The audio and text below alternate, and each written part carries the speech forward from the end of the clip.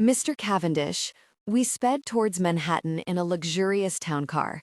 Stefan and Javier sat close together, clutching hands, their eyes fixed on me in concern. James held me close against him, his hands comforting as they stroked over me. I'd found out just a few days ago that my father had remarried after my mother's death. On the tail of that revelation, I had found out that I had a half-brother who was just 1 year younger than I am. That meant that my father had been with this other woman for years before my mother had died, before he had killed her. I had no love for the woman, Sharon, who my father had married. In fact, I felt a cold distaste shiver through my body at just the thought of her. I'd just discovered that she had been killed last night, and in the same method that my mother had been. I hadn't liked the woman, but since I had discovered her existence, I had felt the need to warn her about my father. I was positive that she must have known firsthand just how abusive and violent he was, but I had wanted to warn her just what he was capable of, if only to clear my conscience.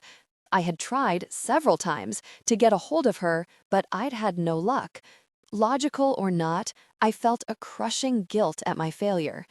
James seemed to sense my inner turmoil and sought to comfort me with his touch. He just held me for several minutes before breaking the heavy silence that had overtaken the four of us. "Would you guys like to have breakfast at a restaurant or at our apartment?" His tone was polite. Stefan didn't hesitate. "Your apartment. I saw a spread on it in an interior design magazine a few weeks ago. I've been looking forward to getting a tour." James nodded. "Good." He checked his watch. "Unfortunately, I only have about an hour before I need to get back to my office." I stiffened, feeling unreasonably disappointed at the news, though I hadn't even thought he'd be there to meet us at the airport. He had mentioned several meetings today, but I still couldn't seem to help feeling let down that we wouldn't get more time together before he had to go back to work. He seemed to feel the change in me and began to rub my back comfortingly. He spoke softly to me. I should be able to cut my workday short and make it back to the apartment by 4, but I'd still love for you to come by my office for lunch, say around 11? I'll be there," I told him quickly, wanting any time with him that I could get. I felt needy for him, as though we'd been parted for weeks or months instead of days. I hadn't been this desperate ever before, even during the time I'd forced him to stay away for nearly a month. I thought I was more desperate now because I had allowed myself to begin to think that he and I might actually have a future together. The thought both excited me and made my gut twist with an acute anxiety. He kissed the top of my head, but didn't say anything more about it. We let Stefan and Javier chatter excitedly about their plans for the day, which included a jog in Central Park and a Broadway show, though they couldn't decide on what. "Do you guys mind if I make us all early dinner reservations? I'll make it somewhere good, though that may be my own bias showing since I'll most likely own the place." James smiled, that self-deprecating smile of his that I always wanted to trace away with my fingertips. Stefan and Javier agreed enthusiastically. I thought it was sweet of him to think of it, but I felt just a tiny bit disappointed. I wanted time alone with him, and even a few extra hours of waiting seemed torturous. Clark drove us to the underground garage elevator without having to be told, giving me a very friendly smile as James helped me from the car. I smiled back. James's chauffeur bodyguard was apparently pleased that we'd gotten back together. I thought it was nice that he seemed to approve of me. Stefan was restless with excitement as the elevator climbed to the penthouse. James gave us a rather rushed tour through the opulent space, making a point of showing off all of the spaces that now sported my paintings. I flushed every time he did that, still uncomfortable with compliments about my favorite hobby.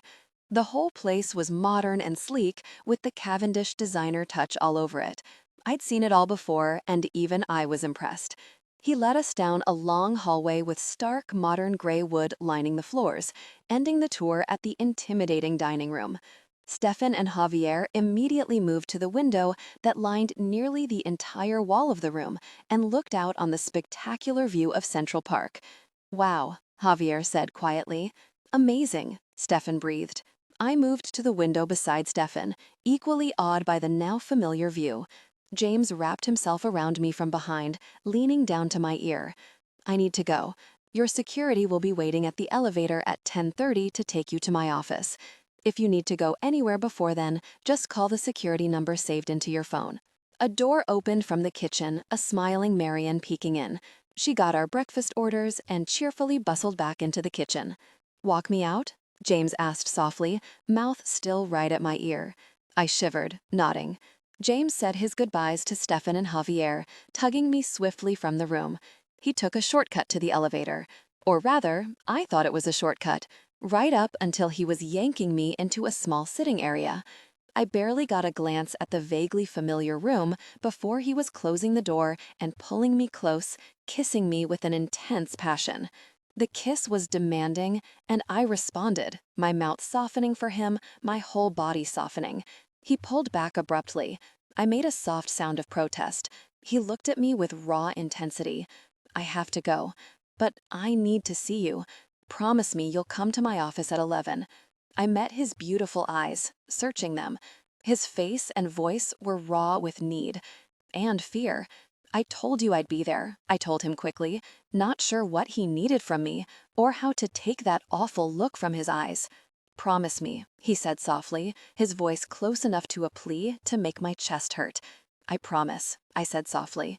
He just nodded, his face painfully solemn. He tugged me after him, and I followed him to the elevator.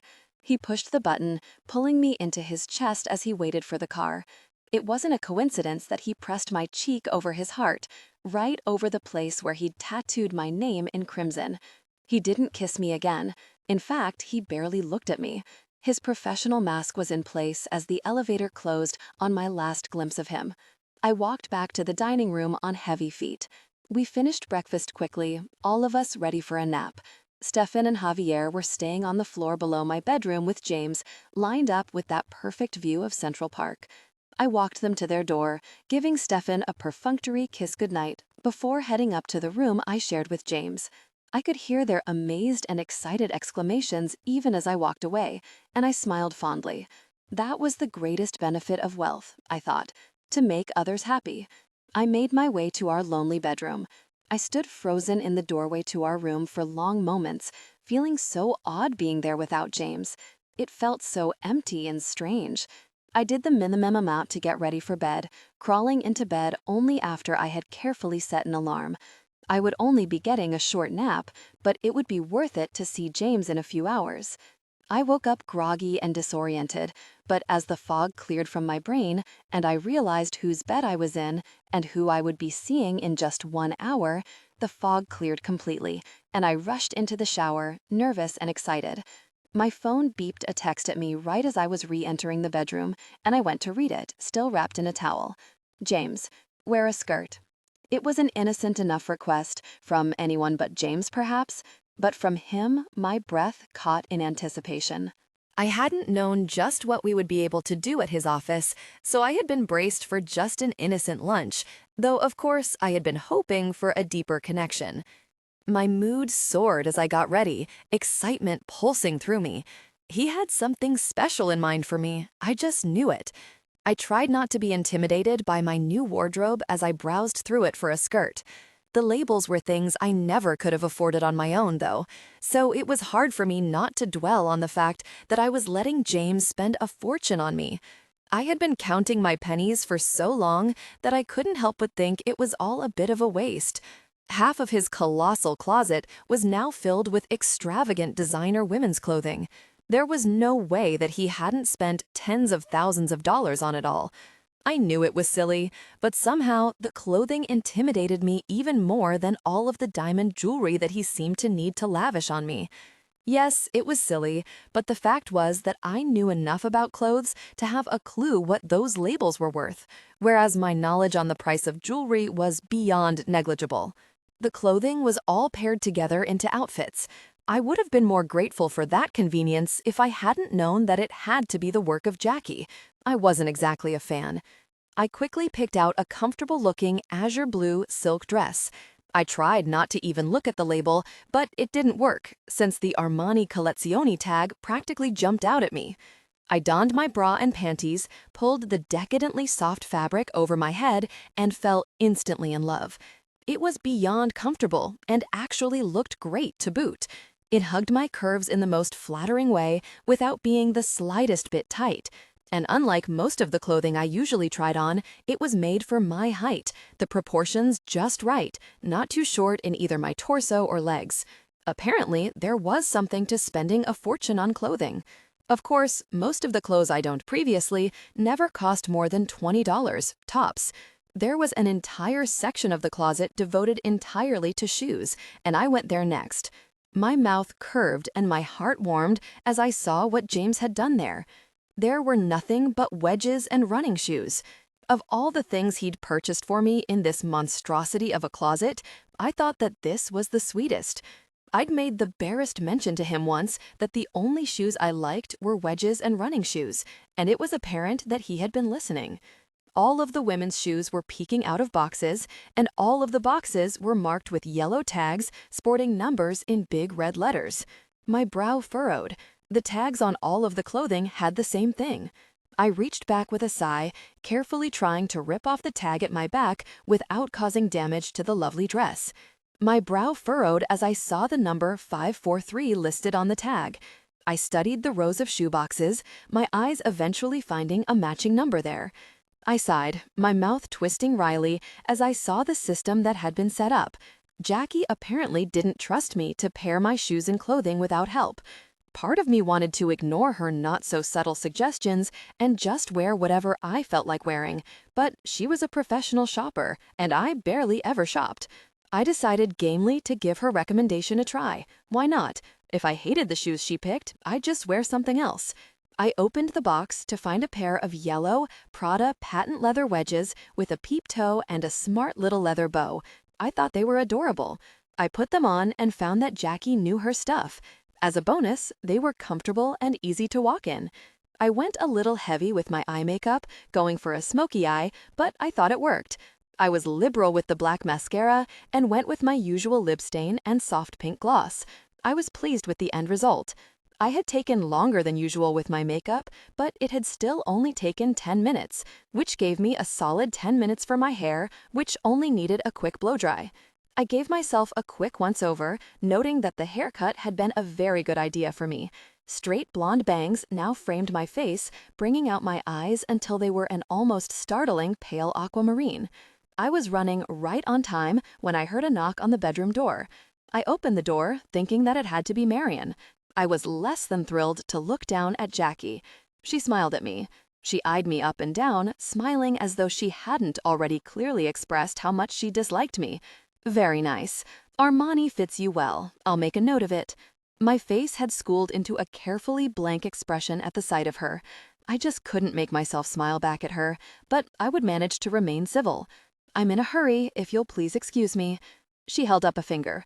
One thing. I set up your bag collection in the fitting room. James hates clutter, and they take up a lot of room, so this seemed like the best option. Come right this way. She strode off without waiting for my agreement. I followed unenthusiastically, determined to see what she was talking about and get on my way in a timely fashion. She led me to the guest bedroom I had used just a few days ago to try on dresses. The large closet now had roughly half of it devoted solely to handbags. I groaned. Jackie shot me a look. It was very nearly hostile. "You don't like bags?" she asked incredulously. I grimaced. I like some of them, but clutches are not happening for me. I can't stand having to hold something all the time. I need something with a long strap. She made a noise of pure disgust, but didn't waste any time selecting a bag for me. She thrust a large, cream-colored leather satchel-style bag in my direction. For the love of God, at least hook it on your arm. If I see you wearing it cross-body, I may just scream. I took the bag from her, gave her a very unfriendly look, and strode out of the room. I had to return to our bedroom briefly to put all of my things in the bag before rushing downstairs, now late. Mr. Violent. I descended the stairs, rushing to the elevators. A security team awaited me at the elevators. A team I blinked at the 3 austere men in suits and the one woman who managed to be the most intimidating of the bunch. Blake nodded at me, speaking first. "Miss Carlson, let me introduce you to the rest of your security detail. She pointed to the man closest to her. He was massive, with muscles and obviously armed under his finely tailored suit. His dark hair was cut very short, and his features were severe but appealing. "This is Williams. Miss Carlson," he said, nodding at me politely. I nodded back, trying to file the name into my memory. I was apparently going to need to learn a lot of them with this much security. The elevator car arrived and Blake waved me inside. I walked in, trying not to feel intimidated as the four of them flanked me. Blake cleared her throat. "We need to hurry. Mr. Cavendish won't be pleased if you're late." She quickly introduced the other two men. One was shorter than the others, at least an inch shorter than me if I wasn't wearing 3-inch heels. He was still intimidatingly swollen with muscles, though, and his short blonde hair made him look unquestionably ex-military. Blake introduced him as Henry. The last one was my height almost exactly in my heels, with medium brown hair and smiling brown eyes.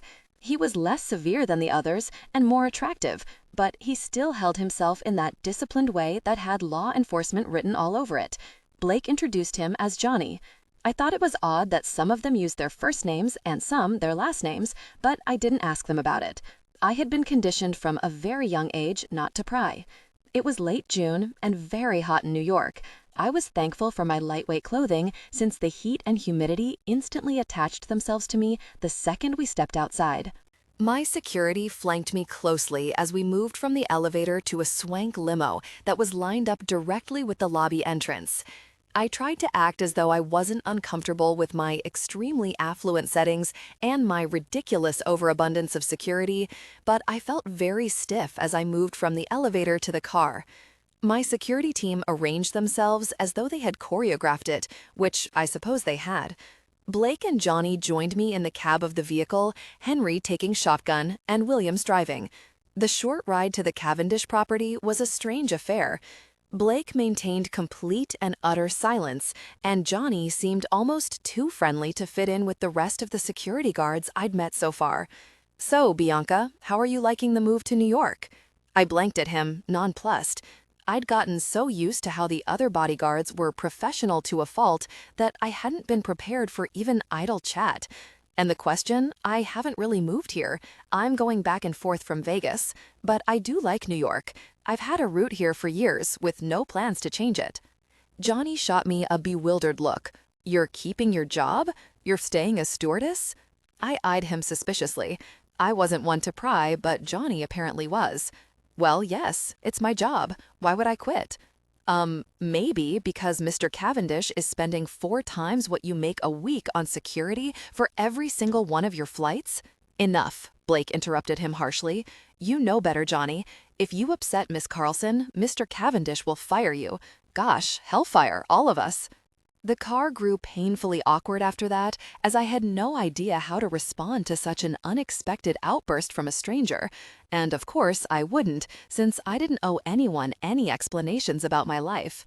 The nerve. I brooded all the way to our destination, staring out the window, my face a blank mask.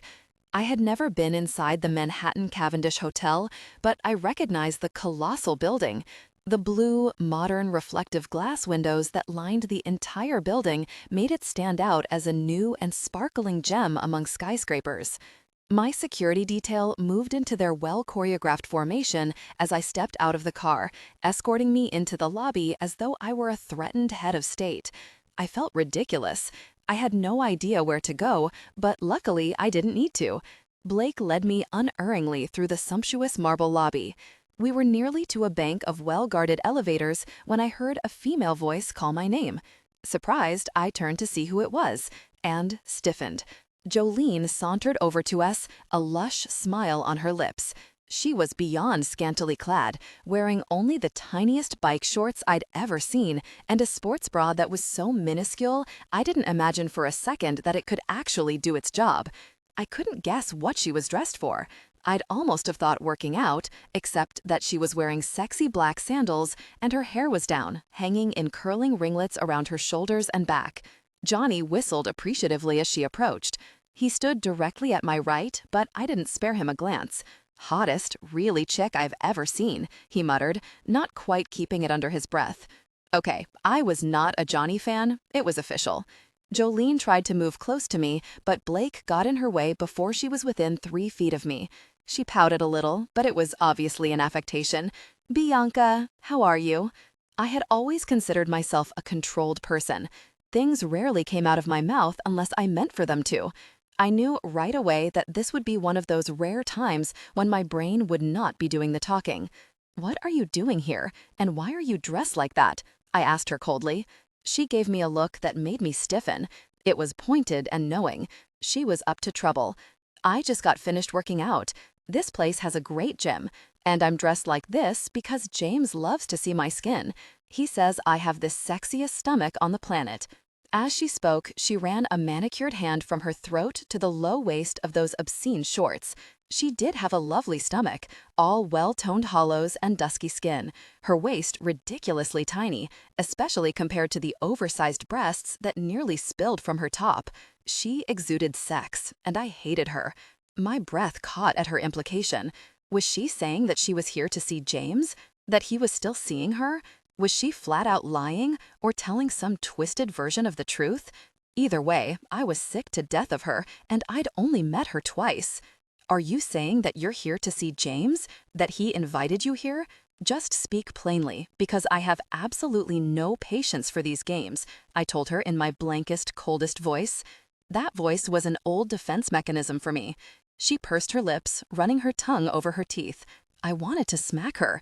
I was shocked by the urge, but even my shock didn't seem to make my sudden rage abate. "None of your business," she said petulantly, crossing her arms, which pushed her fake, ample breasts even higher. That bra was so useless that I could make out just the barest hint of the top of her nipples as she pushed them up. I couldn't believe that James had spent so much time with this woman, even with her over-the-top sex appeal. To my mind, he was the epitome of class, with his charm and his manners and his impossible beauty, whereas she seemed to relish her own trashiness. "It is certainly her business." A voice that made me want to melt spoke from behind me. A big, warm hand pressed into the nape of my neck, gently brushing aside my long hair to settle there possessively. I didn't look at James. I was too angry and upset and just plain hungry for the sight of him. "Why are you still here, Jolene?" he asked coldly. "I told you to leave this morning when you tried to barge, uninvited, into my office. Do I need to have you escorted from the property?" A raw expression passed over her features so briefly that I thought I might have imagined it. Her beautiful face swiftly worked itself into a satisfied smile. She flipped her curly black hair behind her shoulders, thrusting her breasts into prominent display, as though they needed the help. "I'm here with Scott. He's staying in the penthouse, and I'm his guest. Are you going to ask him to leave as well?"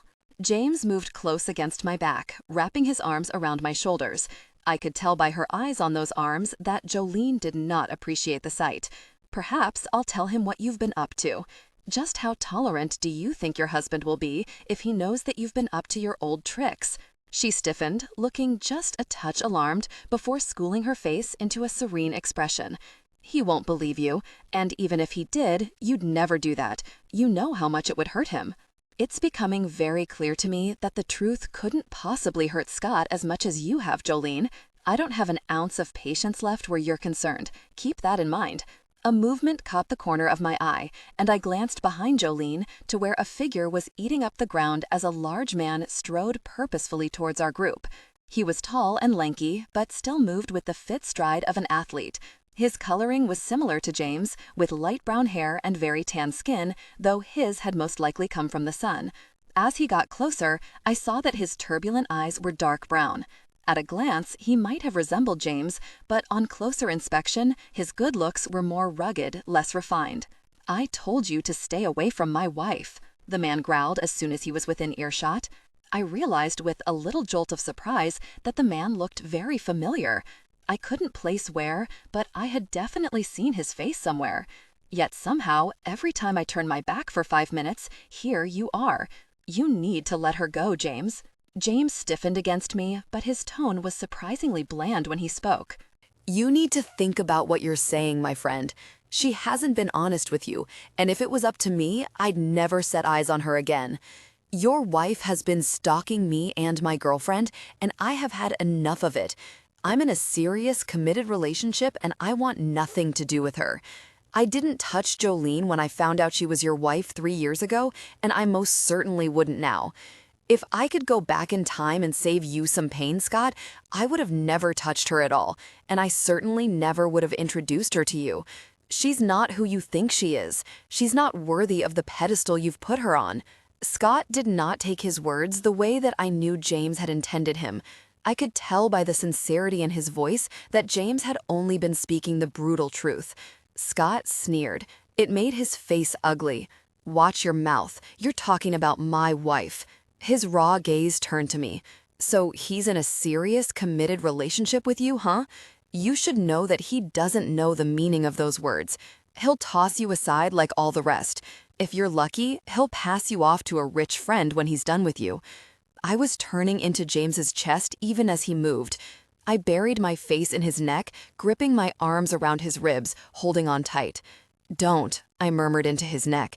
It stopped his movements. Scott had been trying to goad him, and I knew it had worked, but I needed James to control his temper, to control his fists. James wrapped stiff arms around me, as though unable to ignore my affectionate gesture, even in a rage. "If you ever speak to her like that again, you will regret it," James said, his voice filled with an awful rage. Scott snorted, and even from that noise, I could tell that his temper was every bit as close to the surface as James's. "You were intimate with my wife, James, God only knows how many times, and you're worried that I'll, what, hurt your latest partner's feelings?" James turned me gently, ushering me to the elevators directly behind us. He stroked his hand over my hair, and I could feel that it was trembling. "My love," he said, his voice hoarse but still managing to be tender. "I need you to go upstairs. Please, wait for me. I'll be joining you momentarily." He pressed the button as he spoke, still clutching me close. I wanted to say something, wanted to plead with him not to do anything rash, not to get himself into trouble, or worse, hurt, but I couldn't seem to make myself speak. The elevator stopped, the doors opening, and I stepped inside without a word. Blake and Johnny filed in behind me, and I was relieved that at least 2 of the bodyguards remained with James. The elevator doors closed, and we began to go up. I had no idea what floor we were going to, or even how many floors there were. I glanced at the panel to see, but my eyes just glossed over and I lost my train of thought. The elevator finally stopped and I followed Blake out. My mind distractedly noticed that my surroundings were rich and opulent, my heels clicking smartly on dark marble floors, but my mind was still stuck on what could be going on downstairs, what I'd been too much of a coward to stay and watch or even stay and prevent. A young, polished brunette greeted us from behind a massive desk. "Miss Carlson, Miss Blake, Johnny," she murmured as we passed her.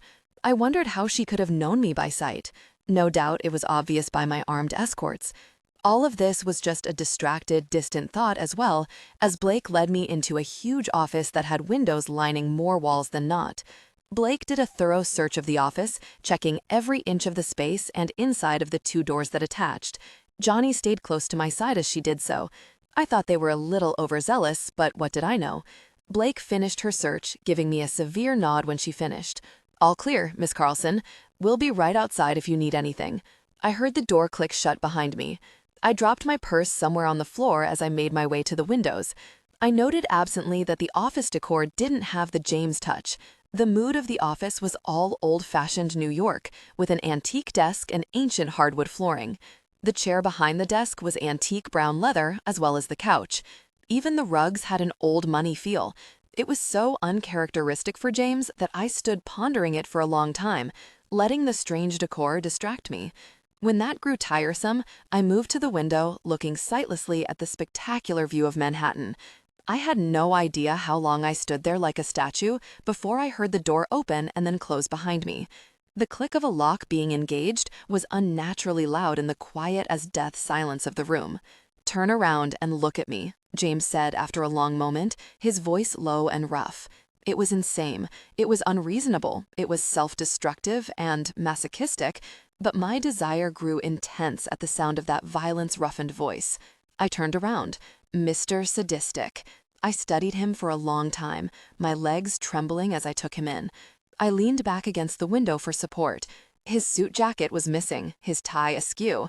The sleeves of his white dress shirt were rolled up, rather messily too, at least for him. I saw one lone drop of blood on his collar. I studied his face, then his arms. His knuckles looked a little swollen, his fists clenched, but his face was untouched. He was a grown man who had insulted the most important person in my life, the most precious thing in my world, twice. Wipe that really scared look off your face. I would never punch you, never attack you without restraint, but I will punish you. As he spoke, he began to unbutton his shirt, pulling it free of his beige slacks. His desire was evident against that pale fabric. I licked numb lips. For what? For that look? For that lack of trust? For leaving me for days, whatever the really reason. And you were late. He strode to me, shirtless and impossibly beautiful, his stark muscles working along his perfect golden skin with every step. I watched my name etched in crimson on his chest as he moved closer to me. His heavy hand fell to my nape. He pushed me slowly to the desk with just that contact. He pressed me, firmly but gradually, until the front of my torso was flush against the top of his desk, my hip bones digging into the edge. His hands moved up under my dress with no hesitation, removing my undergarment with one smooth motion. He touched one ankle. "Lift," he ordered curtly. I lifted my foot. He repeated the process on the other leg. His fingers moved against my back, unclasping my bra through the silk of my dress, as only someone experienced with that process could be. He worked it off me swiftly, leaving my dress intact. He flipped the silky skirt of my dress up over my hips, leaving my lower body exposed for his perusal. He stood silently at my back for a long time. I squirmed. "Close your eyes," he ordered. I obeyed. I heard him stride away. A door to my left opened, then closed. I could hear my own breath panting out of me. I was in a state. I heard him approach me again long minutes later. He wasn't trying to be quiet. "Grip the edge of the desk," he ordered. I gripped. "Anything to say?" he asked me coldly. I didn't know where to begin, didn't know what he wanted, but I had to try. "I'm sorry, Mr. Cavendish." "What are you sorry for?" "For all of it. For leaving you for days, whatever the reason. For being late. Please." He struck, harsh bristles striking against my backside. I wriggled. It smarted, but didn't precisely hurt. It was like being whipped with very thick hair. That was perhaps why he didn't hold back, striking again and again without pause. I shifted against the desk, moaning. He pressed a hard hand to the small of my back, holding me immobile while he worked me over. He spread the whips over my backside and thighs liberally. This went on for endless moments while I writhed. Abruptly, he stopped. I could hear his harsh breath. "Do you like the horsehair flogger?" he asked. I made a little humming noise in my throat. "I do, Mr. Cavendish." That was what would be considered a warm-up, Bianca. Do you know what that means? I shook my head. "No, Mr. Cavendish." He moved into me, pressing his heavy, trouser-clad form flush against my lower body and leaning down heavily against my back. He breathed his next words into my ear. "Open your eyes." I did, getting only a sideways view of the desk that I was sprawled against, since James was on my back. He laid a heavy black and blue object there. I couldn't understand what I was seeing at first. It looked almost like a bouquet of flowers, yet not. Heavy, dyed leather was shaped beautifully into blue roses on the ends of thick black leather tails. I licked my lips, suddenly more nervous and scared. There were a dozen of the ominous-looking buds.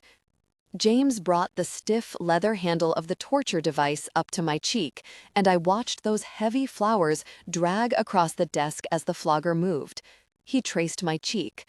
"The horsehair flogger was a warm-up," he repeated, "and what that means is that I have plans for you, Bianca, and the pain hasn't even begun."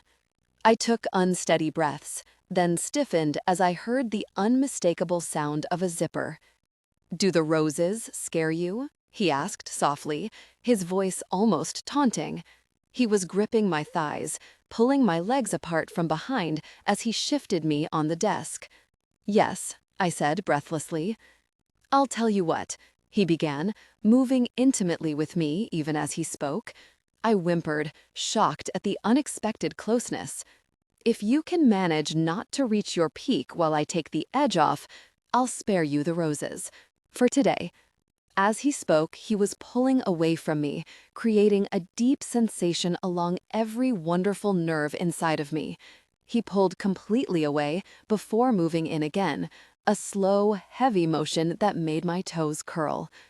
"To make it fair, I'll make it quick," he said, a cold smile in his voice. He pulled away and moved against me again, then began to intensify his actions. It was intensely powerful, his strong form moving against me, creating a deep sensation from the inside out. Even his presence was dominant and intense today. One of his hands gripped my inner thigh so hard that I knew I would bruise, the other hand on my back pinning me firmly to the desk. They came together passionately, as they rarely did, to bring him to a quick peak. When he reached his peak, a loud, raw noise escaped his throat, the sound muffled as though he couldn't help it. That noise brought me to my own peak. I reached my peak with a whimper, even as he found his own savage completion. He didn't linger, pulling away from me as I was still clenching around him. I felt a warm sensation as he leaned against my backside. He tugged me back until my feet were touching the ground. I had forgotten that I was even wearing heels until they touched the ground again unsteadily. He tugged my dress higher, then pulled me up by the shoulders. "Arms up," he murmured when I was standing again. I did. He pulled my dress over my head. I turned my head to watch him as he draped it carefully over his office chair. He studied me for a moment.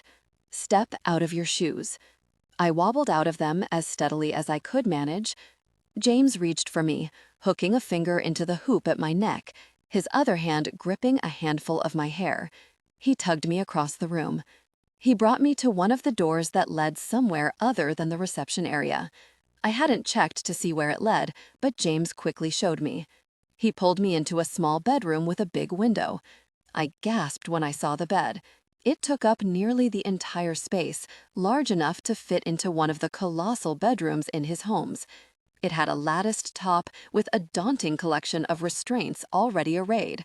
"Your workspace?" I asked him, not hiding the accusation in my voice. He'd been a difficult person, I got that, but I was sick of seeing the evidence of it literally everywhere we went. "It's new. Before it was just a bed that I only slept in alone. If you want any more answers, you'll be getting them later. Get on the bed." I scrambled onto the bed, moving to the center. I started to kneel. "Stand up," he barked. I obeyed. He gripped my wrist in his hand, raising it high, but pulled out from my body. He tugged one of the black restraints from the lattice top of the bed. I was surprised to realize that it was made of rubber. It was like a soft tube, comfortable and stretchy. He wrapped it around my wrist several times until it pulled very tight. He tied it, then twisted my hand around until I was gripping it. He repeated the motion on my other hand, my arms held wide apart when he'd finished. I thought it was ominous that he'd chosen to use something so comfortable to restrain me. It told me something about those roses, though. He positioned my feet, making me comfortable. I was trembling as he moved away from the bed. He'd tied me so that I faced the window squarely, with a lovely view of Manhattan, but all of his movements were behind me, keeping me in the dark as to his actions. I felt him move onto the bed several minutes later. He stayed at my back. He made me wait for so long that I began to relax slightly when he struck. My back bowed with the blow to my thighs. It was by far the harshest punishment he'd ever dealt me. I knew it with only one blow. It felt like I was being pummeled by a dozen hard little fists.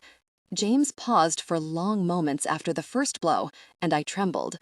The next blow struck my backside and made my body rock back and forth with my rubber restraints. I whimpered, my head falling forward. He struck again, and not even pausing, struck yet again. Tears ran down my face, and I couldn't quite stifle a scream as he struck yet again. It was the first time he'd ever tried something on me that was so profoundly painful that I wasn't sure if I could take it. I was the closest I'd ever come to safe wording when he stopped. I was sobbing when he gripped the front of my thighs from behind, pulling my legs up and back so that I was completely suspended. He kept me like that as he moved intimately with me from behind. He moved into me powerfully, as though this too was a punishment. He connected with me again and again with intense motions, our only 2 points of contact, his hands on my thighs, and his presence within me.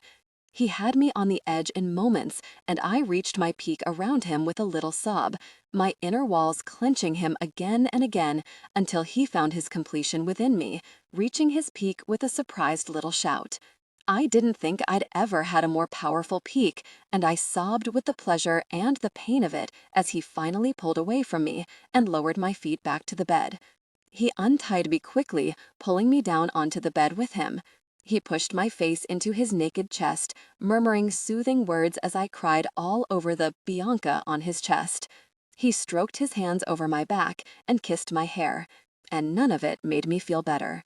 He had worked me over harder than ever before, connecting with me twice without a second of intimate eye contact, without a second of intimacy in general. And I had reached a peak of sensation that I couldn't stop sobbing for the loss of control. For the first time since we had gotten together, I began to worry that the things we brought out in each other wasn't something I could live with, or rather, the things he brought out in me. I had always known I had a masochistic streak, though I'd kept it buried deeply, but I'd thought that being with James, doing the things we did, would help to sate the urges in me.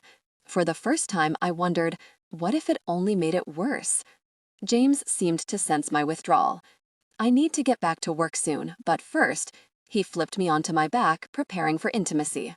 He pushed my legs far apart, then pushed them up high against me. I was watching him as he lined himself up. "Look at me," he snapped, sounding furious. I looked at those beloved eyes and got lost, as though just the sight of them could make my troubled mind go blank. He connected with me intimately with one smooth motion. "Get out of your own head, Bianca. I won't let you withdraw from me." He began to move intimately, his eyes holding me captive. He circled his hips, moving along my body. I moaned, then gasped. He had so many tricks to bring me to a peak of sensation, and when he tried the move again, I clenched around him as I reached my peak. His eyes were so tender and so intimate as he reached his own peak long moments later, his hand finding my cheek. I knew my eyes held that same raw vulnerability. Mr. Excessive James tucked me in tenderly, kissing my forehead and telling me to get some sleep. I didn't argue. I doubted I could have walked out of there, let alone gotten back to his apartment still standing, without some sleep. I drifted off. I awoke slowly, languorously, stretching my sore body against soft sheets, my eyes drifting open with an effort.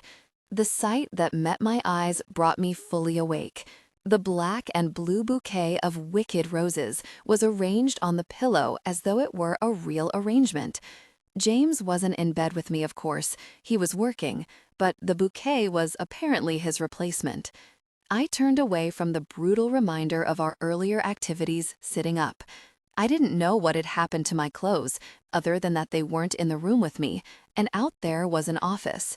I found myself in the awkward position of having to wrap myself in a sheet to peek carefully into the office.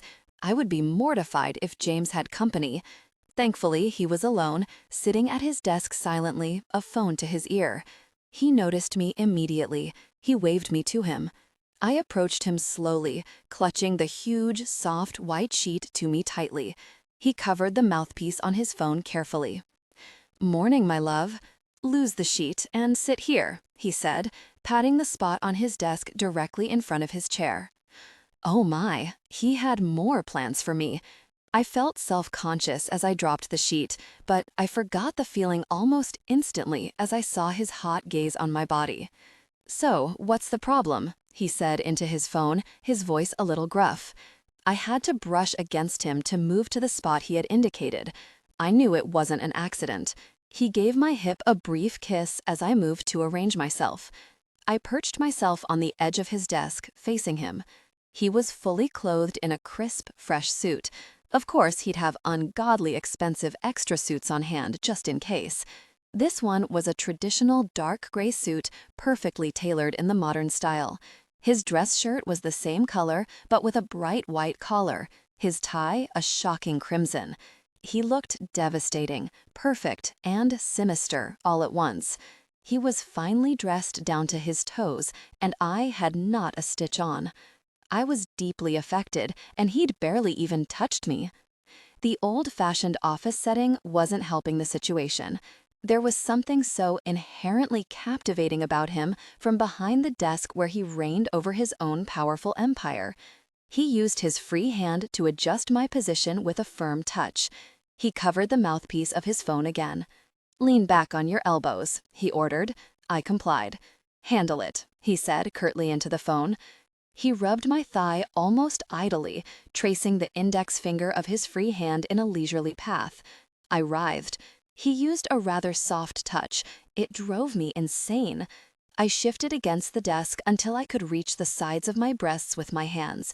I kneaded at my own flesh roughly. James gave me a pointed look. That look said I was being very naughty, but he didn't stop me. He touched me intimately without warning, and I cried out. He covered his mouthpiece. "Quiet," he said chidingly, then got swiftly back to his phone call. He withdrew his touch, creating an intense sensation mercilessly. I could barely process what he said into his phone as he resumed his intimate touch. It was something along the line of, "That's what I pay you for," but no one could have paid me to care at that point. He continued his intimate touch for long moments, still with the phone to his ear. I was on the edge of a peak of sensation when I felt him shift a little, leaning towards me. "Send me the report." "Yes, that will be all," he said. Seconds later, he brought his mouth to me, creating intense pleasure as his hands continued their intimate work. I didn't last 10 seconds before he had me crying out as I reached my peak, a hand burying itself in his silky hair. I clenched tightly around his skillful touch. He pulled his hands out slowly, standing. He looked at his fingers and I writhed under his stare. His hands moved down to the waist of his pants. I watched with hungry eyes as he released himself from his confines. He bent down and kissed me, an open-mouthed, hot kiss. I responded to his touch. He straightened abruptly, adjusting my position for deeper intimacy. He kissed the inside of my ankle and connected with me. His turquoise eyes were intense on mine as he moved intimately. Those eyes were so tarnished, it made them impossibly more beautiful to me. That position felt so deep and intense that he was pushing me over the edge and into another peak of sensation with a few strong motions. "Reach your peak," he ordered through gritted teeth. I fell apart. He didn't let up as my body responded around him, didn't even slow down. He leaned down hard, adjusting my position. His eyes were close to angry on mine, our foreheads almost touching, as he rasped, "I'm going to bring you to a peak of sensation so many times that you forget all of the ways that you can find to doubt us." And he did. He moved with intense focus, pressing the sensitive spots on my body with consummate skill. I wasn't sure I could form a coherent thought when he finally allowed himself to reach his peak within me. I certainly couldn't think well enough to count my own peaks of sensation. He twisted his hips viciously right at the end, bringing me to a peak again, despite the fact that I was beyond sated. I couldn't even lift an arm as he withdrew slowly. "Go to sleep, love. I'll tell the guys that we'll have a late dinner. You need to rest a bit." As he spoke, he was lowering my legs and then shifting me into his arms. I was asleep before he could carry me back into the bedroom. When I woke again, James was in the same position he'd been in the last time. He was at his desk, a phone to his ear. He swiveled his chair as I stepped tentatively into his office. He smiled wickedly as he studied me. It was his commanding smile. Mercurial man. He covered the mouthpiece of his phone. "Drop the sheet and come here," he ordered, his tone oh so casual. I obeyed, feeling surreal as the scene before my second nap seemed to be playing itself out again. He covered his phone again. "Get on your knees and pleasure me," he ordered casually.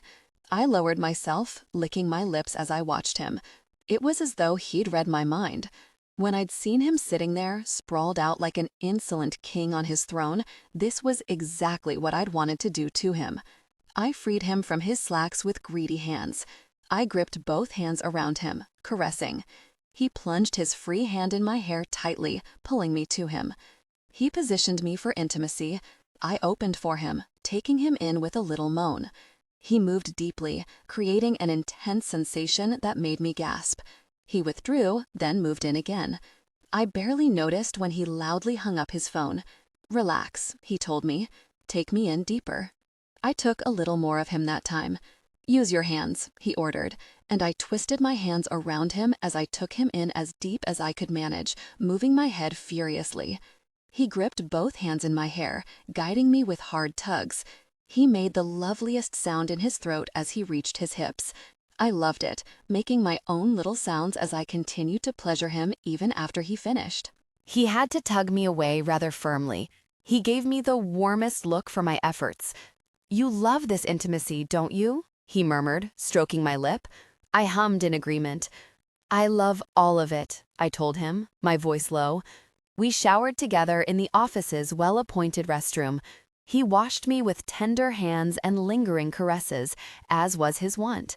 "Your office isn't what I expected," I said as he dried me thoroughly. "It doesn't have the James touch."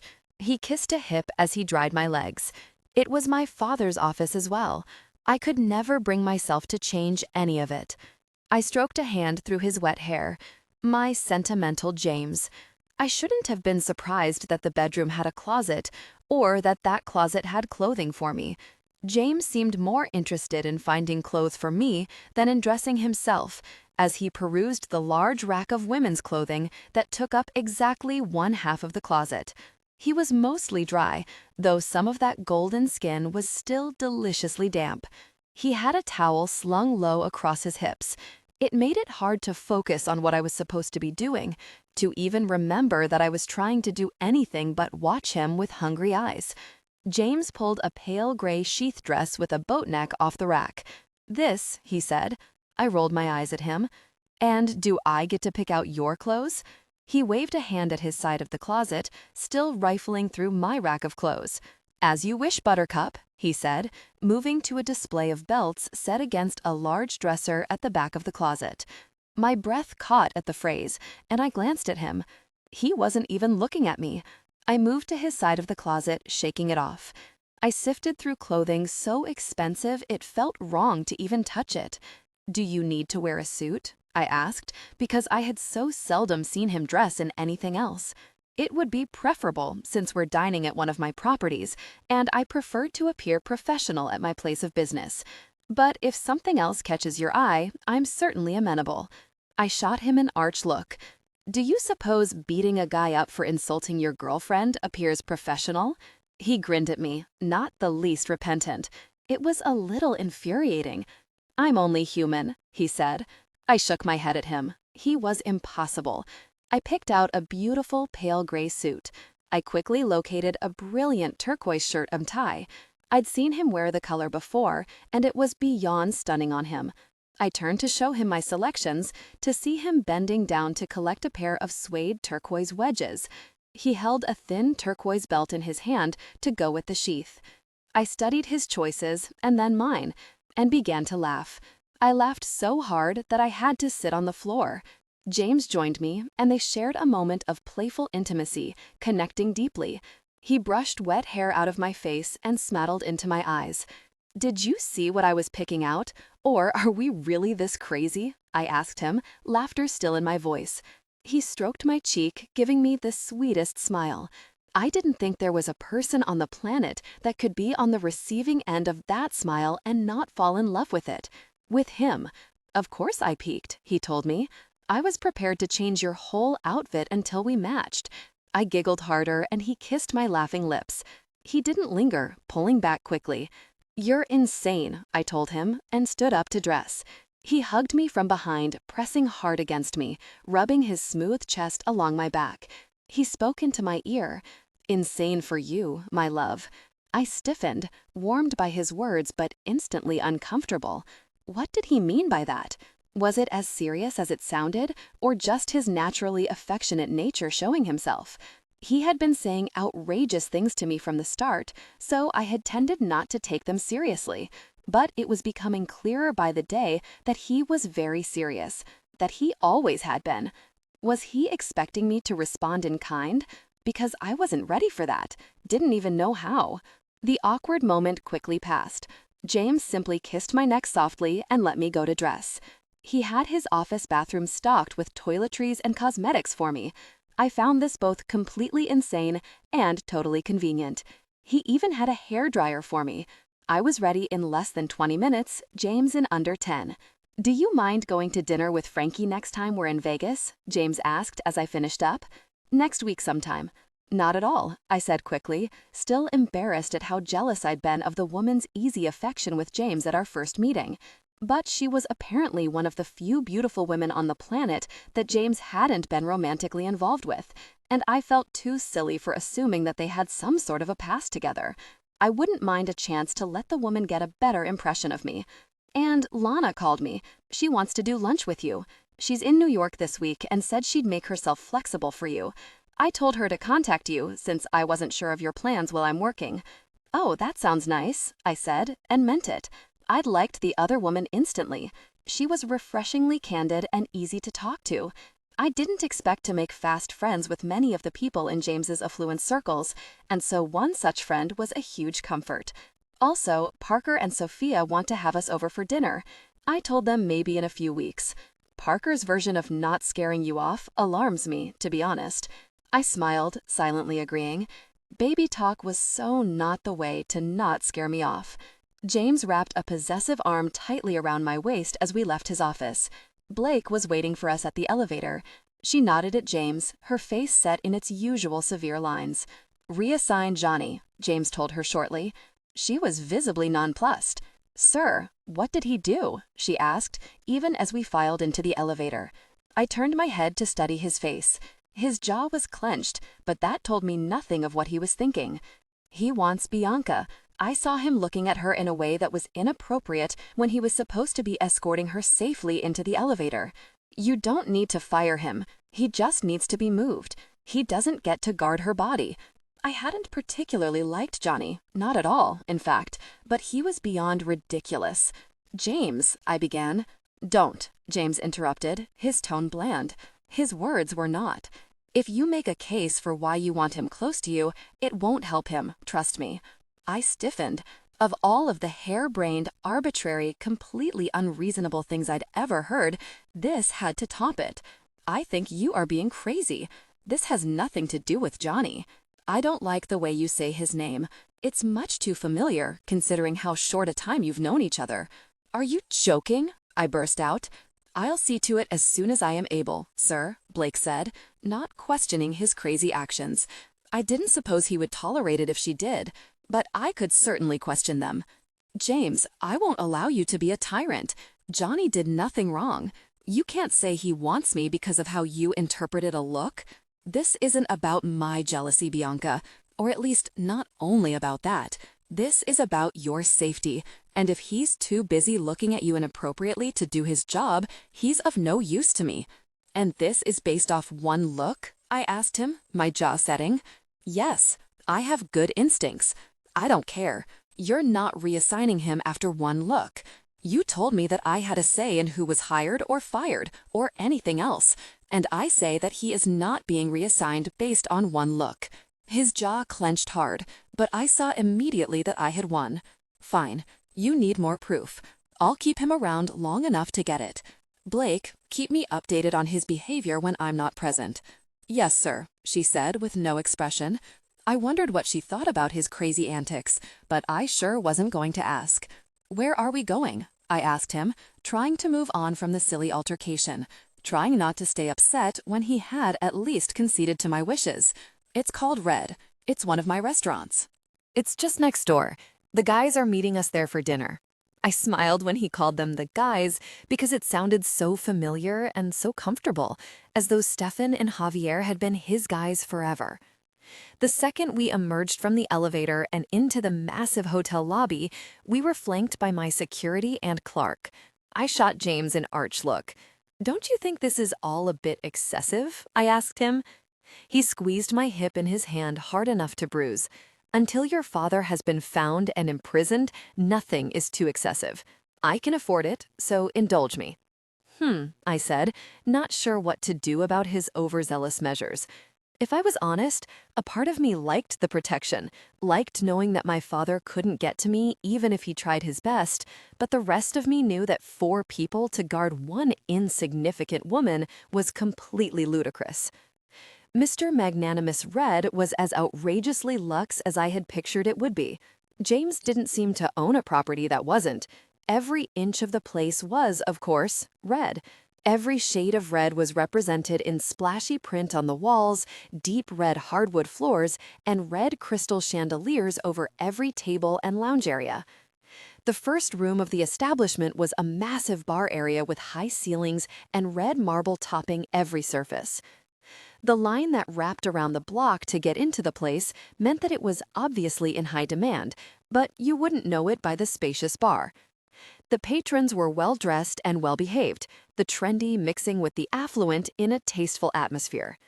An earnest, black-haired hostess, that probably spent her days modeling, led us briskly through the bars and to one of the extravagant dining rooms. There were 3 that I could see. Huge mixed floral arrangements topped every table. All of the flowers were red, of course. "It's very red," I told James. He just smiled. The hostess led us to a table in the very center of the large room. No private dining room for us. James apparently wanted to be seen tonight. Stefan and Javier were already waiting for us at the table. Stefan greeted me with a long hug, Javier a shorter one. We sat at the beautifully arranged table, and I watched, impressed, as the security team began to position themselves around the room without a word. "They're so choreographed," I said. Stefan and Javier were both drinking red wine, and James and I had water. "Bring us the evening's special," James told the waitress, who looked starstruck at the sight of him. "If that sounds okay to everyone?" We all nodded. We were flight attendants, which left us in a strange middle ground where we were all strangely cultured, very well traveled, but none of our travels had taken us to anywhere quite so intimidatingly expensive. I thought it made us all a little nervous. We chatted comfortably as we waited for food. The guys all got along remarkably well, which was a relief to me. Aside from having me in common, Stefan and James always had so much to talk about. From sports to cars to friendly political debates that only gave me a slight headache, they talked like they were old friends. It warmed my heart. Dinner came in waves of delicious courses that were small portions of richly seasoned foods, and I only knew what it was all even called because the waitress presented each dish with a flourish and an explanation. The main course, pan-roasted halibut with spring asparagus risotto, practically melted in my mouth. "Very good," James told her when she'd served another course. She practically glowed as she floated away, obviously affected by his praise. "You shouldn't throw out that charm so carelessly.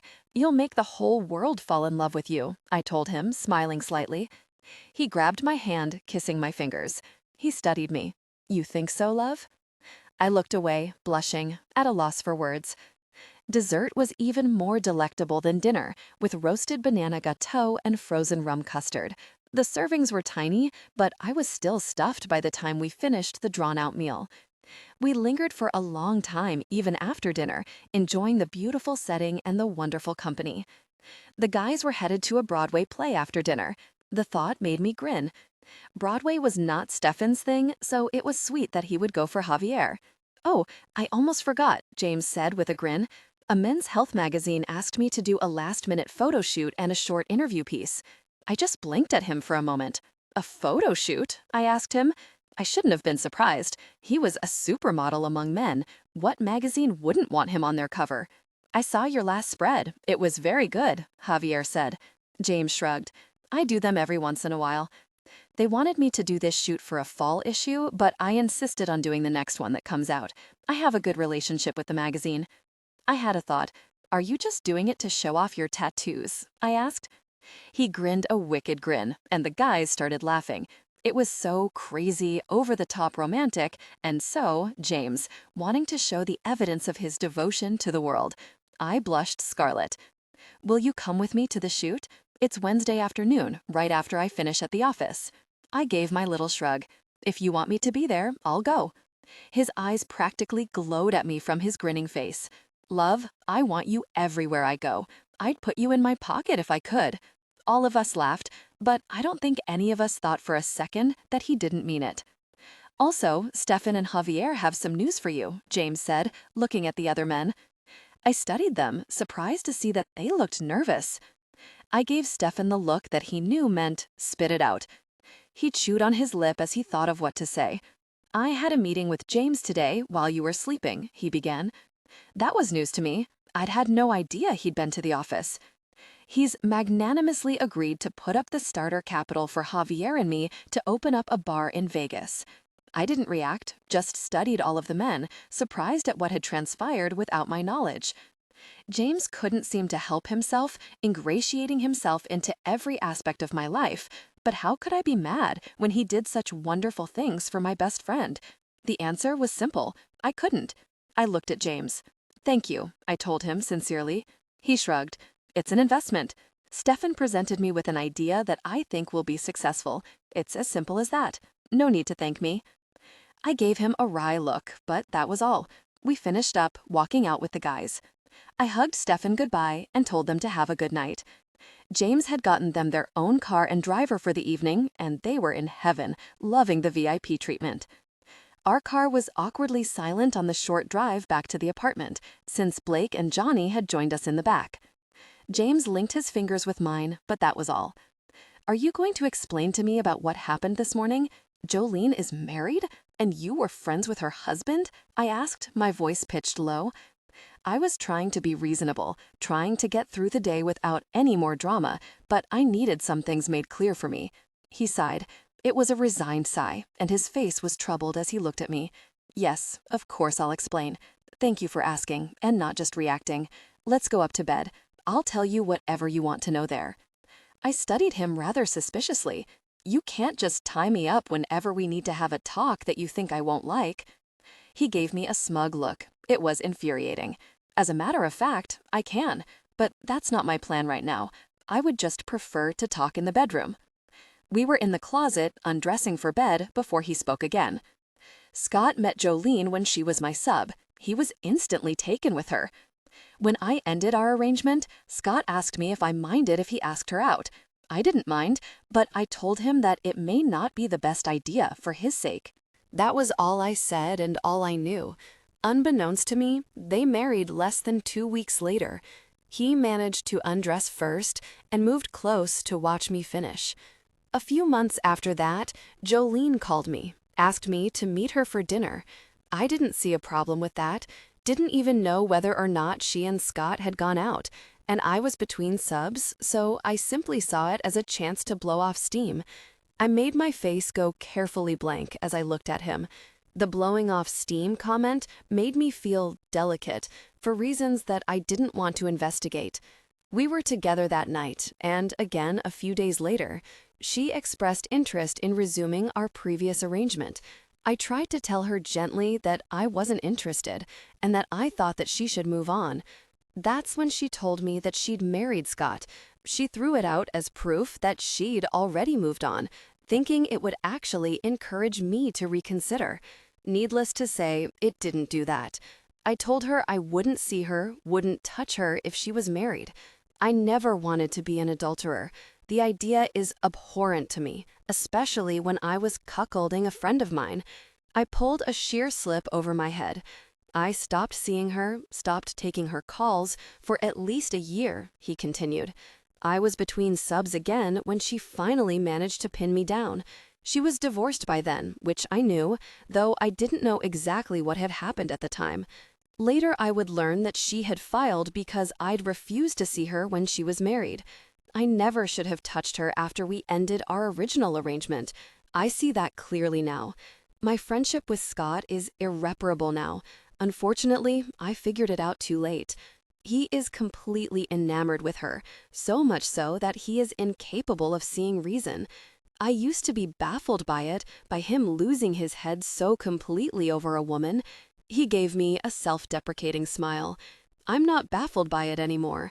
Now, the only thing that baffles me is his taste in women. I had to stifle the urge to tell him that they seemed to share a taste in women. I told myself firmly that it wouldn't be a constructive thing to say.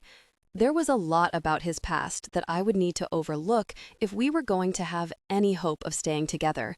And as long as it really was the past, I thought I could learn to deal, though his explanation troubled me on a number of levels. I was silent for a long time while I examined my own thoughts and finished getting ready for bed. James didn't appreciate me keeping my own counsel. "Tell me what you're thinking," he burst out finally. "Are you upset?" I went into the bathroom, washing my face and brushing my teeth. James dogged my footsteps the entire time, trouble in those brilliant eyes that never left my face. I was climbing onto the bed when I finally answered. "I guess I'm just a little surprised with you, that after all of that, you were still seeing her just a day before I met you. I'm not upset, just, is it so hard for you to stay away from her?" I was glancing at him only as I finished speaking, but I clearly saw him flinch. "It's not like you're thinking. I don't know if you'll think it's better or worse, but I didn't continue to see her for all that time because I couldn't stay away. It's sort of the opposite. We had preferences in common, but I never even liked her. I've known from the start that she was mercenary. Perhaps not the extent of it until she went after Scott, but I realized at least enough to know that I could never care for her. I saw her because I needed an outlet for the things I do, and at my worst, I thought that we deserved each other. I didn't even contact her that often, only when I was between subs and in a particularly dark mood. Most of the time, she wasn't even allowed to talk. I held up a hand, having heard more than enough. I don't think I can bear to hear those kinds of details. One last question, and then I'll drop it. Why does Scott still call her his wife? He grimaced. I didn't even have a chance to dial James before he was calling me. "Hello, Mr. Cavendish," I said into the phone. "You're painting," he said in the warmest voice. "Mm-hmm. How could you tell?" "Just by the sound of your voice. It's sort of dreamy and soft. I wish I were there. I love to watch you paint. I love to watch those dreams in your eyes." I shivered, adoring those romantic words and the low, raspy cadence of his voice. I wish you were here too, though if you were, I'd be working on the nude. I'll pose tonight, if you like. I like. Mostly I called because I'm between meetings and I wanted to hear the sound of your voice. But also, Lana is trying to get a hold of you. She is a ruthlessly persistent woman, and she made me agree to ask you to call her. She's been trying, but you obviously forgot that you have a phone. Again. I did. I agreed. I could hardly deny it. I heard him sigh heavily. "I need to go, but please keep your phone on you." "Okay," I said. I could tell by his tone that he needed to rush, so I kept it short. "I'll see you tonight," I told him softly. "Yes, you will. Goodbye, love." Mr. Romantic. I was looking through my contact list, hoping that someone had added Lana's number, when my phone began to ring in my hand. It was a strange New York area code, so I thought it must be her. I answered right away. "Hello," I said with a smile. I was looking forward to our lunch date. A definitely male, definitely unfamiliar voice answered back. "Bianca Carlson?" I didn't answer right away, confused and leery of someone unfamiliar having my number. Was it a tabloid? Was it part of the Cavendish army of security guards? "This is she," I said finally, keeping my voice cool and polite. The man cleared his throat on the other end. He was nervous. I was almost certain of it. "Who was this?" "I'm sorry to bother you. I'm Sven Carlson." My heart felt like it froze in my chest when I heard my father's name. My ears just sort of filled with white noise, and for a long time, I just stood there, silently stunned. "I'm your, half-brother, Sven Jr., I guess?" I still couldn't find any words to speak. I needed to sit down, but couldn't make myself turn to look for a chair. Finally, he spoke again. "Sorry to bother you. I probably shouldn't have called." His voice sounded so forlorn that I suddenly found I could speak again. No, don't be sorry. I just heard about your mother. I'm so sorry for your loss. I didn't even know that you both existed until a few days ago." "Oh," he said. "Well, I know this is strange, but I'd heard that you spend a lot of time in Manhattan. I live here, and I was wondering if we could just meet up for coffee sometime. I don't have any family, and to be honest, I've wanted to meet you for a long time." He had stunned me into silence again. This was the last thing I'd expected when I heard I had a half-brother. The thought of someone who was related to me by blood that would actually want to meet me was just so foreign. I couldn't say I loved the idea, but how could I refuse? Okay, I agreed finally. I'm not sure when I'll be able to, though. That's fine. You can just get back to me on that, whenever and wherever you're comfortable with. He seemed so nice. When I'd thought of my father's son, I just automatically thought of my father. But this man did not sound like that. Okay, I said with more certainty. I wanted this. Wanted to see this man who was a strange missing piece of my broken family. I'll do that. Perhaps in a week or two on a Friday around lunchtime? Sounds great. Just let me know. I can take a few hours whenever I need to, so last-minute plans are fine with me as well. We said our awkward goodbyes, and I finally sprawled out on the studio's white divan, trying to wrap my numb mind around the strange turn of events. I was just starting to sit up, trying to do something other than just sit and think, when my phone rang in my hand. It was another strange New York number, and I just answered, really hoping it was Lana this time.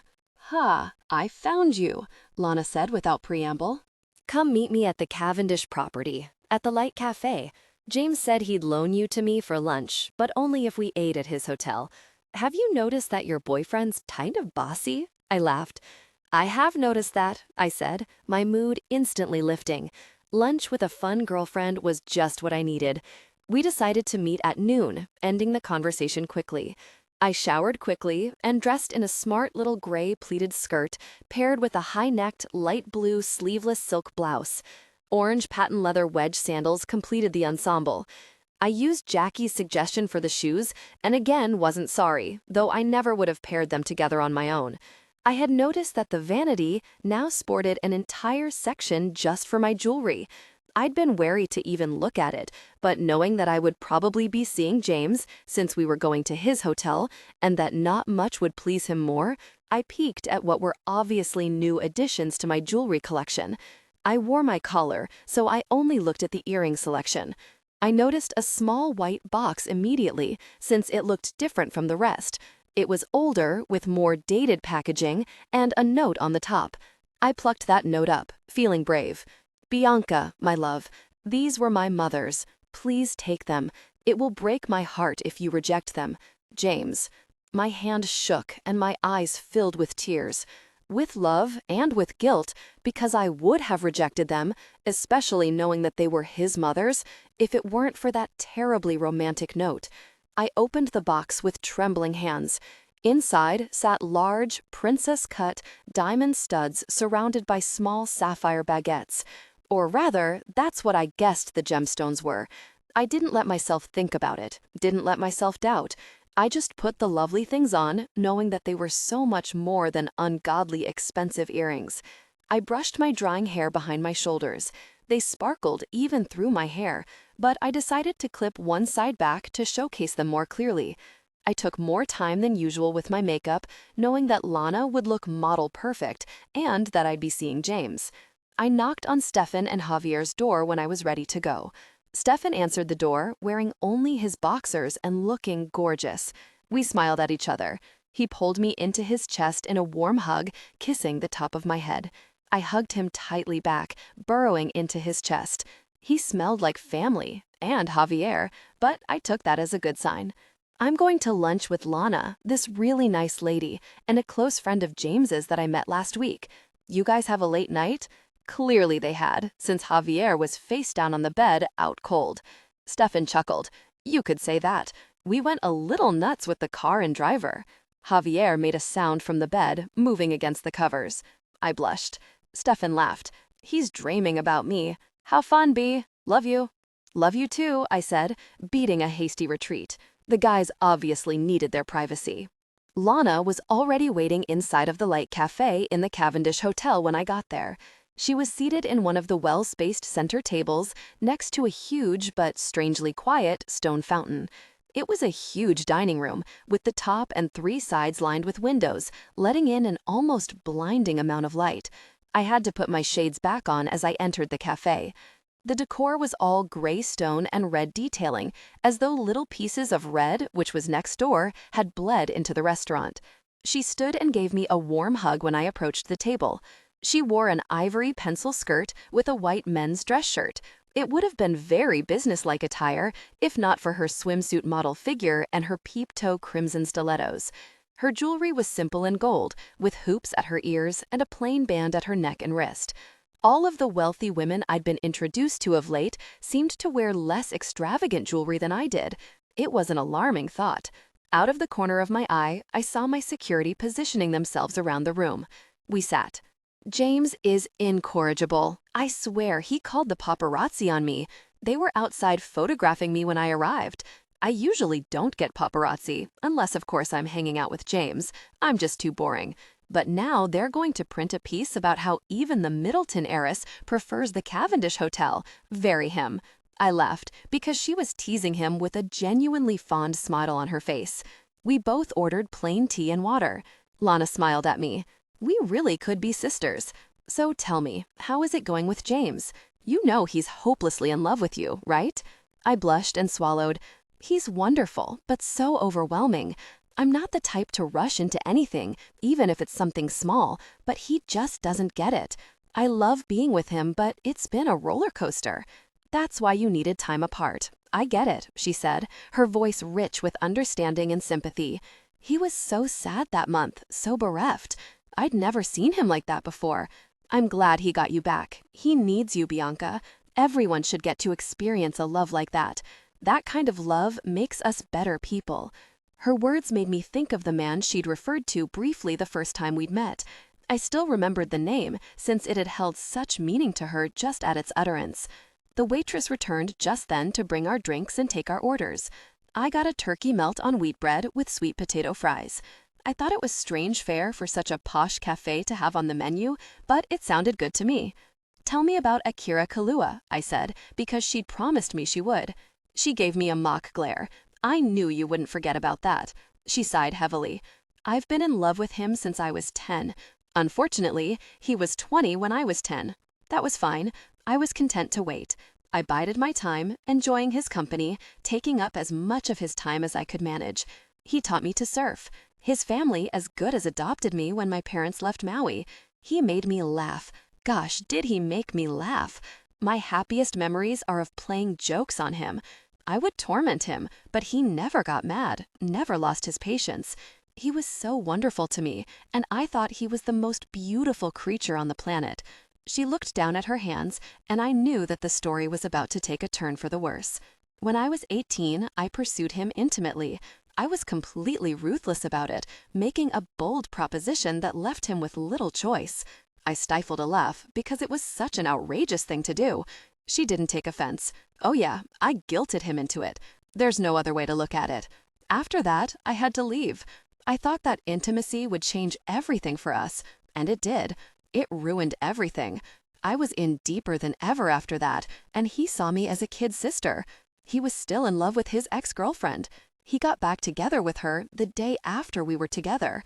I overheard what he told her about me. He said I was a family friend with an inconvenient infatuation. He wasn't wrong, but it still broke my heart. I left that day. Gosh, I miss that rock. I studied her. I had a hard time believing that he'd only been intimate with her out of pity. He must have wanted you if he took you up on your offer. I'm no expert, but I don't think men are intimate with women they don't desire. And men always desire women who look like you. She shrugged. None of it matters now. It's all in the past. I like being alone. Romantic entanglements just don't interest me. I'm content with work. I keep busy. You're still in love with him, I said, certain I was right. She shrugged. I can't help it, other than to try to think about it as seldom as possible. Last I heard, he was engaged to his high school sweetheart. You need to go back to Maui. You still think of it as home. Even if it's just to get closure, you should go visit. How many years has it been since you left? 8. She shrugged again. Maybe I will. Sometime I do miss it. Your turn. Tell me about you and James. I glanced around, making sure we had privacy. I leaned towards her. His into BDSM. Well, we are into it, actually. She smiled wryly, not looking in the least surprised. You knew? Not firsthand, but Jules tried to tell me about that once when she thought he and I were dating. She was trying to scare me off. Have you noticed that all of the really pretty men always have a thing? Women are just too easy for them, I think, so they always seem to develop quirks, you know? I laughed because I loved her take on it and the fact that it didn't faze her a bit. No, I don't know. I only know James and he and I share quirks, she shrugged. I have a thing for giant Hawaiian men who look like ripped pro wrestlers and are covered in tattoos. Men? So this is a pattern for you? I asked, genuinely curious. She wrinkled her nose, those violet eyes sparkling. Just Akira. She looked at something behind my shoulder.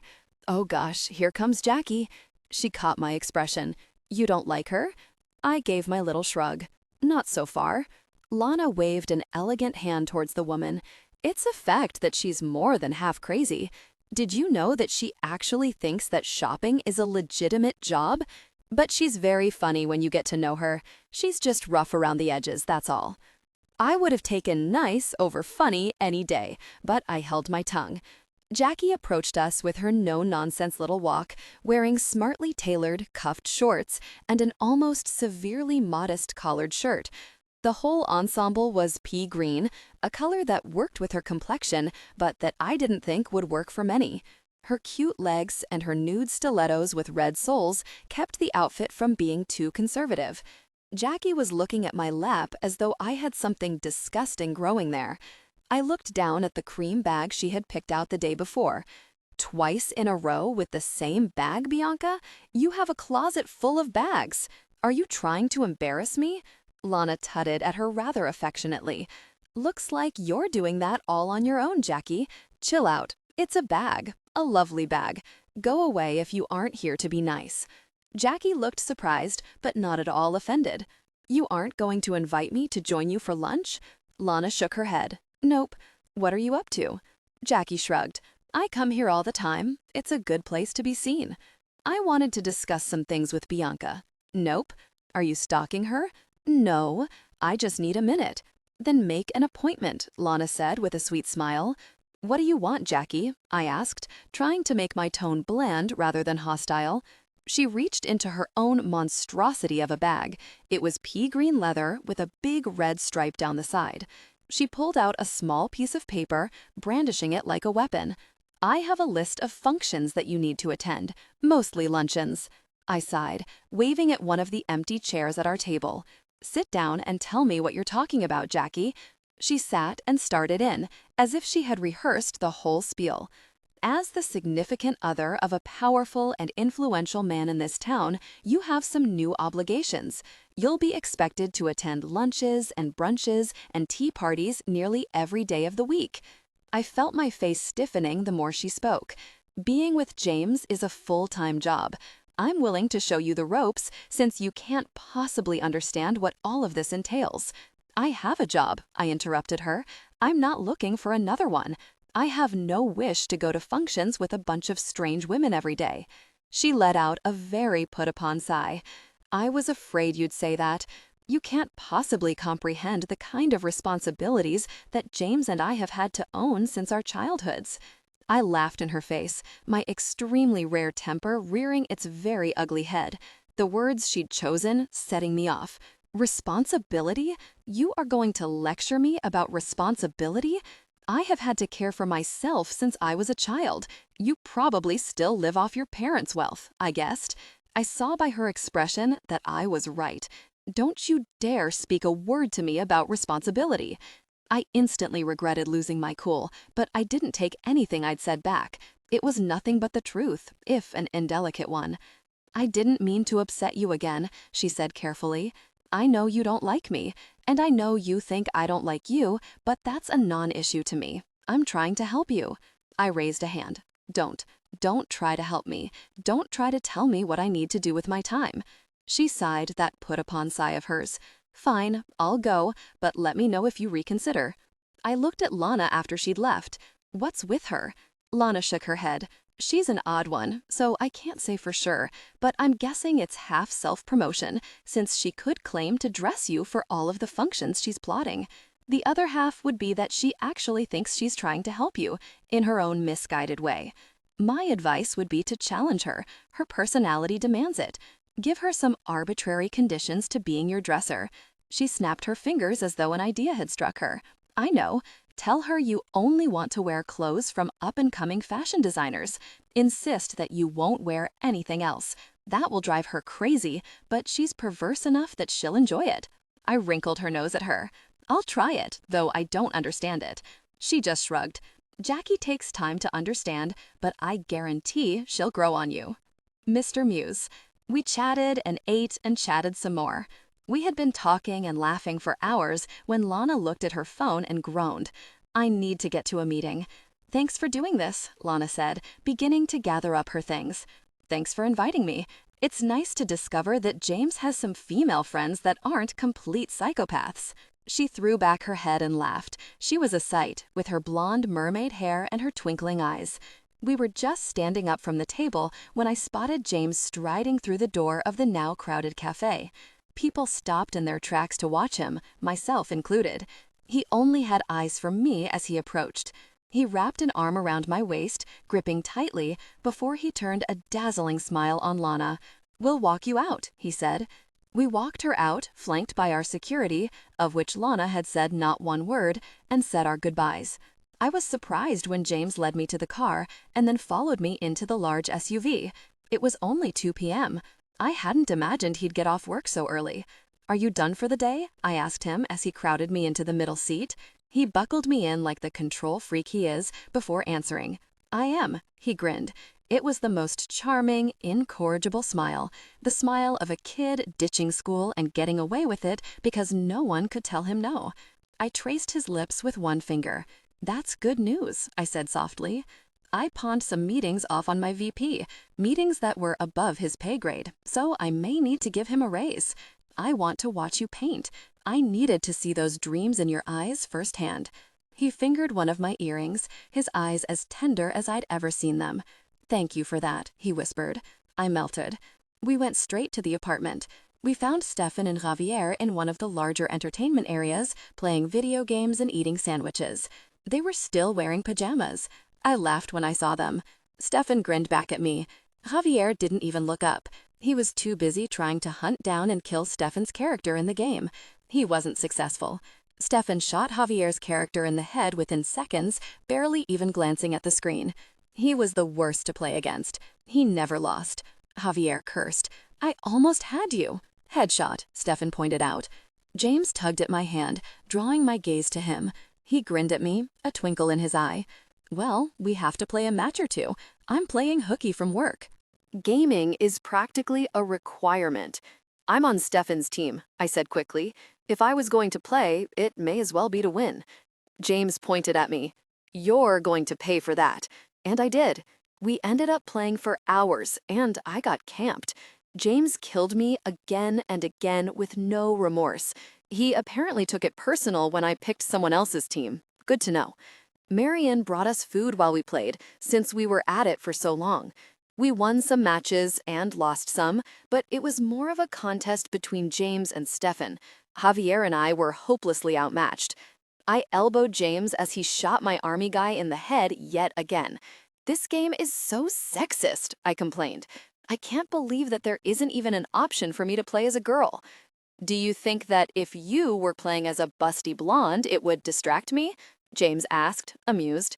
"It couldn't hurt." He tossed his controller on the ground. I gave a little embarrassing shriek as he tossed me over his shoulder. "We're done, guys. Buttercup wants to distract me. Consider me distracted." The guys called out goodnights as James carried me away, even though it couldn't have been even 6 p.m. It seemed that they understood that if we went to our bedroom, we wouldn't be coming back out. I was surprised when James didn't take me to our bedroom, instead heading to the studio. "Will you pose for the nude?" I asked, breathlessly, as he jostled me on his shoulder. "Yes, with a condition." "What condition?" "I want you naked as well while you paint."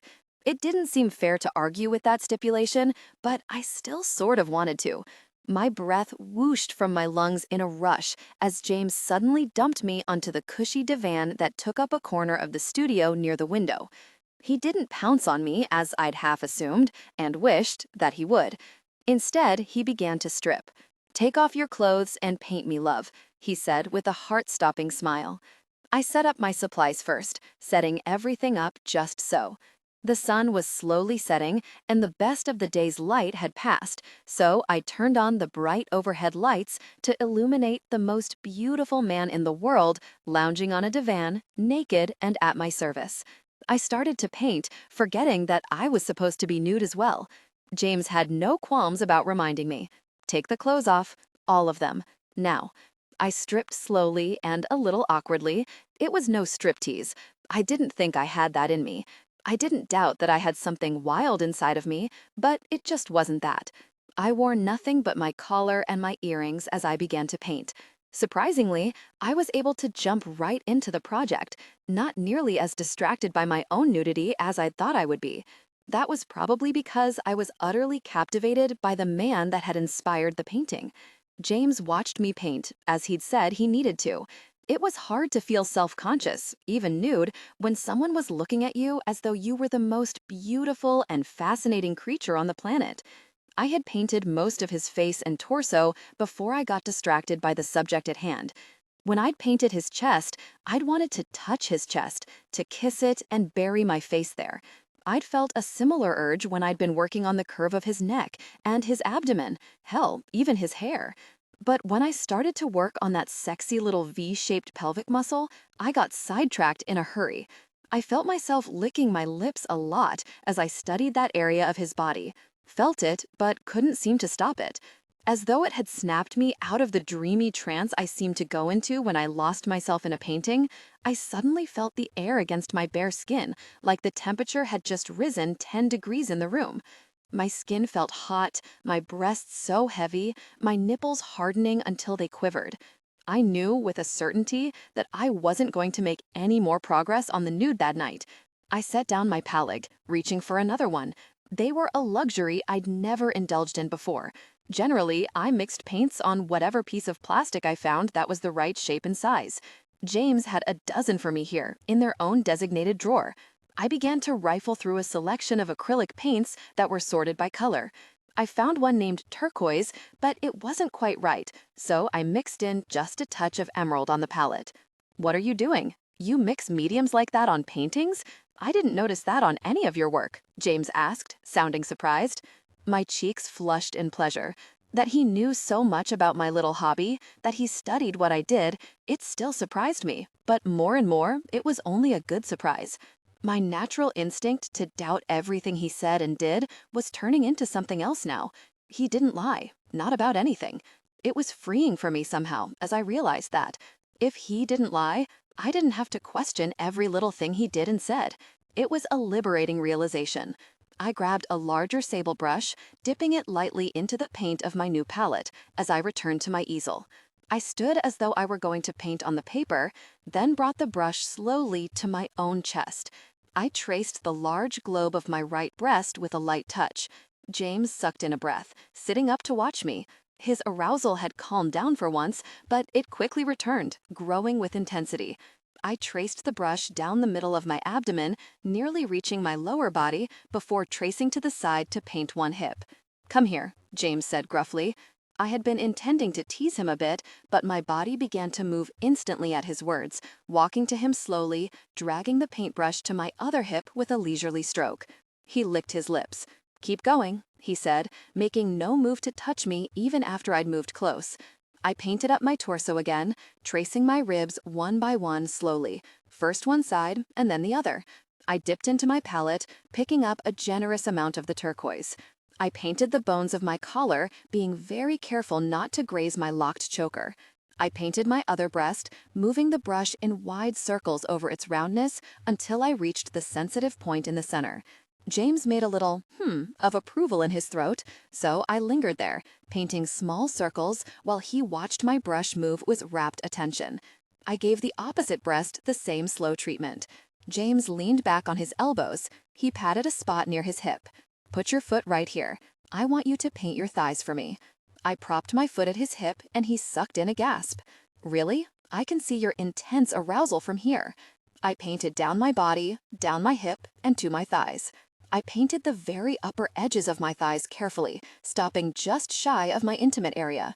I painted back and back forth, from the top of my inner thigh to my knee and back again, teasing him with the movement. "Are you sore?" he asked, his voice thick. "Sore how? From the roses?"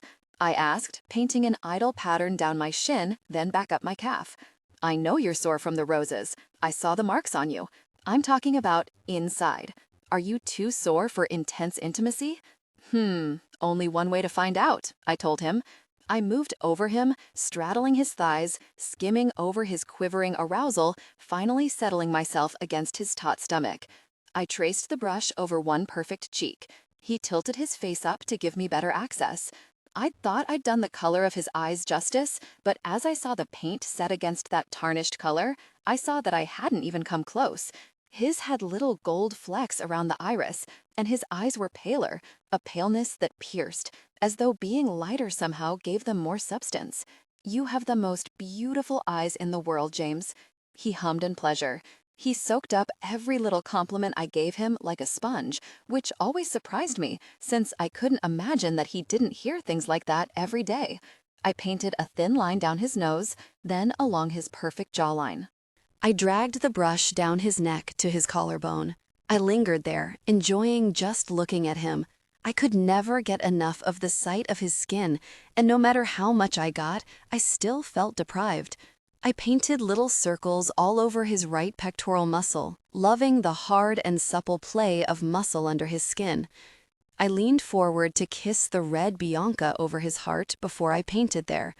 As I bent forward, I felt his arousal between my buttocks and I arched against his firm form, making solid contact. I circled my hips, rubbing my intimate area against his stomach, my rear against his twitching arousal. "When are you going to connect with me here?" I asked him, moving intimately against him. "You said you would explore every part of me." He grabbed my hips, stilling me to do his own intimate movement. The front of him dragged along my lower back as his form moved against my rear. "Do you want that?" he asked. "It'll hurt you more than I'm willing to if I just rush in with no prep. I plan to bring you to peak pleasure so many times that every muscle in your body is relaxed before we try that." I rubbed against him. That sounds nice." He let out a choked laugh. "It won't be nice. It will be a lot of things, but not that." I moved my brush along his torso. He was so much more fun to paint than I was, with so many more angles, defined lines, and hard ridges. I loved the spot just below his chest, where a deep line defined the spot between his muscle and his ribs. And his abs. God, his abs. My hips made little involuntary circles against him as I moved the brush lower and lower over the rock-hard ridges of his abdomen. I had to move my own body to work lower, and I groaned as I passed over him again on my way down. I rose high, feeling a deep connection. I groaned, but kept moving to straddle his thighs. I shivered with pleasure, sensing his strong desire. I painted his hips, and that perfect line, stroking my brush just shy of his form. When I began to paint slow circles on his thighs, brushing up against him, he snapped. Hard hands gripped my hips, drawing me abruptly closer. He let go. "Come closer," he rasped. They came together in passion, connecting deeply. James took the palette and brush from me, and after dipping the brush, began to paint me with leisurely strokes. The paint on my skin was already beginning to dry, and the wet paint he spread over me dragged deliciously over the first coat. "Move with me," he ordered. My body began to move naturally. The exaggerated movements were perfect with his strong form. "How do your wrists feel?" he asked, moving the brush along a taut nipple. "Good," I said, my voice low and thick. He snagged one of the wrists in question, studying it, and then bringing it to his lips. "Good." He moved against me suddenly, jostling me just enough to make me feel a delicious tension. He groaned and gripped my hips, unseatingly completely and sprawling me onto my back. He stood above me, leaning down to hook a finger into the ring at my collar. He pulled me up slowly, carefully, until I stood beside him. He gripped my hair, pulling my head back. We watched each other for long moments. I honestly couldn't tell which was driving him tonight, the dom or my tender lover. There was such a mix of feelings in his eyes. He broke eye contact to drag me to the window, one hand pulling my hair, the other my collar. He pressed me hard against the window, crushing my breasts against the cold glass. I gasped and shivered. He pressed my palms to the glass, spread out wide from my body. "Don't move an inch," he told me, moving away. I saw him move to a spot on the wall beside the large window, then heard the whir and clank of something grinding metal. That sound made me think of the contraption he had used on me on the 4th floor when he'd held me suspended in a powerful embrace. I loved that sound. I shifted a little, wanting so badly to look around, to see what had made that noise. As it continued and got louder, I realized it was directly above me. It took every ounce of self-control I possessed not to look up. I felt James move behind me again, and then he was lifting my arms. I felt firm padding against one wrist right before the solid click of a handcuff held it captive. He pushed some sort of bar into my palm. "Grip," he ordered. I gripped the bar tightly. He repeated the process on my other wrist, moving back to that spot on the wall just at the edge of my vision. I gave a little yelp as the chains began to clank again, drawing me up until I was right on the balls of my feet. I had no leverage in this position, no control whatsoever. My eyes closed as I felt James at my back again. He pushed me hard against the glass. "I'm going to take you against the glass, but you don't get to reach your peak until you're looking into my eyes." I whimpered because I didn't want to wait, because I was already on that fine edge, ready for release, and because I wouldn't, not without his permission. He gripped my hips, tilting them back so that my breasts pressed harder into the glass. My cheekbones stung where it dug into the window, but I just didn't care. He moved into me, stopping only halfway, and I moaned a protest. He worked the rest of the way in slowly, agonizingly, moving my hips with his hands to control every moment of our connection. He put his mouth to my ear when our bodies connected fully, moving with intensity. "Now remember, you don't get to reach your peak until I've turned you around." I had some evil thoughts about the sadistic jerk as he began to move against me, his hips connecting with mine with heavy movements. I could have reached my peak, wanted to reach my peak, within the first few moments, but he didn't relent, moving away, then connecting again with fast movements. I cried out against the glass as he moved behind me, against me, deeply connected. He didn't stop, didn't let up, moving relentlessly. I thought my body would betray me and ignore his command, my sensations building so powerfully that I didn't know how to stop it. He moved away from me, turning me on the chain with surprising ease. It must have been what the thing was designed for.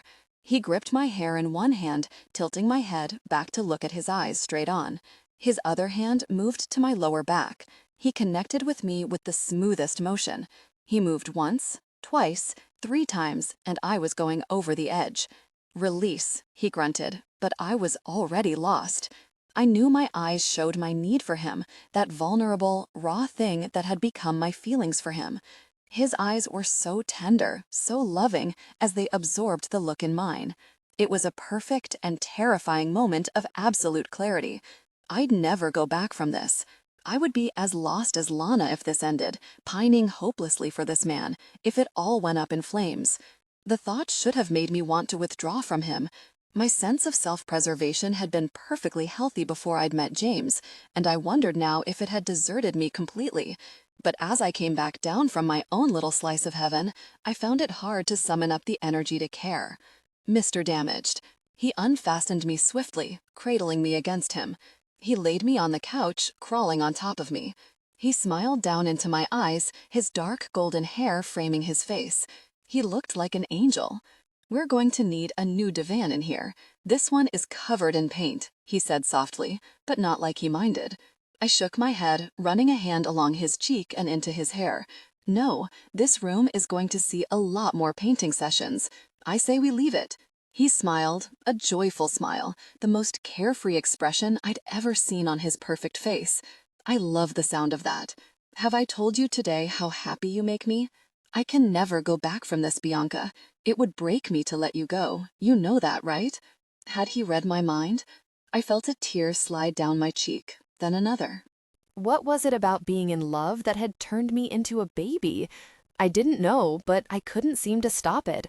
Whatever it was, no more than I could stop the being in love part. I had fought it every step of the way, but that hadn't helped, not even a little.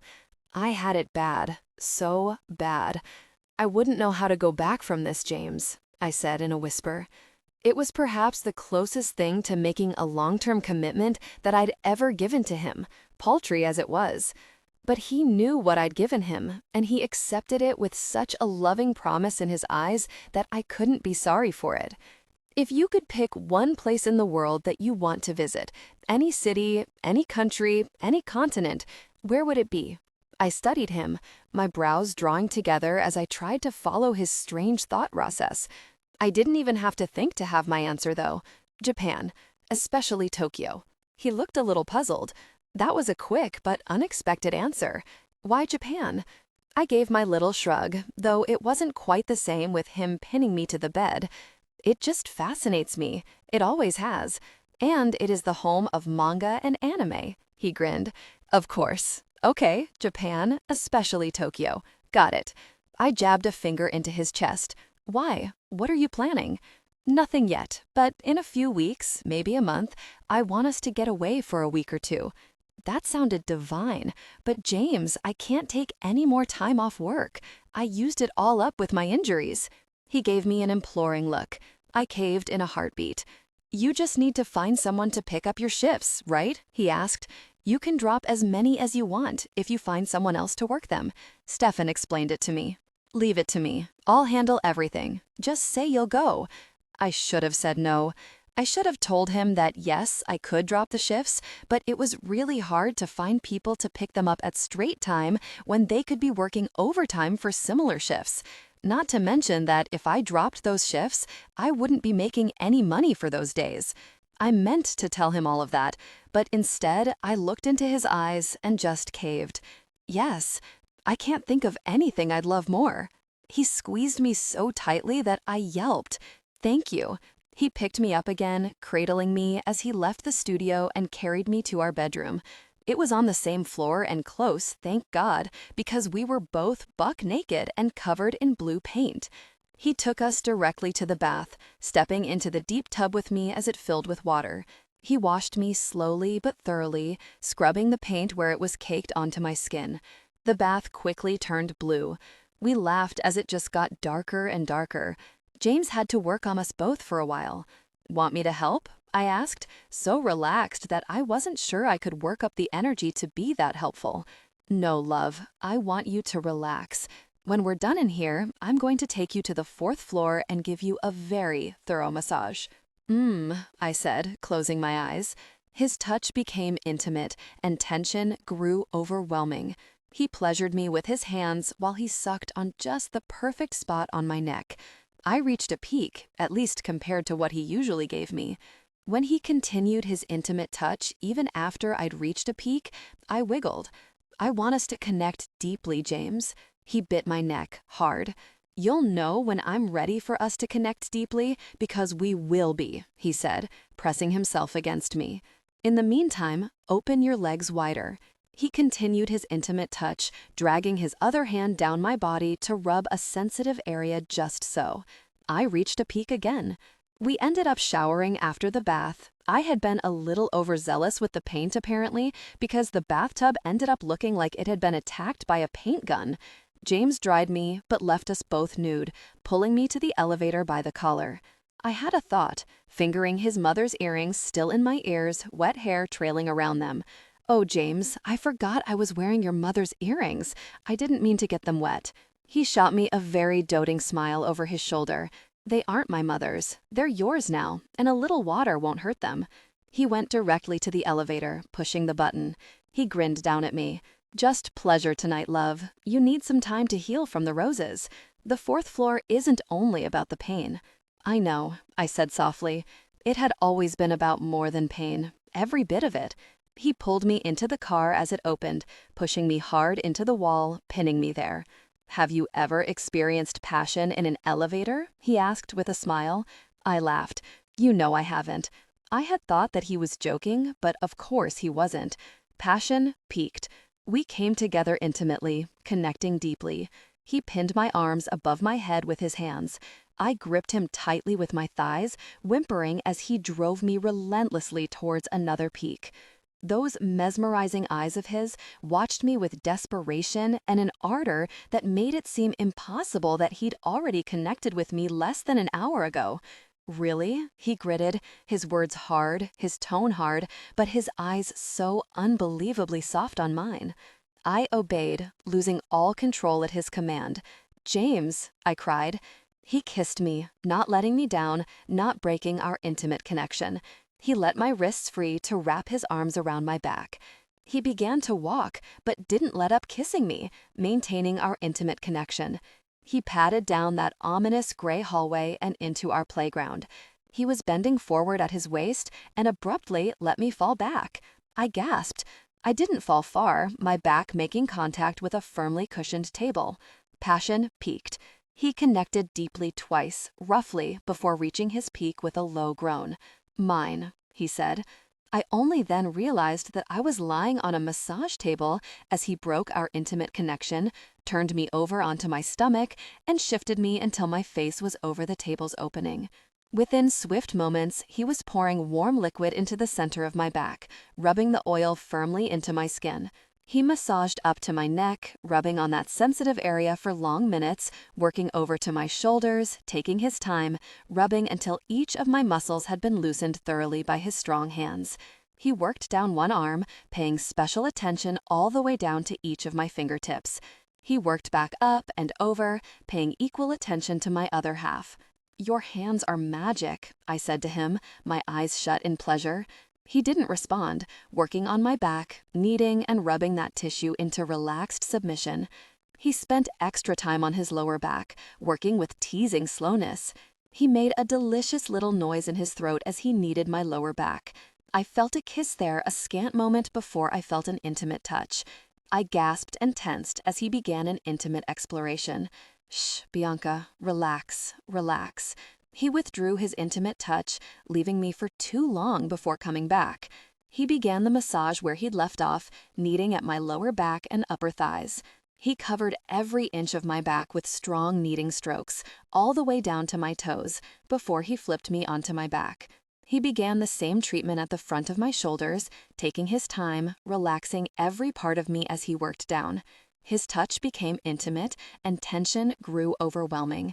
I gasped and tensed as he continued his intimate exploration. "You see why you need to be relaxed?" he asked me, leaning close as those wicked hands worked together to bring my overwhelmed body so much pleasure. I did see, the other intimate connection more alarmingly intense than I would have guessed. It wasn't even about pain, but more about the oddness of it, the strange fullness in a place where perhaps it shouldn't be.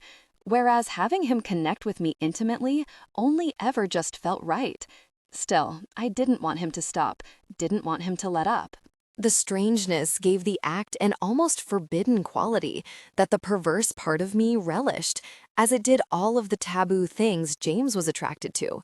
His intimate touch continued, and he had me gasping out another peak with consummate skill.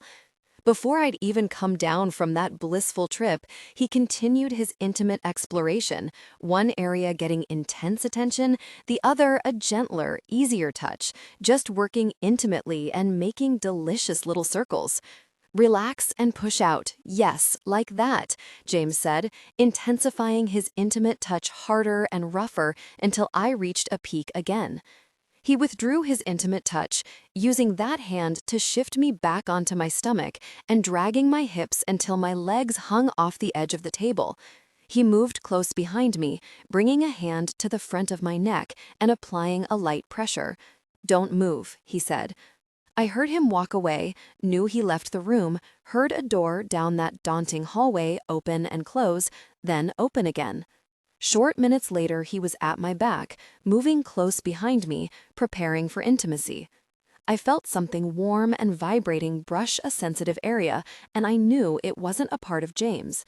James, I protested as he worked that sensitive area with that too intense pressure. Shh, he said, moving the vibrator from a sensitive area, teasingly. He used it intimately once and then again, holding it inside of me while he worked another well-lubricated, softer object into another intimate area. I knew it wasn't him because it was smaller, and though it was firm, it wasn't quite as intense. James, I said again, my voice more urgent this time. He worked the toy into me slowly, the vibrator still embedded deeply. Relax. It's too... Yes, you want us to connect deeply, I know. Relax for this and I'll give you what you want. He growled, and I tried to obey him, tried to relax around those two strange pressures. I felt like I was just growing accustomed when he pulled it out and replaced it almost immediately with himself. It was so slick, but also so much more intense than the other. But it was James, and I found that my body submitted much more quickly with that knowledge. He began to connect with me slowly. He withdrew the vibrator from one area even as he connected with me intimately in the other. I heard a thunk as he dropped it to the floor, bringing his now free hand to the front of me, circling a sensitive area. He began to move intimately when he was nearly connected, small movements that went a little deeper with each movement but never broke the connection. I whimpered. The feelings were strange, but still not precisely painful, more of a stretching that felt like it went too far. James, I cried, as his intimate touch intensified and his movements got bigger and faster. Say it, Bianca, he said into my back, then bit hard enough to leave marks. I thought that the bite was to distract from the fact that he was connecting with me intimately now, and that it did hurt, but pain had never been a deterrent to my own pleasure, and I reached a peak, a hard release that left me limp. I'm yours, James, I gasped. Yours. He reached his peak, lingering long enough to kiss my back and soothe me before slowly breaking our intimate connection. He picked me up, cradling me. He carried me down the gray hallway.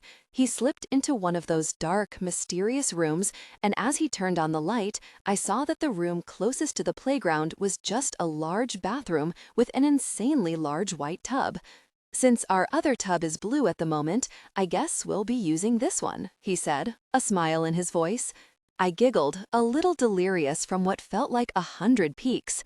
He carried me into the tub, arranged me until I was straddling him, my cheek pillowed against his delicious chest, and started the water. He stroked my hair and I sighed in pleasure as the hot water slowly covered us. I didn't think I'd ever felt so relaxed, so deliriously content to just lie down and enjoy the moment.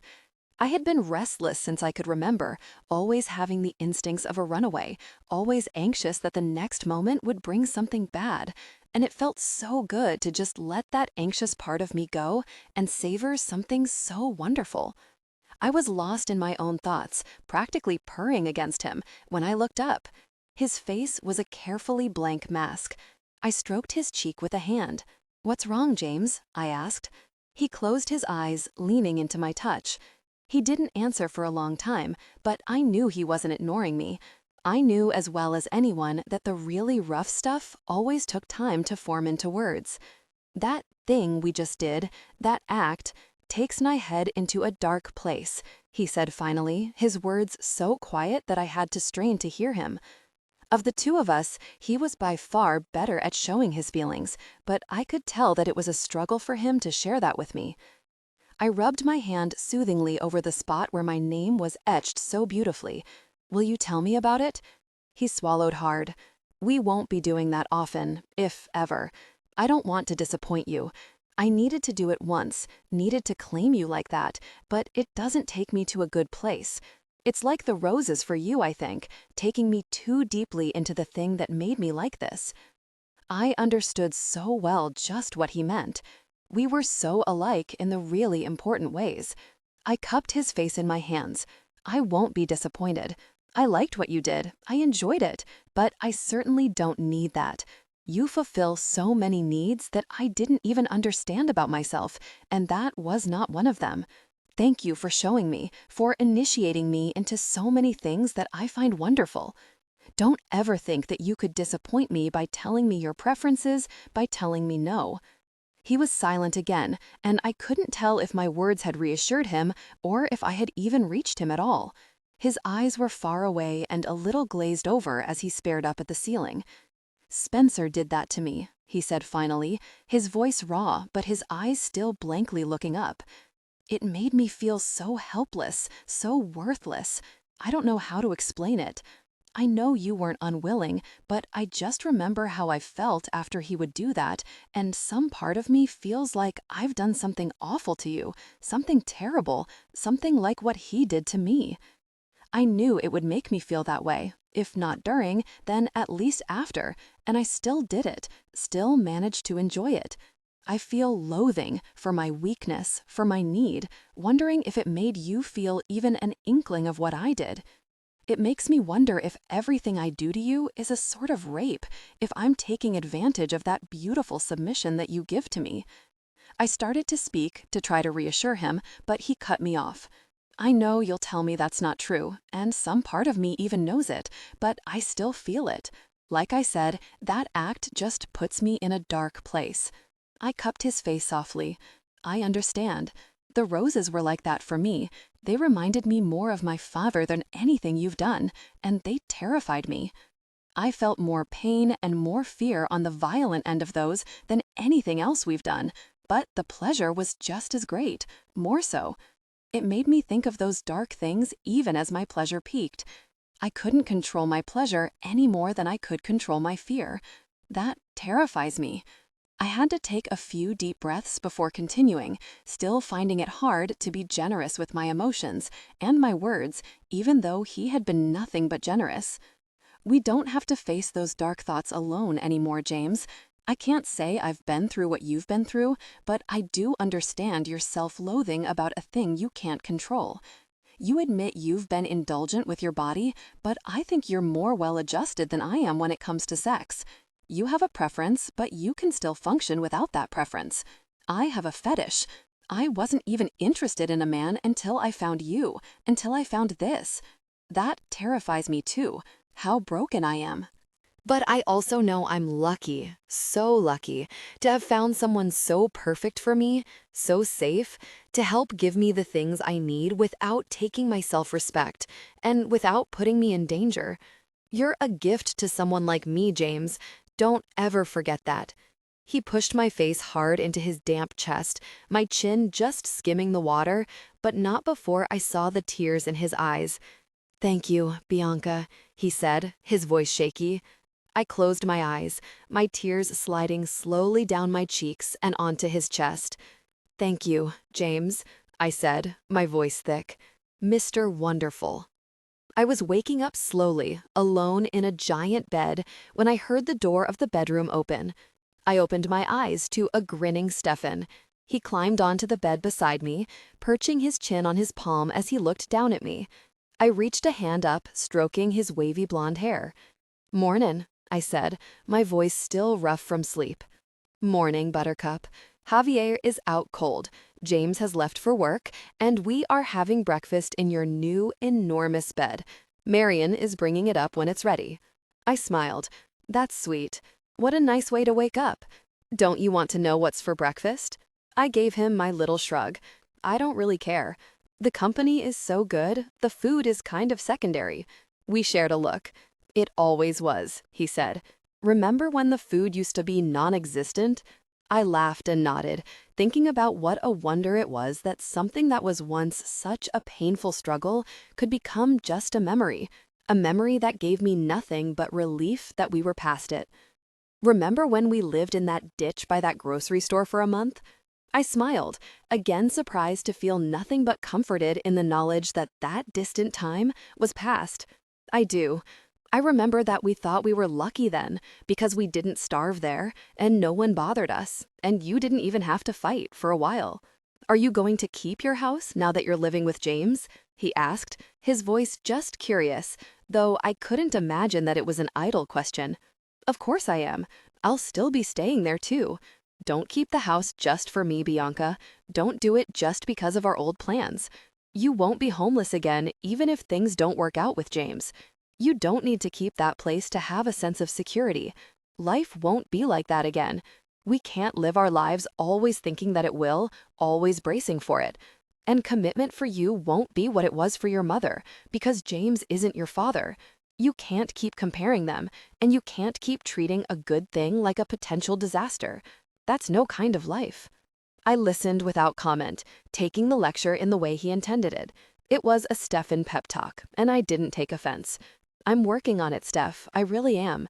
I'm facing it and dealing with it, and I'm not running away. So things are good with you two? You're still planning to live with him? I laughed. Why? Do you think I changed my mind already? He shrugged. I don't know.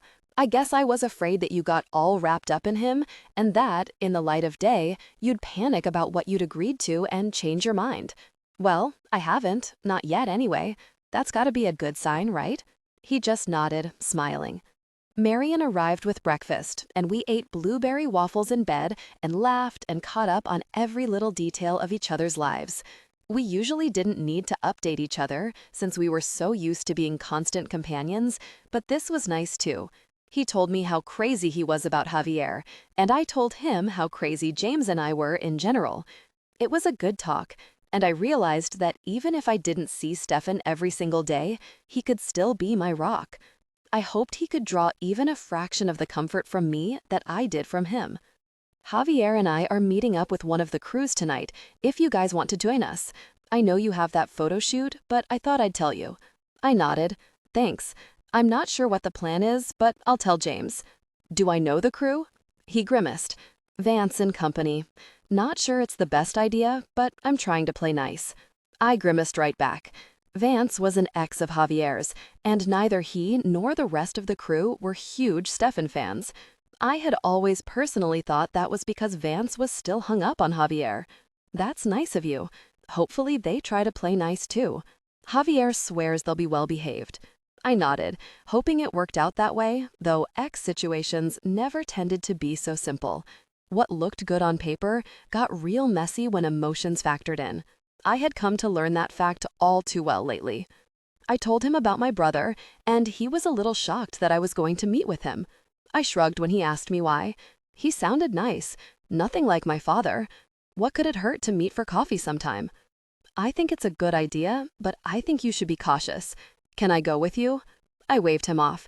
It will be a strange, awkward meeting. I'll take security though, so you don't need to worry about me. He nodded, but he still looked a little worried. We were both laughing hard as Stefan told me a story from the night before. They had been so excited to get their own driver that they'd gone from club to club, not staying more than 20 minutes at any of them before moving on, enjoying the car and driver even more than the clubbing. My phone rang from the bedside table. I answered with a laugh still on my lips. It was James. Ah, now, there's a sound that I love to hear. How are you this morning, my love? Good. How are you? Better now. It's been a rough morning. What are you doing? I glanced around at my rather strange surroundings. I'm having breakfast in our ridiculously huge bed with Stefan, I told him bluntly. No reason to prevaricate. There was a long pause on the other end of the line. Stefan had fallen silent, giving me wide eyes. I noticed for the first time that he wore only boxers and a smile, and I wore nothing but a sheet. It occurred to me, rather belatedly, that our breakfast in bed could look bad to an outside observer. I have to say, if you had said any other name in that sentence, I'd be on the verge of murder. I laughed. I heard the nervous tenor of it. I felt strangely tense to hear his reaction. Tell Stefan I said good morning, he said, his voice neutral. I told him.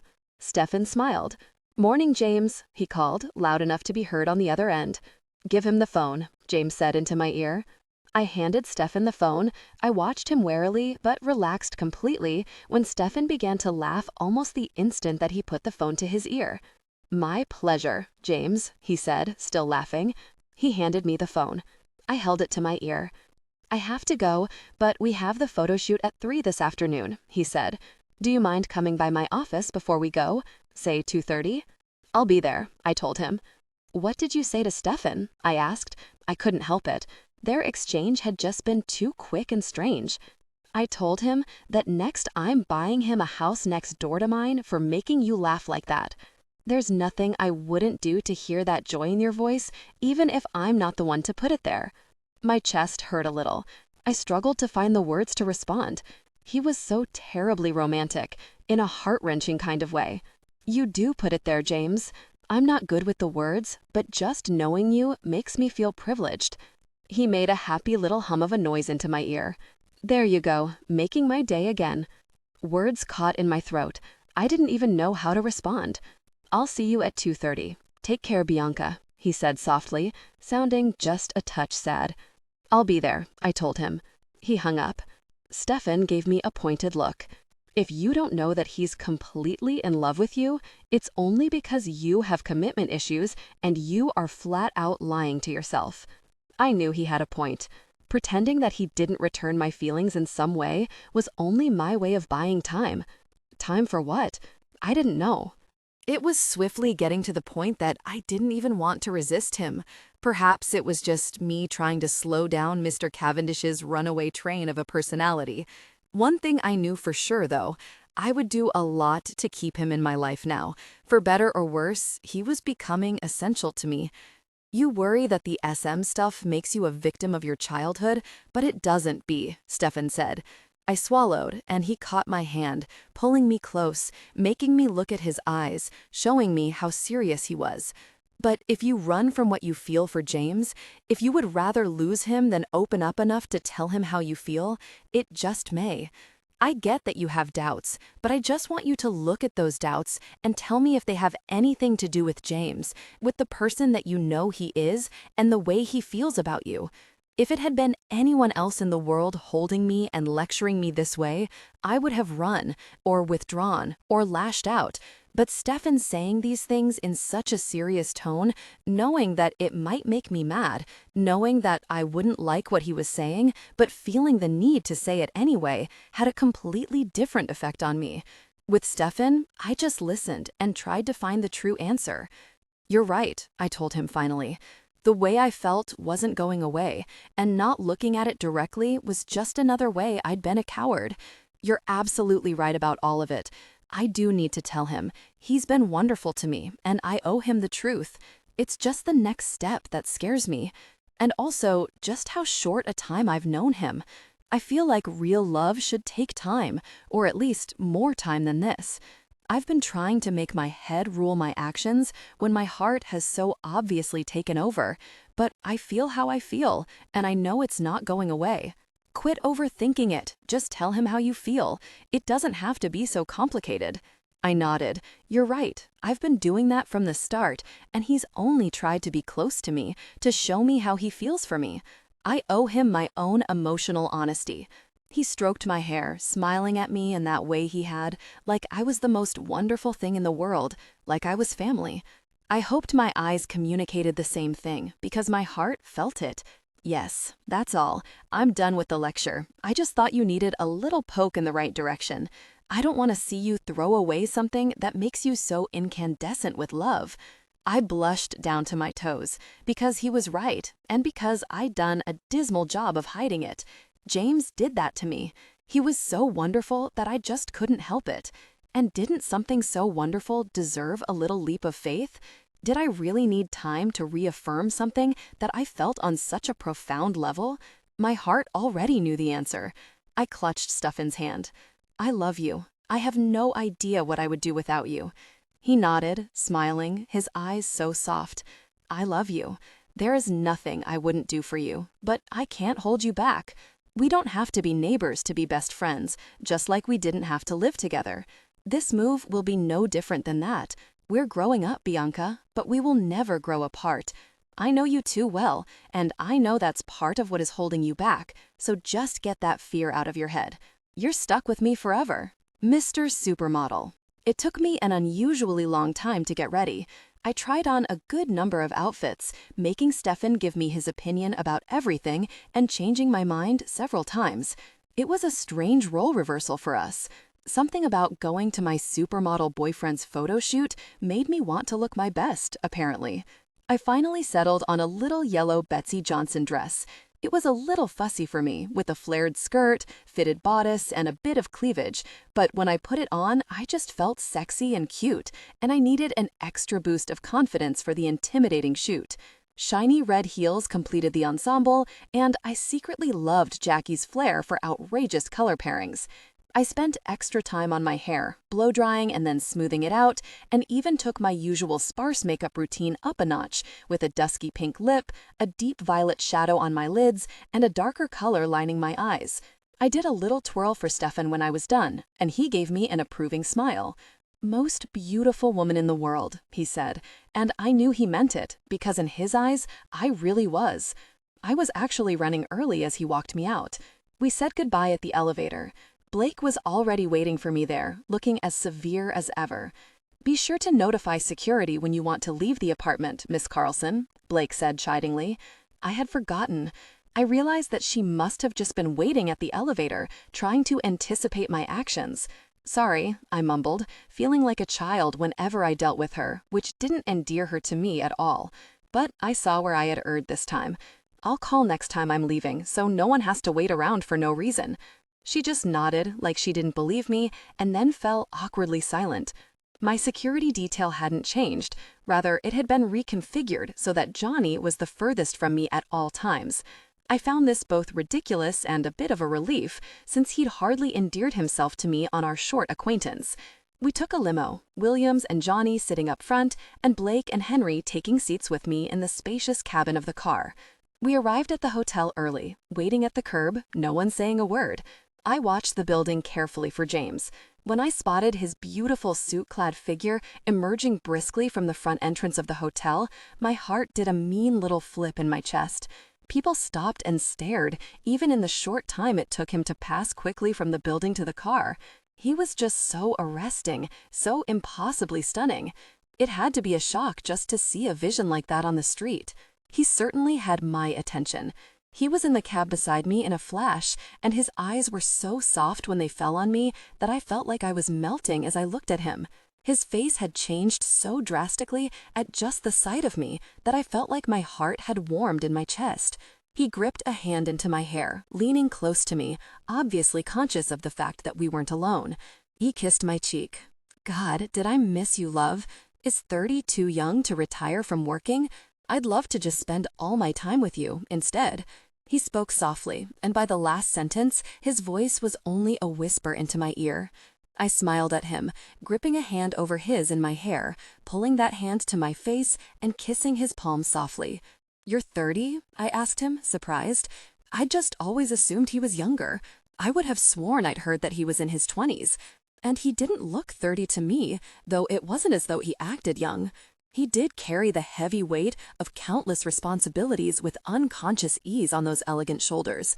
He nodded, those soft, tarnished eyes smiling at me. "Just had a birthday a few weeks ago. You thought I was younger?" I nodded, unable to deny it. But I was suddenly distracted by what he'd said and what it meant. "I missed your birthday?" I asked, feeling just awful with guilt. He bit his lip, and for some reason, it made me want to cry. He seemed worlds more vulnerable suddenly. "Yes, that was a rough couple of days, though you did text me on my birthday, and that helped." I was horrified as a tear slipped down my cheek, but I couldn't seem to help it. "I didn't know," I whispered, leaning close. "I feel terrible. How can I make it up to you?" He traced that tear down my face with a sad smile on his. "Don't miss another one. Not ever. That would more than make up for it." I shook my head. "I wouldn't know what to get you, what you would want, but I have to do something for you." He grinned suddenly, his pretty mouth wicked, but his eyes still so tender. "There's a picture I want you to paint for me." That would be a wonderful gift, but that won't cancel out the other thing I mentioned. You don't get to miss any more of my birthdays. I nodded, agreeing with him, even knowing that it was insane. His brows shot up in genuine surprise. "Just like that? You agree? You understand that I'm asking for a long-term commitment from you when I say that?" I nodded again, and his eyes went wild for the barest second before they became shuttered, and he buried his face in my neck. I understood his actions perfectly. I wouldn't want anyone to see me in such a raw moment either. "You mean it?" he whispered. I was a little shocked at his shock. I had already agreed to live with him after all. I wanted right then to tell him that I loved him, to reassure him, to express myself with more freedom, but the 4 other people in the car made me hold my tongue about the deepest of what I wanted to say. I do mean it, James. I want so much for this to last, for us to stay together. I'm desperate for it. My voice was the barest whisper as I spoke into his ear. He clutched me to him tightly, his mouth at my ear. I'm desperate for it too. I'm willing to fight for it, Bianca, willing to fight for us, because it will be a fight sometimes. The life I lead can be overwhelming, and the press can be relentless. Can you swear that no matter what they throw at us, you'll stay at my side? I tensed at his words, suddenly apprehensive that he was referring to some undefined threat in the future, something worse than anything we'd been through before. I didn't know if it was my imagination, if I was just so used to expecting the worst, or if I could read a strange thread of fear in his voice. But I was suddenly filled with my own fear. I promise to try, I told him finally. Thank you, he murmured softly.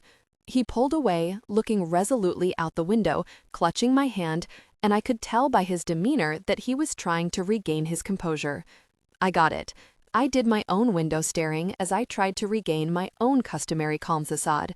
We reached our destination quickly, disembarking from the car slowly, the security stepping out first and then flanking us. The whole process still felt surreal to me, but as James gripped a warm hand on my nape, I thought that I could grow used to anything, with him at my side. The entire photo shoot episode felt strange to me. I knew from the second we walked in the door that I was out of place. I had dressed the part of the billionaire's girlfriend, but it just wasn't me, and I felt a little uncomfortable in my own skin as they swept James off to prep for the photo, and I was expected to just stand around and wait. Everyone was polite enough, asking me if I needed anything, finding me the best spot to sit and watch the shoot, but it all just made me more self-conscious. I was quickly hiding behind my calmest, blankest expression, and I was all nerves on the inside. The security wasn't helping, of course, looking severe and intimidating as they positioned themselves around me and stared down the room. I finally resorted to playing on my phone. I saw a missed text from Stefan and clicked on it immediately. Stefan, I think meeting up with these guys was a bad idea. They are openly hostile, and I'm not sure why. Bianca, Vance is hung up on Javier, I think. I've always gotten that vibe. Is there anything I can do to help? Want me to come there for moral support? I felt my face heat up in agitation at even the thought of someone being mean to Stefan. He was a very strong mana, a very strong person, but I still couldn't bear the thought. Stefan, nah, it's not that serious, B. I'll probably just duck out ahead of schedule. I would like to hang out when you are done there, so give me a holler. Bianca, of course. You name the time and place and I'll be there, always. Stefan, you're swank pad as soon as you're done watching your supermodel get photographed. Bianca, you got it. Love you. Stefan, love you, B. I felt a strong urge to ignore what he said and just go and find him and make sure he was okay, but I stifled it. Stefan was usually very good at telling me just what he needed from me, and if he said that it wasn't that serious, that he just wanted to hang out when he was done, then that was what he wanted, and that's what I would do. I was still stewing about it when James emerged from the changing area. My jaw went a little slack, and my mind went completely blank. He was wearing pale gray slacks and a bright white tie, and that was all. His chest and even his feet were bare, his skin dark and golden against the pale fabric of the tie. His chest was oiled, and the sight of it literally made my mouth water. His pants were ridiculously low-slung for dress slacks, which meant they were from wardrobe and not his. I couldn't imagine him wearing a suit to work that didn't fit just perfectly, and those pants looked in danger of falling off and showing his appealing form to the room. I swallowed hard as he strode to me, watching that V above his waistband move distractingly with stark muscles. He drew close. "Hello, Mr. Beautiful," I said, my voice very soft. It just sort of slipped out. "You shouldn't look at me like that right now, Bianca," he said with a fond smile. "Not unless you want a lot of magazine subscribers to get a really clear picture of my strong reaction. I nodded. He had a very good point, but I still couldn't stop looking at him. His chest had the finest sheen of oil on it. I touched it with a finger. He grabbed my hand. Now, he said, but there was still a smile in his voice. I made myself look at his face. Of course, that view was just as distracting. Someone had tied his hair back from his face. His hair looked darker like that, all of the highlights hidden away. I clenched my fists to keep from touching him. I was finding it so difficult to keep my hands to myself lately. It was a strange new development for me, when I'd almost always found touching and being touched to be anathema. I cleared my throat. You look delectable, edible, mouth-watering, very nice. Thank you. He cleared his throat. Hopefully I can get this finished quickly. He strode away before I could respond, moving towards where they were setting up the shoot. I observed the whole process very much as an outsider looking in, an obsessed, infatuated outsider looking in. But going by the similar, glassy-eyed female stares I noted wherever I glanced, I wasn't the only one.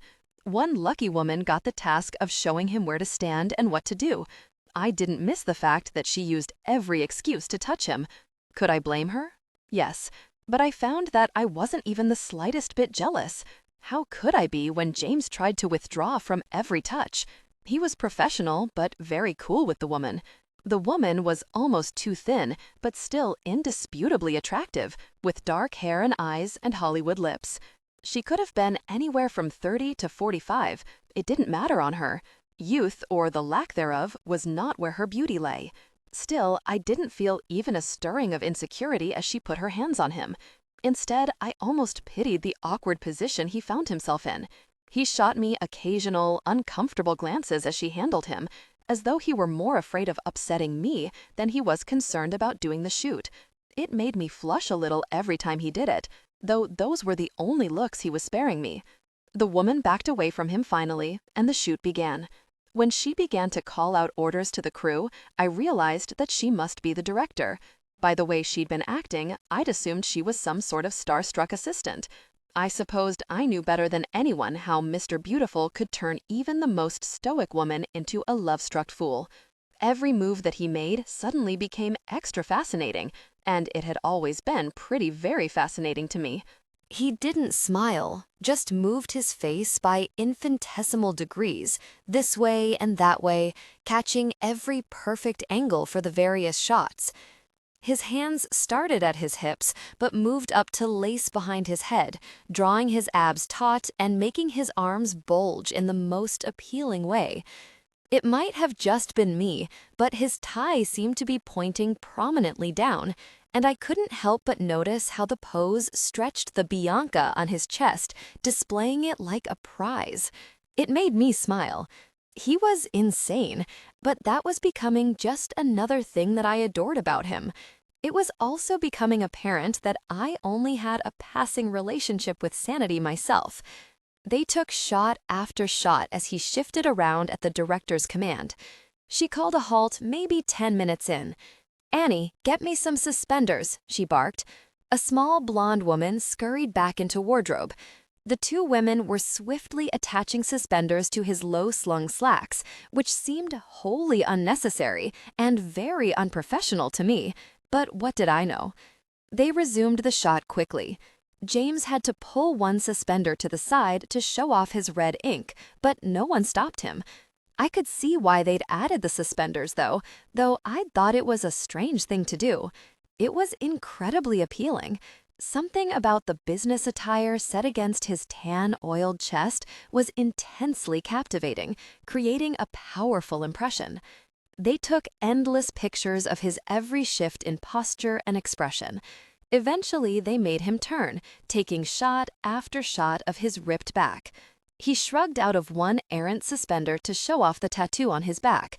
I shifted closer to study it, still feeling a little shell-shocked every time I caught a glimpse of my face on his back. I knew from hearing several friends talk about it that tattoos scabbed over at first, sometimes marring the ink for weeks, but I could see no sign of that yet on this one. It seemed perfect, still looking like a painting on his back. I still thought the tattoo was insane, though I was beginning to understand why he'd done it.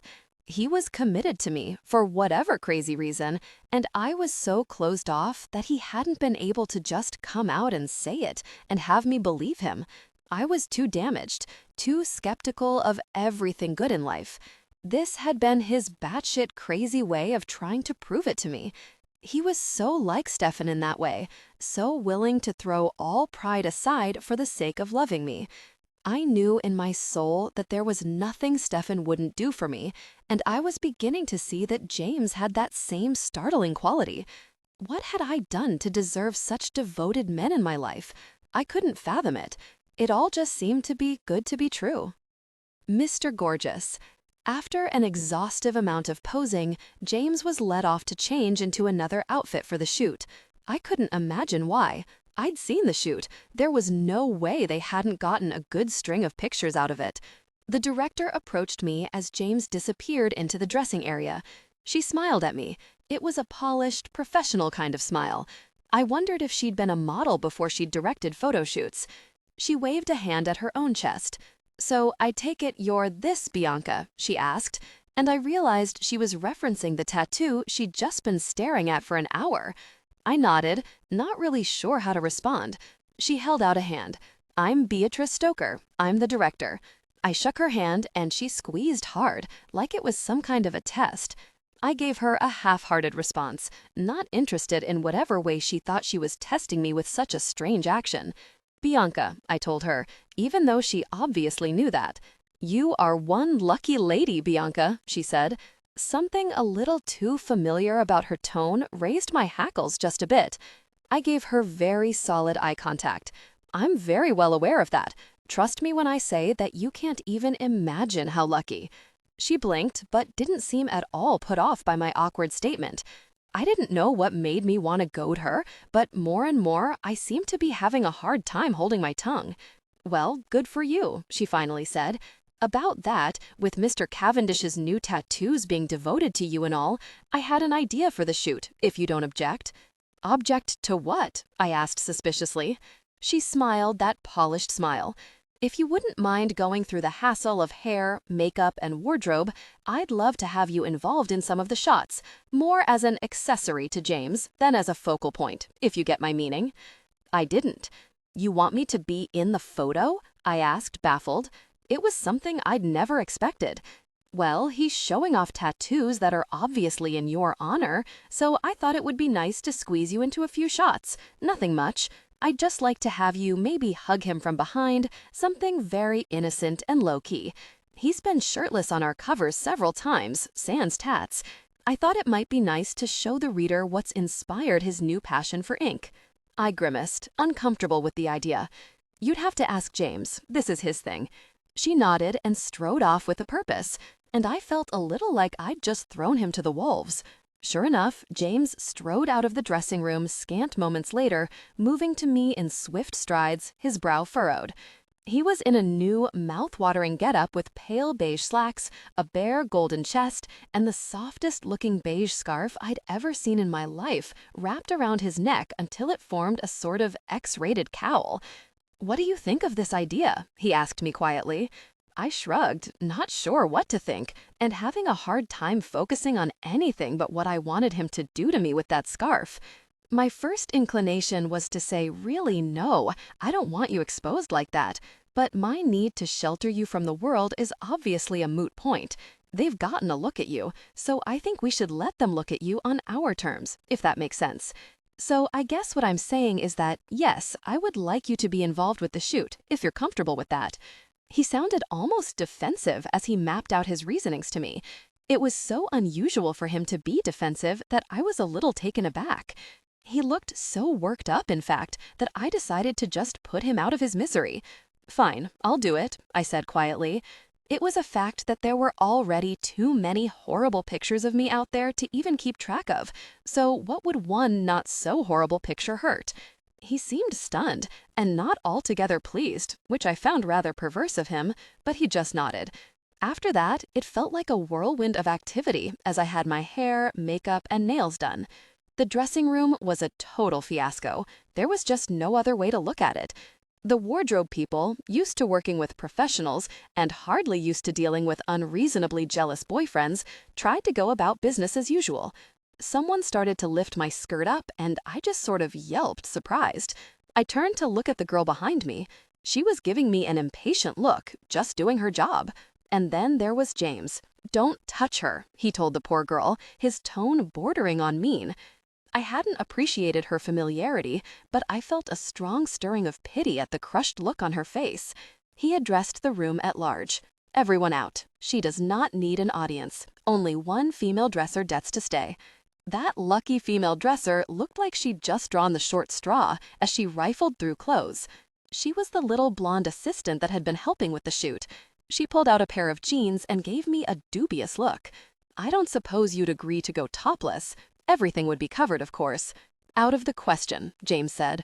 He sounded real put out about it, too. She sighed, no more happy than he was about the whole situation. "Maybe I should just let you choose her wardrobe." Only her hands and maybe the top of her head will be showing, so it doesn't really matter. And you're obviously going to have an opinion about it. I thought she'd been sarcastic when she told him to choose, but he took her at her word, rifling through the racks of clothes with a purpose. James didn't waste any time choosing, at least. I rolled my eyes, but had to smile as I saw what he'd chosen. The stylist actually seemed pleased with his choices. "Oh, that's a nice idea. That would be a good way to have her compliment the shot." "She doesn't need help dressing, but she does need privacy," James said bluntly. The stylist shot him an unfriendly look, but left in a hurry. I studied James, half expecting him to pounce on me. It was a natural assumption. We were alone now, and when we were alone, he didn't though, just started acting like he was dressing me. I didn't need help dressing, but I knew that wasn't the point. He wanted to do this, needed to do this. If I tried to analyze him, as I seemed to do with everything, I thought he did this because he loved to feel like he was taking care of me. He, being as much of a relationship novice as myself, thought that this was what couples did, something that made them closer. I was pretty positive that not many couples did do it, but odd as it did make me feel closer to him and more cherished. He dressed me in beige slacks and a soft knit beige tank top that was nearly a match to his scarf. I fingered that scarf when it got within my reach. He gave me a hot look. "I'm keeping the scarf. I have plans." "Of course you do," I murmured back. His eyes narrowed on me. "That look in your eyes is going to get you in trouble." I just stared at him, letting that look do its worst. He grinned. "Lucky for us both, you like to get into trouble." I felt my insides clench in a very good way. Sure, that meant he was going to do something, like now, but he just finished dressing me and stepped back. "Wear the same red heels," he said. I stepped into them, and he tugged me back out into the studio. The shoot was both less and more awkward than I'd anticipated. On my end, posing was a breeze. All I had to do was stand behind him, arms wrapped around his middle, hands on his chest and abs. I tried not to let those hands wander or caress, but it was a struggle. My face wasn't really even visible, just the top of my head and my eyes peeking over his shoulder when I wasn't laying my cheek against his lovely back. Posing was easy. Controlling my rising desire was the hard part. I managed that part better than James, though that was only because he struggled more with his own reactions.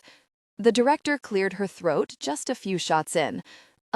So is there anything you can do about that, Mr. Cavendish? This is not an X-rated publication." James, shameless jerk that he was, seemed completely unfazed. "You'll just need to shoot me waist up. You were the one who wanted my girlfriend in the shot, putting her hands on me. What did you think was going to happen? If we could shoot just waist up, that might not be a bigger problem than that."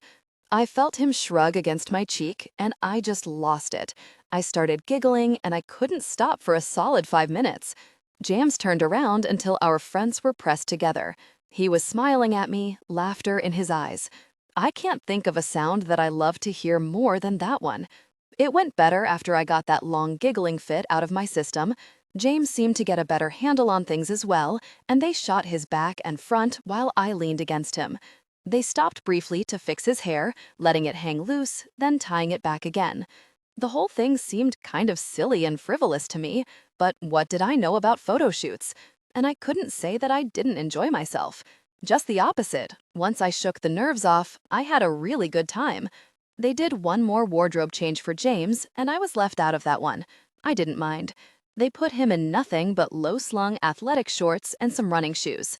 They didn't give him socks, which seemed pretty impractical, but he did have sexy ankles, so I got why they'd done it. They braided the longer pieces of his hair back, which I thought was weird, but it worked on him. He looked gorgeous, as usual. They went through the standard poses that he'd been doing, then moved on to some action shots. These I watched with renewed fascination. They had him jump impressively high, do some push-ups, and then pull-ups. I had to contain a little smirk when they made him do curls. He used more expression for these shots, even grinning into the camera for some of them. He hardly needed direction, going about the whole process like I imagined a professional model would. Someone brought me a turkey sandwich, and I thanked them. I ate the entire thing, not taking my eyes off James for a second. They took a few breaks to do what I thought was some very unnecessary oiling down. He tried to brush off the two women swarming him, shooting me a very uncomfortable look. I thought I read the look perfectly. He was worried I'd be upset at all of the hands trying to touch him, and he wanted it to stop. They finally relented, but still insisted on doing his back. His jaw was clenched, and he looked positively agitated by the time they finished. I watched with no expression on my face, though I only felt the slightest twinge of annoyance. If I had been inclined to get upset about all of the touching, his reaction would have quickly cured me. He was far more upset about it than I was. He approached me to chat during one of the short breaks, and one of the many assistants approached us, a sheepish look on her face. I saw that she was holding a rolled-up magazine. She unrolled it and held it out to him when she got close, a black permanent marker in her other hand. "Sorry to bug you, but would you mind signing this?" she asked. James took the magazine without hesitation, signing the cover. I froze when I saw it. It was a picture him and Jules. I knew by their clothes that it was from the night I'd run from his apartment.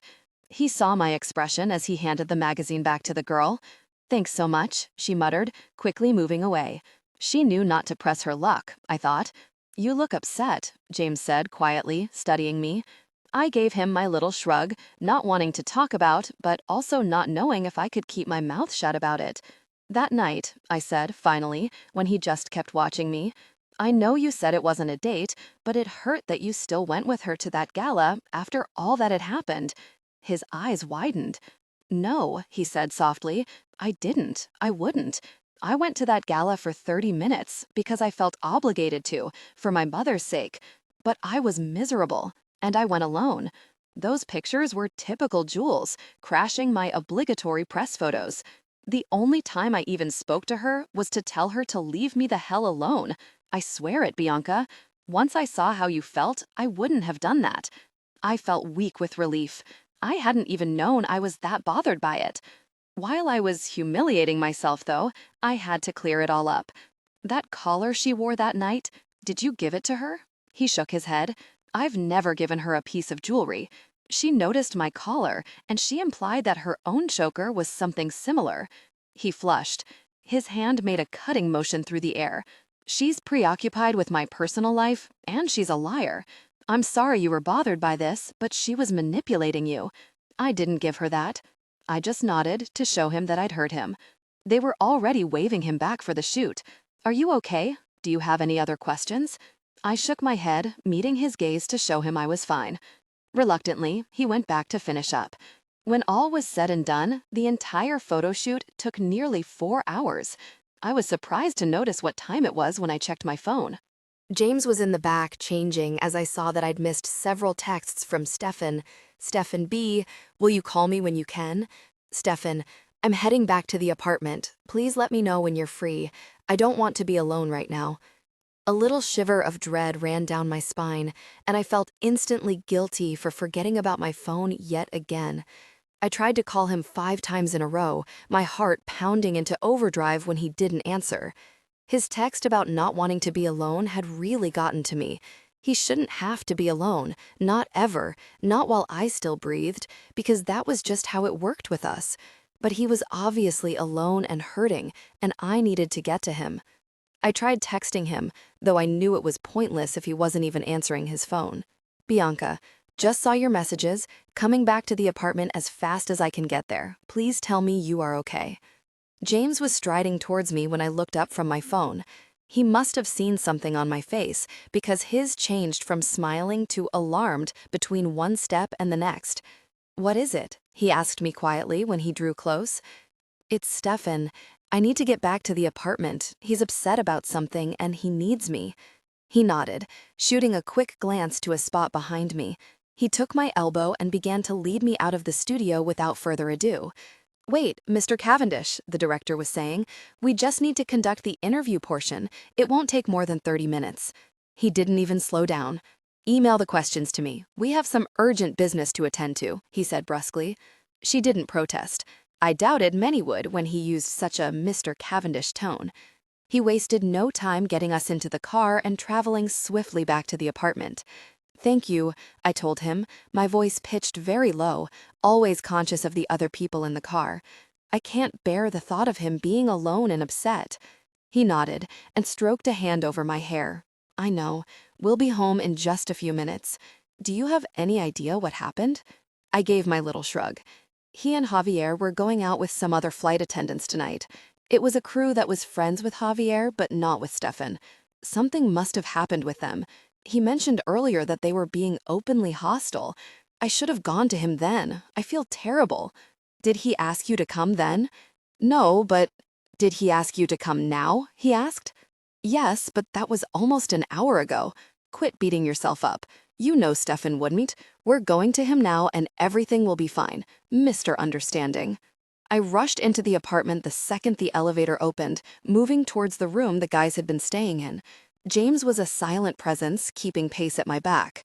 I only knew I was heading in the right direction by the raised voice echoing down the long hallway. I broke into a run. Javier was yelling, his voice harsh and angry. It was so uncharacteristic for him that I stopped in the open doorway to their room. We will talk about it now, Javier was saying in an awful voice. He was standing directly in front of Stefan, close enough to shout into his face. His tone and his demeanor instantly sparked my rare temper, but he wasn't what made me lose it. Stefan stood with his arms crossed in front of him, looking at the floor, his posture defeated. He had withdrawn from the confrontation, gone into that dark place in his mind where his family abused him and deserted him without looking back. I knew it at a glance. Something horrible had happened between the two men, something so bad that Stefan had checked out, and everything that Javier was doing was just making him go further into that dark place.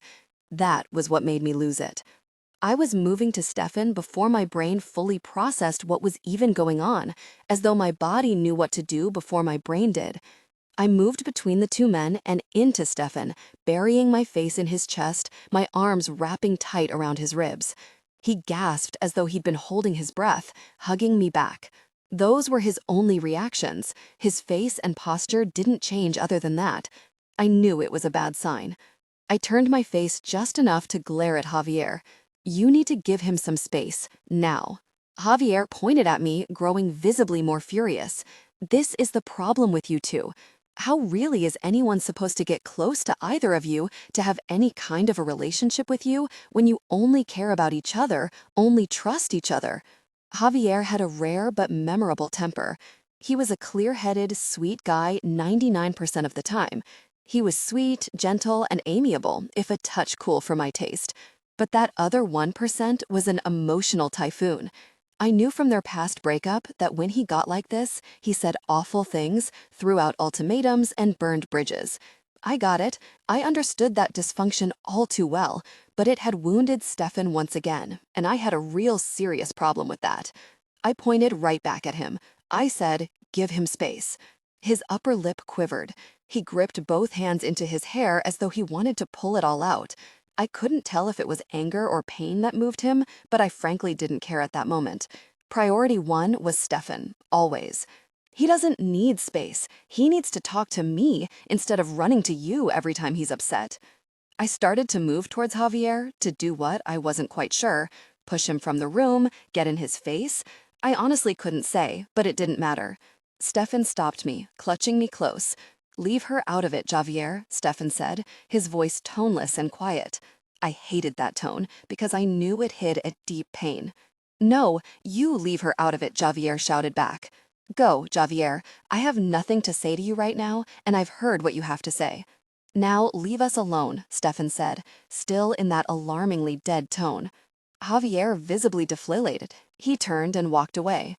Distractedly, I noted that James followed him out, closing the door softly behind them.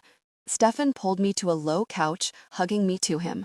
I clutched him just as tightly as he did me. If he needed comfort, I needed just as badly to give it to him. He was hurting, and I hurt with him. We had never been able to maintain any level of detachment from each other's suffering, and we didn't now. I stroked my hands through his soft, wavy hair over and over, not speaking, just comforting and waiting. If he needed to tell me, he would tell me. I wouldn't pry. We hugged like that for a long time, my face buried in his neck, his in my hair, before he spoke in a whisper into my ear. "I told him that I loved him yesterday," he said finally. I tried not to tense, tried to stay comforting, relaxing, waiting for him to go on, but I didn't imagine he'd have good news after that. The "I love you" obviously hadn't been met with a positive response. He told me that he needed more time to know his feelings, that I was moving too fast. He said he wasn't sure he could trust me yet, with our history and all. I tried not to be hurt by that, even though it felt like a rejection. He didn't speak for a while. I stroked his hair, rubbed his back. I shook it off pretty good, I thought. I could give him time. We have time, Yano. Maybe I was rushing. But then we went out tonight, to Melvin's bar. Not my idea, but I didn't figure there'd be a problem. And there wasn't. At least not on Melvin's end. Melvin was completely civil, friendly even. Javier took extra to the friendly. He asked me if I'd gone out with Melvin. I said yeah, briefly. He went into a jealous tantrum. I went to the bathroom. When I came back out, I found Javier pinned to the wall being kissed by Vance. He wasn't exactly putting up a fight. I left. Javier followed me here. He was mad at me. He had the nerve to turn it around on me, said I was overreacting. I hate this. I just can't take this kind of stuff, the jealousy and the disloyalty. I'd rather be alone than deal with all of that. "I can't make him love me," he continued, an awful quaver in his voice. My tear ducts responded accordingly, producing a dreaded tear like a button had been pushed. I've been down that road. Before I met you, that was all I knew. I did everything I could think of to make my family love me, but in the end, they said that I was toxic and unsavable, and they thought that I was scum. I won't do that again. Won't be that pathetic kid who can't make someone love them, not even for Javier. "Oh, Stefan," I whispered, crying like a baby now, because he was crying, and because there was no distance between his pain and my heart. "You are the most beautiful person I've ever met. There is nothing ugly inside of you, nothing bad. If he can't love you, if he doesn't already, it can only be because he's not worthy of your love. You don't need to try to make anyone love you ever again. You're the most lovable person I know. I'm not, B.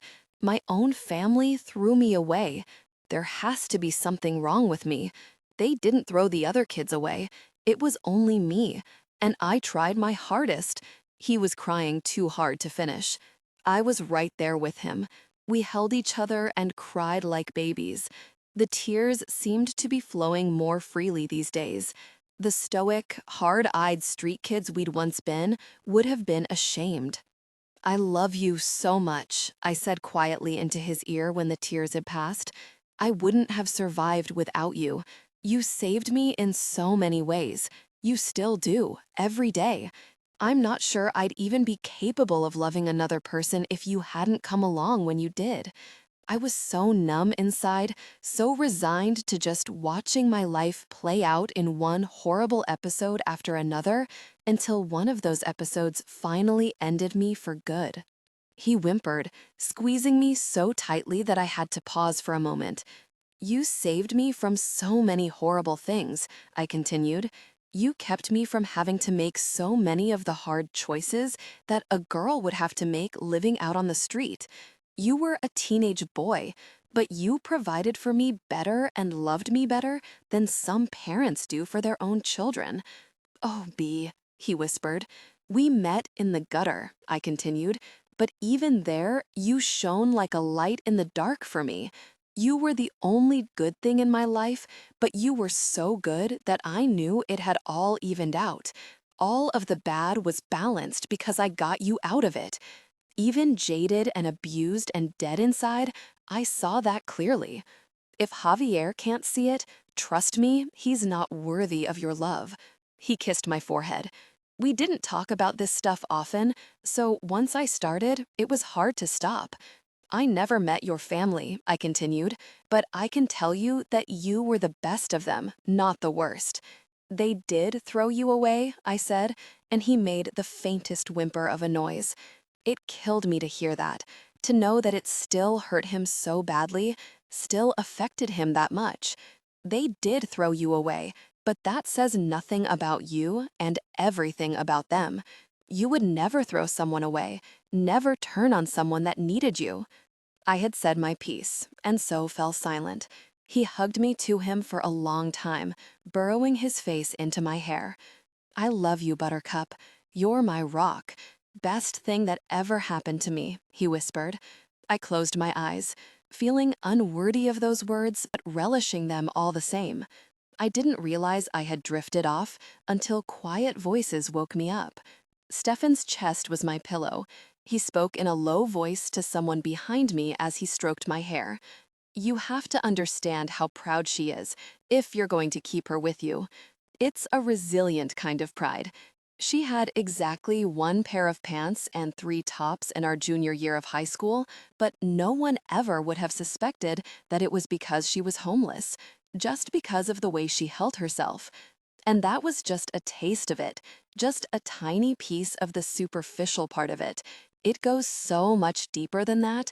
It's the kind of pride that would keep a person from ever saying how they feel at the risk of being rejected. Do you understand? I heard a deep hum of noise behind me and knew that it was James. Oh, Stefan, I thought. He was matchmaking, trying to bring 2 stubborn souls closer. 2 people who he was afraid were incapable of doing it themselves. I felt a weight settle onto the couch beside us, a hand resting on my hip with a soft touch. I understand, James said quietly. I couldn't begin to read his tone. Are you okay, Stefan? He asked. I felt Stefan nod. I'm better. I vented, got it all out, and it actually helped. Are you up to talking to Javier tonight? I set him up in another room, but he's asked to speak to you at your earliest convenience. He swears he's done yelling, swears he'll be civil. I felt Stefan nod again. Yeah, I'm ready to talk. Are you going to wake her? I'll carry her to our room. I felt Stefan kiss my head, and then James was shifting me into his arms. I let him take a few steps before I rubbed my cheek against his chest. I can walk, I told him, my voice sleepy. And I can carry you, he said, just gripping me more tightly. And he did, carrying me upstairs and laying me on our bed. I let him strip me down to nothing without a word, just watching him. I couldn't begin to read his mood. Was he upset? The evening couldn't have gone how he'd been planning. He shrugged out of his own clothes, lying on the bed beside me. I was flat on my back, and he perched himself at my side, one hand propping his head up, the other moving to my belly with a light touch. It was a peaceful kind of standoff. We lay and watched and waited for the other to speak. I thought I was well suited to the contest. James broke first. I listened to you and Stefan talking, he said finally. I was hardly surprised, so I didn't react. Why, was all I asked. I led Javier to the furthest room down the hall from Stefan, and when I stepped out into the hall, I heard you sobbing. I couldn't stay away. I couldn't hear you crying like that and just let it go. You have to know that about me by now. I did know that. I just nodded for him to go on. I just sat outside the door and listened. I tried to give you space, but that was the best I could do. Let me start by saying that I'm grateful for Stefan. I feel like I owe him a debt that I can never repay, for taking care of you, for keeping you safe, body and soul, before we met. He's a part of you, I see that. But Javier was right in a way. I opened my mouth to speak. He just covered it with his hand. Let me finish. He was right in that every time you get upset about something, you can't only turn to each other. You can depend on other people. Letting someone other than Stefan past your guard won't diminish what you have with him or what you are to each other. Your love for each other is a beautiful thing, but it shouldn't be such a selfish thing. You've turned that love into a wall that keeps everyone else out, and that's unfortunate because you have so much more to give than that. As we're finding out together, relationships can be rocky. This thing that we have can be hard. But if you turn away from me, if you run to Stefan every time it gets hard, where will that leave us? Where will that leave Javier and Stefan? You need to make room in your heart for more than Stefan. I didn't respond, didn't know what to say, because he was so right and so wrong. Stefan and I did depend on each other to the exclusion of the rest of the world. It had served us so well for so long that it was hard to make myself want to break the habit. Impossible, really.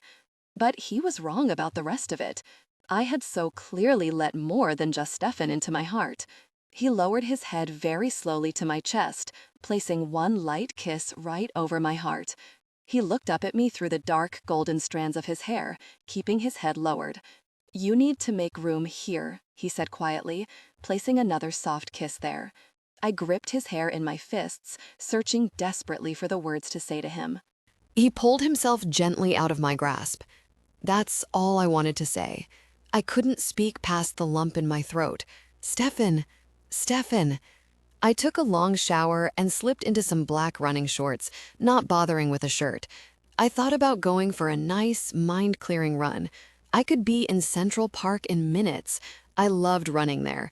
It was dark out, and I knew that it wasn't the safest thing to do, but hell, I'd almost welcome some trouble. I'd have enjoyed a good fight just then, even knowing that I'd hate myself after the violence. Even when the violence was self-defense, I hated myself for it. I was standing in the doorway to the closet, my running shoes clutched in my hand, when Javier walked into the bedroom. I had been planning to go to him, knew that we had to talk, but I'd been putting it off. A conversation that would most likely end in a breakup was not something I had any wish to rush into. He stared at me, something raw and fierce moving behind his dark eyes. I could tell he'd been crying, but it didn't take away from his lovely features. I know that you're going to break up with me, he said quietly, his voice shaky. I know you well enough to see that you're just working up the nerve. I only ask one thing before you do it. I looked down at my feet, my still wet hair trailing into my face. What is it? I asked. I just want you to sit down and hear me out, and look at me while I do it. If you care about me, you'll give me at least that much before you write me off. I moved to the low couch across the room. I sat and finally looked at him steadily. Go ahead, I told him calmly. He moved to me. His chin had a proud tilt to it, as it always did. Bianca thought he was a little cold, but I'd never seen him that way. In fact, he reminded me a lot of Bianca, so composed, so controlled, so hidden away to the casual observer. But nothing between Javier and I had ever been casual, so I hadn't bought it for a second. He was reserved, yes, but never cold. He knelt at my feet. Can I touch you? He asked. His eyes on mine were more open and more raw than I'd ever seen them. It was hard to tell him no when he was looking at me like that, but I refused to be that self-destructive, so I shook my head at him. No. His lip quivered, and it almost broke my resolve. It was an effort not to look away. He was on his knees and he moved as close to me as he could possibly be without actually touching me. He was wearing a very fitted black shirt, and his taut stomach was just a breath away from my knees. I tried not to let that distract me. I know what you think, Javier said. You think I like drama. You think I got jealous of that bartender and tried to make you jealous. I can admit that I have been that guy before. I've been in that kind of high drama relationship before, but I am not like that anymore. He was with Vance, in fact. My jaw clenched hard, but I let him continue without a word, just staring at him. That drama-seeking bullshit is the sort of thing you do when you aren't in love, when you don't really care where your relationship is going. And that is not what we have, Stefan. We're the real deal. I wouldn't do that to you, not ever. I admit that I was jealous of Melvin and that I was being a child about it, but I would not retaliate by cheating on you. I wouldn't throw this away for anything. His chin lowered as he spoke, but he never looked away from me. He gazed up at me with those lovely dark eyes through the thickest set of lashes I'd ever seen. I wanted to buy his words, would have loved nothing more, but again, I refused to be self-destructive. I'd worked too hard to value myself to stop now. You can't put a spin on what I saw, Javier. Vance was all over you, and you weren't so much as twitching. You weren't even trying to pull away. I tried not to raise my voice, but it was a struggle. He put a hand on my knee, as though it was involuntary, as though he couldn't help the touching. I pushed it off. "Don't," I said, my voice low and mean. I tried not to be affected as a lone tear trailed down his cheek. To explain what you saw, I have to explain a little of what Vance and I were like together. He swallowed hard, and I watched his throat work. We were toxic, he said. We were that drama couple. It was just about the only thing we had going for us. He was obsessed with me, and I was immature enough to think that was enough to make a relationship work. He stroked my ego, and I made him crazy, and he liked being crazy. He wanted a reaction from me, always.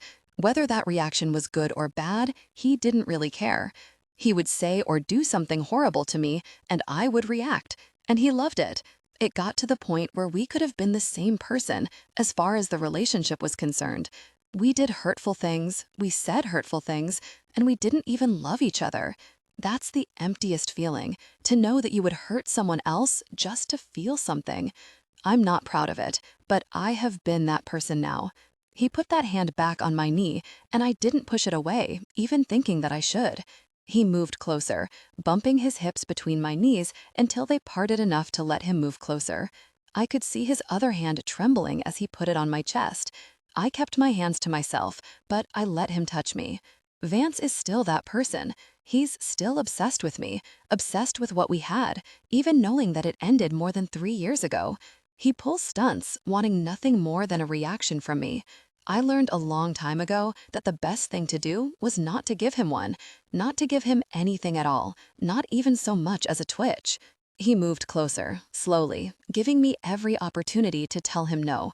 He moved until he could nuzzle his face into my chest. My breathing grew ragged.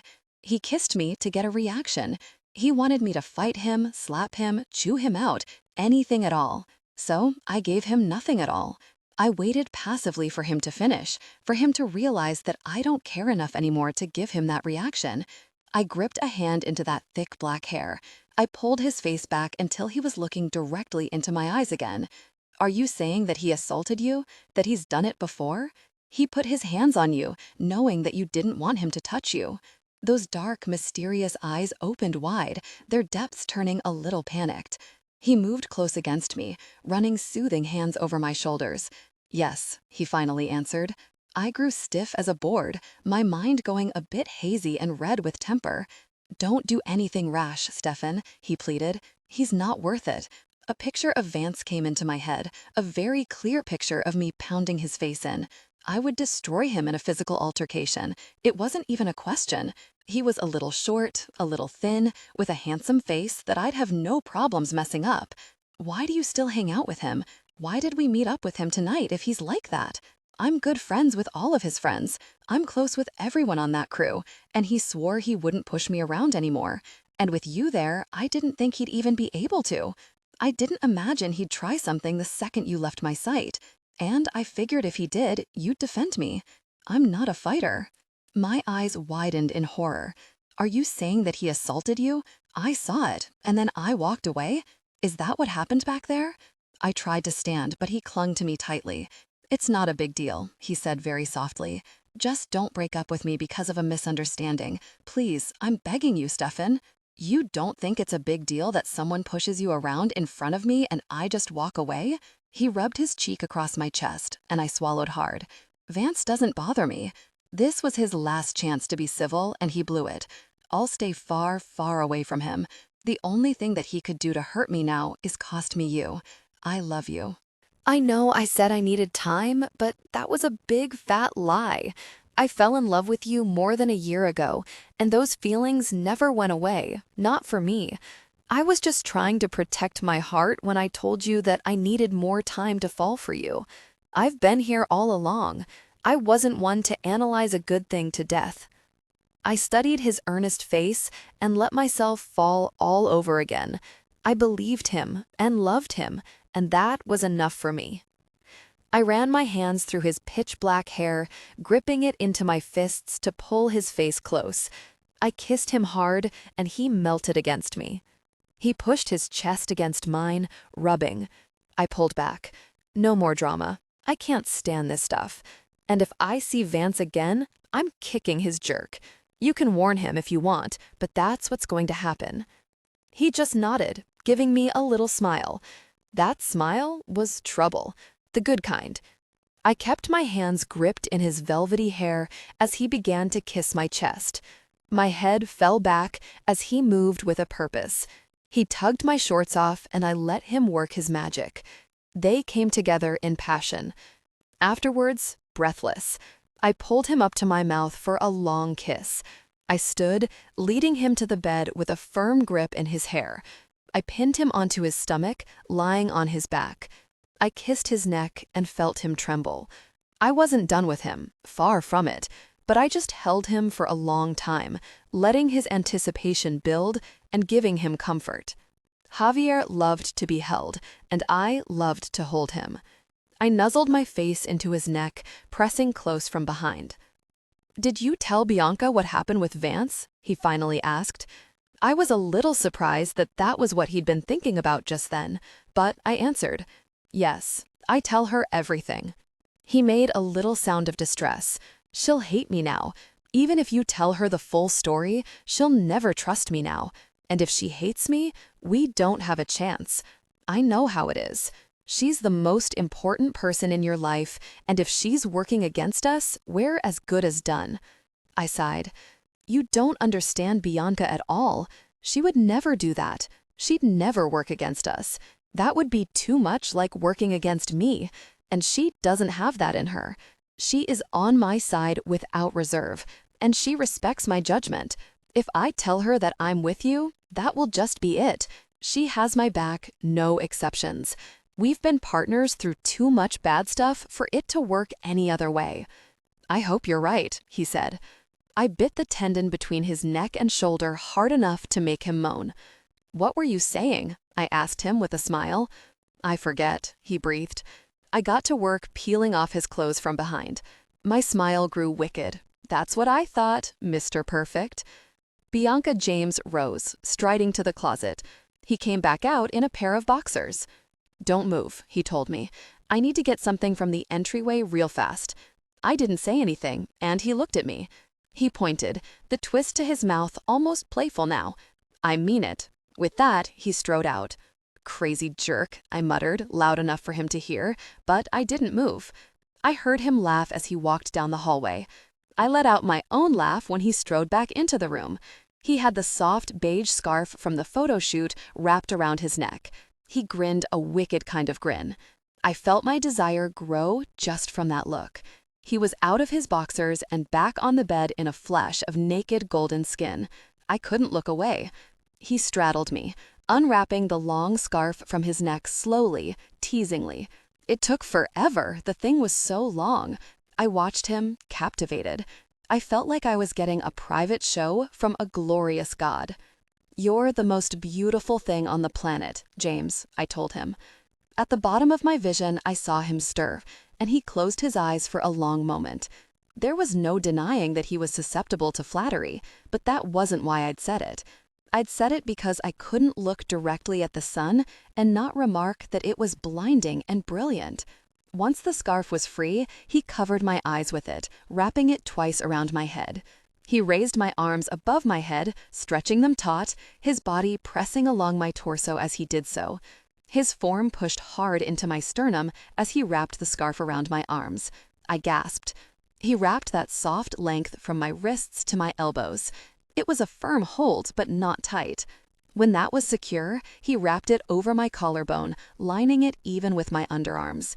He barely jostled me as he wrapped it around me twice there before moving down to my breasts and ribs. He wrapped it around and around with smooth, sure motions, somehow managing to get it under my body while barely moving me.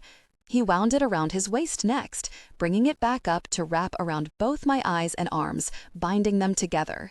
He had me well and truly caught when he pulled back, straddling his hips. He said one word before he set to work on my body: struggle. I tested my restraints rather hesitantly at first, not imagining that the scarf would pose any real challenge. It was so soft, so stretchy, but the man knew what he was doing. Always. Tension built between us, overwhelming.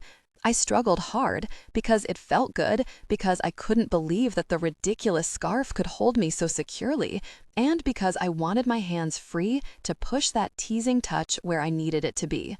I only succeeded in trapping myself more securely, and James took his sweet time moving just where I craved it. I stopped struggling when he finally brought us together intimately. He lifted his head as I stilled. "Keep struggling," he told me. I couldn't see a thing, but I could hear the wicked smile in his voice. He touched me intimately, and I reached a peak. He was kissing up my body, nudging aside the material where it covered a nipple. He brought us together again. I gasped and struggled harder against the soft bindings. He moved within me, hitting every perfect nerve when he uncovered my eyes. The rest he left imprisoned as he dug his elbows into the mattress on the sides of my breasts and connected with me again and again. His eyes showed me that the tender lover was driving for this ride, though the warm smile in his voice as he tormented me had given me fair warning. "Speak to me, Bianca," he said, his voice more tender than demanding. Still, I knew it was an order.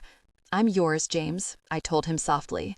His eyelids fluttered briefly as he reached his peak within me. He connected deeply with the sexiest little moan, and I reached my own peak. "Cashmere, really?" he told me with a smile as we caught our breath. I laughed. "So that's what that was called. Good to know." He unwrapped me from the long scarf slowly, rubbing it along my body as he did so. I rubbed against him, always craving his touch, even as my eyes drifted closed and I fell into a hard sleep. I had the dream again and woke up scrambling out of bed in the dark, disoriented and scared. Hard, familiar arms caught me almost immediately, lifting me from behind and carrying me into the bathroom. I had to shut my eyes tight as light flooded the room. We were already naked, so he just stepped into the tub, never letting me go as he turned on the water and leaned back against the edge of the huge tub. I turned into him, wrapping my arms around his neck, clinging as hard as I could. Soothing arms stroked my back, washing and comforting, soft whispers telling me everything would be fine. "I can't stand it. I know it's a dream, but it feels so real," I whispered. I didn't break down, didn't cry this time, though the dream had shaken me as badly as before. More so. "Shh, love, just breathe. The memories will fade. Nightmare memories always do." He said it like someone well acquainted with nightmares. I wasn't surprised. I lifted my head to look at him. He stroked my hair, meeting my eyes squarely. He could communicate so much to me with just those exquisite, tarnished eyes of his. I swallowed hard. Residual fear from the dream still haunted me. The thought of losing him made me desperate and empty and filled me with despair darker than anything I'd ever known, and I was hardly a stranger to dark thoughts. I pulled back enough to move up his body, straddling his hips in the rising water. I traced a finger over that smooth brow, the hollow in his cheek, that perfectly straight nose, those pretty lips, and then across that hard jaw. I cupped his face in my hands, watching him steadily. He pressed his own hands over mine, giving me such a loving look that I melted. "The thought of losing you makes me desperate," I said, shifting our faces closer. My eyes were steady on his when I took the leap. "I love you, James," I said, my voice just a whisper. "So much." His eyes closed for just an instant, and he took a deep breath. When he opened them again, there was such a raw relief there that it made me shake. "Thank you," he said roughly. "I've been waiting for that and wanting that for so long." He stroked his hands over my hair, watching me. his eyes going to that soft, loving place that I'd come to crave and depend on so quickly. He was silent for so long, just watching me and touching me, that I lost our silent standoff. "Do you love me?" I asked him, my chest hurting. "That's a silly question," he said, stroking my cheek. "An unnecessary question. I've never made a secret of my feelings, Bianca. I know you're a skeptic, but you must have realized that I fell for you right away." I leaned my cheek into his hand. "Why haven't you ever said the words then?" He bit his lip. I watched that vulnerable action with rapt attention. I wanted you to say it first, not for pride and not for my ego, but for my heart. I haven't said those words to anyone since my parents died, and I didn't want the first time to be met with a rejection. I was afraid you would get spooked and run again. I preferred to give you time rather than break my own heart. Can you understand that? I nodded, feeling crushed under the weight of my own skepticism. I hated what my baggage had done to him, what it might do in the future, all of the pain it had caused him, because there was no cure-all for my issues. One big one was rearing its ugly head even as I had the thought. "But why?" I asked him, my voice much smaller than I liked it to be. "That's what I don't understand." His brows shot up, and he gave me a genuinely baffled look. "Why? Why do you love me?" His eyes got so soft, changed in an instant from confused and into that impossibly tender look that got me every time. "You want me to break it down for you?" he asked succinctly. I nodded. He traced a finger across my brow. "I can do that. I'd enjoy that, actually. You're my favorite subject, love. I'll start with your eyes. I fell in love with those first. One look was like a punch to the gut. You have these ageless eyes on such a young face. I just knew that you had seen bad things, lived bad things, and from the start, I knew that you could understand pain, understand loneliness and despair, understand feeling hopeless and helpless and alone. I fell in love with your eyes first because I looked into their depths and saw the other half of my soul. That got to me, and my eyes filled with those humiliating tears that I couldn't seem to avoid lately." He traced a tear down my face, giving me his fondest smile. I freely admit that was enough to catch me. And you're going to tell me I'm crazy, but I've been around the block too many times to count, and I was experienced enough to know, right from that first meeting, that I was falling for you. I didn't understand it until after our first time together, wouldn't have given it that name, but that doesn't change the fact that I was lost from then on.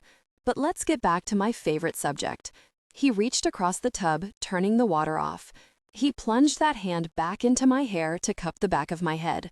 Next, I fell for that hard-won composure of yours, that steely self-control. When I got you to smile at me, or even to acknowledge my presence, it felt like an accomplishment. I've never needed the chase, never wanted it really, but I relished it with you, even knowing that it was trouble for me, that you were trouble. Next, let's see. That's harder to pin down, because that was a lot of things at once. I'll lump it all together and say that I fell for your reaction to me next, your submission. I've never felt anything like this kind of chemistry before. The way you trembled at my touch, that innocent response that you couldn't hide and that I couldn't doubt. And then we made love.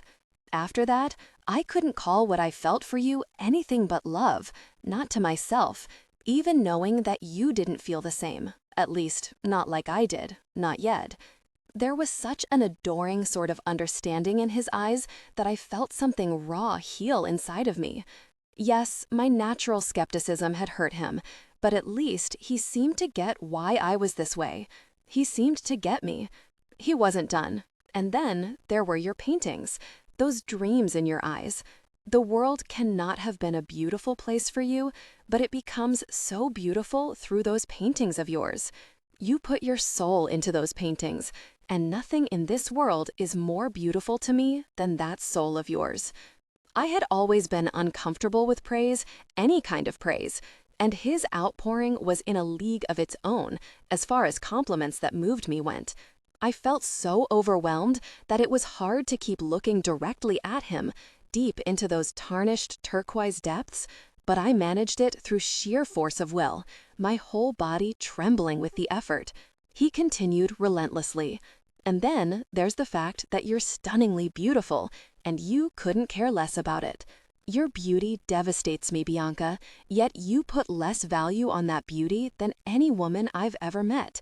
Even if you realized just how stunning you are, which I know you don't, it wouldn't matter to you, wouldn't make any difference at all, and I find that so charming about you. Sometimes I feel like I've made a muddle of it all, he continued. Like all I do is screw up, but I swear to you that I'm trying my best.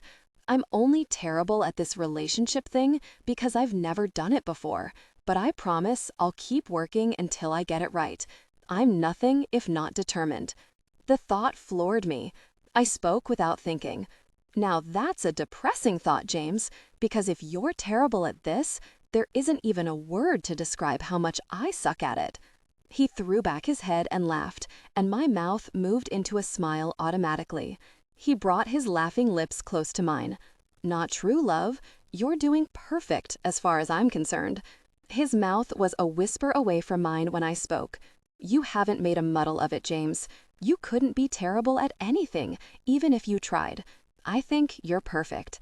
He kissed me, a kiss that started out soft, but as always, our unquenchable hunger for each other quickly took it further. He was gripping my hair and plundering my mouth within hot, drugging moments. I rubbed my wet chest against his. We made love slowly, leisurely, lovingly. I lay my cheek against his wet chest when we finished, kissing my crimson name on his pounding heart. He stroked my hair for long minutes, still intimately close. He seemed in no hurry to separate. I love you, Bianca, he said very quietly. There isn't a thing about you that I don't adore. Even the things that have made it hard for you to let me in hold a special place in my heart. I never thought I'd meet a woman that I couldn't doubt, a person that I could so easily give my trust to. But I know your soul, and it is so pure and clear to me that I feel like I can see right into it. I didn't know how he could say that. I felt so cynical sometimes. But I soaked up his words, loving the way they made me feel. I didn't have to agree with the words to be touched by them. I love you, I told him simply. We were silent for long minutes, communicating only through stroking touches and soft kisses. Eventually, reluctantly, they separated, pulling me flush against him right away. "Can I tell you about my parents?" he asked, finally. "Of course," I said quickly, surprised that he thought he had to ask. "I would love to hear about them. I love to learn about you. You would have liked my mother. She was so passionate, so opinionated, but also kind. She didn't come from my father's world, but she didn't put up with any of the nonsense that the high society set tried to throw her way.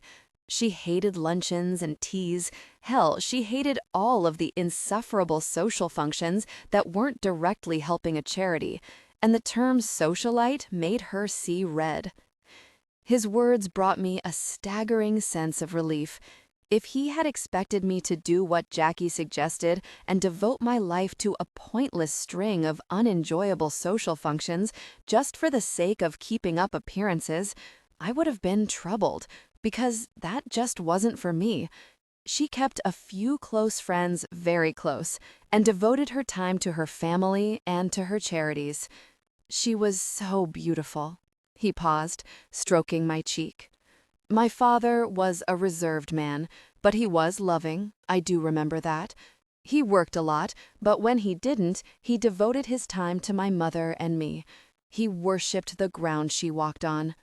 He stroked my hair when he said it, his eyes loving. They had a good marriage. I was young, but even I could see how devoted they were to each other. They would share these looks. Even as a child, I knew that they had something special. As I got older, long after they'd passed, I didn't imagine I could ever find something similar for myself, that I could ever feel something like what they had. I honestly didn't think I was capable of it. Until I met you, I didn't know I had those kinds of feelings inside of me.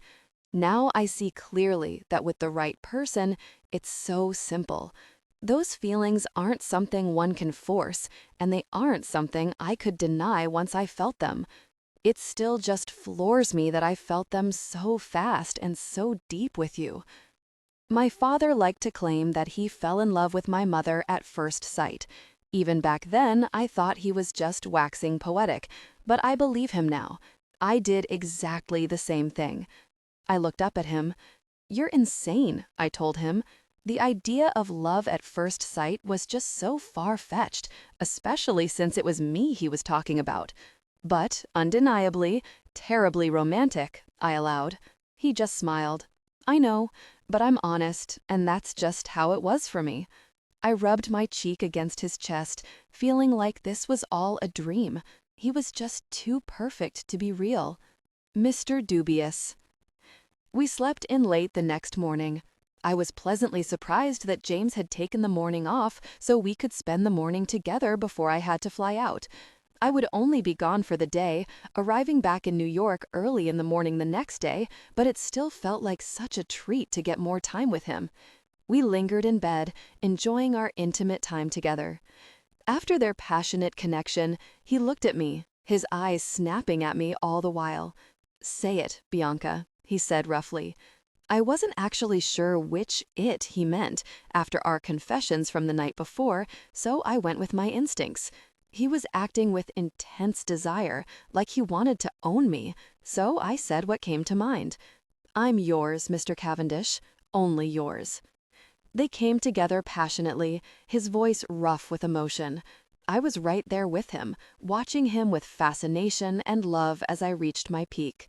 He was tender afterwards, but it was a possessive sort of tender. We showered, and he took over completely, washing my body and hair, as was his custom. I was beyond questioning it. Letting him care for me like that fulfilled a need in both of us, and now I only cherished it, as he cherished me. He dressed me, placing soft kisses all over my body right before he covered each spot with clothes. I ran hungry hands through his wet hair as he tended to me. He dressed me in a dark t-shirt and boxers because I would have to get dressed again in work clothes in just a few hours. We went downstairs for breakfast. It would have been tempting to have breakfast in bed that morning, but I was dying to see Stefan. I needed to make sure he was okay, so we headed to the dining room to eat. James didn't even ask me. He seemed to always understand how Stefan and I worked. I didn't know if he was just that observant, or if Stefan had explained it to him in even more detail than what I'd imparted. The how didn't matter, though, because it was only his understanding that was crucial. I felt my whole body get a little limp with relief when I heard laughter coming from the dining room as we approached. I recognized Javier's laugh first, and the one that joined it was one that was more familiar to me than my own laugh, and more welcome. I smiled at the sound, my step quickening to reach them. James was a silent presence at my back. Stefan stood when he saw me, grinning ear to ear. He was across the room and enfolding me into his arms in a flash. I burrowed into that familiar chest. "Are you okay?" I asked him. He squeezed me. "I'm great. I take it you guys worked it out," I said wryly. "We did." No hesitation. I nodded against him, and after a moment, he let me go to get back to his breakfast. I didn't need to know any more than that. He'd made up his mind, and I could only hope that Javier, who was giving me very cautious glances, wouldn't hurt him again. James pulled my chair out for me, acting the gentleman. "Egg white omelet, okay with you?" he asked me, heading into the kitchen. I nodded, wondering what about me had attracted what seemed to be the last two gentlemen left on the planet. I noticed that Stefan and Javier were eating crepes covered in syrup, whipped cream, and chocolate chips. I was surprised that James even kept the ingredients for that in his house. James returned quickly, carrying a very English tea service. He served us all tea, acting the epitome of the well-mannered English host. I told him so. He smiled. "I get it from my father, English from head to toe. Every cup of English tea that I drink makes me think of him." I thought that was a sweet thing for him to share, and I gave him a sweet smile. He winked at me. I was startled at the response it caused in me. It was a pretty innocent gesture, considering the things he said and did to me on a daily basis, but it still sparked a strong desire in a heartbeat. The man was attractive. We were almost through with our breakfast when I noticed James checking his phone, his expression growing carefully blank from one second to the next. "Excuse me," he said curtly.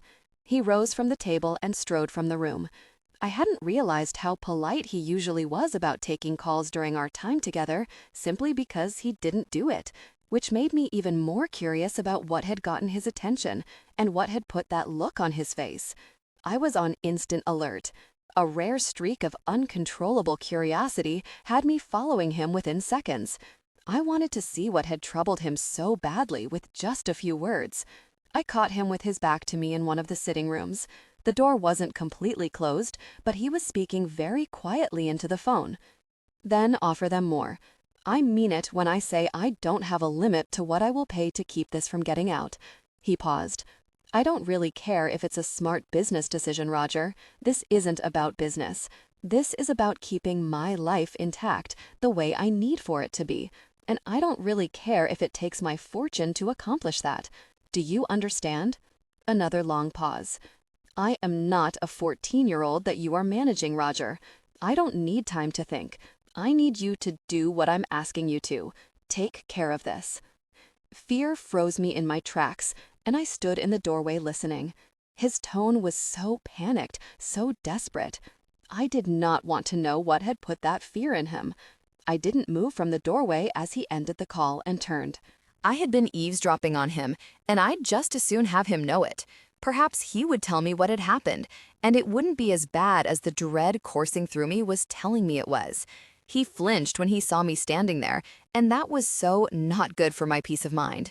We suffered through a very long, awkward silence while he rubbed his temples and I watched him. "Everything okay?" I finally asked him. He grimaced. "It will be," he said. That was all. "Who is Roger?" I asked. Being with James seemed to have added nosy quite firmly to my list of character flaws. An old family friend, a sort of mentor to me, and my lawyer. I thought that sounded ominous, but he didn't elaborate, and I didn't ask him to. If he didn't want to share, I couldn't make him. He moved to me finally. He ran a hand over my hair, grabbing it firmly at my nape. He used it like a handle to tilt my face up to him. There was trouble in his eyes. "Did you mean what you said last night?"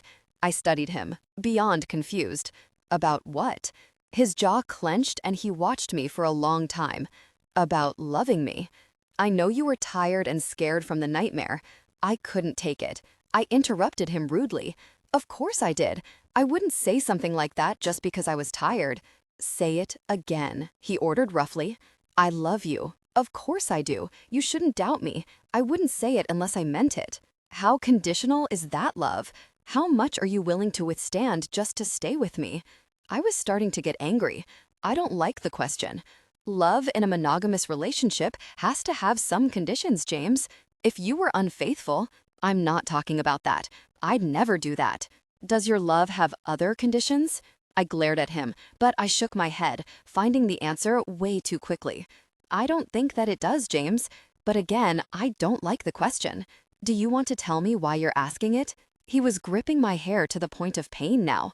I'm asking it because every time I think that we're on our way to building a future together, something from the past gets in the way, and I need to know that won't happen to us again. I thought he was being deliberately vague, but I let it go. I was in no mood to open Pandora's box.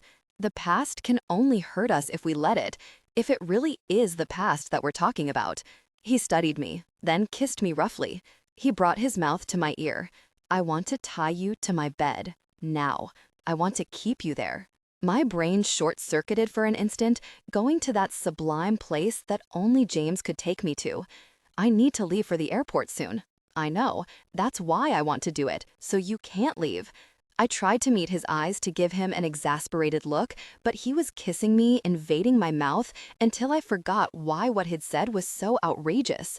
He pulled back only when he'd left me breathless and wanting. "Have you given any thought to your painting career?" he demanded. "When would you like to start planning your first showing?" I had, in fact, been thinking about it. It was a persistent sort of distraction in my brain. especially when I considered that James currently paid much more to have me followed and protected on flights than I was actually earning on those flights. It seemed so wasteful and senseless. I admitted. His jaw clenched when I didn't elaborate. And what are your thoughts? I gave him my little shrug. I'm mulling it over. He gave me a rather pained smile. Well, you let me know when you're done mulling, he bit out. I would love to know your thoughts on the matter. He was obviously upset, but he dropped it after that. We made our way upstairs. I put on my uniform while he put on his ungodly expensive suit. He was ready first, taking another mysterious phone call. He strode from the room, phone to his ear, while I put on a bit of makeup. He was quiet and a little distant on the drive to the airport. He kept me close, a hand in my hair and the other on my knee. The distance was all in his eyes and his expression, which had been very carefully blank since that second phone call. He only came to life briefly when we reached the airport, and it was time to say goodbye. He let the guys file out before crushing his mouth against mine. His kiss was hungry and desperate. We were both breathless and agitated when he pulled back. "Are you okay?" I asked him. He nodded, but that trouble hadn't left his eyes. "Bye," I told him. He got out first to hand me out. "I love you, Bianca," he said. I nodded. "I love you too, James," I said steadily. I didn't even feel the need to panic or withdraw at the words. They already came easily to my lips. I had it so bad. Stefan, Javier, and I were lucky to get a row of seats together for the flight since we were flying space available. We all tried to sleep since we'd be working well into the next morning, but I didn't think any of us got more than a 1-hour nap on the 4.5-hour flight. I woke up from my nap as the plane began to descend for landing, the feeling familiar enough to act like an alarm on my body. My head was pillowed against Stefan's shoulder. I rubbed my cheek against that supple muscle before pulling back to look at him.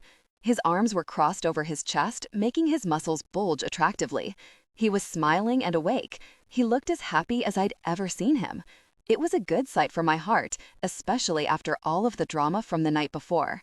I saw that Javier was still passed out, his head pillowed onto Stefan's other shoulder. "Morning, Buttercup," Stefan said softly.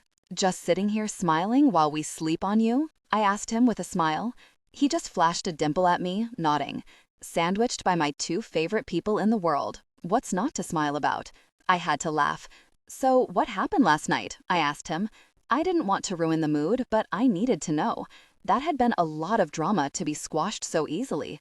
"Javier said he loves me," he said with a very soft smile. I was relieved and confused all at once. What about before that? He grimaced and told me briefly about Vance and the way had bullied Javier. I gripped his hand when he finished. I wasn't sure what to think about all of it. Javier did have a reputation for loving drama, but on the other hand, I'd met Vance, and that one lived and breathed the stuff. I did know one thing, though. Stefan believed Javier with a certainty, and he would feel horrible for not defending the other man, instead walking away when he was being harassed. If that was what really happened, you couldn't have known. He gave me a stern look. "You don't believe that's what happened?" I gave him my little shrug. "You know, I'm more cynical than you. I don't know what to believe, but of course I have my doubts. That doesn't matter though. If you're together, I support that, because it's what you want." He gave me a sad smile. "You shouldn't be so cynical. I have no doubts about Javier, Bianca." I nodded, watching him carefully. "I know, and like I said, that's enough for me. When are you going to learn that I'm not the only trustworthy person in the world?" I didn't have an answer for that, at least not one that he wanted to hear. Nothing but time and consistency would make me trust Javier with Stefan's heart, and the drama of the night before had done nothing but set that time further back, whatever his story was. "You don't think he's good enough for me?" he said, clear reproof in his voice. I had to smile at that. "I don't think anyone is good enough for you, myself included." He just shook his head. We'd been over this, and neither of us ever budged. "I told James that I love him," I told him quietly. I heard the familiar sound of the wheels coming down from the plane. I was surprised that Javier was still sleeping peacefully. Stefan beamed at me. "That's wonderful. Your therapist would be proud." I laughed, hardly offended, since he only spoke the truth. "Aren't you going to ask me what he said?" I asked him. He shook his head without hesitation. "He's been head over heels from the start, Buttercup. I had no doubts. That man worships the ground you walk on. Mr. Callous. We had almost no downtime once we got to Las Vegas. Javert and Stefan said a quick and circumspect goodbye, though I could practically see the heat snapping between them. We shuttled to our airline's headquarters, checked in, and prepped for our flight, though that entire process was hardly uneventful. All of the other crews that we greeted were abuzz with the recent announcement that our airline had filed for Chapter 11 bankruptcy. We were still in business for the moment, but speculation as to what that meant for us was running rampant. I was mostly in shock about the whole thing. Stefan and I shared a very long look that meant we would talk about it later. The shuttle we took back to the airport was so loud with everyone voicing opinions and fears that we couldn't have heard each other over the noise if we'd tried. I texted James. Bianca, did you hear the news about the airline? James, yes. Can you talk on the phone right now? Bianca, it's too loud on the bus. I'll call you from the plane. I had a few brief minutes to call him once we got on the plane, between prep time and boarding. He was very much Mr. Cavendish when he answered the phone. Hello, Bianca. Hello, Mr. Cavendish, I said, because I knew who I was talking to. What do you think of all this bankruptcy stuff? I don't know what any of it means. It sounds really bad, but people are saying that we could still stay in business. I heard his audible sigh over the line. It didn't bode well. If you want my candid professional opinion on the matter, what it means is that the airline will stay in business for around a year before its fleet of aircrafts will be grounded for good. Your CEO has exhausted literally every avenue of funding at his disposal, gone to every connection, large and small, that he has. He refuses to give up control of the airline, and he's never run one successfully, though he has tried several times. He approached me about funding, which is actually why I was on the flight where I met you, but I had to decline based solely on the fact that it would have been a disastrous business decision for me. He was not willing to make any leadership concessions, and I wasn't willing to throw $100 million away on a man with a clear history of failure. In the near future, he continued relentlessly, say the next days and weeks, you will most likely be given an option for a voluntary furlough, and if that fails to yield enough willing candidates, an involuntary one. The airline will be cutting costs and staffing. Any routes that aren't profitable will be aborted within the next month. Any other questions? I felt deflated by his revelations, though I didn't doubt for a second that he knew what he was talking about. Did you know all along that this was going to happen? Yes, he said with no hesitation. It was all only a countdown. The airline has been hemorrhaging money from the start. This is the era of discount fares, and your airline was a startup luxury carrier. Everyone in the industry is just surprised that it lasted this long. Have you given any more thought to your painting career? Just say the word, and I'll have my people prepare your showing. I thought that was rather callous of him.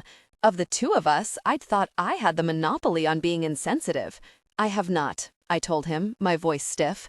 I haven't had time to process any of this. There was a long pause on the other end. Well, I will leave you to it then. I need to go. I'll see you in the morning. Goodbye, Mr. Cavendish, I said coldly, wondering at his mood. When I had called him, I hadn't expected to talk to this callous man. Goodbye, Bianca.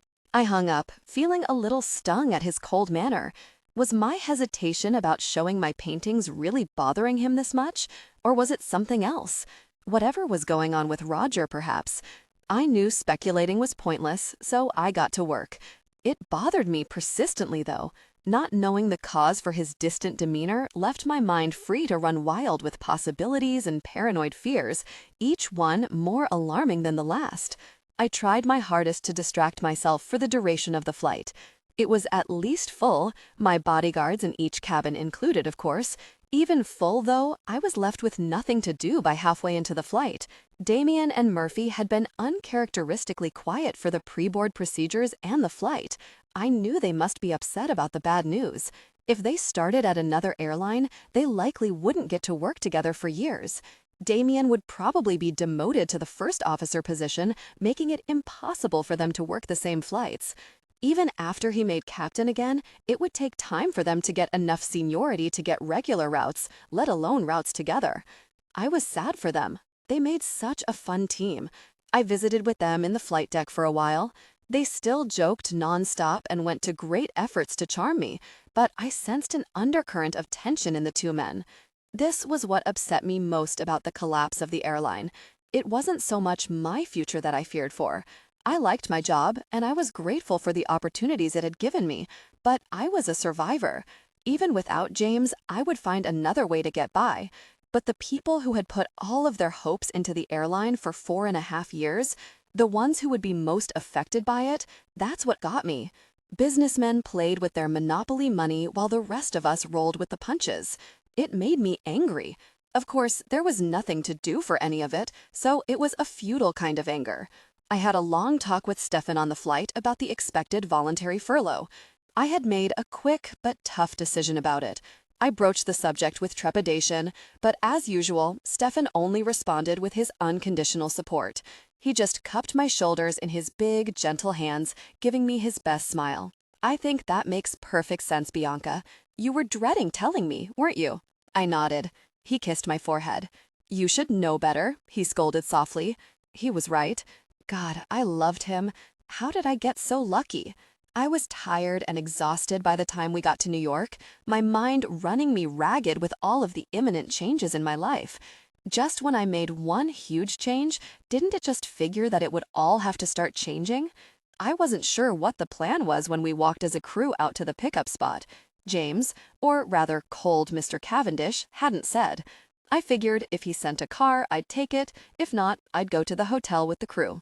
He had sent a car. In fact, he'd sent himself, I realized as he met me at the door, taking my bag and my arm without a word.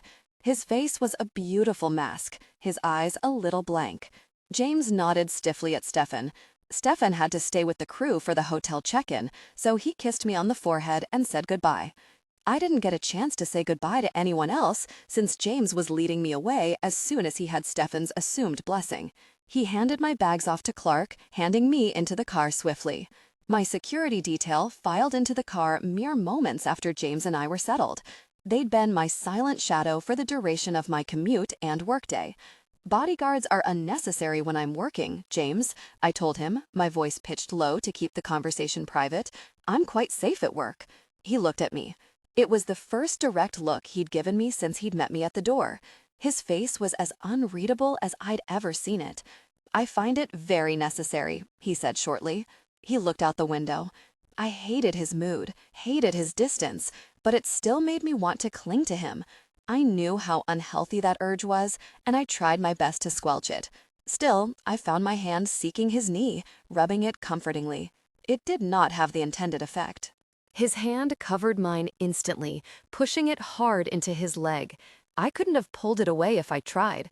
"You in the mood to be pinned to the seat and exposed with an audience, love?" he said, his voice soft with danger. I tried to snatch my hand away, but he held it fast. I didn't answer the ridiculous question, and he didn't say another word, looking out the window, a storm in his eyes. "Are you going to tell me what's going on with you?" I finally asked him quietly. He squeezed my hand, his jaw working. "Bear with me, Bianca. I am going through some rather trying legal issues, and letting you leave me every week tests every last ounce of my self-control." I was silent for a long time, debating if I should tell him about my decision. It seemed rather like rewarding his bad behavior just then, but I had already made up my mind. It just made sense as much as I hadn't wanted it to. The voluntary furlough for flight attendants had already been announced. I'd received the email as we were taxiing into JFK. I had the seniority to keep working even if there weren't enough people to sign up for the voluntary furlough, and it became involuntary. But I saw that as such a selfish thing. I didn't need the job, not as much as so many others did. Perhaps there had always been this solution, and the bankruptcy was just forcing my hand more quickly. I suspected that might be the case, but it didn't really matter anymore. "I'll be taking the voluntary furlough," I told him. I saw his hand shake with a fine tremor. He didn't look at me. I understood that he didn't appreciate that we weren't alone just then. "Thank you," he said very quietly, in an unsteady voice. "I'm doing it because I feel ridiculous having more money spent to protect me at work than what I'm actually making. And because there are people that need the job more than I do, I told him, my tone hard. This was not because of his tantrum. And I would like to begin planning the gallery showing. He nodded, head still turned away. Of course, thank you. I'll set up a meeting for you with Danica when we're in Vegas. She manages both my LA and Las Vegas galleries. She went to bat against my New York team to get your work in her gallery. She's quite a fan. I had a hard time believing that. The idea of having fans was too far-fetched of a concept for me to grasp easily. We arrived at our place via the underground garage, and James walked me into the apartment and up to our room. He watched me from the doorway of the closet as I got undressed for my nap. I can't linger. I really do need to get back to the hotel, since I'll be heading back to Las Vegas with you tomorrow. I just nodded, half undressed, my back to him. I felt him watching me for long minutes before he left. I got ready for bed and lay down to sleep, but it eluded me for a long time. The way James was acting filled me with tension and anxiety. I tried to tell myself that he was just a moody and unpredictable man. That was one of the first things I'd learned about him. But I just knew, deep down in my gut, that it was something bad, something that he felt threatened him, or perhaps threatened us. He had told Roger to offer his entire fortune to protect from the mysterious threat, and I knew that he wouldn't use those words lightly. My phone woke me, and even as I answered it, I knew I'd overslept. I had that groggy feeling that I only got when I took too long of a nap. "Buttercup, you coming out with us tonight?" Stefan asked. I blinked awake. Who is us, and where are you going? The crew is going to Red with the other two crews that are here on a layover. They are driving into the city from the airport hotels. A few extra people are coming into town as well. I talked Javier, Jessa, Marnie, and Judith into flying in for the night. Our morning flight has like 30 open seats, so they'll have no problem flying home with us. It's turned into a kind of bankruptcy party. I talked to James. He said that people could crash at your place and at his hotel. He's even setting up a VIP section at Red for us. He was supposed to tell you about it, but I guess you were sleeping. I had to smile a little at Stefan turning a bankruptcy into a party, but hell, why not? We all have to get up so early in the morning, I told him. It wouldn't do at all to have a bunch of no-shows in the morning. It's fine. It's not like we do this often. Everyone just really needs to blow off steam. I well understood. I felt the same urge. What time do I need to be there? He laughed. In an hour. Get a move on, Buttercup. I did, showering, blow-drying my hair, and getting my makeup on in record time. There was a food tray set just inside my bedroom door when I came out of the bathroom. I ate the turkey burger on wheat quickly, impressed with Marion's efficiency. It was good, stacked with fresh vegetables, a spicy guacamole sauce giving it flavor. Either I was getting used to the fanatically healthy menu, or Marion was especially talented at making healthy taste good. I cleared my plate in minutes, rushing to get ready. I wore red. It seemed appropriate for the venue, and I loved the little dress. It draped over one shoulder, leaving the other bare, and the way it hung flattered my figure. It set off my color just right, and I found the diamond cuffs on my jewelry vanity, which went perfectly. I wore diamond hoops in my ears as well, which may have been overkill, but why not? I had a whole team of bodyguards to keep me from getting robbed. Jackie's system pointed me in the direction of some nude heels with a red sole. These ones came with a note. "This dress needs stilettos. Please, I am begging you to change your mind on the wedge stance. Jackie." The note made me laugh. I was almost beginning to enjoy tormenting that strange woman. I knew some fashionistas, but she took it to a whole new level. The idea that she had chosen every outfit, shoe, and bag so carefully, and then apparently left notes on some of them, just cracked me up.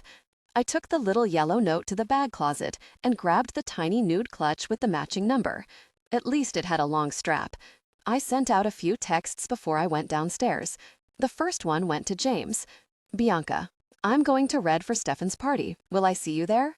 He responded quickly, but shortly. "James, you will." Cryptic man. The second text went to the security contact on my phone. I wasn't sure what the protocol was, but I'd prefer to keep them informed of my actions as opposed to having them just wait for me at all hours. "Bianca, I'm going out, heading downstairs now." The response came back in under a minute. Security. Roger that. I thought that was an odd text response, but I just went downstairs. Blake was waiting for me, wearing a black suit and looking as severe as always. I nodded at her. She nodded back. "The others are waiting for us downstairs, Mrs. Carlson." We got into the elevator. "You know you don't have to call me that," I told her. It was worth at least one try. She looked startled. "Of course, Mrs. Cavendish." I slapped a hand to my forehead, literally. "Don't call me that. Call me Bianca." "That's against my orders, Mrs. Cavendish." Hand to the forehead. Again. "Okay, call me Miss Carlson then, please." "Of course, Miss Carlson." I wouldn't be trying that again. I had most definitely learned my lesson. I was flanked by the rest of my security the second we stepped into the lobby of the swank building. I had the surreal realization as we walked through that lobby that all of the rich people were watching me, as though I was a person of note. I supposed having a team of bodyguards would do that for anyone. Johnny walked slightly in front of me and to my left. He shot me a rather familiar glance over his shoulder, very obviously eyeing up my legs. I blinked slowly, a little shocked that James wasn't just being crazy possessive about the Johnny issue. That had definitely been a look, and he couldn't be guarding me that well if he was that distracted.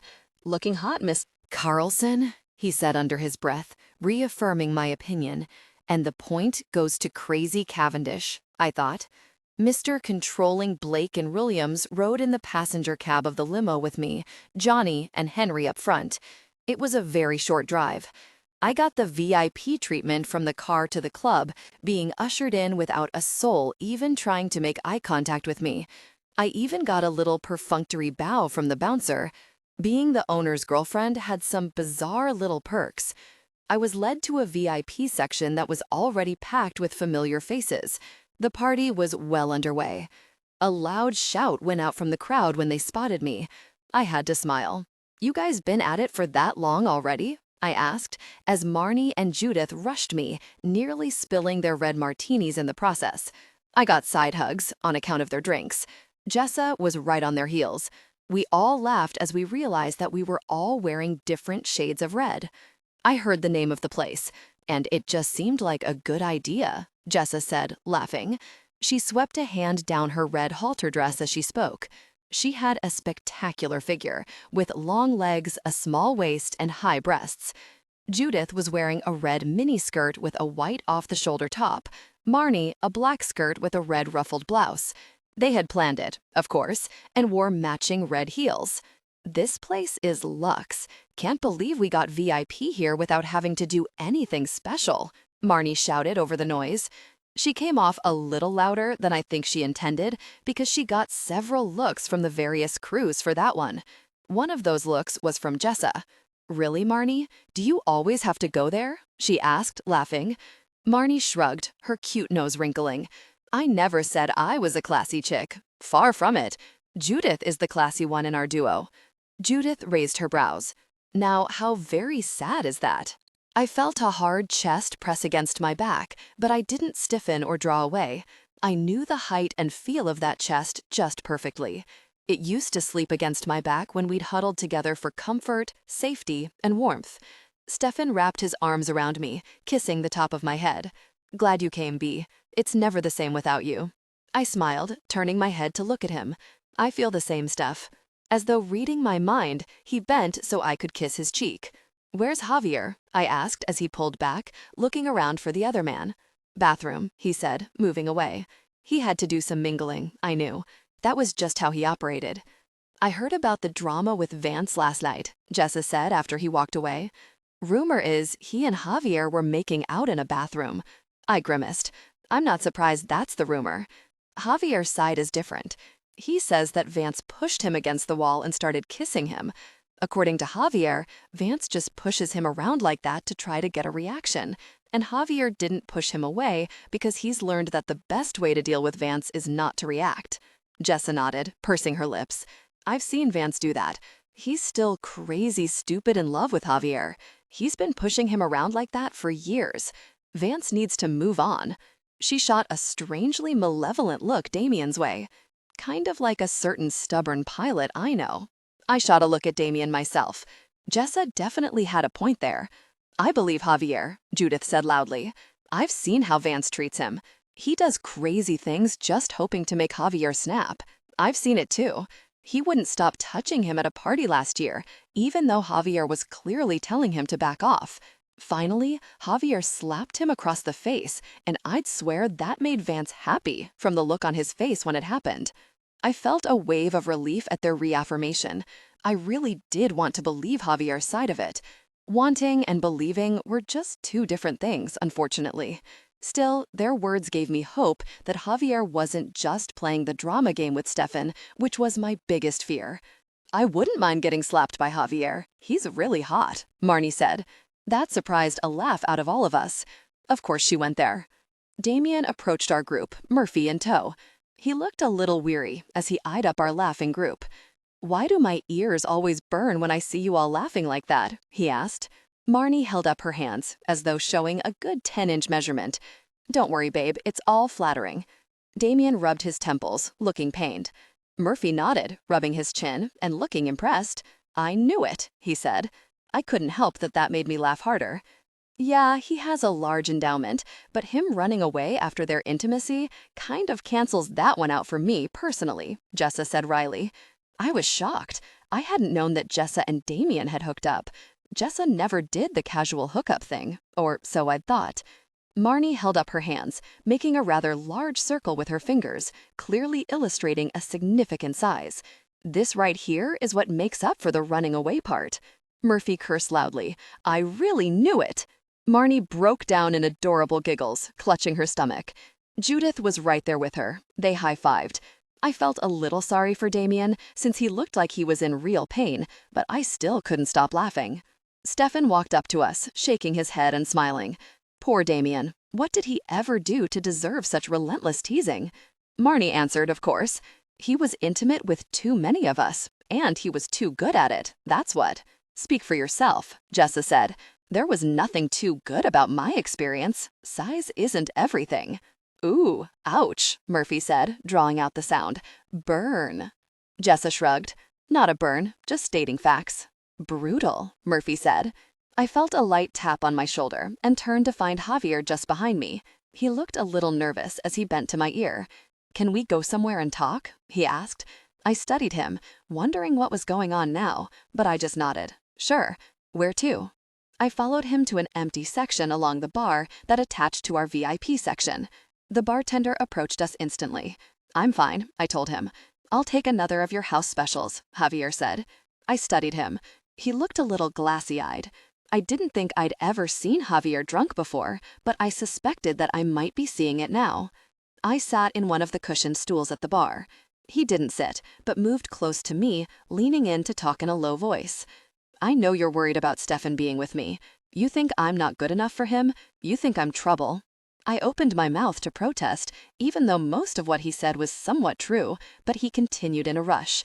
"I get it. I'm not trying to argue with you. I just wanted to clear some things up." I nodded at him to go on. "You don't have to worry about me hurting him, Bianca. If anyone is going to get hurt here, it will be me. I haven't even gone out with a guy since he dumped me, and that was, what, over a year and a half ago? I pined for him, Bianca. I know he's too good for me. I know he's too good for anyone. Every guy I know has a crush on him. He's very near perfect, and I am completely crazy in love with him. I thank God every day that he stays with me. I wouldn't mess this up for anything." I felt a relief at his words that threatened to floor me, but there were still some things that he needed to clear up. What about the Vance nonsense? If he's been so awful to you, why on earth would you still be hanging out with him? He winced. He wrote me a very long, drawn-out letter, talked about squashing our beef and moving on. For once, he sounded really sincere about it, and he and I were friends before we were a couple. He was a good friend, just a horrible boyfriend and a worse ex. His letter had me thinking that we could go back to being casual friends. I wanted that because so many of the guys on his crew are friends of mine, and I'd like for it to be less awkward every time he and I are in the same room. "It's been so long since we were together. I just don't understand why he hasn't gotten over it. Thinking that he finally had was just something I wanted to believe, I guess. It won't ever happen again. I'm so done with him." I nodded. That seemed for the best. I only hoped he meant it. It was like he read my mind. I know you won't trust me right away. That's just not how you work, but I hope that you will eventually. I intend to prove myself. This is it for me, Bianca. Stefan is the real deal, and if he wants me, I'm sticking around. He moved into me, wrapping his arms around me tightly. It should have been awkward, since I was sitting and he was standing, but somehow we fit just right. I hugged him back. I hope so, Javier. You know, the first time you guys went out, he came home with this dreamy look on his face. He was so happy. I know you think I haven't been a fan of yours, but I became a fan that night. There's nothing I'd love more than for Stefan to be with someone that makes him that happy. And you shouldn't downplay his feelings for you. He pined for you too, Javier. I know a lot of guys have a crush on him, but you're the only one he sees. Trust me on that. And I'll be eternally grateful to you for helping him to see that he doesn't need to hide who he is anymore, or who he's with. He squeezed me tighter. I hugged him back. Javier laughed. Look at Stefan, he said. Us hugging has made his day. I pulled back to look. Stefan was across the lounge, standing next to Jessa, grinning at us like he'd just been granted a wish. Javier toasted him with the dark red martini that the bartender had left for him on the bar while we'd been talking. That looks tasty, I told him, pointing at his drink. His brows lifted. Want me to order you one? I shook my head. Alcohol doesn't really agree with me. I don't seem to have a spot between dead sober and crazy drunk. He held the glass out to me. Just taste it.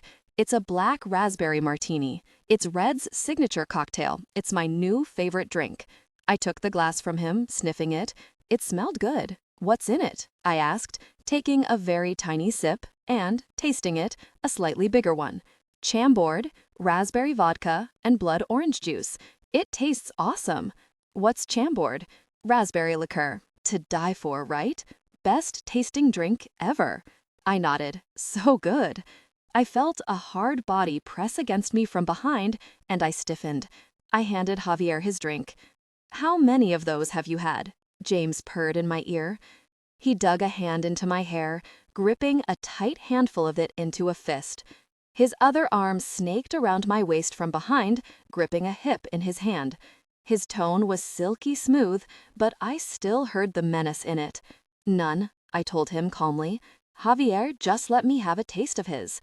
Are you going to drink tonight? He demanded. I hadn't been planning on it, but his tone and his attitude almost had me changing my mind. I hadn't been planning on it, I said finally. That's good, he said, smooth as silk. You know I don't care for alcohol, and I won't be intimate with you when you've been drinking. My eyes shot to Javier. James hadn't bothered to lower his voice, but the other man hadn't seemed to notice. James turned me in his arms, his hold unbreakable.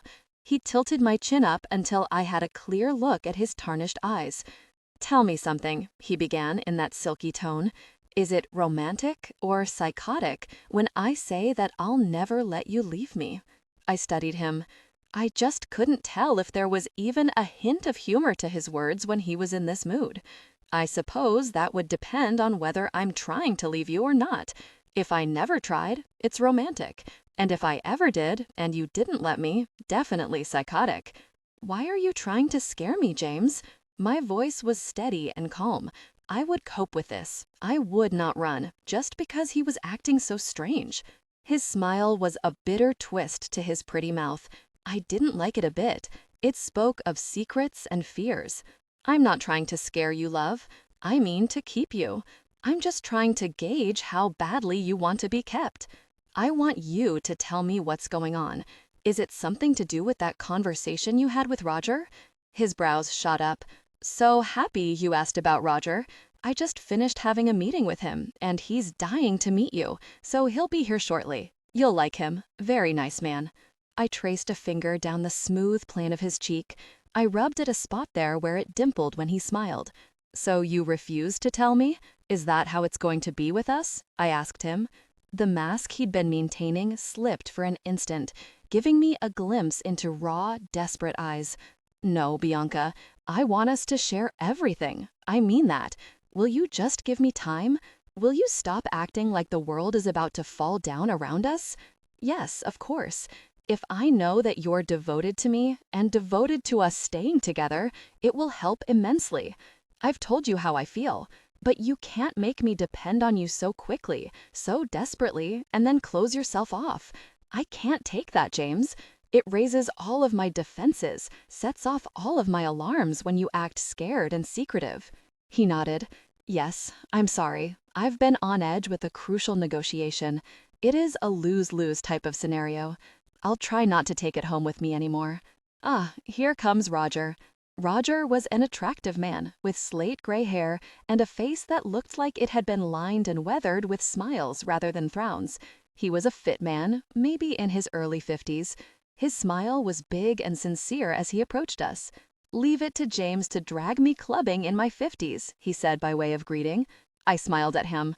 He held out a hand and I pulled back far enough from James to shake it. "I'm Roger, an old friend of the family. And you're Bianca. I've heard so much about you. I begin to see why my young friend has turned over a new leaf." His tone was rich and warm with sincerity. A waiter approached our group, looking nervous and anxious. James leveled a hard stare at him that made the waiter's anxiety understandable. "Mr. Cavendish, sir. Jeff, the manager, needs a moment of your time." James watched the other man, his cold stare the epitome of intimidation. "Really? He needs my presence right now?" "No, sir. He knows you are here, socially. He said it was very important." James smiled a sharp smile that was all perfect white teeth. It was scary. "Tell him I'll be with him momentarily." He nodded at Roger, kissing my cheek roughly. He looked agitated, his jaw clenched. "If you'll both excuse me, I'll be back in a moment. This had better be good. Mr. Curious." We watched him stride away. Roger spoke when he was a good distance away. "Pardon my bluntness, Bianca, but are you at all aware of James' past?" I turned to look at him, meeting his eyes very steadily. "What are you referring to exactly?" He sighed, looking uncomfortable. "He was given into the care of a cousin of his shortly after his parents died. I fought this decision, fought it hard, but I was overturned by his family. I had no legal ability to protect him. I only have my suspicions about his guardian, and it really isn't my place to be telling you this, but in order to understand some of what James has done, I think you should know. I know all about Spencer, if that's what you're getting at. Why are you telling me this?" He studied me. "He told you about Spencer?" I nodded. He looked startled. "It's probably a very good sign that he shared something like that with you. The reason I bring it up, though, is that after he left Spencer's care, he became a different kid for a long time. He was wild and unruly. I barely knew him anymore. Whatever happened with his guardian, it affected him in a very negative way. I don't know if you know this, but he used to be quite promiscuous." I felt my eyes harden as I looked at him. "I'm well aware of that. Trust me when I say that it's been brought to my attention many times. So you know how he used to be? Up until he met you, he had many partners."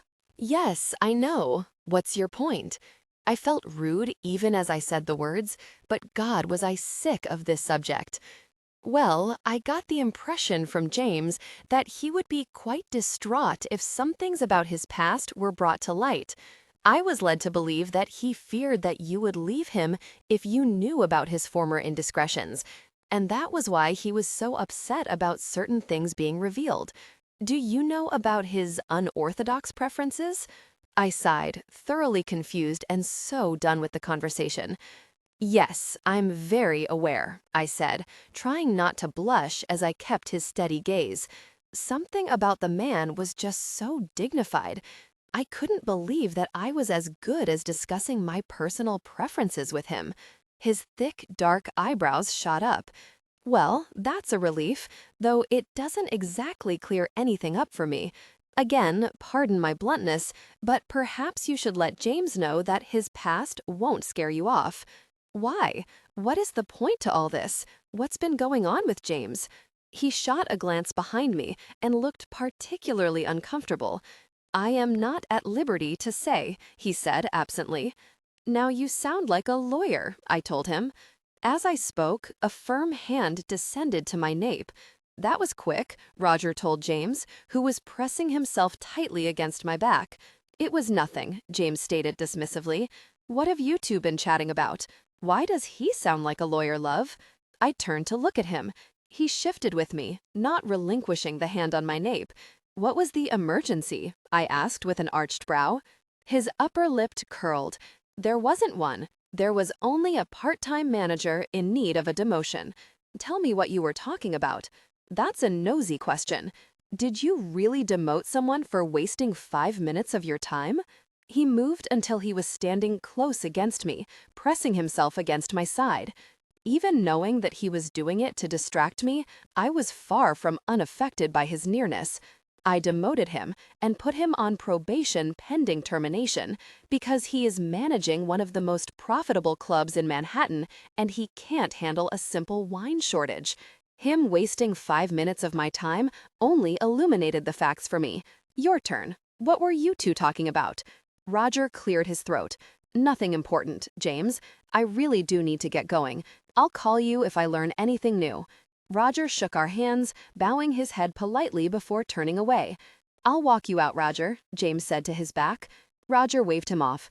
No, that's fine. Get some time with Bianca. It's obvious that you don't get enough of that. Have a good night. Are you going to tell me what you two talked about? James asked me as Roger strode out of sight. I shook my head. Why are you so curious? He moved into me, pressing his front against mine. He bent as though to kiss me. I'm curious about everything you do, Bianca. What do I need to do to get you to tell me what he said to you? I just shook my head at him again. He let out a little growl in his throat, kissing me. It was an overwhelming, possessive kind of kiss. We were in public, in one of his clubs, but he didn't hold back. His hands moved to pull me close, pressing me against him, the intensity of his desire evident. I purred. My hand curled into the lapels of his suit jacket, gripping desperately. He snaked one hand up into my hair, gripping it, then pulling it sharply enough to elicit one involuntary little moan. He pulled back just far enough to breathe against my mouth. You're in the mood for passion tonight, aren't you? He was kissing me again before I could respond, his hand moving to my thigh, pulling me closer so he could press against me. He stopped abruptly, pulling back but not away. My hips twisted against him before I registered that we weren't alone. Oh yeah, we'd never been alone. We were in a club. He pulled back, grabbed my hand, and began to pull me.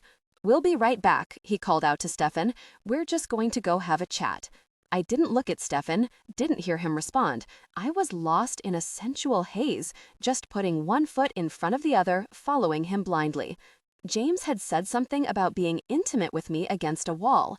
Yes, that sounded perfect. He led me out of the VIP lounge, down a long red hallway, and then another. He pulled me into a large office. There was a man behind the desk typing on a computer. He looked startled at our entrance. Give us privacy, James told him, his voice sharp. The man beat a hasty retreat. James shut and locked the door behind him. Handy that, a lock. He started loosening his tie. When it was untied, he hooked a finger into the hoop at my neck. He pushed my back to the wall, or rather, the door. He reached above my head and I looked up. There was a coat hanger above me, hooked over the top of the tall door. James was tying his tie to it with swift, sure motions. He pulled my arms up and together, wrapping the tie around them, tying more swift knots around my wrists. This took longer, and I watched those skillful hands with rapt attention. This is going to get loud, Bianca. I'm going to be intimate with you so intensely that you scream my name. And you are going to scream so loudly that nobody will doubt just why you're screaming. Would you like to tell me what you and Roger were talking about before we connect intimately? Or will this be a mid-intimacy confession? I just shook my head again. He smiled a very troublesome smile. Mr. Cavendish was about to take the reins. He worked on his own clothing first, pulling his shirt out of his pants, then unbuttoning and spreading his slacks open. He revealed himself slowly, tauntingly. He touched himself intimately while he watched me. He pulled the strapless side of my dress down, saw that I was wearing a strapless bra, and yanked that down too. He bent slightly, his attention focused on my skin, while he slid his hands up my skirt and removed my undergarments. He straightened very slowly when he finished, leaning into me, pushing my leg up, and connecting with me intimately with that same motion. I watched him, and I saw his cold smile when he elicited a sharp little gasp out of me. He moved against me so hard and fast that it did wrench a little scream out of me, a scream that formed into a very long version of the word James. I was on that fine edge when he pulled away, his eyes intense and angry on mine. "Tell me what you and Roger talked about, Bianca," he ordered. It took me long moments to gain any semblance of coherency. When I did, a spark of anger shot through me. "You can't use sex to control me, James. You shouldn't play with my heart like that." He laughed. It was sinister. "Oh, love, it's not your heart I'm playing with. And I'll play with your body whenever I very well please." He moved back against me, and then he was connecting with me roughly again. "Don't even think about reaching your peak," he murmured to me in an almost offhanded way. He moved against me, so hard and so fast, again and again for long moments before pulling away again. I made a noise that sounded suspiciously like a scream of distress when he withdrew. He touched my bottom lip softly with an index finger. "Tell me, Bianca, tell me what you talked about with Roger." "You're being a jerk," I told him after a while. He just smiled that sinister smile and stroked my lips with his finger. "A sadistic jerk." He laughed. "Yes, I am that. Just tell me what you talked about, Bianca, before this gets out of hand." We had a long, silent standoff before I caved. I did it because I'd realized that it wasn't really that important, and because I didn't want to see how far he would go to prove a point just then. We talked about you, James, about your past, about your promiscuity, your preferences. I think he just wanted to know what I knew. He seemed to think that you'd kept me in the dark about it all. I got the sense that he was afraid that something about your past was about to be leaked, and that it was something that would drive me away. Why did he think that, James? What's going on? He cursed fluently. Gosh, Roger. It's nothing, Bianca. It's being taken care of. Someone was threatening to be indiscreet about some of my exploits. I'm handling it. I've been agitated because I've been trying to distance myself from my past, to clean up my image, if you will, for your sake, for the sake of our future, and this leak would have the opposite effect. But as I said, I'm handling it. Thank you for answering my question. He moved against me again. I spoke just as he was positioning himself. "It's not like I had a choice," I muttered sullenly. He connected with me, moving deeply in one hard motion. I cried his name brokenly. "How about I make it up to you with a handful of peeks?" I didn't answer. He already had me incoherent as he made good on his offer. He moved against me relentlessly, one hand pulling my hair, the other providing intimate touch. He brought me over again and then again. He was merciless. I was completely wrung out by the time he reached his peak with a rough groan, connecting deeply within me, the hand in my hair moving to my chin. He gripped it hard as he watched me. He gave me one swift kiss before pulling away. He left me where I was, leaning against the door for support, my arms still tied while he moved to the desk. He cleaned us both as well as he could with just tissues. He kissed me deeply but softly, a romantic kind of kiss, while he untied my wrists. He pulled me against him, supporting me while I regained my balance, massaging the feeling back into my wrists slowly and thoroughly. "I love you, Bianca," he said when he finally pulled back. "I love you too, James, but that doesn't give you a free pass." "No, it doesn't. Being your dom does that, love. I've compromised far more for you than I've ever done for anyone or anything in my life. Controlling you in this intimate way is something I won't be bending on, but I'm pretty sure you already knew that." Mr. Amenable James was in a remarkably better mood as we returned to our group. We stayed for hours, laughing and joking with my friends. He was even friendly with Damien, though the man couldn't get within 6 feet of me without James grabbing handfuls of me to prove a point. Though, if I was fair, he rarely kept his hands off me when we were together, Damien or no. Damien, for his part, was giving James even less of a reason to be jealous than usual. He was distracted and quiet. He spent most of the night shooting Jessa baffled looks. I found not strangely encouraging. Maybe there was something there. It could have been that he just took it personal that she hadn't enjoyed their brief encounter, but I was hoping it was more than that. I caught a little snippet of their conversation as the night was winding down, when Damien had managed to corner Jessa just behind where we'd been standing and chatting with Murphy. "Hey, are we good?" Damien asked her, his voice worried. "We're fine," Jessa replied in a flat voice, sounding anything but fine. "I feel like a jerk. I didn't know you felt that way. Frankly, I thought you'd forgotten about the whole thing, since you never mention it." "Don't worry about it, Damien. One unhappy customer out of 1,000 should hardly mess up your average." He cursed, and I couldn't help it. I glanced over at them.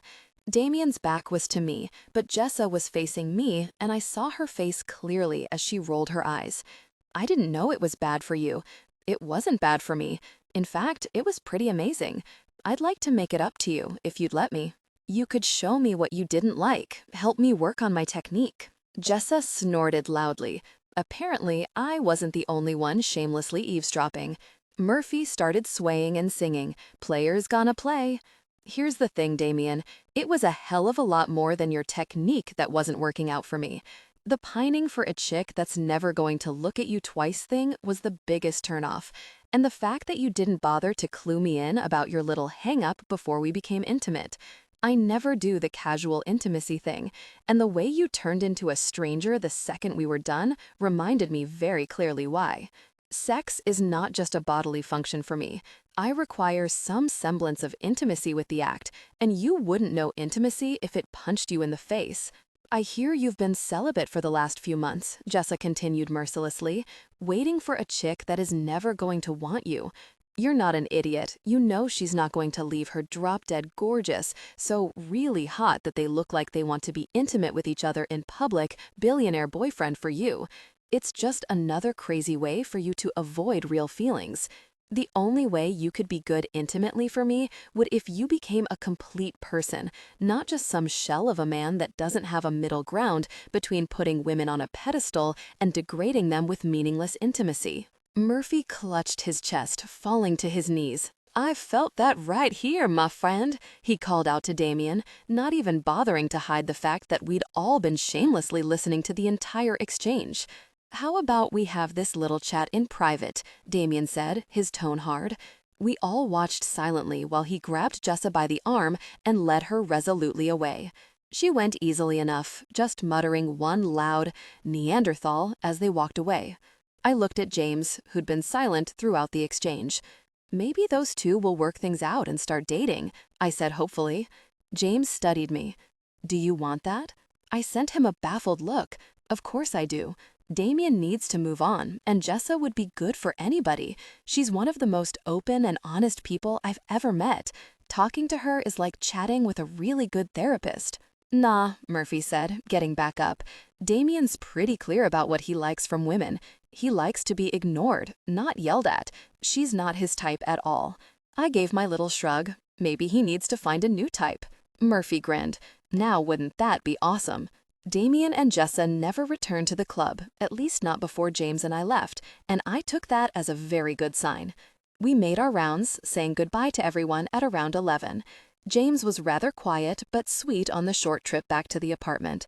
He nuzzled into my neck, placing soft, sweet kisses there. It wasn't his usual style, but I still melted. They came together in passion again before I sank into a deep and dreamless sleep.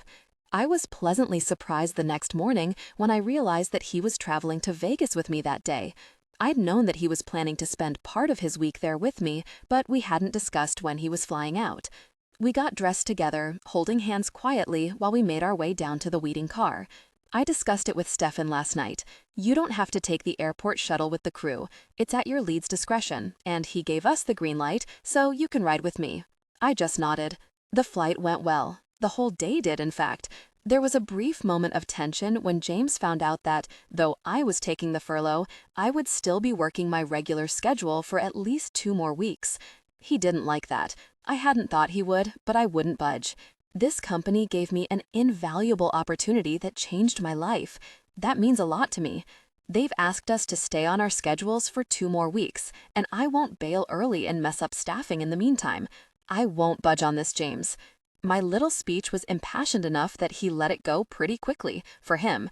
Even if he couldn't understand why I would have a feeling of loyalty towards a company that was on its way out, he at least respected it.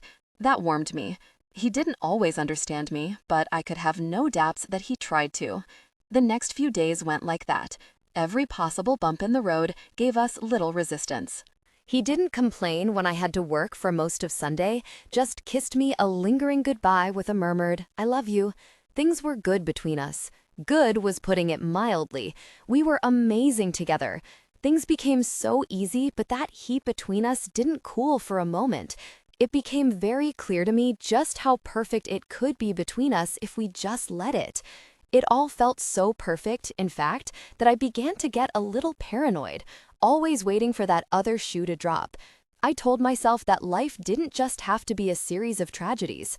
Maybe I could just have this wonderful thing, no conditions. Perhaps life would be blissfully smooth sailing from here on out. I wanted to believe it, but a sick tension never quite left my gut, and my nightmares were more persistent than ever. We stayed at his Vegas home that week, agreeing to stay at my little place on the next Vegas rotation. On Monday, we went out to dinner with the tattoo artist, Frankie.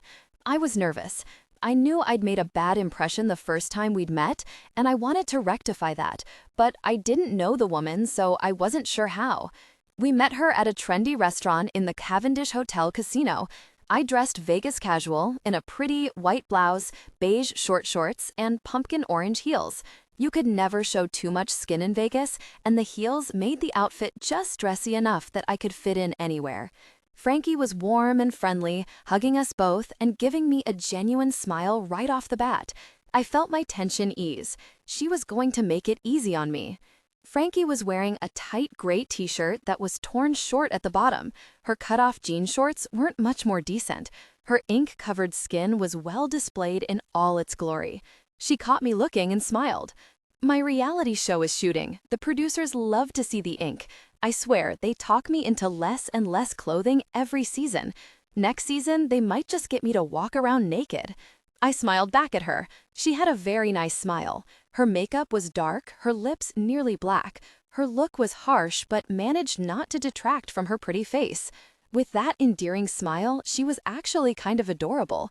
With her corkscrew black curls, she kind of looked like a grown-up goth Shirley Temple.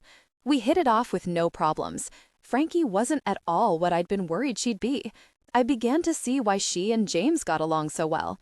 She laid the charm on thick. Add that to her undeniable charisma, and I saw easily why she had her own reality show. I didn't like reality shows. I never saw the appeal to watching people that I didn't like or respect make fools of themselves. But I would have bet that I'd like Frankie's show. "What would I have to do to get you on my table, Bianca?" Frankie asked with a charming smile after we'd been chatting for a solid hour. James made a disapproving noise, and I glanced at him. He was shooting an annoyed look in the other woman's direction. "Don't hit on my girl, Frankie." She raised her hands in a show of innocence, laughing. She was clearly unaffected by his jealousy. "I wouldn't, James. You've got it all wrong. I just think she'd look lovely with some ink on that perfect skin of hers." James looked far from appeased by that. "Knock it off, Frankie." She waved him off. "Oh, chill out, James. I'm really not. I have a girlfriend now, and I've never been happier. Just let me have some fun." I saw his eyes move to somewhere behind Frankie. My gaze followed his. A huge man strode towards us. He was several tables away, but I could tell from that purposeful stride and his intense stare that he was headed our way. He looked sinister and sexy. He had pitch black hair that hung straight to his massive shoulders. He was so big that I would have pegged him for a football player or some kind of professional athlete if it weren't for the way he dressed. He wore a white t-shirt with what looked like some band's logo on the front of it. It was so tight that I could see every ridge in his six-pack and every bit of the extensive tattoos that covered his chest. His jeans looked like he'd been in a war zone. They were so torn up. His arms were covered in full-sleeve tattoos. I thought that he must work in Frankie's tattoo parlor since he was so inked up. As he drew closer, I saw that his hard jaw had a 5 o'clock shadow that looked like it never went away. He had even features with thick brows over thickly lashed eyes, a straight, rounded nose, and a mouth made for sin. He was a handsome devil. He grinned as he drew close to us, flashing twin dimples that were pure trouble. James cursed. "What the heck is he doing here?" he asked Frankie. He sounded very put out. Frankie turned to see who he was talking about, but had the opposite reaction when she saw who approached. She grinned. "Tristan is getting a new tat today. Of course, my producer just had to catch it for the show. They love it when celebrities come into the shop. Your episode is airing in 2 weeks, by the way." Of course he'd made an exhibition out of the tattoos, I thought, as my mind connected the dots. I didn't have time to address the issue, however, before Tristan was on us. His eyes were all on me as he reached our table. They were golden and twinkling, disarming really. I smiled back tentatively, clued into a strange tension from James. Tristan sat at the only empty chair at the table, sliding it until he was sitting almost too close to me. His eyes were warm on me. The infamous Bianca. I have to say, I've been looking forward to meeting you. James and I go way back. I'm Tristan. He held out his hand to shake, and I did automatically. James sucked in a gasp when Tristan raised my hand to his mouth, and he was wrenching my hand out of the other man's grasp before I could react. "Watch yourself, Tristan," James said through gritted teeth. Tristan just grinned, that sinister grin with those troublesome dimples. "Relax, Cavendish. I know she's yours. I was just saying hi. Yeah, well, if you say hi again, I'm going to break your nose. I'd love to see you try, but I'd really hate to make you ruin your manicure." I turned to James, giving him a stern look, and completely ignoring the other man. I rubbed his chest until he looked at me. I didn't say a word, just watched him, willing him to calm, to keep from escalating a small confrontation into something out of hand. After a long moment, he relaxed a fraction, pulling me until I was plastered against his side. It was a while before I looked back at Tristan. He was a strange one, I thought, as he studied us intently, his brow furrowed. "Someone told me you'd fallen over the deep end, but I just didn't believe it." I stand corrected. "You've got it bad, my friend."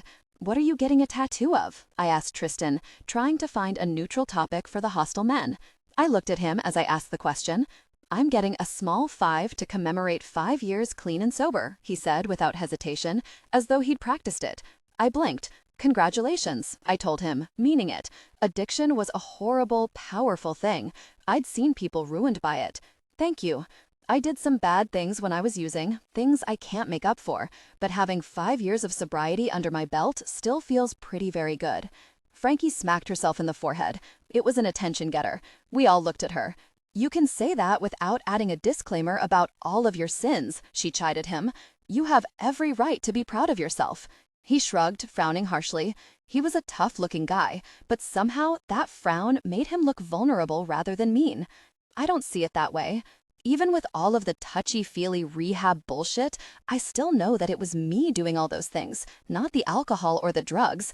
And there are some things a person can't just forgive themselves for, especially when the one I hurt the most can't forgive me either. Frankie cursed, pointing at him. I could tell just from the last 2 minutes that these two had a tough love kind of relationship, but a close one. "I'm calling your therapist just because you said that. You're supposed to be past that by now, and the fact that you aren't says you need to start seeing her more." Tristan ignored her, turning to address me. He had that kind of intense regard that it was difficult not to return. He reminded me of a certain billionaire I knew. He waved a hand between James and me. It was a strangely elegant gesture for such a huge man. "I used to have what you guys have." I found a sub once that suited me so perfectly, I felt a little shocked at his words, referring to our lifestyle so casually and including himself in that life with a few words. I remembered that James had described Frankie as a dom as well. I wondered if they had their own club. Did they meet up once a week for coffee? The whole thing seemed surreal. All of this other, gosh, I do, is just a cheap imitation of that, he continued. She was so exquisite. "What happened?" I asked him. He bit his lush bottom lip. I thought that everything the man did came off sinful. "What else?" he asked bitterly. I really messed it up. I pushed her so hard that I drove her away. If I'm honest, I pushed her away on purpose. Things were getting too intimate, and I couldn't have that. I was the same as every other addict. Being self-destructive used to be a way of life for me. He looked at James. How's Danica? She been doing all right? James sighed, and I studied him as he answered. She's good, as far as I can tell. She's great at her job. I'm actually putting her in charge of all of my galleries, not just the West Coast ones. Beth in New York will have a fit being under her, but I've decided that I need to work less and live more, so my best managers are being promoted in a hurry. You should call her, Tristan. I know you worry about her, so just call her. See for yourself how she's doing. Tristan let out a frustrated breath. You think I haven't tried calling her? I keep tabs on her. That's it. I need to know she's okay, but the woman will have nothing to do with me. Have you tried calling her lately? You know Danica. She won't change her mind. If you contacted her with something other than a casual intimacy on your mind and used that annoying persistence of yours, I wouldn't be surprised if she gave you another shot, James said, his tone idle. Tristan's eyes sharpened on him with that laser focus that reminded me so much of James. Why do you think that? Has she said something to you? James shrugs and grimaced, the arm around my shoulder jostling me with the movement. She's, I don't know, missing something. She's too reserved, too controlled, too very disinterested about every part of her life except for work. And she works too much. I know from personal experience that if you make good money and still get the urge to spend the majority of your life working, it's because something important is missing there. Tristan looked very raw as he studied the other man, his golden eyes holding a familiar sort of tarnish that spoke of pain, but that I found beautiful. Is she seeing anyone? He asked finally, the words sounding like they'd been torn out of him against his will. James sighed. I'm not sure. She was a few months back. I'm not sure how serious it was or if he's still around. She doesn't go out of her way to mention her personal life, and I'm not asking. I just saw him stop by the gallery when I was visiting on business. They're meeting with her tomorrow. Bianca is having a gallery showing in LA. Frankie spoke up suddenly. They haven't set a date for it yet, but I know I'll be attending. You should come as my date, Tristan. He gave her a wry smile. Your little Latin fireball of a sub would scratch my eyes out for that, so we'll make it a group outing. She won't mind that. Frankie addressed me, pointing at Tristan. He's my straight detector. If I'm lucky enough to turn one gay, he flips her straight again. Jerk. That surprised a loud laugh out of me. Tristan shrugged and flashed a dimple at her. Just here to help. Mr. Playful. We lingered over dinner with the strange pair. Tristan ordered food, even though we'd all already finished eating.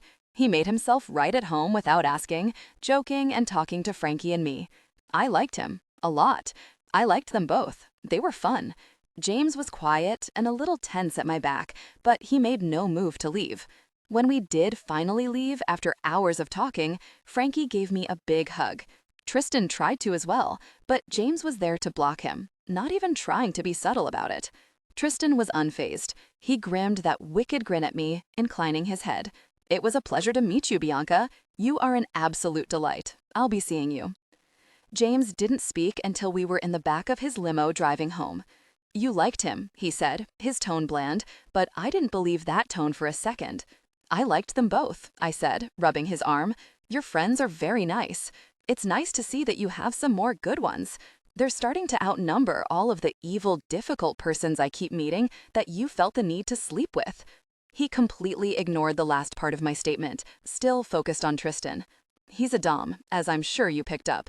Purely BD without the SM. You were attracted to him. Uh-oh. Well, I'm in love with you. I like him, just like I said, as a friend. He's an attractive man, I can't deny that. But that's it, James. You can't think that every dom I meet is going to have some impossible pull on me just because you did. And it was actually that easy. A few reassurances and he relaxed back into his smiling, amenable persona. I thought that boded well for us. The little things were already resolving themselves with ease. We met Danica at the tourist gallery of the Cavendish Hotel and Casino the next morning. Danica managed both the LA and Vegas galleries, which was especially impressive since she looked to still be in her early to mid-20s. With all of the talk the night before, my mind started trying to pair Danica and the physically imposing Tristan up the moment I saw her, and it was almost disconcerting to picture the two of them together. He was so massive and muscular that he could have been an MMA fighter. She, on the other hand, was the epitome of delicate grace. She was maybe 5'7", with smooth, straight, pitch-black hair that fell to her mid-back. She was thin, but she definitely had curves in all of the right places. She had a pale complexion, but her heritage was very obviously mixed. Part of the mix was Asian, but the rest was anybody's guess. At least part Caucasian by her clear gray eyes. Tristan had been right. No one could deny that she was exquisite. She was dressed for business in a pencil skirt and a tidy dress shirt with the sleeves rolled up. She wore flats, I realized, as she stepped out from behind the podium as we approached. I would have pegged her as a stiletto girl just because she was so painfully poised. I saw in an instant why she didn't, though. She had just the slightest hitch to her step as she approached us with a lovely smile. Some old injury, I guessed. It was the most graceful limp I'd ever seen, as though she'd just absorbed the injury and made it a part of her, neither emphasizing or hiding it. That seemingly effortless gait told me a lot about the woman. She looked delicate, but there was steel in her. "So nice to finally meet you, Bianca. I've been privileged to get the distinguished honor of being your first big fan. More will come, though, I can assure you." "Hey now," James said, shaking her hand with a smile. "Don't discount my adoration of her work. Remember who discovered her." She inclined her head. "Touché, James. Please, follow me. We have a lot to discuss." We sat at a large conference room at the back of the Swank Gallery. Danica pulled out a huge leather binder, and I only realized that it was a portfolio of my work when she flipped it open. Let me start by saying that art is my life, and I simply adore your work. It is, however, a rather eclectic mix of paintings. This can be handled in a number of ways. My personal preference would be to divide all of the different themes by rooms, since we have so many paintings to work with, and we will be utilizing every room in the LA space for the showing. I nodded. That sounds good. She looked a little nonplussed, as though she'd been expecting an argument. Well, that was easy. If all of the issues are that easy to resolve, we can schedule a showing for next week.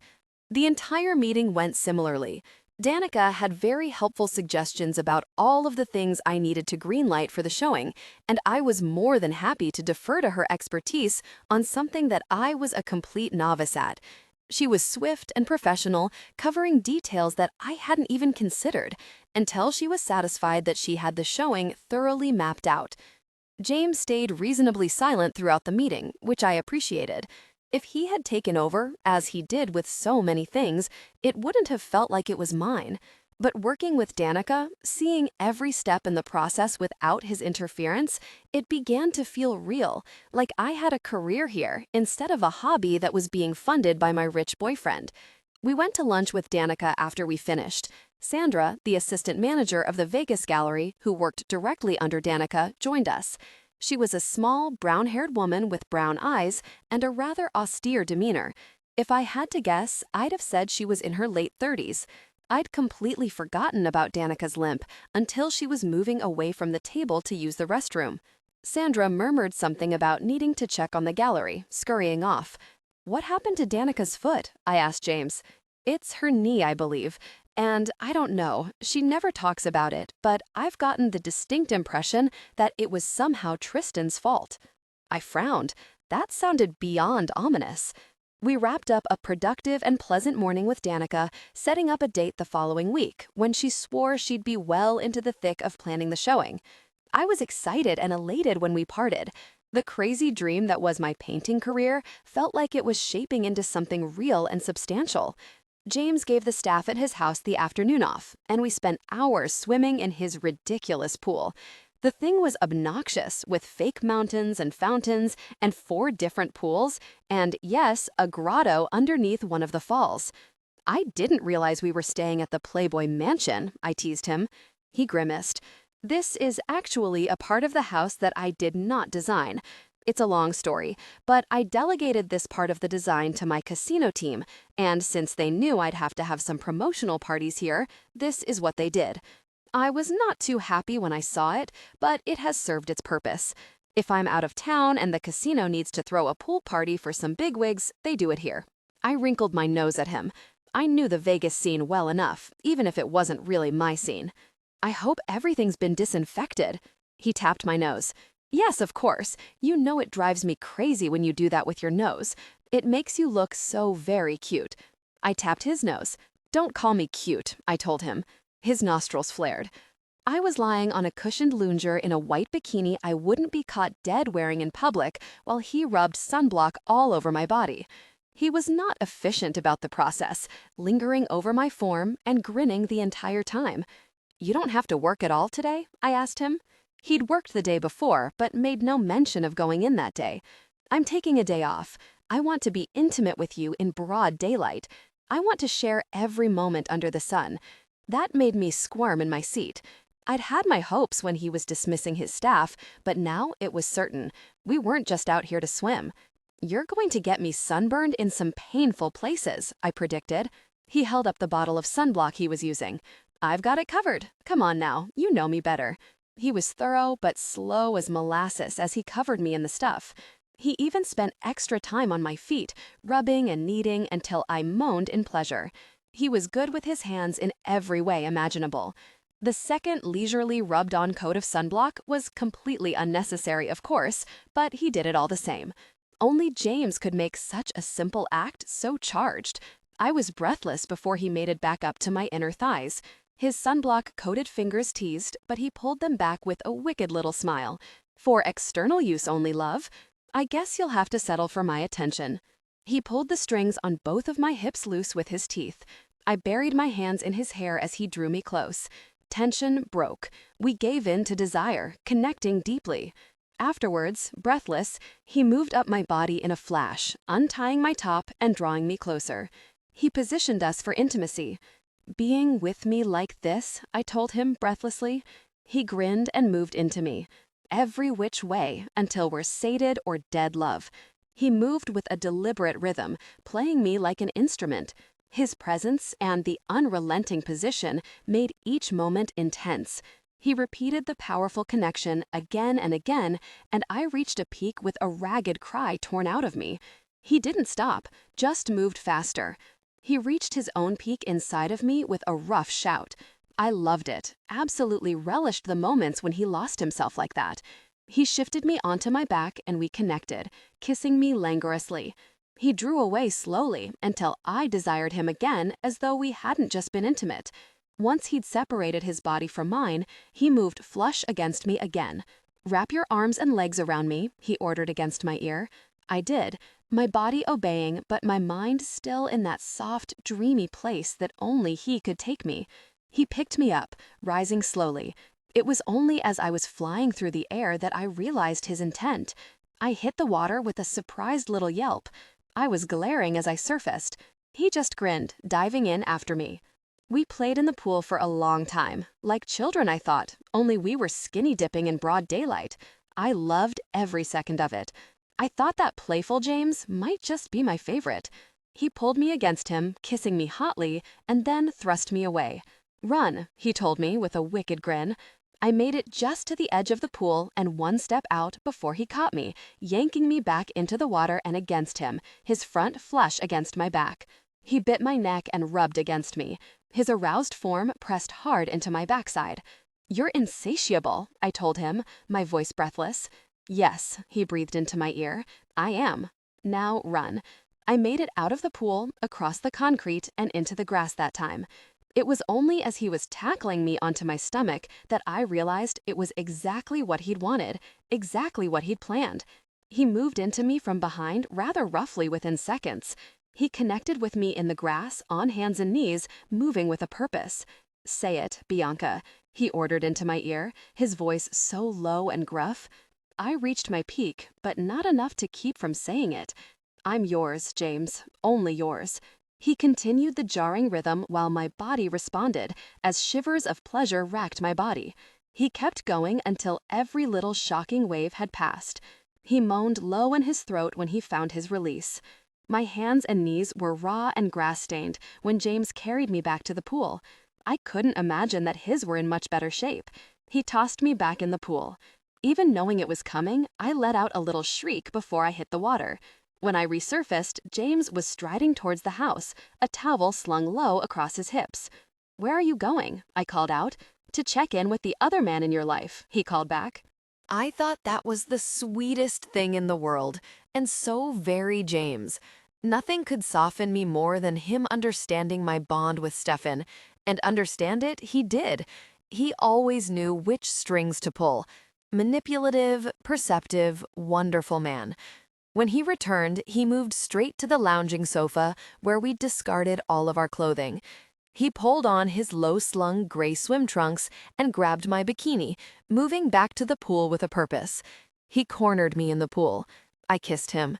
"Thank you for being so understanding about Stefan. That means everything to me. I have nothing but love for that man. If I have to share you with someone, I'm glad that it's him, and I will do anything it takes to stay on his good side. I know that a happy Stefan is a happy Bianca." He gave me one hard kiss and began to slip me back into the tiny series of strings that he called a bikini. "The guys wanted to hang out," he continued, "so I told them to come over." Not sure how he did it, but Stefan turned the whole thing into an impromptu pool party. I don't even know who's coming. I may have met my match. That man is cunning. That made me smile real big. Talk about the pot calling the kettle black. "I need to go put on a cover-up or something," I told him. "If we're having a party, I'd rather not be showing this much skin." He eyed me up, running a tongue over his teeth in a luscious display. "Yeah, I agree. I'd rather not share this much of your skin with company, especially since I don't even know who's coming. I can't even tell you the havoc that will wreak with security. A last-minute party with no guest list?" He shook his head, then smiled suddenly. "I guess that's why I pay them so well. Now, let's go get you a cover-up." Stefan and Javier arrived first, not even 30 minutes later. They were both already in their swimsuits, shirtless and smiling. I eyed the 3 hot, half-naked men around me. "What did I ever do to get so lucky?" I asked. Stefan flashed a dimple at me, and that dimple was always mischievous. He picked me up, running through the house with a happy shout. He never had been able to behave himself around water. Unlike James, Stefan jumped in, still holding me, rather than throwing me.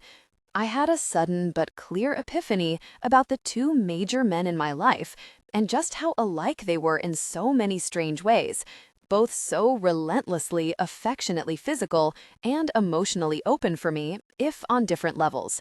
Stefan didn't let me go even when we're both in the water, just cradling me to him and smiling. "Who did you invite to this?" I asked him suspiciously. I could just tell by the look on his face that he was in an ornery mood. His huge grin at the question only confirmed it. "Wrong question, Buttercup." I pulled his hair lightly. "What's the right question then?" I asked. I knew this game. "Who didn't I invite?" I heard a bark of a laugh behind me and craned my head around to see James striding back to the house. "If it's going to be that sort of a party, I'll at least have it catered," he muttered as he walked. "And I don't suppose a house full of pilots and flight attendants won't want an open bar." I had to laugh. He'd assessed the situation accurately. If Stefan had sent out a blanket invite to everyone he knew, we were a few minutes away from having a house full of pilots and flight attendants, and they would be drinking. The first few people to arrive were complete strangers to me, and it felt beyond awkward meeting new people wearing a tiny bikini and a tiny, sopping wet cover-up, but I tried to play it off. I shot Stefan a glare. "Do you even know who they are?" He shrugged. "I think they're pilots. Murphy's friends? They look vaguely familiar." James dove into the pool, his form perfect. He swam straight to me, staying underwater until he reached me. He grabbed me around the waist and dragged me from where I was huddled with Stefan. He cornered me against the side of the pool. "Stefan gets to play host tonight, since this was his idea, and I plan to spend my entire day touching you, so I'm very well going to do it." I had no problem with that. I just smiled at him. Mr. Scandalous. Of course, a party at a swank mansion with an open bar attracted a lot of people, and within an hour, the place was packed. I recognized maybe a third of the people that swarmed into the pools. Our usual group ended up hanging out with us, taking one of the large pools to ourselves. Marnie and Judith were there. I'd figured they would be. If they were in town, you couldn't drag them away from a good party. Marnie, however, wouldn't get in the water, which was unusual for her.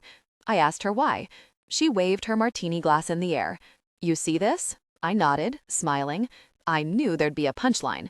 This is not a martini. This is a middle teeny, 'cause I'm on the rag, folks, and it is a heavy flow day. Oh, Murphy cried. TMI, Marnie, TMI. I picture things. Well, picture that whole pool turning red if I take one step in. Every man within 10 feet groaned in disgust. Except for Mr. Beautiful, who didn't seem to have a squeamish bone in his body. He just laughed. Women are disgusting, Murphy told her. And what does it say about me that I'm kind of turned on right now? You want a shot at this? Marnie taunted him, waving a hand at her cute little body. Liz told me you were good in bed, but I'll warn you right now, if you don't satisfy me, I'm spreading the word. Murphy slapped his forehead. How am I supposed to perform under that kind of pressure? She pointed at him. If you can't perform under pressure, that's a deal breaker. If this makes you nervous, what will you do when I introduce my more adventurous side? The pressure hasn't even begun. Take it or leave it, Captain. Murphy's eyes widened comically. Will you call me that while we're together intimately? That might help my performance. She gave him a smart little salute. Aye, aye, Captain. She shouted the words, but could still barely be heard over the sounds of all of us laughing. The funniest part was, I had no idea if they were actually joking. Murphy turned to Damien, holding out his hand as if to shake. Well, finally be connected by shared experiences, mate. I've been looking forward to this day. Damien just shook his head, looking pained. He was particularly quiet tonight, chatting up Jessa in the corner of the pool. So wrong, he muttered. Murphy threw his arms up in the air. Is that too crass? How about sharing stories? Can we share stories now? What does that even mean? I asked James, figuring it was a guy thing. He grimaced. It's a really crude way of saying that they were intimately involved with the same woman. Judith held up 2 fingers to Murphy, bouncing over to him in the pool. Shared stories. They began to have a long mock sword fight with their fingers. Your friends are a riot, James told me, but I can't imagine they weren't a shock to a virgin. I gave him a look. I was a virgin, but I've seen plenty, James. I was on the streets as a young teen. I was past the ability to be shocked before I was 16. I think that Judith and Marnie were more shocked at my virginity than they've ever managed to shock me. He laughed. I can well imagine. They tried to relieve me of the condition for months. I had to really chew them out to get them to stop. His face darkened. I'm glad they didn't succeed. The idea makes me feel violent. I rolled my eyes. They didn't even close to succeeding. They were trying to connect me with guys that they had been intimately involved with. Murphy is earning his adventurous reputation tonight. Marnie shouted loudly. I looked at James, who had me crowded against the side of the pool. What does that mean? I asked him, knowing it was something kinky and that he was the expert on kink. He grinned, moving close against me. When you share intimacy with a girl during her period for the first time, that's called earning your adventurous reputation. I'm going to earn my adventurous reputation with you. I felt like I blushed from head to toe. I had to look away. I didn't know how, but he could still manage to shock me. He gripped my chin and turned me back to look at him. So, you've never done that before? I asked him. He shook his head. And people actually do that? He shrugged. I'm going to. I wrinkled my nose at him. You are so kinky in the strangest ways. I just kind of assumed that people just stopped doing stuff during that time of the month. He laughed. Look at you. You can't even say it. I won't be going a week without intimacy just because you have your period, I can tell you that much. And I won't be going a week without sharing intimate moments with you either. So yes, I'll be earning my adventurous reputation soon. I flushed hotly. The idea was so embarrassing, but the fact that nothing about me was a turn-off for him was still always kind of a turn-on for me. He grinned, gripping my chin in a hand and leaning in close. Words can't even express how much I love to put that scandalized look in your eyes. Why doesn't that surprise me? I whispered back, still blushing. God, you guys are good at flirting intensely with each other, Marnie shouted at us, just making me flush harder. Get a room. I might not be in the mood when I'm on my period, I told him, ignoring Marnie. I can get tired and grumpy. He laughed, unfazed. Oh, trust me, I'll get you in the mood. Knowing him, I could hardly doubt it. I need to go to the bathroom, you kinky jerk, I told him. He made an embarrassing show of getting me out of the pool, drying me, and putting my cover-up on. My friends cheered him on, and I flushed. He even tried to walk me to the bathroom. I gave him a level stare. James, I can go to the bathroom by myself. He looked none too happy about it, but he handed me a key from the pocket of his swim trunks. Use the one in our bedroom. It's locked. I just nodded and walked off, keeping the towel wrapped tightly around my chest. After I finished and came back down to the main floor, I was particularly surprised to find one partygoer that I did recognize, but that I certainly hadn't expected to come. Hi, Melissa, I told her. Melissa was drinking a martini and looked to be flirting with a bartender in one of the makeshift bars that had been set up around the house. She sent me a pretty disgusted look for someone partying at my boyfriend's house. Bianca, she said with a sneer. I'm not sure if it was her venom or if it was the nerve of her bad attitude at this particular location, but that sneer just seemed to snap the class right out of me. I grabbed her arm, pretty much dragging her into the nearest room. It was some sort of entertainment room with a giant TV mounted on the wall, theater seating, and a long sofa set up at the back of the room. I'd only seen the room once before and briefly when I finally gotten the full tour of the house. A couple was making out on the sofa. I ordered them out like I owned the place. They seemed to think I did because they listened and obeyed without a protest. I shut the door behind them and turned to Melissa. Okay, let's hear it, I told her in my coldest voice. What is your problem? Do you dislike me, or is your personality just this horrible in general? Normally being disrude to someone literally made my skin crawl, but I didn't seem to be having any problem with it just then. She folded her arms over her chest and glared at me, the look more pouty than convincing. It's you. You are just the type of woman that I absolutely despise. I raised my brows at her. I wasn't surprised that she didn't like me. That was hardly a shocker. She hadn't been keeping it a secret. But I rarely found myself described as a type. Unless maybe it was the distant, reserved type. And that type rarely inspired this kind of animosity. I didn't have to ask her what she meant. She was more than happy to elaborate. You act like a prissy, difficult person. You look down on the girls that want a sugar daddy, but you are just like us. You're playing the same game I am. You're just less honest about it. That is what I hate.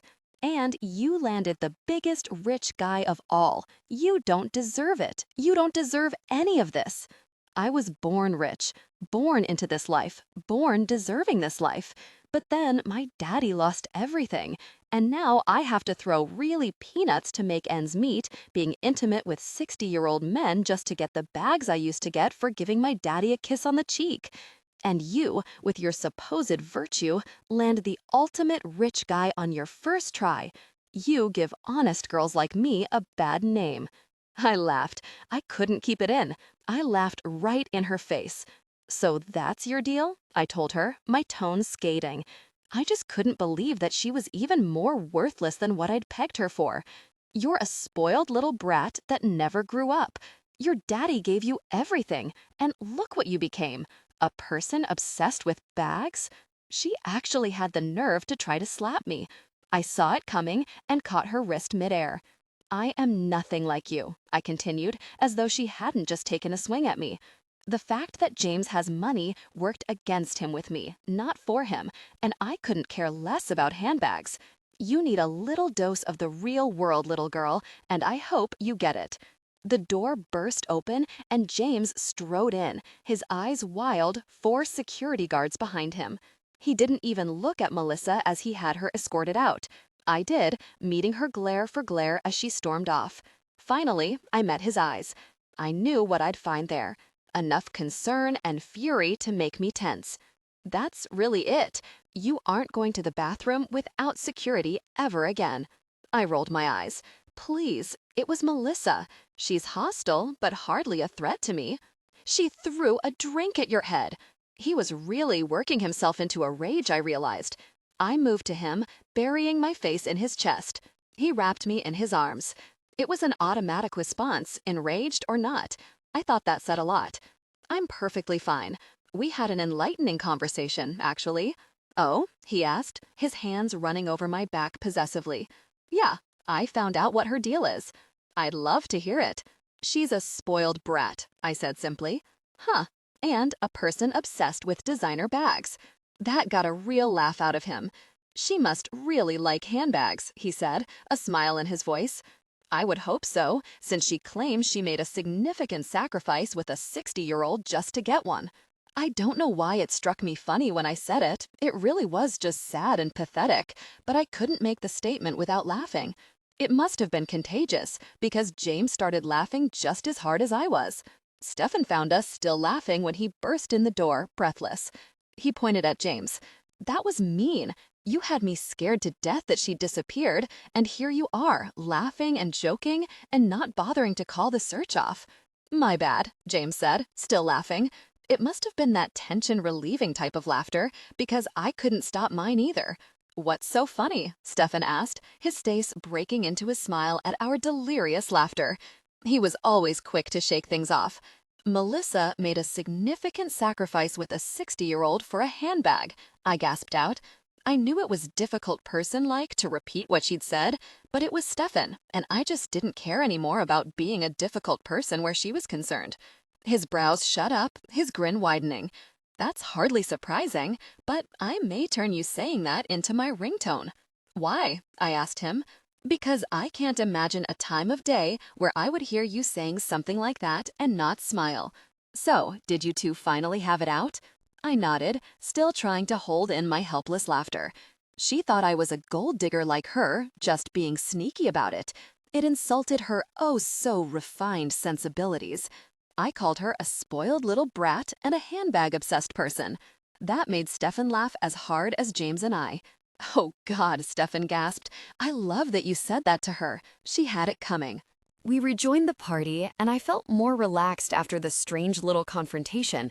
I hadn't imagined that having it out with Melissa would actually turn out to be a tension reliever for me. Maybe I needed to do that more often. We didn't tell our other friends about Melissa's little confession. That would have felt like petty, mean gossip, even if it were the truth. Melissa's character spoke for itself. I didn't need to be its messenger. Mr. Distant James came home from working on Wednesday strangely tense and quiet. He was intense as they came together intimately that night, his eyes full of something.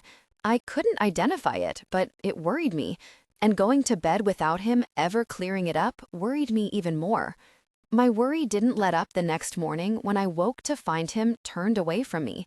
He was nude, a whisper of a sheet playing low on one dusky hip. Even concerned, I had to admire that sleek play of muscle along his naked side. I never got to see this side of him. I stroked his hip with a hand. He flinched away, still sound asleep. My first instinct was to back off, to give him space. I could well understand the need for space, but I was beginning to understand him well enough to know that space wasn't what he wanted, or even what he needed. I pressed my body against his back, rubbing my hand over that sexy golden hip. I nuzzled into his neck. He stiffened, then relaxed against my touch. "Bianca," he moaned. I had to check again to see if he was sleeping. He was. "Bianca," he said again in a rough whisper. "Stay, Bianca, stay, please." I stroked his hip and kissed his neck. "I'm not going anywhere, love," I told him reassuringly. That seemed to help. He relaxed against me, and I hugged his back and burrowed into him. It was an hour before he had to wake up, so I drifted off again, still clutching him. When I awoke again 2 hours later, James was long gone. I worked that night, flying to JFK for our usual layover, James occupying his customary seat in 2D. He'd come to the airport directly from his casino, so we didn't even get to see each other before the flight. He seemed fine, just a little quiet and reserved. It was a full flight, and he was asleep before I'd finished my service. I stewed about it, worried about him and his mood swings. The crew is going shopping tomorrow, Stefan was telling me. Canal Street. Canal Street was the designer knockoff capital of the US. Every crew we'd ever worked with made at least one trip a month there. You up for it? We were eating our crew meals in the galley. I shook my head, chewing and swallowing my food before I answered. No thanks. I had other plans tomorrow, plans that made me nervous and gave me a whole other reason to stew.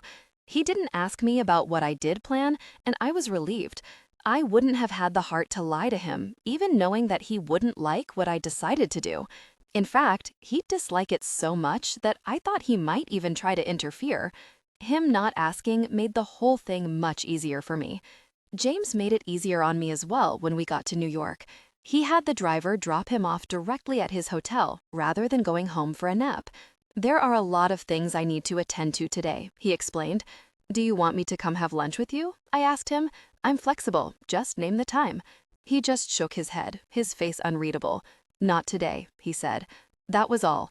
It was when he just gave me a brief kiss on the forehead, not even looking at me before he got out of the car, that I knew for certain that something was wrong.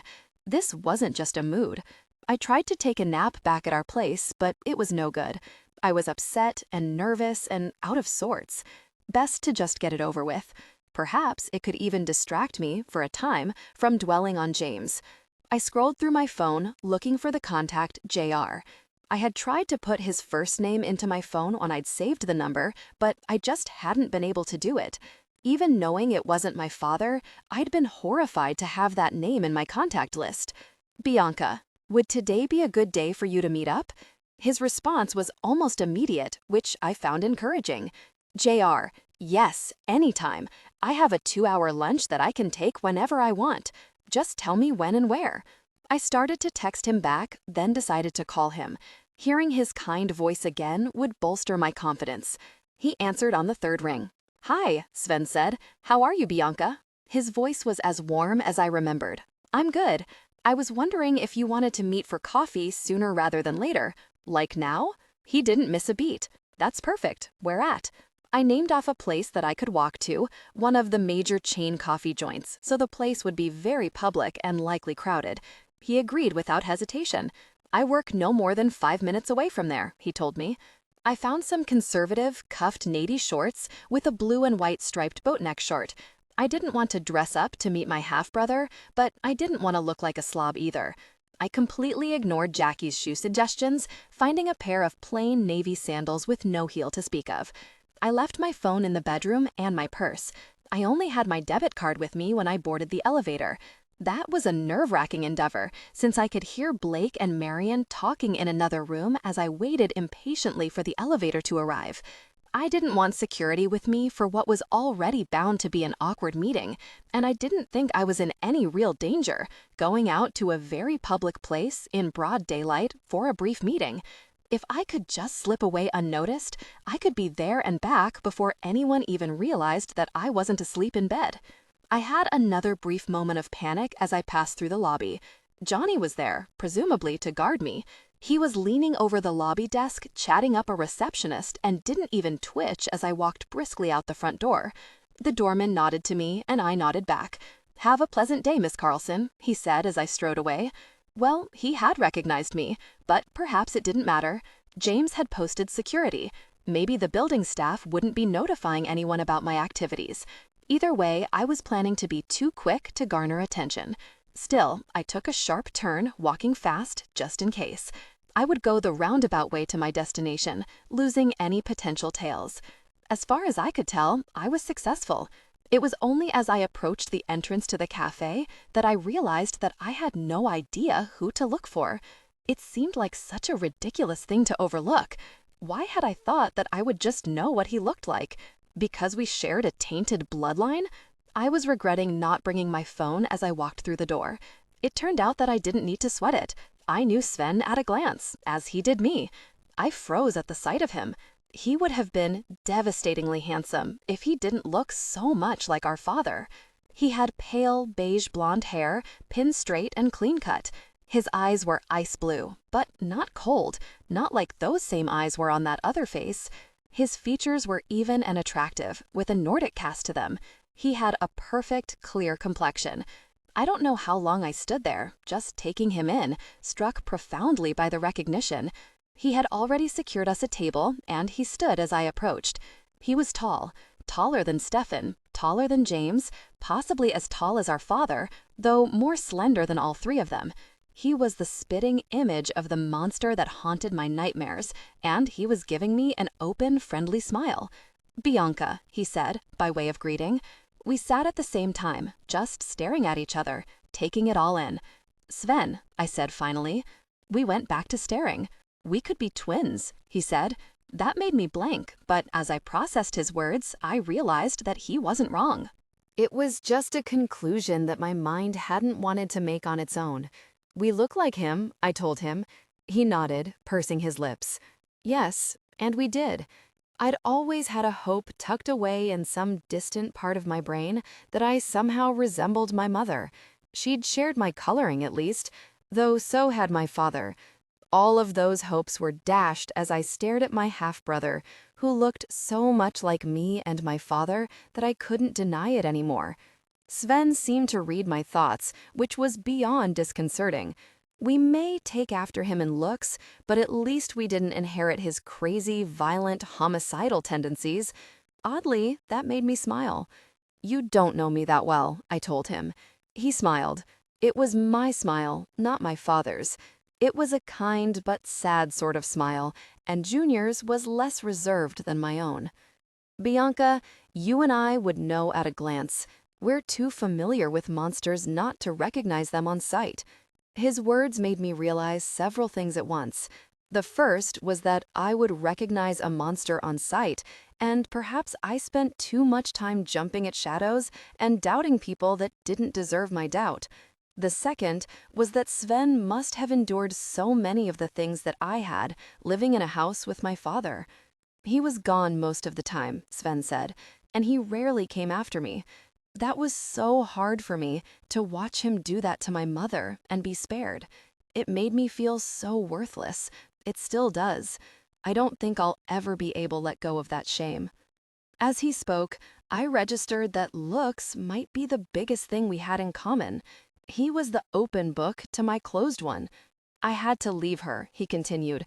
"I was out of there the second I turned 18, but she wouldn't leave. No matter what he did to her, she wouldn't leave him. It made me sick, and it broke my heart, but I saved myself and left. I haven't spoken to either one of them since, and now she's gone. Anyone could have seen it coming a mile away, but I'm still in shock." His voice was so open and raw by the end of it that I felt the need to comfort him. I watched my hand cover his, feeling surreal. He seemed to appreciate the gesture, smiling at me, though that smile died a quick death. "Did he hit you?" he asked, and I stiffened. He did, often. He treated my mother and I much the same when he was dealing out the blows. Sven winced. "That's horrible. I thought he spared me because I was a kid."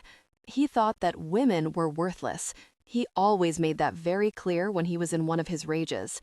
I believe that his mother was the one that cut him off from his family's money when he married my mother, and so he blamed them both for his misfortune. "I'm so sorry." I gave a little shrug. The idea of someone pitying me where my father was concerned made me uncomfortable. I was the least of his victims, Sven.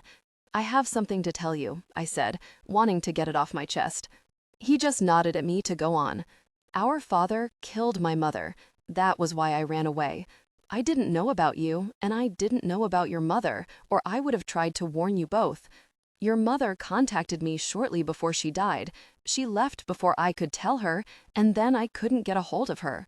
I wanted to warn her about just what he was capable of. I wasn't successful, and I feel responsible." This time, his hand covered mine. "You shouldn't. Even if my mother had known about yours, she would have stayed. I doubt anything could have made her leave, so don't put that on yourself. All of this falls squarely on his shoulders. All that we can hope for is that they'll find the culprit and lock him up for good." Mr. Uncivilized. I stayed much longer than I'd planned to. I hadn't expected us to have so much to say to each other. I'd thought it would be awkward and brief and likely pointless. I had not expected this feeling of kinship. We instantly had some kind of a bond that I didn't understand, but I knew without a doubt that we would be seeing more of each other.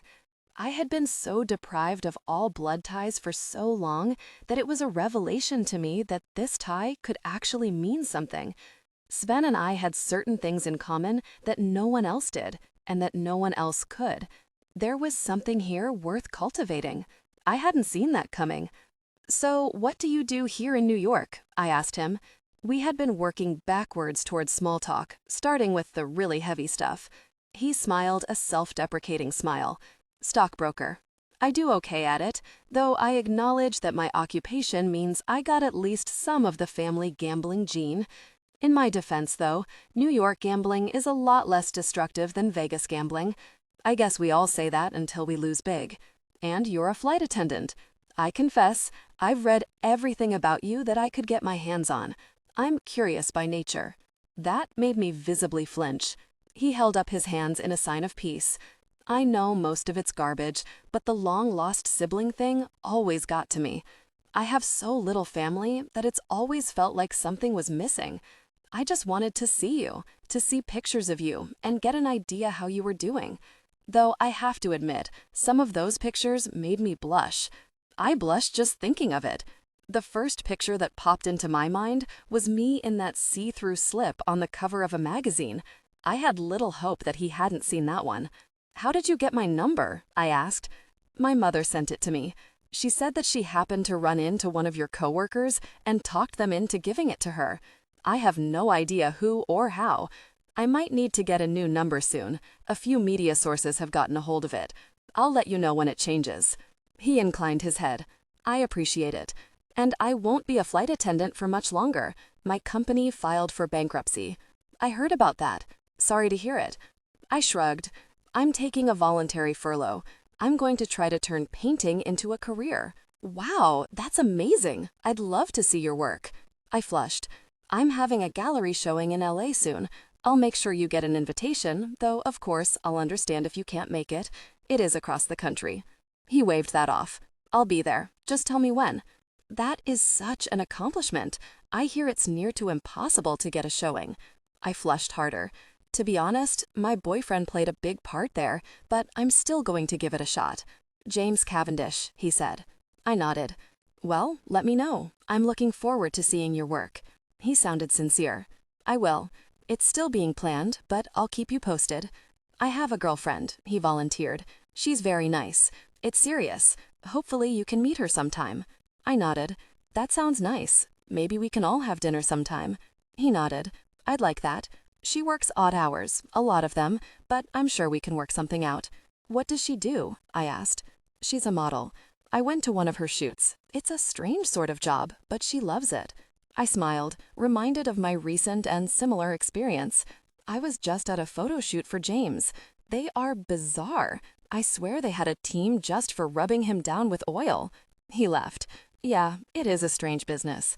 He looked at his phone suddenly, the first time he'd done so since we'd gotten there. "That's weird," he muttered. "What is it?" I asked. "It's from a coworker of mine, asking where I am. Says my boss is looking for me, but I'm on my own time, so that's out of line." He began texting back. "Did you tell him?" I asked, getting a sick feeling in my gut. He nodded. "It's not his business, but I still don't want to get on his bad side. It's just bizarre for him to be looking for me on my own time. This isn't like him at all. I'd left my phone at home, but no one should have even known I was gone. So why was I suddenly tense and worried?" I glanced around nervously. I could be way off, but that might have something to do with my boyfriend. He's extremely overprotective of me since the attack. I knew I was kidding myself with that statement. He'd likely be that way no matter what, with or without the attack as an excuse. It was his nature. "What attack?" Sven asked, and I remembered that he didn't know. The attack must not have made the headlines as what it actually was. They'd probably turned my being shipped off in an ambulance and hospitalized for a week into an overdose story, or God only knew what. I hadn't wanted to check. "It was our dad, over a month ago. He came to my house and attacked me. That was when I went to the police about what he'd done to my mother. The police and a team of private investigators have been looking for him ever since. Even after all this time, he was still coming after you? I explained some of the events leading up to the attack, as far as I understood it anyway. He saw me in the headlines.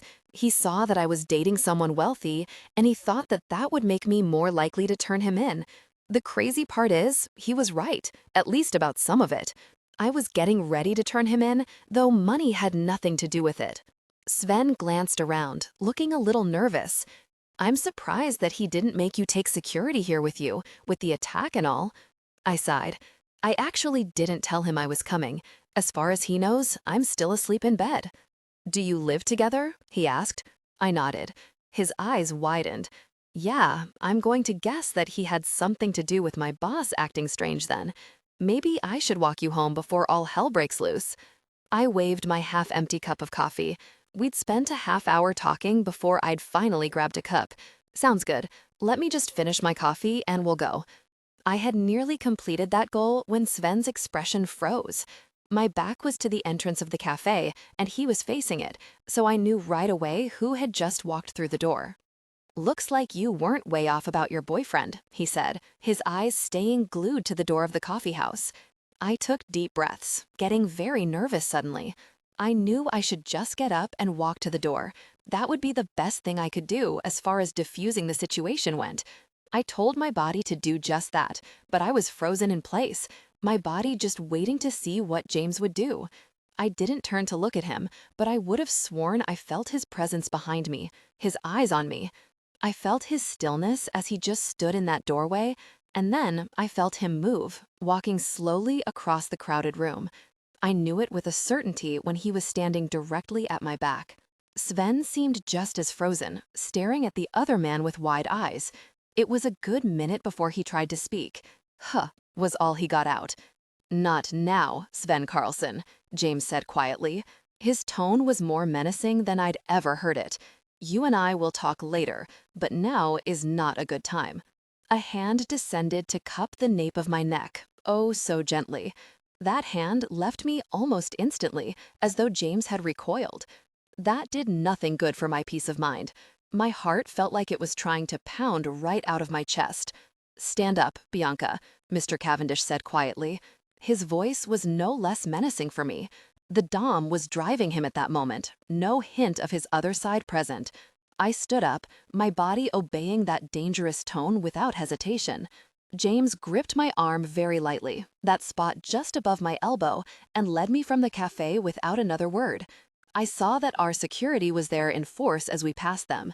My usual detail was there, sans Johnny, and Clark was at the car.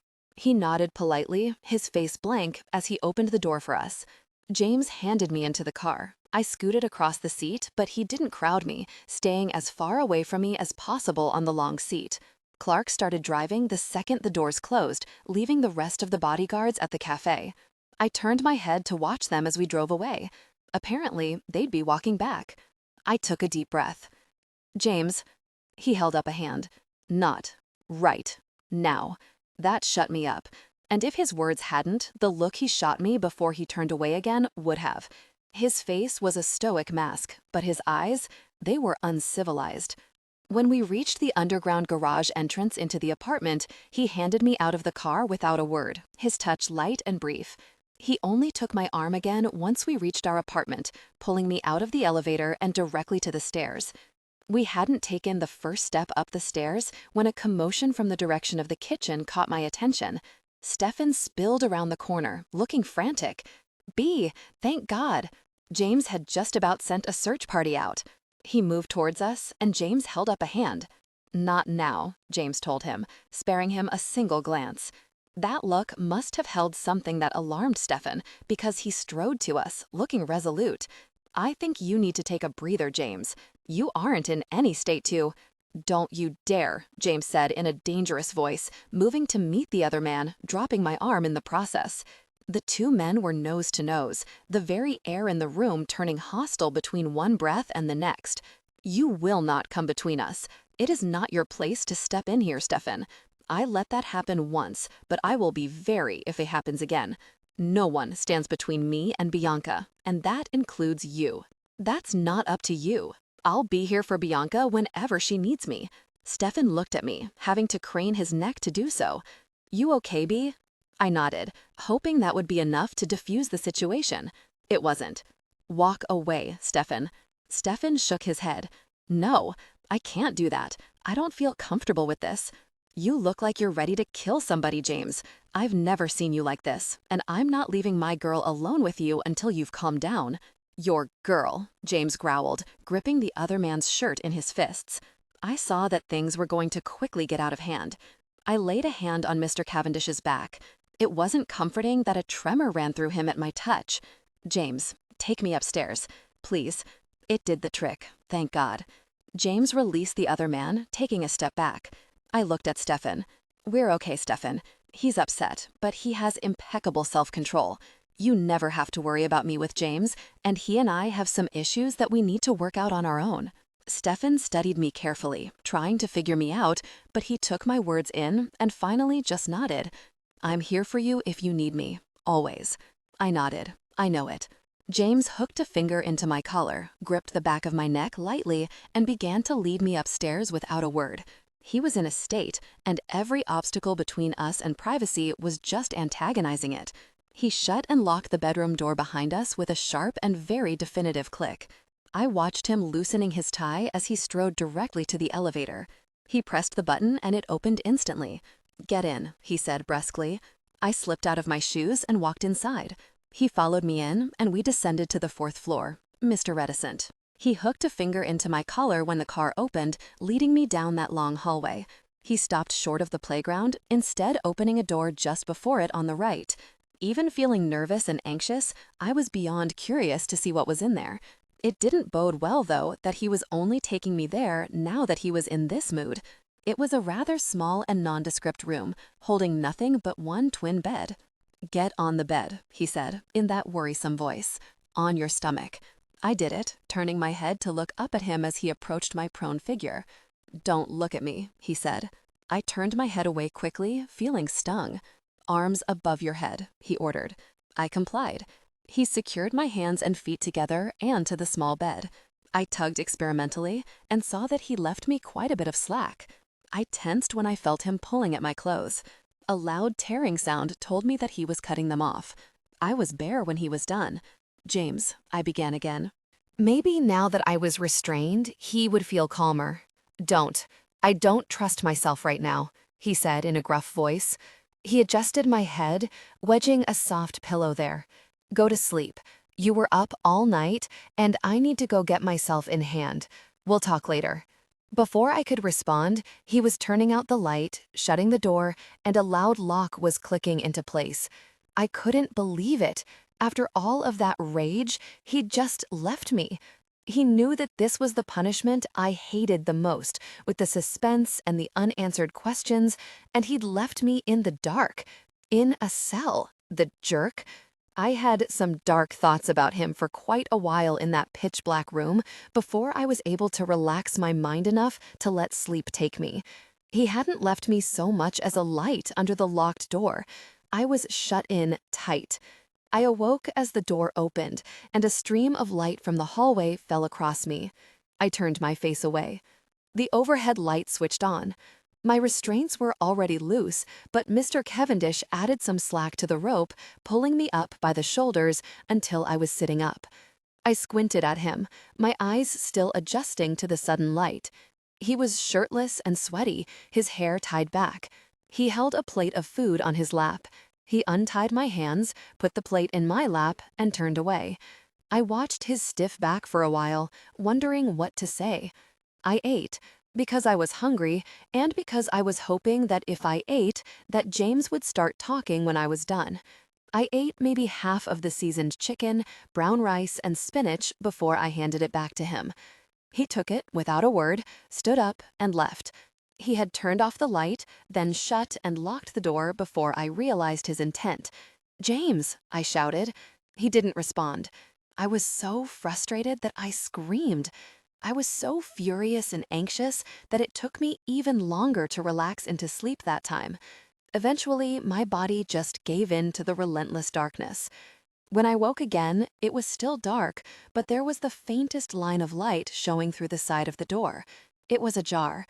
I sat up, testing my wrists and ankles. I was free. I moved slowly to the door, pushing it open. I had to squint against the bright hallway light. I blinked away the darkness for long moments while I took in the hallway. James sat in a chair that was set against the wall, wearing nothing but his boxers. He was slumped forward, his head in his hands, his elbows on his knees. It was such a defeated posture for him. I approached him slowly, tentatively. I couldn't tell if he was napping. "James," I said quietly. "Call me Mr. Cavendish," he said in a low voice. He didn't move. I'd been so angry with him, furious really, but it drained from me more quickly than I would have thought possible as I took him in. He was like a wounded animal just then, and I only wanted to make it better. I knelt in front of him, I touched his head, and he sat up, giving me a very mean look. I shifted closer, moving between his legs. He gripped my throat. "Why?" he asked quietly. I swallowed, wetting my lips. He watched the action with rapt attention. "Why did I go see Sven without security?" I asked for clarity. "Yes, that. I was nervous about meeting him. I had a hard time even going. I knew it would be perfectly safe since we'd be in a crowded public place in broad daylight. I saw no threat, and I wanted to have a normal meeting. My security team makes me nervous. I can't even imagine what an outsider looking in would think of the whole mess. I just wanted some semblance of a normal first meeting with him. That's all. I'm sorry I worried you." "Worried me? Is that what you call it? I have that team guarding you, Bianca, because it's the only way that I can bear for you to leave my sight. There is a man out there, a man who has killed at least 2 women, and he wants to kill you. He is unhinged and completely unpredictable. The only thing we can predict is his grudge against you. Do you know what that does to me? You are more precious to me than my own life, by far. It's not even a question. I would do anything for you. All I ask is that you let me protect you from a known threat. How could you be so careless, Bianca? So insensitive?" I opened my mouth to respond, and he covered it with his other hand, his lip curling into a snarl. "Your father has been missing for weeks. We can only place his whereabouts at one place almost a week ago, and that is because a body marked the spot. He could be literally anywhere. And all he would have to do to see that you were in New York would be to look online. The paparazzi have mapped your weekly route with neon lights. I understand that you wanted to meet your half-brother. I wasn't trying to keep you from it. All I asked was that you take your bodyguards with you. Your father and brother could have been working together. Your brother could have been luring you there. They could have taken you before anyone could have stopped them." I tried to protest even through his hand, but his eyes stopped me. "Don't. Just because it didn't happen doesn't mean that you were safe. You weren't safe. A man with a gun wants you dead. It would only take one really bullet." His eyes were terrible with anguish, and I knew that the fear was getting to him. He was doing everything he could, and I was still in danger. He felt like he was failing me, and it was eating him up inside. He uncovered my mouth. I spoke quietly. "I'm sorry. I thought I'd be there and back before you knew. I didn't mean to do that to you. I swear I won't ditch my security again. At least not until my father is found." He shut his eyes and nodded. "When I couldn't get hold of you, and Blake told me she'd found your phone by our bed, I thought you'd left me." My brow furrowed. "Why would you think I'd left you? I don't understand." The hand at my neck moved and gripped into my hair. "No.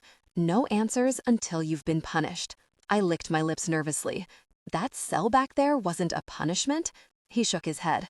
"That was a nap, and a chance for me to work off some aggression at the gym. No more questions." Tension broke. They came together in passion. Afterwards, breathless, he slapped my ass hard, then hooked his finger into my collar. He began to pull me, but not to the playground.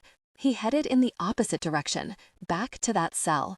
I had to swallow a protest. I didn't want to be left in there again, but I knew that it was all in his hands now. "Kneel on the ground," he told me as he let go of my collar. I obeyed, watching him. He moved to the small bed. He had it retracting into the wall with one touch of his finger. I hadn't known it was that kind of bed. One touch to the wall, and he had something large descending from the ceiling. I watched with wide eyes as a large X lowered in front of me. It was the same height as James, which gave me a good idea what it was for. "This is what's called a St. Andrew's cross," he told me quietly. That was all. He pulled me up with a finger in my collar and a fist in my hair. He pressed my front hard into that ominous X. He strapped my wrists and ankles to it nice and quick before pressing his body close to my back. He moved away. I laid my head against my arm, tilted forward as I waited and listened for what he would do next. I started as something hard but smooth stroked against my other cheek. I turned my head to see a thick black oval paddle that was patterned with holes. He pulled it away before I could get a better look. He struck swiftly and repeatedly along my butt and thighs. I was still sore from the roses, which added to the pain, but he was relentless, not holding back a bit. He worked me over hard. I had nothing to hold on to, nothing to grip on the cross, so my hands curled and uncurled as the blows struck me. My legs were spread wide, and a few rough blows to my sensitive inner thighs had me gasping with the pain. He had been the reticent dom since he'd picked me up from the cafe, but the force of his blows were telling me plenty, communicating so much that he hadn't. He was furious and hurt and scared, and that pent-up, frustrated emotion was all for me. My flesh was on fire when he finished. There was no pause between the last blow and their intimate connection. "That wasn't your punishment, Bianca," he rasped into my ear. "Do you want to know what your real punishment is?" I nodded, unable to speak as their intimate connection continued. I was on that fine edge when he pulled away abruptly. "You don't get to reach your peak until tonight, love, not for hours. I'm going to work you over, connect with you intimately, and you don't get to reach your peak. That's an order. And if, by chance, you disobey that order, you won't get to reach your peak for a week."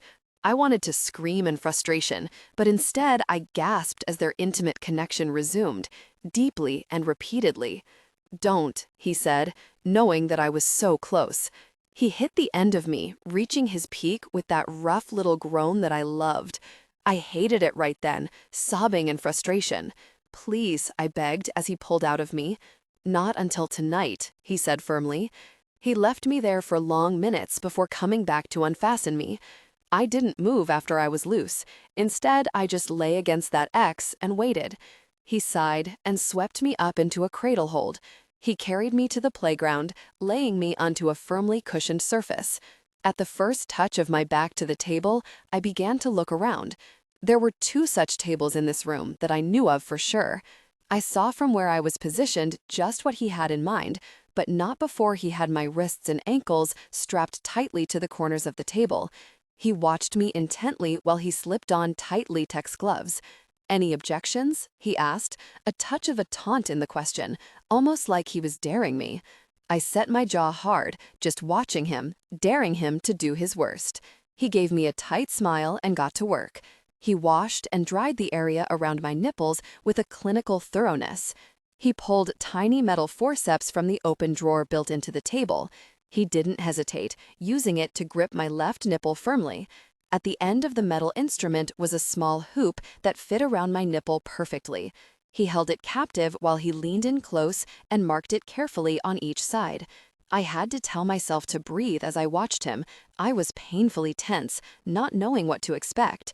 I'd never had anything pierced but my ears before.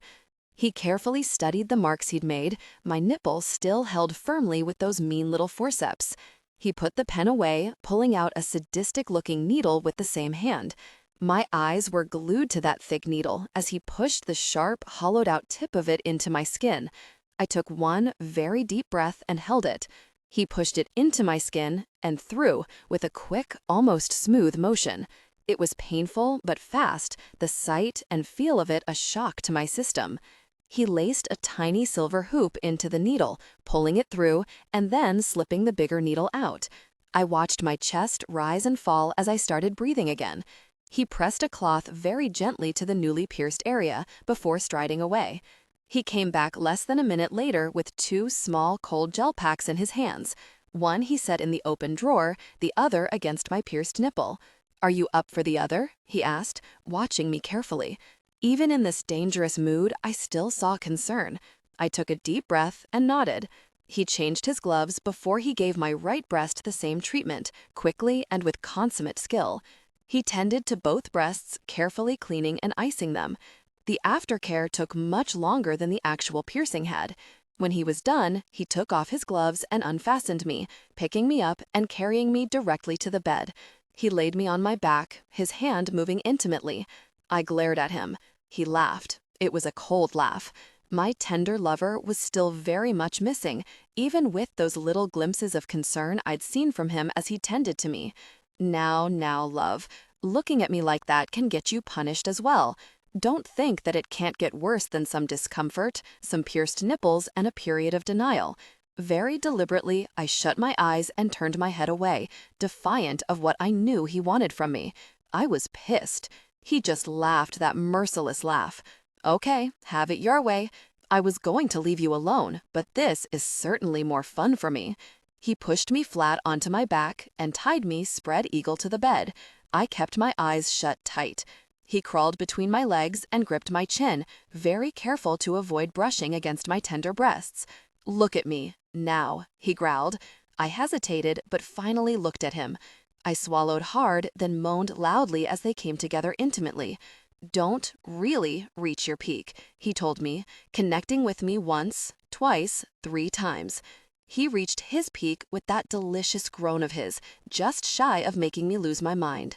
"Very good, love," he murmured as he withdrew from me, his body still trembling. He unfastened my feet, but only one of my wrists. This he left tied, but with a lot of slack. He curled naked against my back, burying his face into my neck. I arranged myself carefully, shifting to avoid brushing my breasts against my arms or the bed. "Are you afraid I'll try to run away? Is that why I'm still tied?" I asked him, since he'd never done this before. Something was seriously off.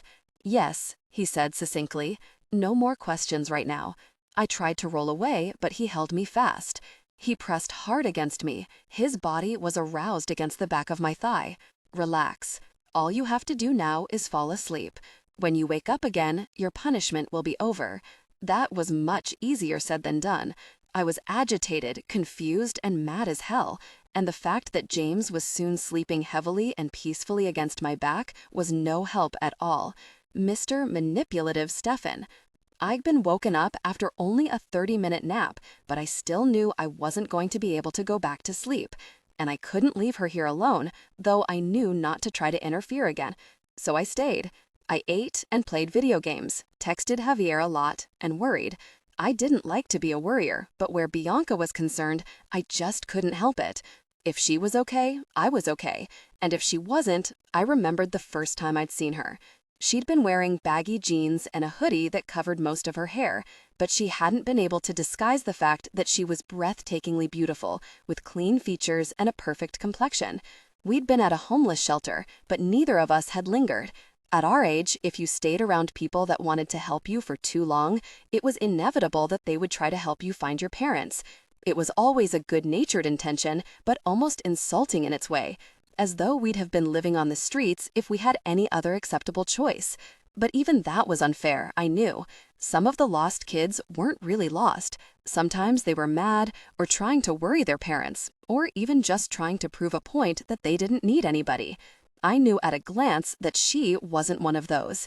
Yes, she had a proud tilt to her delicate chin, but she was no spoiled brat. She was like me. She had nowhere to go. She was truly lost. I had followed her, keeping my distance, instinctively wanting to make sure she was safe. If she was like me, perhaps we could help each other. She looked about my age. Maybe we could keep each other company. The thought gave me a pathetic amount of hope. I stayed far away, just observing, but it wasn't long before I saw the old man stalking her. I knew where she was headed. There was a warehouse not far away. It was a popular spot for squatters. None but the homeless were interested in the place. I trailed them there. It was getting dark out, and so I didn't recognize the large man that stepped into my path. I squinted warily at the one who had stopped my progress, trying to make him out in the dark. "Old Sam has a fight for you," the man said, and I vaguely placed who he was. I was almost positive his name was Mike. Now isn't a good time, I told him, shouldering my way around him. I wasn't comfortable leaving her alone near that old man for even a minute, not in the darkness, where no one would care what was happening. I began to walk briskly towards the warehouse, my eyes shifting around frantically, trying to make out all of the shadowed shapes. "You'll be sorry if you get on his bad side," Mike shouted at my back. I completely ignored him. I was almost to the broken side entrance when I heard a faint noise down the alleyway. It had been a muffled grunt, a feminine one, and that was enough to have me tearing down the alley with no hesitation. I saw the old pervert first, since he was on her back. He was in a compromising position and attempting to assault her. One hand was over her mouth. He cursed, drawing the hand at her mouth away to punch the back of her head at the same time that she screamed. I pounced with a furious roar. My vision went red for a long time, and I couldn't form a coherent thought again until I felt a soft touch on my shoulder. "You can stop. He won't be bothering me now," she said, her voice soft and gentle. I stopped beating his head against the ground, letting go to study my bloody hands. She tugged on my shirt, trying to get me to stand. "Come on, I know a place where you can clean up. You shouldn't have to have his filthy blood on your hands." She took my arm and began, in that gentle way of hers, to lead me behind the building. Her every touch was like a question. She was sure of her actions, but I didn't think she was capable of being bossy. I looked at her, so afraid of what I'd see in her eyes. She met my look, and hers was full of gratitude and understanding, and not an ounce of fear. "Thank you so much. I didn't know that there really were nice men in the world. I thought that was a myth, but you saved me." That did it. I was lost. "I'm Bianca," she said with a sad smile, her eyes a little lost as she cleaned me up. "I'm Stefan," I told her numbly. It had been so long since anyone had cared for me or touched me in any way that I felt almost in shock at her actions. "You're like me," she said quietly, still working gently to wash the blood from my hands and wrists. She didn't look up. I had to clear my throat to speak. "What do you mean?" She glanced up then, meeting my eyes squarely. I saw the strength in her from those eyes, and her quiet resolve. "You can never go back home." My jaw clenched, and I nodded slowly. She never showed a hint of fear for me, and the longer I knew her, the more I realized that, considering her past, she'd had every right to. We never asked if we'd be staying together, we just never separated. "You don't ever have to worry about me trying what that old man tried. I'm gay, so it's not an issue," I told her the first night we slept huddled close together, sharing one thin blanket. It wasn't only to assuage her fears that I told her. If my preferences were going to make her recoil from me in disgust, I wanted to know it sooner rather than later. She just wiggled closer. "I wasn't worried, Stefan. It didn't even occur to me that you would try to harm me. You're a good guy, a hero. I've never been more certain of anything in my life. I feel so safe with you, safer than I've ever felt." Her words gave me a warm feeling in my chest, and above her head, my eyes filled with foreign tears. For the first time in years, I felt a fierce joy in my heart. Maybe I'd found a person who could love me. Maybe I'd found a family. I was beyond relieved when James reappeared about 2 hours after they'd gone upstairs, though I would have been more so if Bianca had been with him. He wore only a pair of black athletic shorts, and he was covered in sweat. His hair was tied back, and his eyes were scary. He carried a small laptop in his hand. I swallowed hard. I wanted to see Bianca, needed to know that the scary thing in his eyes wasn't more than she could take, but I knew she trusted me not to interfere, and I valued that trust. "We need to talk," he told me. I nodded. I would take any information I could get. He sat beside me and opened his laptop. He set it on my lap. A video was playing on the screen. I watched it for maybe a minute before I had to turn away, blushing profusely. I handed it back to him with a grimace. "Jesus, why would you show me that, James?"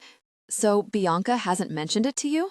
I was livid in a heartbeat, ready to punch him. "You showed that to her?" "No, of course not." My eyes widened in realization.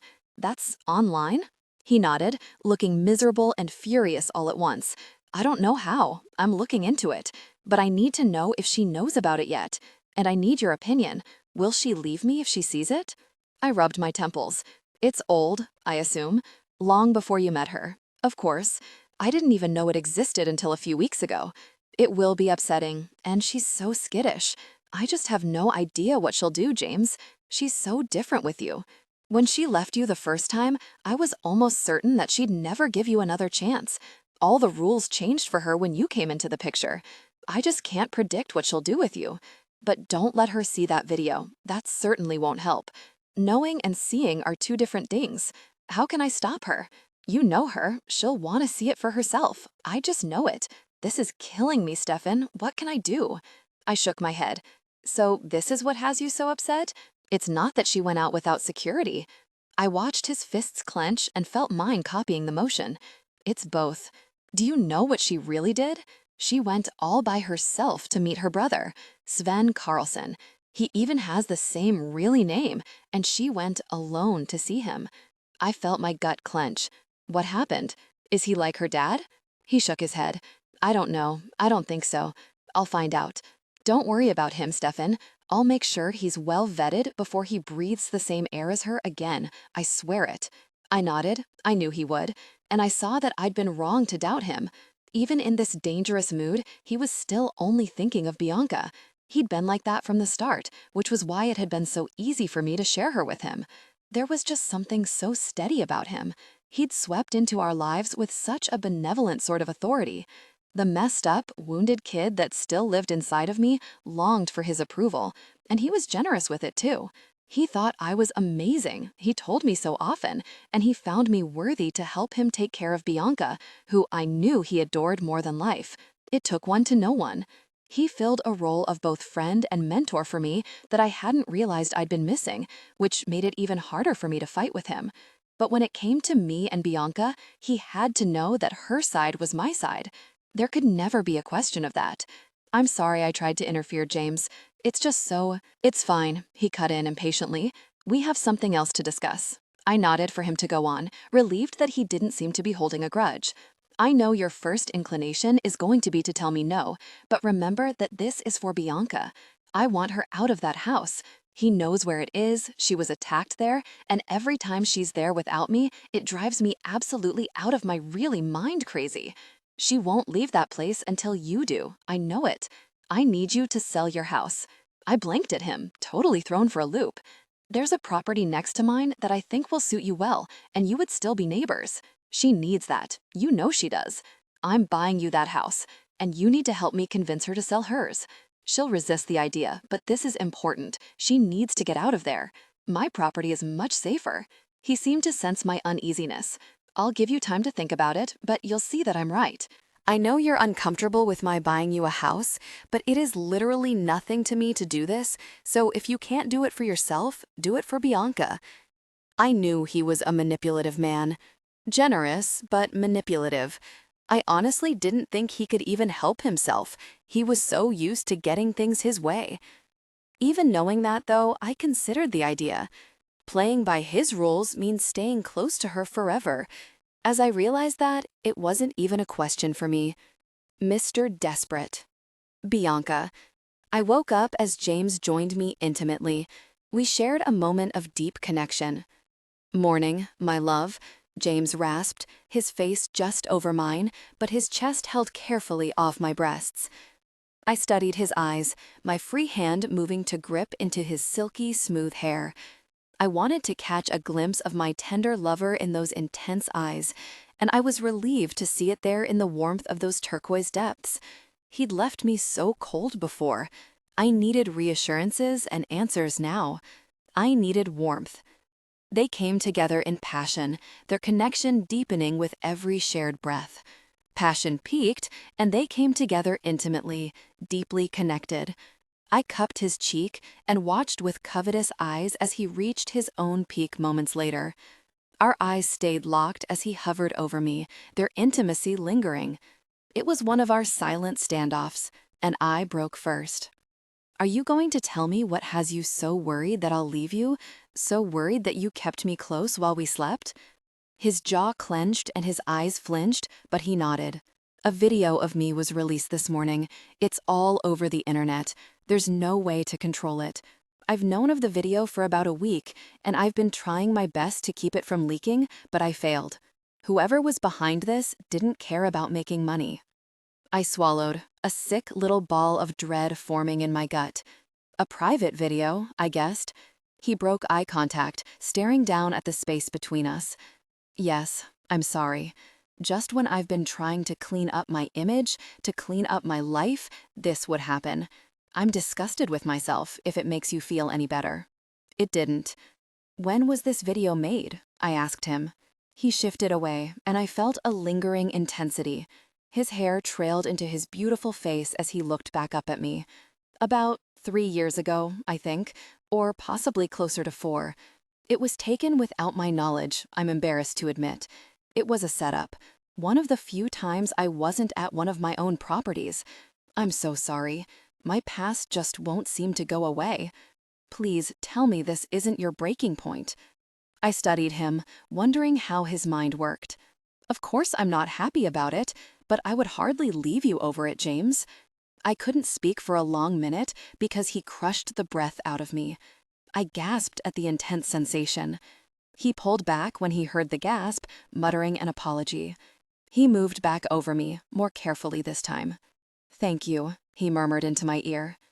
"I know about your past," I continued when he let me. "You've been forthcoming with me about your promiscuity, but you should have told me a week ago when you first heard about this. You've been moody and strange, and I don't like to be kept in the dark. You should know better. If we're going to make this thing work, you can't keep things like this from me. One of the things that makes me trust you is your honesty. I need that honesty, James. Do you understand?" He nodded, his face buried in my hair. "I was just so terrified that you would run again." I tugged hard on a lock of his hair. "What will keep me from running is you being upfront with me." "Yes, okay. I understand." I took a deep breath, hating this next part, but not enough not to ask, "Who is it?" He tensed against me. "Jolene." I nodded. Somehow I had known, though that didn't make me happy about it. "So she made the video and leaked it? Obviously." He shook his head. "I can't rule that out completely. And yes, she obviously set the thing up. But I just can't see her leaking it, not with the kind of money I was offering to keep it under wraps. And this will ruin whatever she has with Scott. She's too mercenary to do this just for spite and with nothing to gain." I took his word for that, since he obviously knew her better than I did. He brushed my hair back from my face, and the light picked up those scars on his wrists. I caught his hand, bringing it to my lips. I kissed the inside of his wrist softly. "Are you ever going to tell me what these are from?" His eyes picked up a certain vulnerable glint that I was coming to recognize. It was going to be bad, though I had always assumed that the scars on his wrists were deep wounds. Spencer used sharp handcuffs. They cut me. It was one of the first things I noticed. These cuts on my wrists started appearing first. I hid them, because that's a conspicuous and embarrassing place to have a cut, especially being 14 and feeling self-conscious of every little thing to begin with. I can't say if he used that kind of cuff to make me hold still, or if he just wanted to make me bleed. If he was trying to keep me from struggling, it didn't work. If I could have cut my own hands off to get away from him, I swear I would have. I certainly tried. He let me trace those tiny scars, then kiss every inch of them, very carefully. Tears ran silently down my cheeks. I couldn't hear what he was saying and not be affected by it. He traced my tears with a soft finger. It was about that time that I got real promiscuous. I didn't go a day without hooking up indiscriminately. I wasn't analyzing it back then, but I suppose I was trying to regain some control since I'd lost so much of it. And it didn't help that I was one giant hormone at the time. It all just sort of escalated, and by the time I was an adult, it didn't get better. I preferred the most casual of hookups, so I almost always went out of my way to find women who were hot, but who I knew I wouldn't feel bad leaving, which I guess would explain Jules and Jolene, though I didn't stick exclusively to raging difficult persons. I had to hold back a comment about that one. He was talking now, and I wanted him to get it all out. The last thing I wanted to do was stop the flow of information. It was never straight vanilla for me, but the really kinky stuff developed over time. I knew that I liked things a little more off-color than the norm, and I was always pushing it a step further. At about the age when a normal kid was getting excited to drive his first car, I was running a worldwide hotel chain, obsessively learning to tie knots and pursuing intimacy with every female in sight. I got better when I started going to therapy. I became more focused, more controlled, but that took time. Getting into the BDSM scene when I was 18 helped a lot too. There were rules there, and people that were willing to sort of mentor me about how to do it right, and I got the proper training. That was a bit of a shock to me, though perhaps it shouldn't have done. I wasn't experienced with the scene, but his control was so perfect that I should have assumed that he'd had some sort of training. That was when I met Frankie. She's 3 years older than I am, and she knew her stuff. They don't accept you into that scene until you're 18, for obvious reasons, so the 3 years she had on me were 3 years of experience with BDSM. I hit on her at first, tried to turn her into a sub, and, straight, but she laughed in my face. Even after that, though, she went out of her way to mentor me, to teach me the rules. In that community, you aren't even allowed to approach a woman until you're properly vetted. To this day, she's one of my closest friends. I was still indiscriminately promiscuous for years, but the BDSM was so much more satisfying for me, and eventually I went all in. But even my contracted subs were strictly a sexual thing. There's an entrance to the 4th floor aside from my elevator, and most weren't even allowed into my home outside of that floor. You can't imagine what an anomaly you were for me, Bianca. Intimacy was unbearable to me before I set eyes on you. You've changed so many things for me, and I never dreamed that could be such a wonderful feeling. I feel like I've been brought to life, like I'm a real person now instead of a pretender. I knew all too well how that felt. I doubted many people could have understood as perfectly as I did just what he meant by that. Yes, I whispered, watching those exquisitely tarnished eyes. I feel that way too. I know exactly what you mean. He gave me a desperate kind of look. I know you do. I've told you from the start that we were made for each other, and I truly believe that. Things are going to be extra rough for a while because of this video, and particularly with the press. I'm begging you, Bianca, please stick it out with me. Don't withdraw, don't take a break, not even a little one. It stung a little that he didn't trust me, but I knew that was my fault. My eyes and voice were steady. I won't, James. I'm staying. I love you.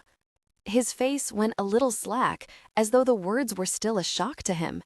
Thank you. I love you too. More than life, Bianca. I didn't like that last part. It sounded too self-sacrificing, bringing to mind my dark nightmares of late. Mr. Pornstar. We decided to work out since we'd slept most of the day, and I was flying out early the next morning. The idea was to work off the excess energy that too long of a nap had given me. I didn't mind working out, but I took it easy, mostly sticking to a stationary bike and watching James as he worked over every piece of equipment in his large gym. He was a shirtless sight to behold as he strained himself.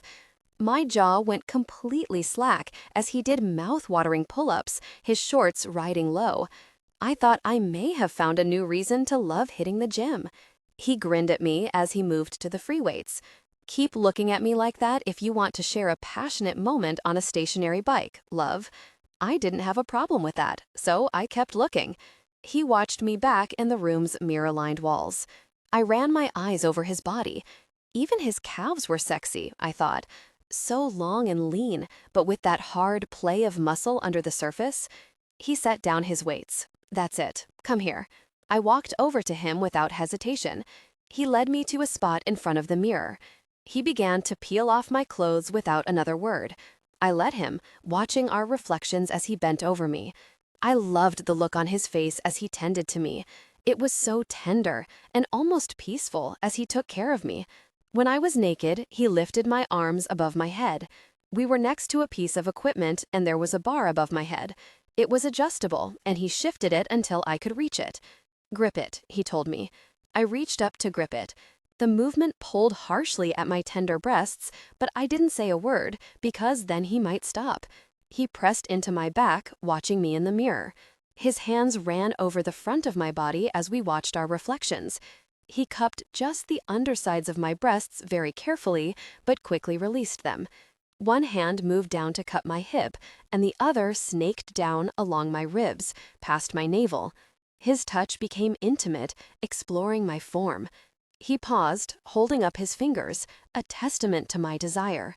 "You're always responsive to me. Always. I really love that," he said roughly. His shorts hit the floor, and he positioned himself against me from behind. He parted me with hard hands on the fronts of my thighs, pulling me back against him. I watched his knees bend, then straighten as they came together intimately. "Oh, God," I gasped as passion peaked. I watched as he pulled out. It was a long, drawn-out process, my view superb on the intensity of our connection from behind. "How's your grip?" he asked, connecting deeply. I had to swallow to answer, my eyes still glued to his magnificent form. "Good," I managed. "Good. Look at me, Bianca. I'm going to connect with you intensely. I need you to tell me if your grip is slipping." I nodded, meaning his eyes. He bit his lip and started moving with earnest. I whimpered, loving the mixture of pleasure and pain as they came together so intensely that it hurt. I craved this the most, I thought. My grip started to slip at the end, and I told him breathlessly. He barely paused. "Let go," he told me, his hands moving to my hips. He pushed me close to the mirror until my breasts were nearly touching the glass. He groaned at the sight. "Hands on the mirror," he told me, and I did. His hips slapped against me with the force of their movements. My eyes stayed open, but went a bit fuzzy as I fell to pieces, connecting deeply with him. "James," I cried as I reached my peak. He shuddered and groaned and connected deeply, his body twitching inside of me as he reached his peak. "So perfect," he told me simply, kissing my shoulder. My legs felt shaky as he pulled out of me, but his weren't, and he swung me up into his arms. "Shower time," he told me with a smile. Shouldn't we get dressed?" I asked. The gym was on the second floor, and we'd have to walk down the hall, walk up the stairs, then walk down another hall, buck naked, just to get to our room. His shoulder moved in a shrug. "I'll walk fast," he said. I laughed. Sure enough, Stefan spotted us as James was carrying me up the stairs. Hey," he called from the first floor. "I take it you guys worked it out?" We both laughed. "Everything is perfect," James told him, still walking up the stairs. I was sure that Stefan was getting a spectacular view of his rear. "Clothes just get in the way, huh?" Stefan called back, laughing now. "Yep," James said.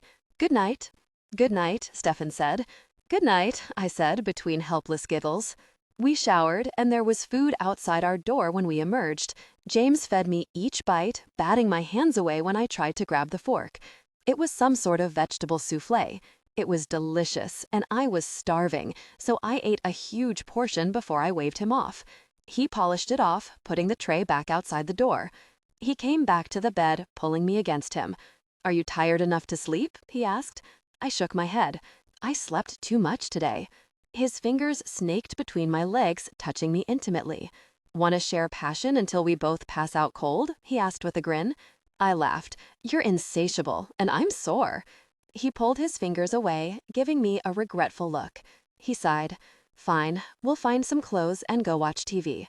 We wound up watching movies with Stefan for most of the night. The guys insisted that we watch Princess Bride again. James leaned into me at one point and whispered, "As you wish, Buttercup," into my ear. I shot him a look. I suddenly recalled that he'd said that to me before, a few times in fact, and what it meant in the context of the movie, but we'd only been seeing each other for a few days the first time that had happened.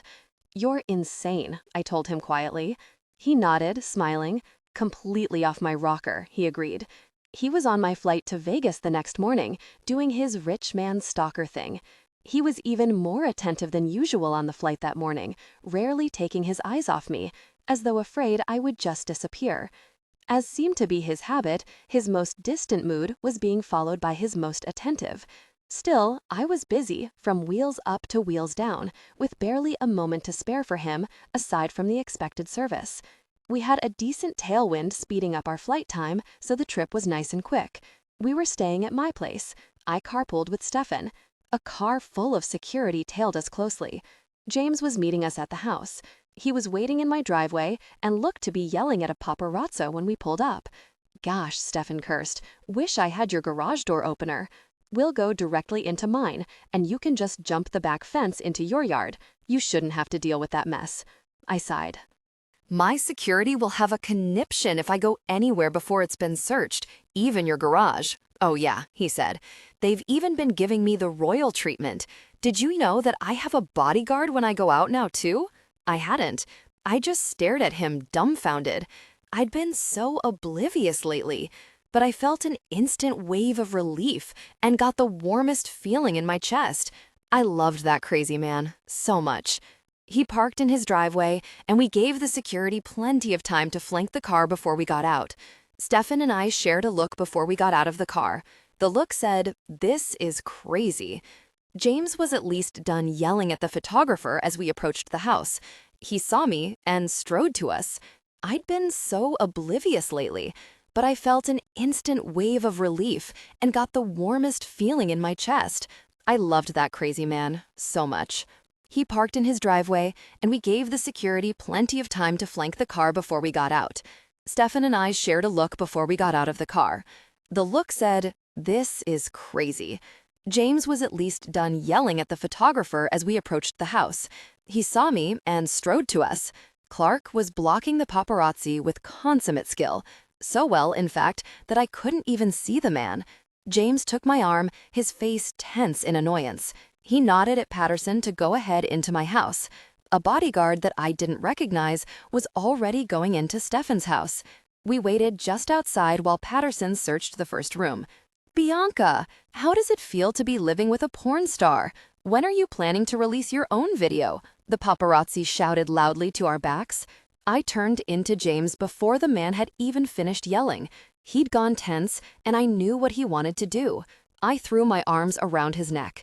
He hugged me around the ribs, but his head was turned in the direction of the obnoxious man. "Let's go inside. Somebody get the door open," I said loudly. "Do you like to be spanked too, Bianca? I'll spank you anytime you want," the foolish man shouted. My hug turned into a death grip. James would have to take me with him if he went after the man. I sent a wild look at our security, who all seemed useless to me at that moment. "If James hits that guy, I'm firing you all," I shouted at them. "Get us inside or get that man out of here." Finally, mercifully, we got into the house. James ended up carrying me inside since I wouldn't let go of him. I didn't realize that Stefan wasn't with us until I let go of James. I glanced around. James was still seething, but he sounded calmer than he looked when he spoke. "You stopped me, but there's only one of you, and I wasn't the only one getting riled up." I was out the door again before James saw my intent.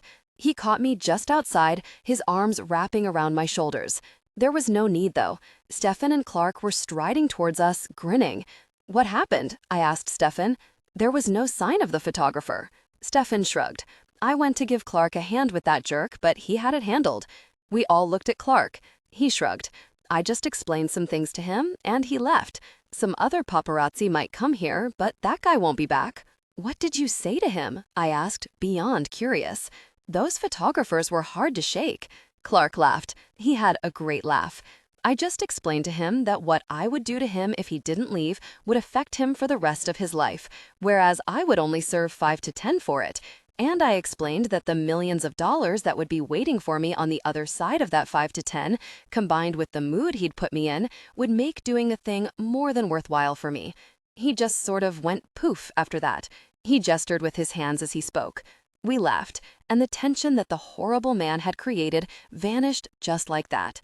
I hadn't realized that Clark was so funny. He was normally so straight-faced, but he was smiling freely now. Maybe Stefan and I were growing on him. The house was cleared, and we made it to my room without any further incident. "I'm surprised that you were able to come to Vegas again so quickly," I said to James as we were undressing in my closet. "Are things going smoothly in New York?" "Things are going fine. I would have come even if they weren't, though." I glanced back at him. He gave me a sad smile. "I can't sleep without you anymore, love, and letting you stay here in this house where that man attacked you, well, I just can't do it again. There's an entire team guarding the place." He shrugged. "I told myself that, and I even went a weekend letting you stay here without me, but I know my own limits, and I just can't do it again, not after he killed that woman. Maybe we should just stay at your place, at least until he's caught. I wonder if we could talk Stefan into staying there with us. I would feel... He pushed me back against the wall of the closet, tangling us both in clothes. He kissed me. Thank you. I'll handle Stefan. We can nap here and go to my place tonight, after you have a meeting with Danica. She needs your approval for some things, and she's in town for the day. We took a 3-hour nap, waking up at our leisure. After their intimate moments, it was well over an hour after we woke up before we were ready to go to the casino for business. I wore a navy and black color block pencil skirt. I paired it with a loose-fitting royal blue silk blouse with 3/4 sleeves. I didn't know what Jackie would think of the outfit, but she hadn't paired my clothes in this closet, and I liked the ensemble. After I'd done a quick job on my hair and makeup, I stepped into white heels and watched as James finished getting ready. I was done first for once, and it was a show worth watching. He was buttoning up his slacks as I perched on the bed, my eyes glued to his hands. He arched a brow at me as he shrugged into a white dress shirt. Enjoying the show? He asked as he buttoned the shirt. I nodded. He grinned. I feel like I should be dancing for you. You have an unmistakable glint in your eyes, Bianca. I'm not a piece of meat, you know. I just smiled back, watching his every move. He tucked his shirt into his slacks, shrugging into a dark gray vest that matched his slacks. He looped a yellow tie around his neck, his clever fingers making short work of it before he buttoned the severely tailored vest. I love your hands, I told him. We're running late, he murmured. I let my eyes show him just how much I didn't care. It was another half an hour before we walked out the front door. James walked me to the gallery before going to his office to do some paperwork. He greeted Danica with a smile. Just come to my office when you finish, James told me. Blake or Danica can show you where it is. He gave me an affectionate kiss on the forehead before taking his leave. Danica watched him go. She smiled at me. He's so different with you. It's a lovely thing to see. I smiled back. Danica wore a very modern take on a woman's suit, with pleated slate gray shorts and a baggy white men's shirt that was belted at the waist. She looked delicate and lovely. I thought she was the most elegant woman I'd ever met. Her hair was parted down the middle, and as she bent down to show me some detail of her plans, it trailed into her face like a silky black curtain. I wondered again what had happened between her and Tristan, but I shook myself out of the pointless musings. We had lots of work to do, and I could hardly ask. We worked well together. Danica was never pushy, but she did finally get me to settle on a date for the showing.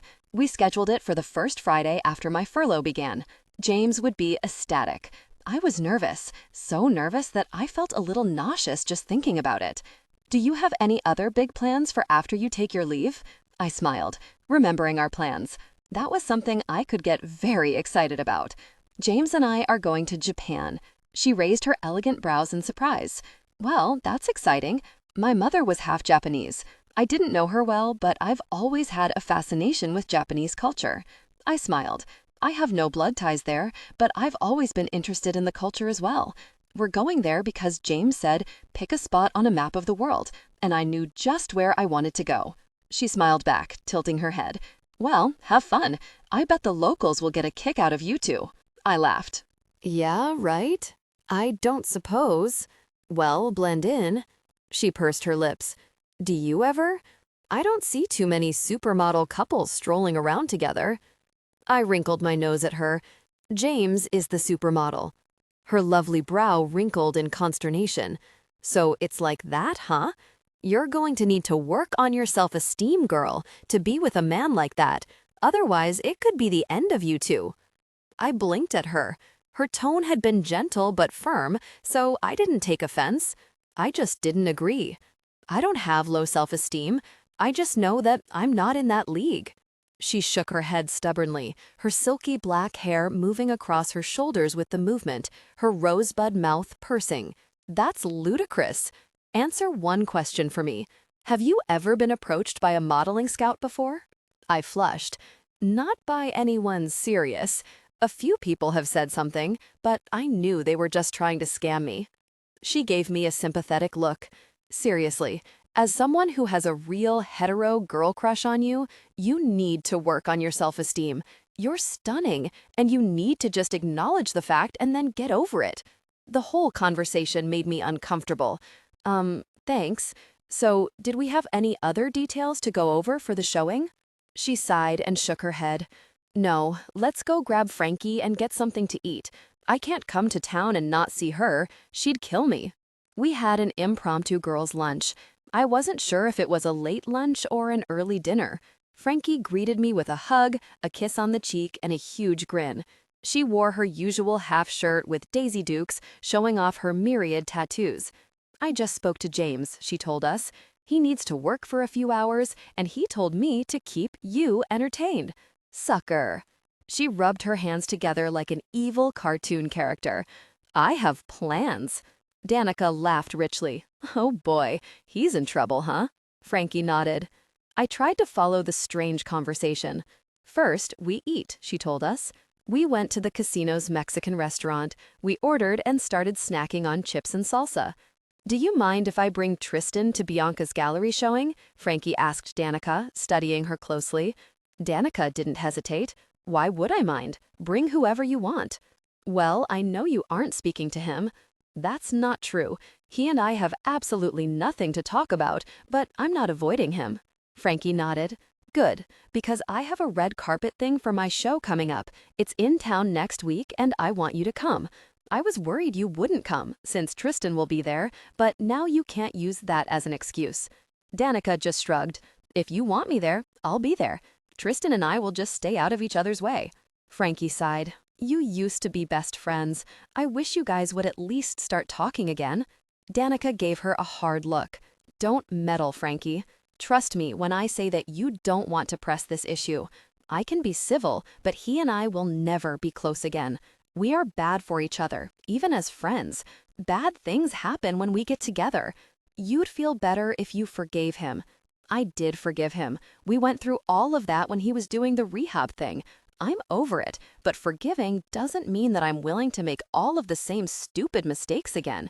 You know he's in love with you, right? Danica laughed, and it was a bitter sound.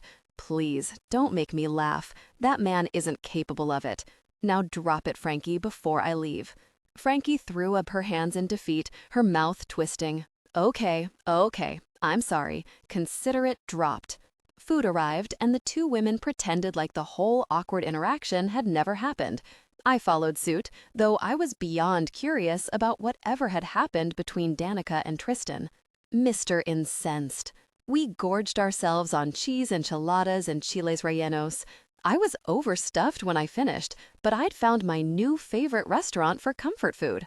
The meal went smoothly after their little confrontation, and the women laughed and joked like old friends.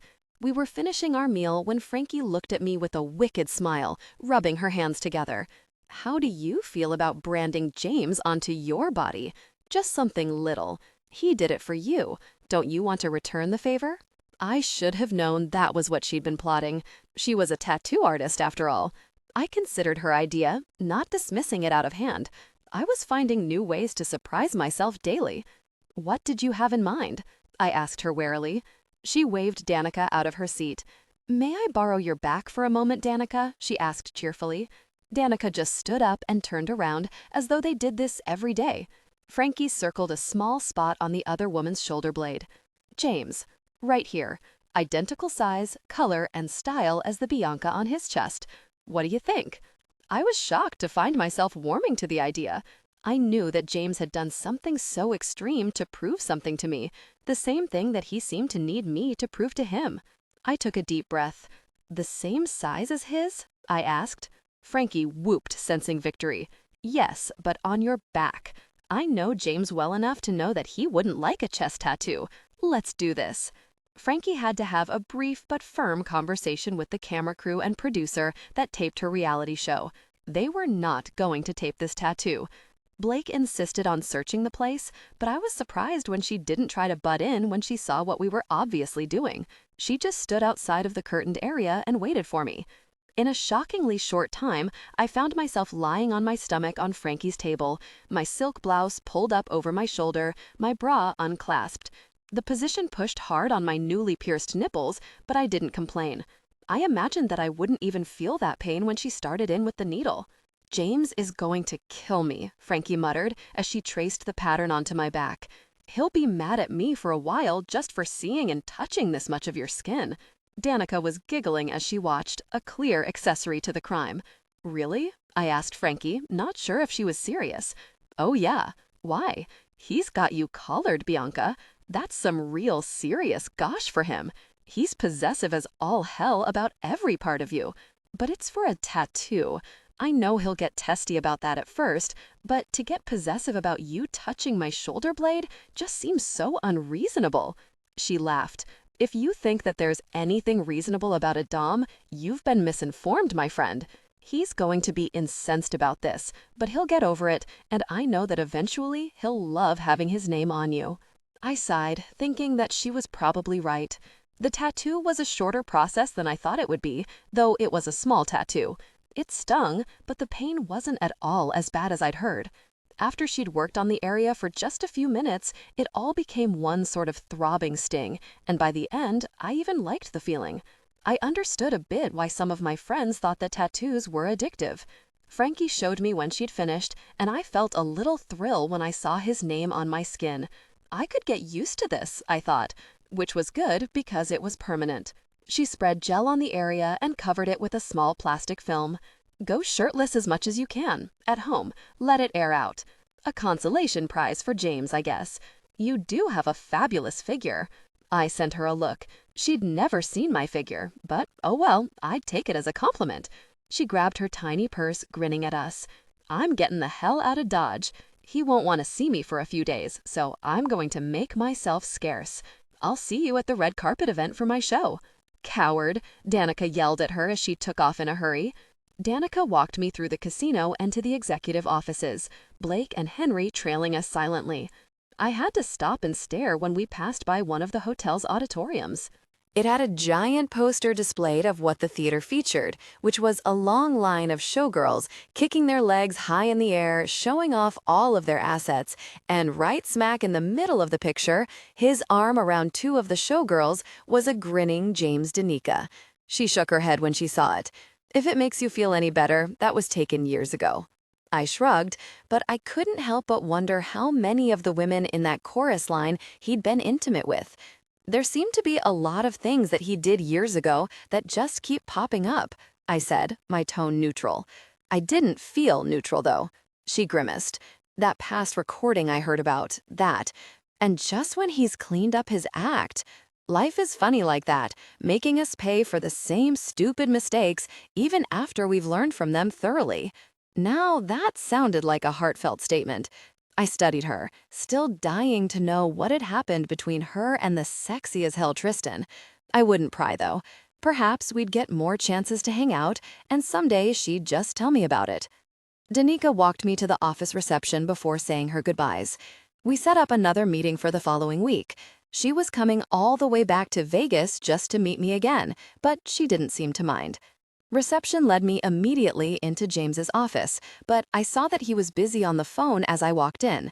Blake only followed me to the door. She didn't seem to need to search the office with James already there. I sat in the chair directly in front of his desk, crossing my legs and watching him. I was torn on when to tell him about the tattoo.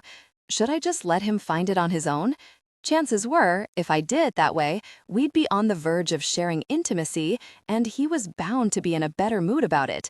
James looked up, a phone to his ear. His eyes changed when he saw me, going from businesslike and serious to smoldering between one blink and the next. I adored that I could put that look in his eye just by being there. He held up a finger to me to show that he would only be another minute. I just nodded, watching him. The view never got old. He hung up the phone and smiled at me.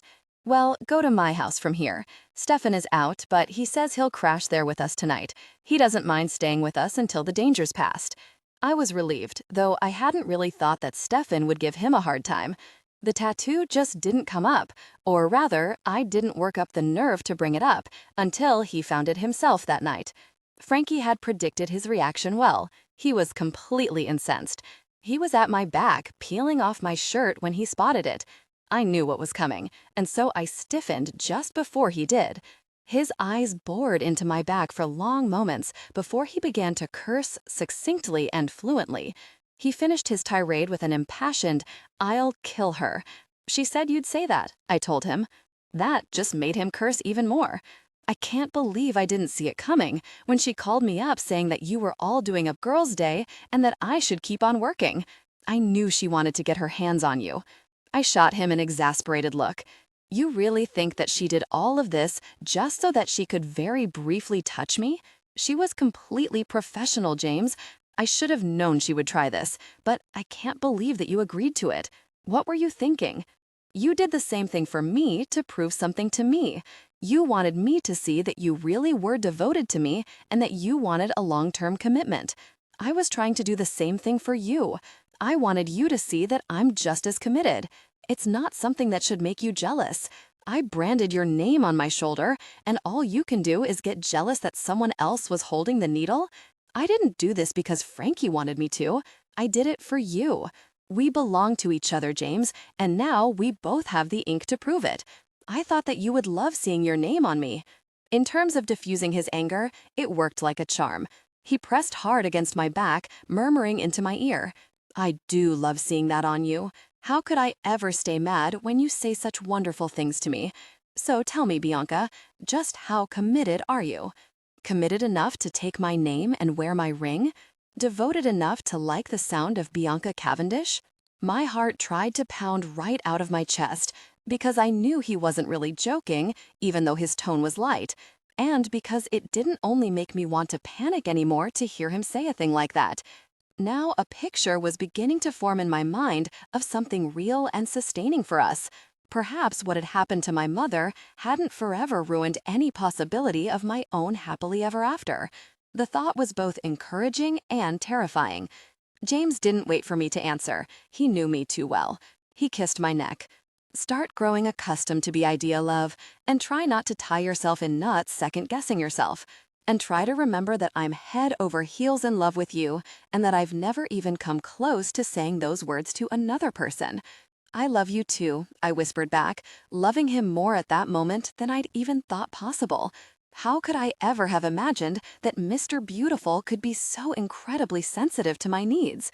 It was as though he'd known me forever. If I was surprised at how quickly he dropped the subject of the tattoo with me, I was equally unsurprised at how he didn't drop the subject with Frankie. Even a full week later, at her show's Vegas Strip red carpet event, James was giving her the cold shoulder. James wore a black tux with a black shirt and white bow tie. It was very fitted, very fashion-forward, very supermodel James. I wore a little white dress with silver accents. It was short enough to be Vegas-appropriate, with a halter neck that I thought was flattering, though the back came up high enough to cover my new tattoo. Unlike James, I wasn't trying to show it off to the world right off the bat. Shiny red heels took all of the innocence out of the color of the dress, and James seemed a little dumbstruck when I walked out of the closet in the sexy getup. The look on his face told me I'd chosen just right. The mood of this red carpet was actually a fun vibe, as opposed to the tenser one I'd attended before. People dressed up, but it was more sexy Las Vegas dress-up than stuffy ballroom. Even Frankie decided to forego her usual half-shirred, cut-off look and wore a tiny red dress that looked sinful. It was Frankie's night, and she'd been thoughtful enough to extend an invitation to Stefan and Vavier. James had bought them their own custom-tailored tuxes, and the two men were grinning from ear to ear as we all walked the red carpet together. Frankie rushed to hug a stiff James as soon as she spotted us at the event. "Will you at least talk to me about it? You can't freeze me out forever, James," she said into his cheek. "Oh, we'll talk," he told her ominously. She just smiled, seeming to take that as a good sign. She greeted Stefan and Vavier like they were all old friends before moving to me.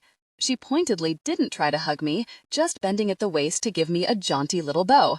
"Bianca, the lion tamer," she said, grinning at James. I put a hand on his arm, wishing he would just let it go. But James was James, and he would get there in his own time. Frankie seemed to know him well enough to see that, and gave him space. We ran into Tristan next. He was looking debonair in a black tux as he posed for one of the photo ops. The photographers seemed to be in a frenzy to get shots of him. I shot James a puzzled look. "Is he famous or something?" I asked. James grinned and then laughed. "Or something. He stars in the magic show at the Cavendish property, and he's the lead singer in a band that had 2 hit singles last year. It doesn't make me even a little bit sad that you aren't a fan of his." Tristan turned to us the instant he finished with the shots. He grinned that wicked grin of his from ear to ear when he saw me. He moved as though to hug me the second he got within our reach, but James was expecting that. James moved in between us, catching the other man in a bear hug and saying something that I couldn't make out into his ear. Tristan just threw his head back and laughed. The two men were of the same height, but Tristan had James beat in bulk. Where James was ripped but elegant, Tristan looked like a linebacker in a suit.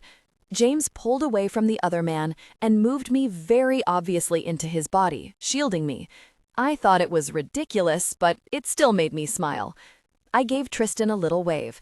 He bent forward in a solicitous bow, but his wicked eyes never left my face, and his smile didn't falter. He flashed one of his dangerous dimples my way. "So, no touching," he said in his deep, rich voice. "Can I at least see her tattoo? I heard all about it. I heard her back was lovely, just like the rest of her." He was clearly baiting James, but he still got an unexpected giggle out of me. The man was outrageous. James agreed with me, and he was not nearly as upset with the other man's comments as I'd thought he'd be. "Outrageous jerk," he muttered, but with little heat. Perhaps being deliberately baited had made him see how over-the-top possessive he was being. Or perhaps the two men were better friends than I'd realized. Who knew with Mr. Beautiful? We introduced Tristan to Stefan and Javier. Of course, Stefan knew who he was. He was the media savvy of the two of us. I didn't know how I'd been so clueless as to his identity. If he had a headlining show in Vegas, there must have been billboards for him everywhere. I made a note to keep an eye out for his ads. My suspicion that James and Tristan were actually close friends was reaffirmed at the way the two men joked and generally gave each other gosh for a solid 20 minutes amidst the red carpet chaos. Only good friends could give each other that much grief without any real low blows. Tristan had to know about the past. Everyone seemed to, but he never mentioned it. Most of his jabs involved talking about how pretty James was, which didn't bother James at all. And James never mentioned Danica, who I had discerned right away was Tristan's own sore spot. Most of the jabs aimed Tristan's way were comments about singing magicians, which only seemed to make Tristan smile. At one point, Tristan ran his hand through his hair, then pointedly checked his watch, which looked familiar. "Are you about done harassing me, pretty boy?" he asked. James cursed, then held out his hand. "Give me my watch back," he said. Tristan waved the watch of him. "It's almost my birthday. Can't we just call it even?" James shook his head, grinning. "I don't like you that much." Tristan was handing it back to him when his expression became arrested, his eyes moving to look at something behind us. Something raw moved behind those golden depths that seemed impossibly sad for the charismatic man. I glanced behind us. Danica approached. She was looking at us, not at Tristan, but she seemed different than I'd ever seen her, more stiff, her limp more pronounced. If I hadn't known these two had a history, I would have quickly caught on by the way they changed when in each other's vicinity. She wore a long silver gown that hugged her perfect figure like a glove. Her straight, blue-black hair was parted down the middle and hanging down her back. The severe and simple style brought out the elegance of her face, the rosebud lips, the high cheekbones, and those stunning, pale gray eyes. Danica strode directly to me, bestowing a kiss on my cheek. She was unsmiling but polite down to her toes. "So lovely to see you again, Bianca." She nodded to James, who introduced her to Stefan and Javier. "Hello, Danica," Tristan said softly, after all of the introductions had been made. She nodded in his general direction, but didn't look at him. "Hello, Tristan. It's great to see you," he told her. "You look exquisite, as always." She smiled tightly. "Sure," she said. A man approached her from behind, wrapping a hand around her waist and smiling warmly. He was about my height, with medium brown hair and a light build. He was handsome, in a nondescript kind of way, but I thought that he complimented Danica well. They made an elegant couple. She touched his shoulder lightly. "Everyone, this is Andrew. Her boyfriend," Andrew added. She gave us another tight smile, then introduced the group to him. I snuck one glance at Tristan, but the way he was looking at Danica was so blatant and raw that I quickly looked away. Being around the two of them felt like overhearing a couple's worst fight. It felt like we should all excuse ourselves and leave them alone to sort things out, Andrew included. Danica and Andrew quickly made their excuses and moved on. Tristan quickly followed suit. If you'll excuse me, I need to go punch something now so that I don't give in to the urge to punch someone. Looking back on it now, James had shown me a profound tenderness and love that belonged only to me from our very first time together. I realized that I needed to value that more because it was more precious of a gift than I'd allowed myself to see. He was my dom, and I was his sub, but our love had turned it into so much more than what I'd seen on that video. Yes, James had been a hedonist and a promiscuous person before I'd met him, but I saw now that I'd been his first lover. He'd changed his rules for me. He bended for me constantly because he loved me. I sat and brooded for maybe 10 minutes before I got up and followed him. I thought I'd find him in our bedroom. It was empty. I found my phone and called him. He didn't answer. I searched the huge apartment for him, even venturing tentatively onto the 4th floor in my efforts. I finally resorted to calling Blake. "Miss Carlson," she answered promptly. "Blake, do you know where James is? Did he leave the apartment?" "Yes, ma'am. He left just a few minutes after he'd arrived." "Do you know where he went?" "No. Can you find out?" I asked, starting to panic a little. I wanted to see him. I didn't want him thinking the worst about my reaction to watching that video, as I knew he would. "I'll make some calls, Miss Carlson." "Thank you," I said. She hung up. She called back about 10 minutes later. "I couldn't locate him, Miss Carlson. Clark isn't picking up, and he's the only one with Mr. Cavendish. The only answer I could get from the others is that he went out." Mr. Kinky. I tried to just wait after that, but I was restless and worried. I had no clue where he could have gone. I didn't know where he'd go if he was going out and upset. It was only 2 in the afternoon. Had he just gone back to work? I hadn't a clue. I tried hard just to wait patiently for him to return. I tried to paint, but it was no good. I tried to watch TV, but I was hopelessly distracted. I called Stefan, who was in Vegas with Javier, but he hadn't heard from James. I told him what had happened. "Are you okay?" he asked. "Do you want to talk about it?" Of course my feelings would be his first concern, I thought. "I'm fine," I told him. "It was difficult, but it's not as though James has ever made a secret of his past. If anything, it made me see that what he did with those other women is not the same thing that we do. I'm worried about him, not me. The look in his eyes, Stefan, I feel like I broke his heart again. I need to find him." He had no idea where James had gone either, but Stefan did what he did best. We talked for hours, about everything, but mostly about James, and I felt better when we said goodbye. That good feeling lasted only an hour when there was still no sign of James. It was almost 7 p.m. when I got desperate. I was wearing a small slip of a dress, sans bra. It was an around the house in the hottest part of the summer kind of outfit. I took the time to put on a bra and found some comfortable shoes that matched the sleeveless off-white dress I called Blake as I grabbed my bag. I was at the top of the stairs when she answered. "I'm going out," I told her before she could say a word. "I'll meet you at the elevator." And she was there, quick as a flash. The rest of the security was waiting in the lobby for us. They hadn't replaced Johnny, and I was fine with that. I figured if this many people couldn't protect me, it was a lost cause anyway. No one asked me where we were going until we were all in the large black SUV that had been designated for my use. "The Cavendish Hotel," I said. It was only a guess on my part, but I could see him going to his office if he was upset. Security escorted me to the office suites, and I thought I must have been right as I saw that his receptionist was still on duty. She nodded for me to enter his office, as though she'd been instructed just to let me in. No one followed me as I opened his door tentatively. James was there, sitting at his desk, staring blankly at his computer, his hand unmoving on his mouse. I stepped inside and shut the door softly behind me. I walked to him, but he didn't look at me. Still, I saw something wounded and vulnerable move behind those tarnished eyes of his as I approached. "James," I said softly. "I'm sorry," he said brokenly, his voice no more than a whisper. "I only seem to disappoint you. If it makes you feel better, I'm beginning to hate the man I was before I met you." I stroked a hand over his hair. "Of course that doesn't make me feel better.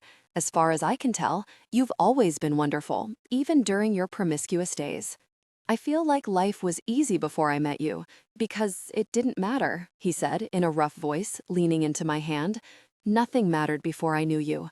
I was a pretender, playing at life with Monopoly money. I didn't feel anything. Nothing ever really changed because I didn't care.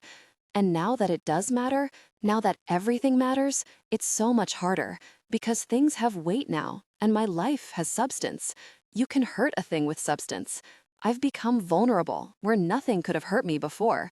My mistakes, even my past ones, will have consequences now. I moved into him, pulling his head into my chest. He nuzzled there, making me sway with the force of his affection. I kissed the top of his head comfortingly. I understand completely, James. I fought my feelings for you for so long for just that reason. Letting you in meant opening myself up to a pain I thought I was immune to, because I had become frozen to all of it. I was unfair to you, and even to some of my friends. You were right when you told me that I have room in my heart for more than Stefan. You read me so well without me ever having to say the words. It astounds me. Perhaps we were made for each other. You're making me a believer, my love. He wrapped his arms around me. I'm sorry you had to see that video, Bianca. I tried so hard to keep it from getting out. I rubbed my cheek against that silky hair. You didn't make me watch it. I take responsibility for that, and I learned something important from it. It did hurt to watch you with her, but I think it was worth it in a way. He pulled away far enough to give me a genuinely baffled look. Why? How? I gave him a small smile and some very solid eye contact. Because I learned that you may have been intimate with a lot of women, James, but I'm your first lover.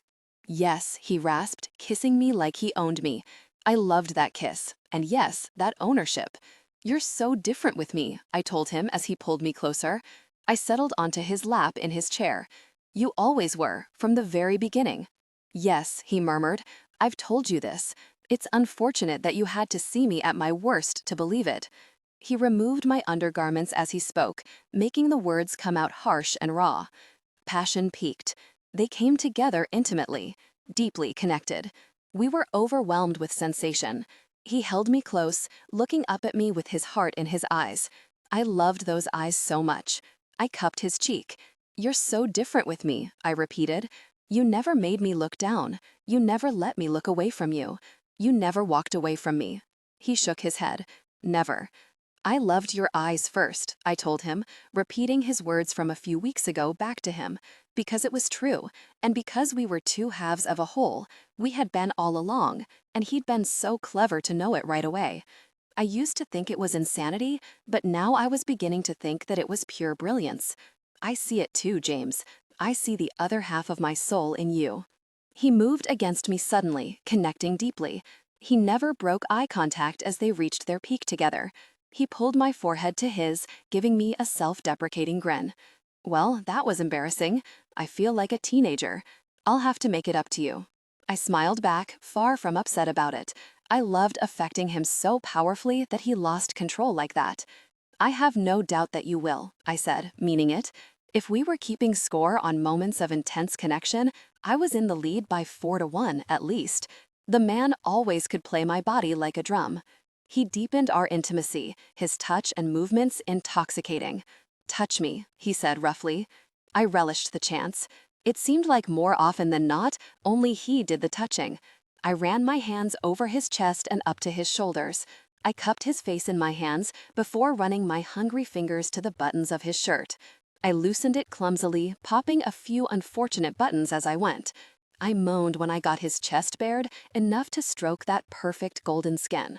He continued our intimate connection, his movements and touch creating a gentle wave of sensations.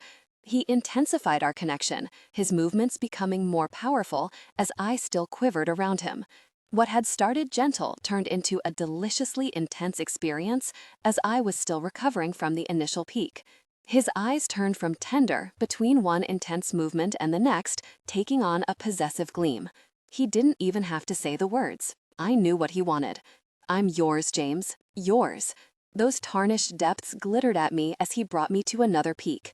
He didn't let up, continuing our passionate connection until I knew I'd be delightfully tired, controlling my body's movements without having to utter a word. I loved that the most, that I could put myself into his control and, at least here, like this, he always knew just what I needed. He brought me to a peak again, watching my eyes as I reached a peak, before they shared intimacy with that rough little moan that I loved best. They were separating after their intimate moment when he froze. His eyes shot to mine, his concerned.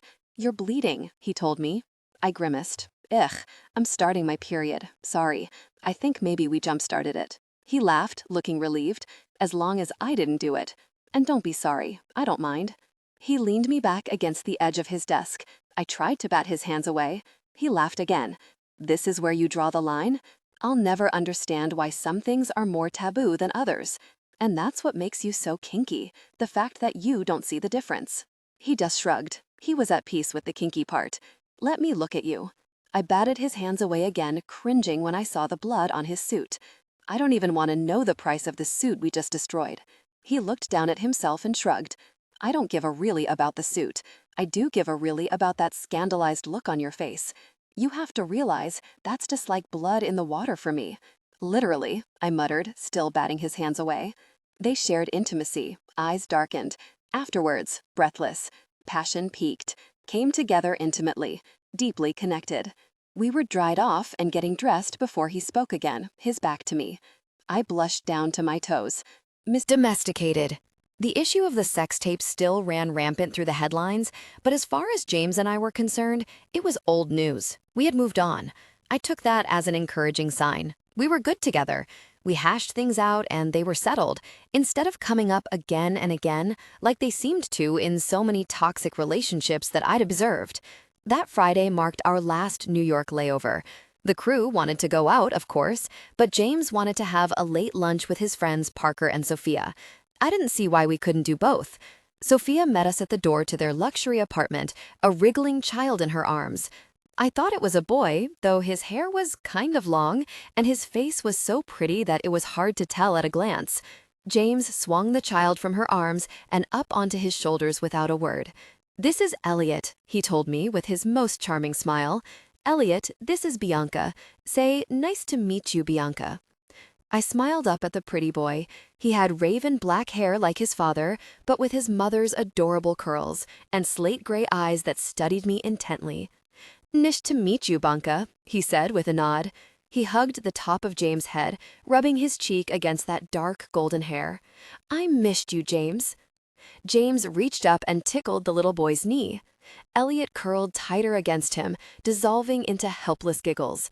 Parker cooked for us all, which I found charming. I knew he was important in the business world, the heir to his family's lucrative business empire, but you wouldn't know it by the way he cooked for and served us all. He and Sophia were clearly madly in love.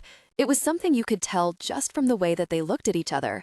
They acted like newlyweds, though they'd been married for years. We stayed for hours, talking and playing with Elliot. James was wonderful with him, rolling around with him on the carpet like he was a child himself. It wasn't that I didn't like kids. I thought little Elliot was to die for cute.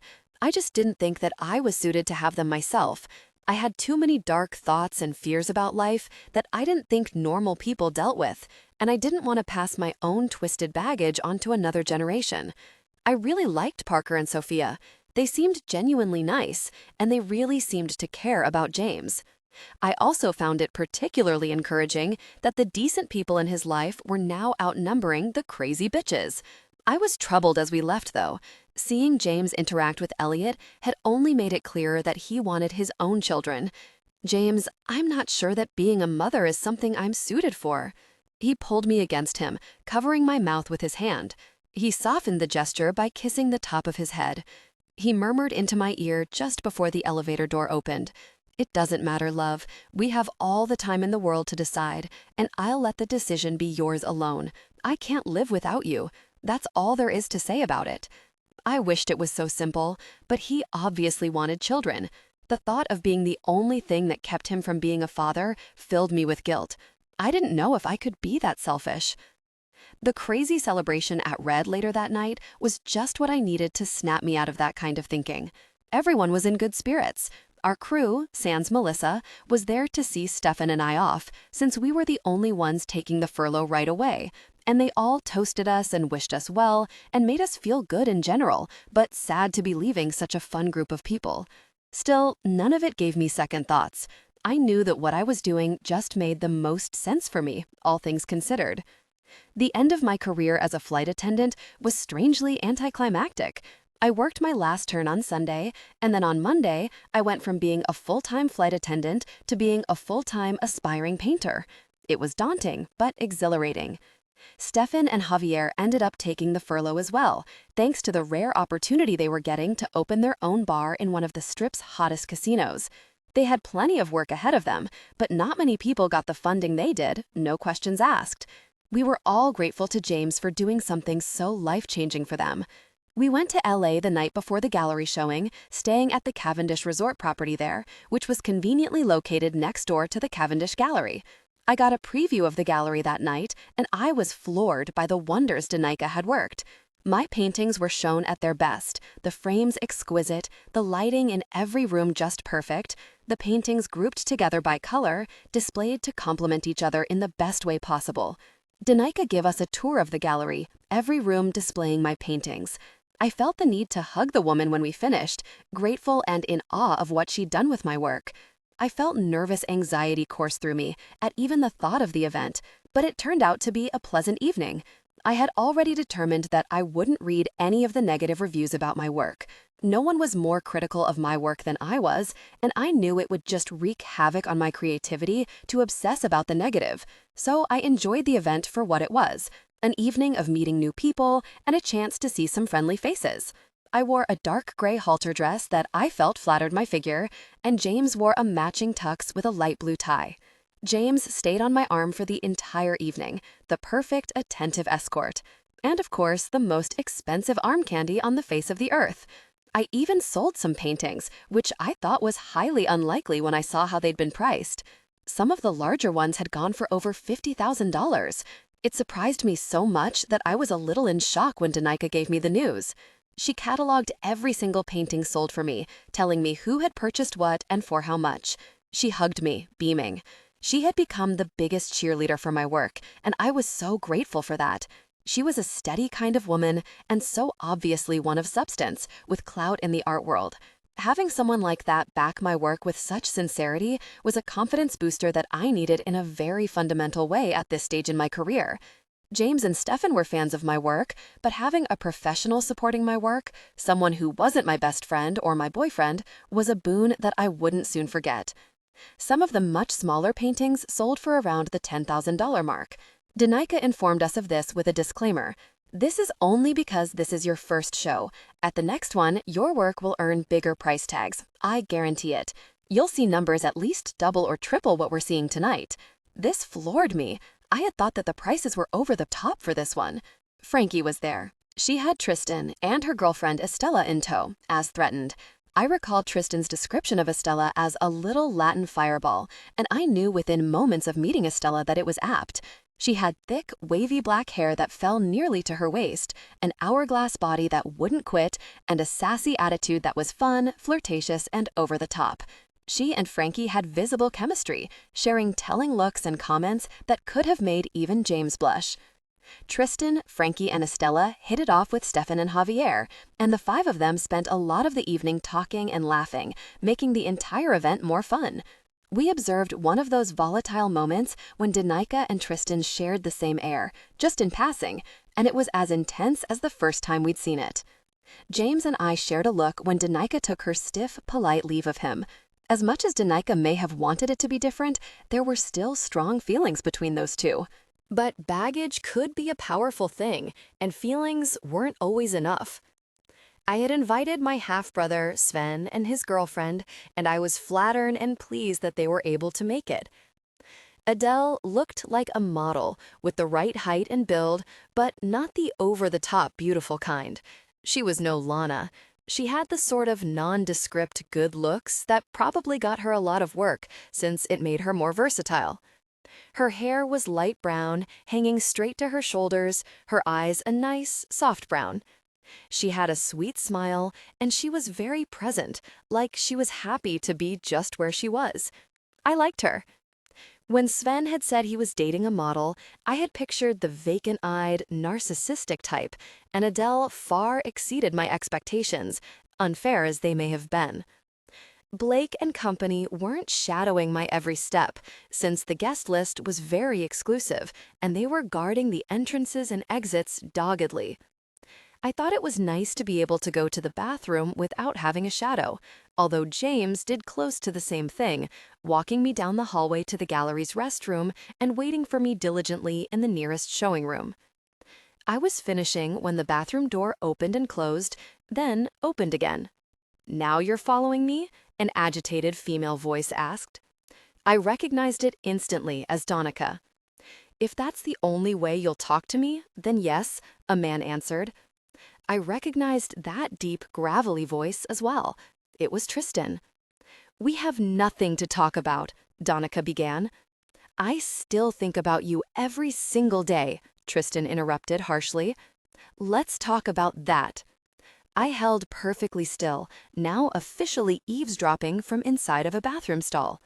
"Oh, please, take your guilt and get really away from me, Tristan. I want nothing to do with it." "The guilt isn't what I was talking about," he said, his voice low and raw. "It's you I think about. Always you." She snorted inelegantly. It was very un-Donica-like. "Please, you stopped trying to call me years ago. I haven't heard a word from you since right after rehab, when you went on your repentance tour." I didn't trust myself, Donica. I needed my sobriety. I'm nothing without it, and you were a lovely trigger for me. That look in your eyes after all that I'd done, the way you looked at me like I was scum, and knowing that I deserved all of your antipathy, I knew that if you looked at me like that again, I'd hit rock bottom, and this time I wouldn't come back from it. "I'm with someone, Tristan," she said brusquely. "And if you weren't? Would you be willing to talk to me, to spend time with me, if you weren't with someone? No. Bad things happen when we get together, Tristan. You and I are nothing but trouble. Time hasn't changed that. Please, just stay away from me." I heard movement and then Tristan's agonized whisper. "Donica, I'm so sorry. I'll never stop missing you. You were my best friend. Can you ever forgive me for what I did?" Donica's answer was quick, sure, and final. "I forgave you a long time ago, Tristan, but I will never forget. Please keep your distance." The door opened and closed. Twice. I waited a few more minutes before coming out, feeling guilty for being so nosy. I should have said something the second I heard them talking, but instead, to spare us all an awkward moment, and yes, because I was curious, I'd overheard that painful and personal exchange. I compounded my sins by immediately telling James what I'd heard. I wanted to hear his take on it. His brow furrowed and he shook his head. I really don't know what happened between them. Frankie is close friends with both of them, but even she won't talk about it. I assume they used to date because Tristan is so obviously in love with her, but even that is speculation on my part. And I know that he had something to do with the injury that gave her that limp, but that's all. I don't know what caused that injury or what his part was in it. He just mentioned to me once that Donica used to be an amazing dancer and that he'd ruined it for her. "That's awful," I said. He nodded. "Yes, there's a lot of bad baggage there, but what he said to you at lunch the other day was actually the most I've heard him talk about it in one sitting. Neither of them are forthcoming about it. We'll probably never know all of the ugly details." I knew that he was probably right. "Do you mind if I go and check to see if he's okay?" James asked. "Not at all," I reassured him, thinking that he was the sweetest, most thoughtful man in the world. Donica approached me, looking more serious than she had for most of the night. Every time she had sought me out before, she had been beaming, ecstatic to give me the news of another sale. "I'm sorry you had to hear that little exchange in the bathroom," she said, meeting my eyes steadily. I thought I must have blushed down to my toes. "I am so sorry about that." She waved me off. "It was hardly your fault. You were just using the restroom. But I saw your shoes under the stall, and I wanted to explain myself. I probably sounded like a cold, difficult person. I stopped her, holding my hand up. You didn't. I understand completely. Sometimes protecting your heart is the only way to keep your sanity. She nodded, her mouth firm. Yes, exactly. I won't get mixed up with him again, and I refuse to lead him on. When I was younger and stupid, I thought that he was the most wonderful and exciting thing in the world. I fell crazy stupid, jump off a cliff in love with him. It was like being in love with a tornado. And when he was done with me, I felt like I'd been in a tornado. It took me years to pick up all of the pieces he'd left me in, but I did it, and I won't go back. These days, I want stability in my life. I need it. I nodded. I could well understand that. When you'd been through hell, stability was heaven. She seemed to see that she'd made her point. She patted me on the shoulder and walked away. Blake had come to hover near me when James had gone to find Tristan. As on top of things as ever, she was able to direct me to him as well. He was outside, speaking to Frankie and Tristan in a private patio area. James had his back to the door, his hands in his pockets. I approached the three of them tentatively, not wanting to intrude. Tristan was sucking on a cigarette like his life depended on it, his eyes wide on Frankie as she threw her arms in the air and spoke to him in a low voice, obviously giving him a piece of her mind. He'd taken off his tuxedo jacket and loosened his tie. The crisp white sleeves of his tux were rolled up to reveal tatted-up forearms. He'd played well at being clean-cut for a few hours, but his bad boy had obviously broken back out. Tristan saw me first. He exhaled. "Bianca, help me. Frankie is a little termagant. Please tell her that one cigarette is not going to kill me." James turned to look at me, his eyes warm as they ran over me. He snagged my arm as I came into reach, pulling my back to his front and kissing the top of my head. One of Frankie's tiny fingers poked into Tristan's massive chest. This is not about one cigarette. This is about having one short conversation with her and picking up a habit you quit 5 years ago. You need to call your sponsor right this second.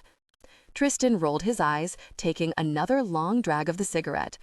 You know, nagging can be a trigger.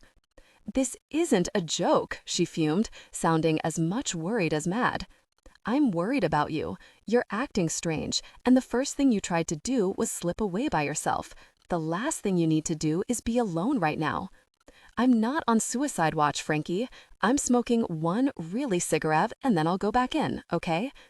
If you're that worried about me, maybe you and your girl should sleep with me tonight. I shouldn't be alone in my big, huge, lonely bed." She threw her hands in the air. "Like you have any trouble finding companions to share that bed." "You said it yourself. I'm in a vulnerable place right now, and I should be surrounded by people I love. So come sleep with me, Frankie." She smacked him hard on the arm. When is the trying to get the lesbian to sleep with me bit going to get old? I would really love to know. He grinned, flashing deep dimples at her. He was putting on a good tough guy show, but he still looked like he was hurting. "You aren't the lesbian. You're my favorite lesbian. And I was only talking about cuddling. Your dirty mind did the rest." She sighed, looking defeated. "Fine, I'll come cuddle with you tonight if it means you won't be alone. No hitting on my girlfriend, though." They made a funny pair. The top of her head barely reached his chest, and she was clearly unimpressed that he towered over her and weighed at least twice as much as she did.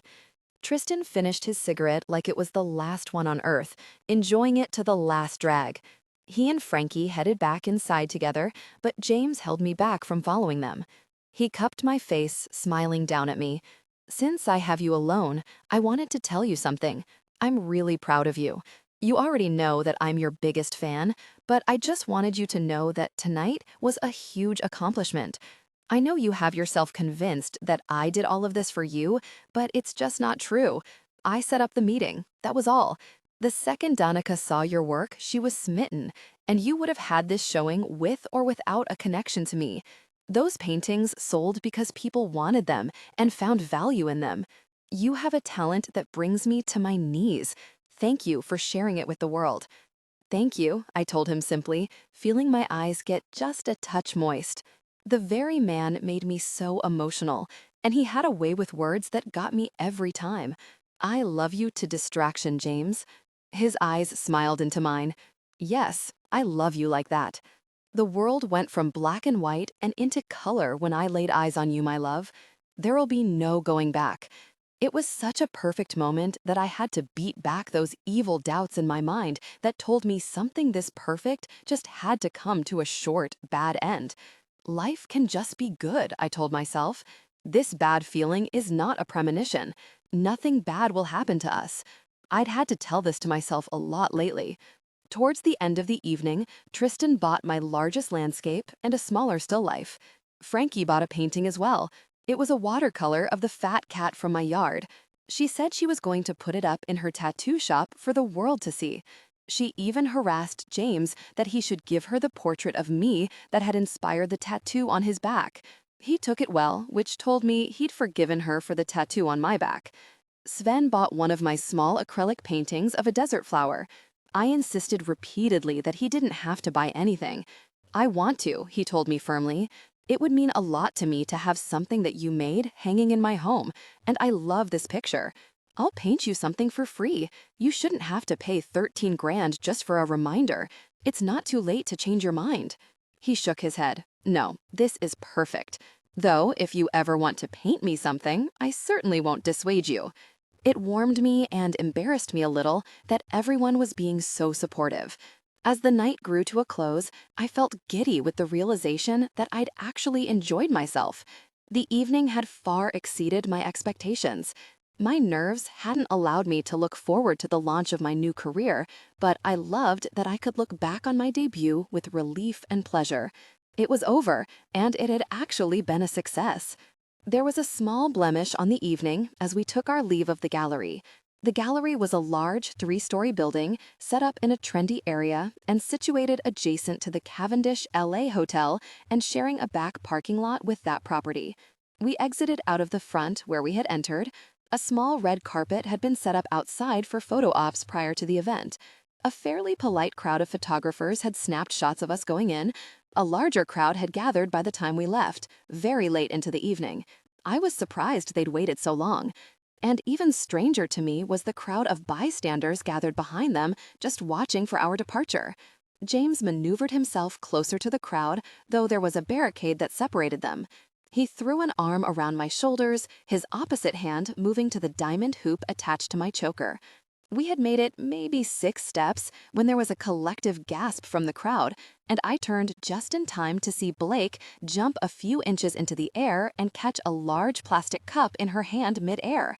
The lid of the thing flew off, and dark soda and ice went flying in every direction, but it was still an impressive catch. It had been aimed at either James, myself, or both, but not even a drop of it reached us. Blake was drenched. She looked unperturbed about her own wet shirt and face. She threw the cup on the ground and scanned the crowd, a very hostile look on her face. It was as though the drink throwing had opened a floodgate. People began to shout lewd comments in our direction. I couldn't make them all out, but the loudest comments seemed to be coming from women and aimed at James. "You are so really hot," a woman shrieked. It was all so silly that a giggle escaped me as Clark ushered us into the limo. Blake followed us in. "Good catch, Blake," James said. "I'm giving you a raise for not letting a drop of that reach Bianca." She nodded solemnly. "Just doing my job, sir." Her response sobered me up a little because I began to think about just what her job was. If it had been a bullet instead of a drink, she probably would have done the same thing. I hated that. I didn't want to get hurt, but the thought of someone being harmed in my place seemed even worse to me. Mr. Matchmaker. I barely took a breath after my last flight before it was time for our trip to Japan. I was more excited than I'd ever been about a trip as we got ready. I'd traveled a lot for work, but always for short trips with short layovers, more work than play, and something as frivolous as 2 solid weeks of being a tourist was such a treat. James would have to work a little, he told me, since we were visiting his Tokyo property, but even he would be off work for the majority of the trip. I knew it was a very long flight. We could be on the plane for up to 14 hours, and that those hours would feel like days. But my mind was already in Tokyo as we boarded the jet. James was doing his usual control freak buckling me in thing when he informed me of a minor detour. "We're going to go have lunch in Maui first," he said, his tone idle. My brow furrowed. It seemed a little out of the way. "Maui?" I asked him. He shrugged and gave me his most charming smile. "I want you to guess why." There was only one thing that made me think of Maui. Something to do with Lana, I guessed. He shrugged again. "I can't help myself. It's the first time she's opened up about it. I set up a lunch with this Akora guy. I know I'm meddling, but somebody needs to do it." I studied him and felt myself fall a little deeper. He had such a romantic soul. Just knowing him had made me more romantic. It was a contagious state of mind. "What do you plan to say to him?" He kissed the tip of my nose as the plane began to move. "Not much. First, I just wanted to take his measure, to see if he was worthy of someone as stalwart as Lana.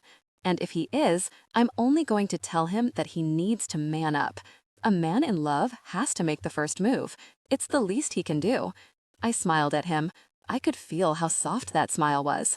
"So you're the matchmaking type?" It reminded me so much of Stefan. "Are you going to be setting up all of our friends?"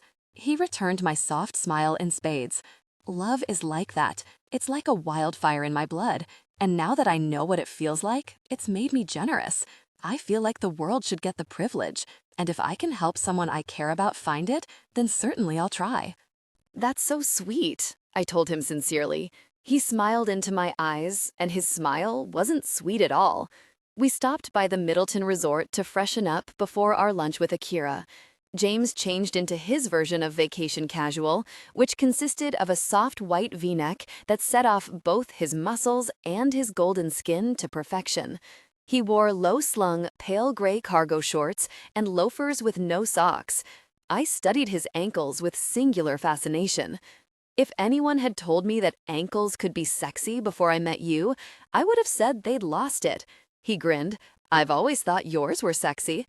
The first milestone on my way up from the ground and up to paradise. Love. I laughed. Of course, he took it there.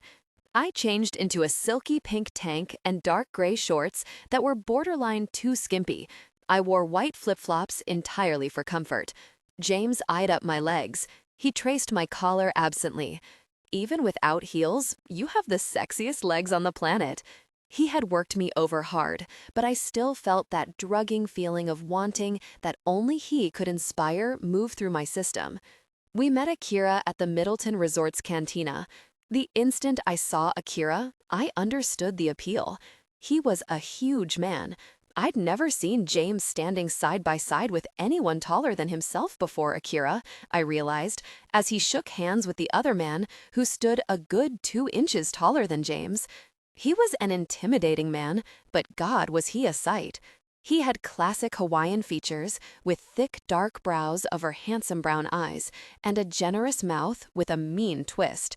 He had wavy black hair and everything about him was big, but it was all muscle. The man took good care of himself, going by the bulky muscles moving restlessly under his suit. He treated me with marked deference right from the start. James, not so much.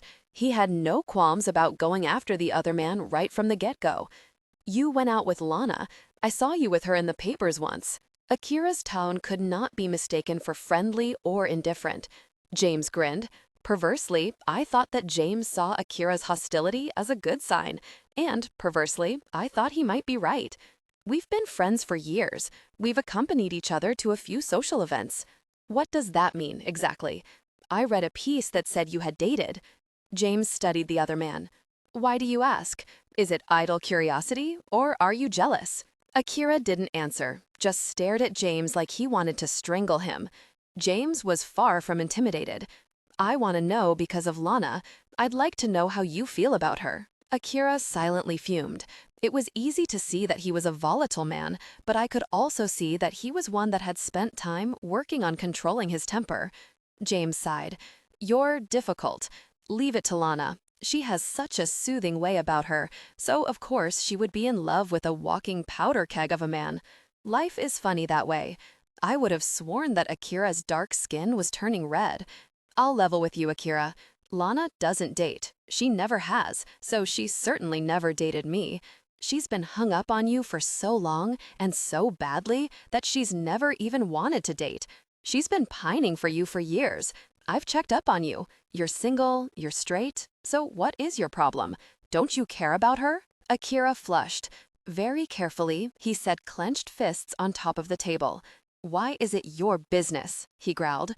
James leaned forward, undeterred. "Because I care about Lana, and because I know she'll never come to you herself. It's time to man up, Akira. If you love her, it is your job to show her." Akira tapped a giant fist to the table. The table bounced a little because a tap from a man his size was like a full-on punch from another man. "How do you propose I do that? I doubt she'd take my calls, and she hasn't been back to the island even once since she left." "Call her dad. She's a workaholic. Get him to send her here on business. If you can't get her to stay, that's your own fault." Akira took this better than I would have expected, just setting his mouth into a hard line and nodding thoughtfully. "You swear you never touched her?" James threw his hands up. "I never even tried. I swear it.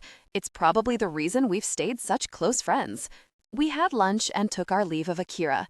He was severe but polite as we parted. He was an unreadable sort of guy, but I thought that he had warmed to James at least a little by the time we left. With me, he was perfectly polite, though of course I'd never been romantically connected to Lana in the media as James had. The next leg of the flight was longer, though sharing a spacious private jet with James for 8 more hours was no hardship. The private jet wasn't designed with a normal galley, or a normal anything really. The flight attendant and our security had their own enclosed space between us and the flight deck where they could both have privacy and give us some. James took advantage of this to the fullest. We shared intimacy, eyes darkened, afterwards breathless. Mr. Indulgent. The Cavendish property was located in the Ginza district in Tokyo. I had gotten every tourist booklet that I could get my hands on about the city, but James had a wealth of information as well, since he had apparently spent plenty of time in Tokyo himself.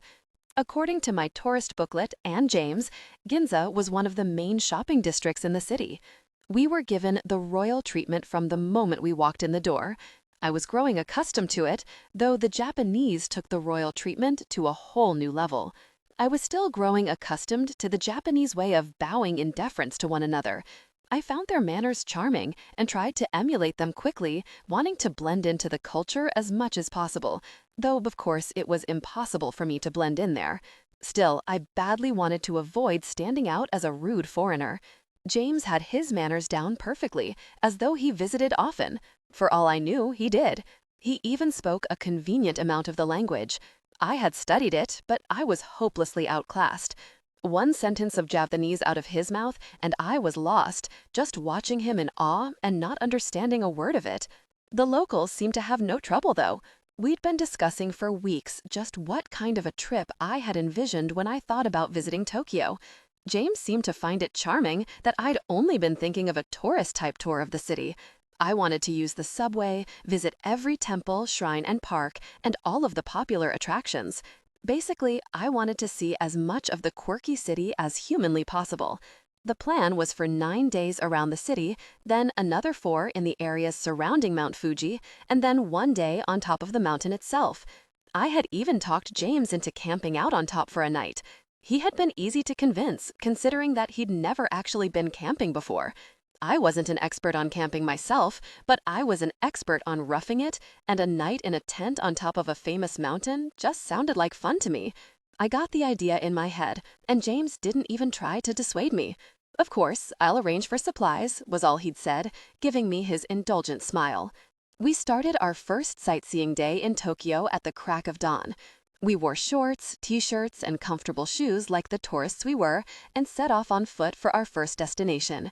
Kyokyo, the Imperial Palace, was only 20 minutes from our hotel, so we went there first. Our security trailed us at a somewhat discreet distance, and I almost forgot they were there for most of the day. The palace grounds alone took up most of our morning. We encountered the scenic jogging trail that surrounded the palace grounds first. I had been reading aloud about the trail from a tour guide book the night before, so James grinned as he pointed it out to me. "Want to go for a jog?" he asked me. I nodded and smiled. I wasn't a big jogger. Even when I did work out, it was usually lower impact cardio than an actual run, but it sounded perfect just then. We jogged for maybe 10 minutes, James keeping pace beside me, before I slowed to a brisk walk. I grimaced at him. I know this won't be a shocker, but you're in much better shape than I am. He gave me a rather lascivious once-over. I disagree. I like your shape much better, love. I laughed. The man could turn anything suggestive. We spent hours walking the trail around the grounds and covering every inch of the scenic gardens inside. It was a romantic setting, and James, being a romantic soul, used every bit of it to his advantage, clasping my hand and smiling into my eyes. If I wasn't already hopelessly in love with him, just one morning like this one, and I swore he would have changed that. We took our time exploring the palace, and when we were done, we found another charming park just a few blocks away. Children played some version of soccer in a shaded dirt field. The people we had encountered had been the epitome of polite so far, not even staring at us, though we must have seemed out of place to everyone there. The only difference were kids under 15. They stared unabashedly at us, their game coming to a halt as we strolled by. As we drew even with them, all of the young teenage boys raised their hands in the air, as though they had planned it, and began to cheer. I giggled at the strange reaction, looking at James. "What was that?" I asked him. He was grinning. "I think we just found some new members of your fan club." I rolled my eyes, still laughing. Boys were weird. We strolled the large circular park, pausing when we caught sight of an impromptu concert in the park. A crowd had gathered to watch a small orchestra play. James pulled me into his arms, handling me with mastery and gallantry, surely a rare combination. He moved into a light-stepping waltz, smiling down into my eyes.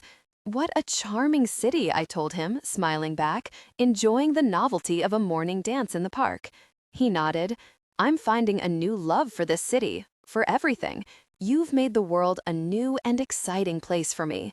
I flushed in pleasure, believing every intoxicating word he said to me. We leisurely walked from the Imperial Palace district and back to the Ginza district, shopping a little, but mostly just exploring the fascinating city. We walked through a mall and used a tour guide book to try to find one of the large city gardens in the Tokyo Bay that I'd marked. We were trying to decipher the map for maybe 5 minutes, laughing at our confusion, when Clark approached. He'd been hovering with Blake, following at a discreet distance all day. "The Hamarikyu Gardens, right?" he asked, peeking at our map. I nodded. He pointed down a street. "That way," he said. He had apparently been here before. "We'll pass the fish market, which is closed for the day, but it's just a few blocks past that." We thanked him and began to wander that way. James had an arm wrapped around my waist, holding me close, uncaring of the heat and humidity. "We'll have to do the fish market tomorrow morning," James said. "It's worth it. Best sushi in the world."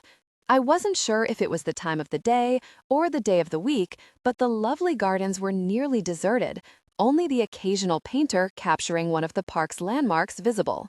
The beauty of the well-maintained gardens stood in stark contrast to the skyscrapers of the adjacent Shiodome district. We circled the large park leisurely, stopping often to enjoy views of the scenic garden and the waters of the bay beside it. "Let me know if you see something that you just have to paint," James told me, as we passed another artist. "I can have supplies brought right away, if you're so inclined.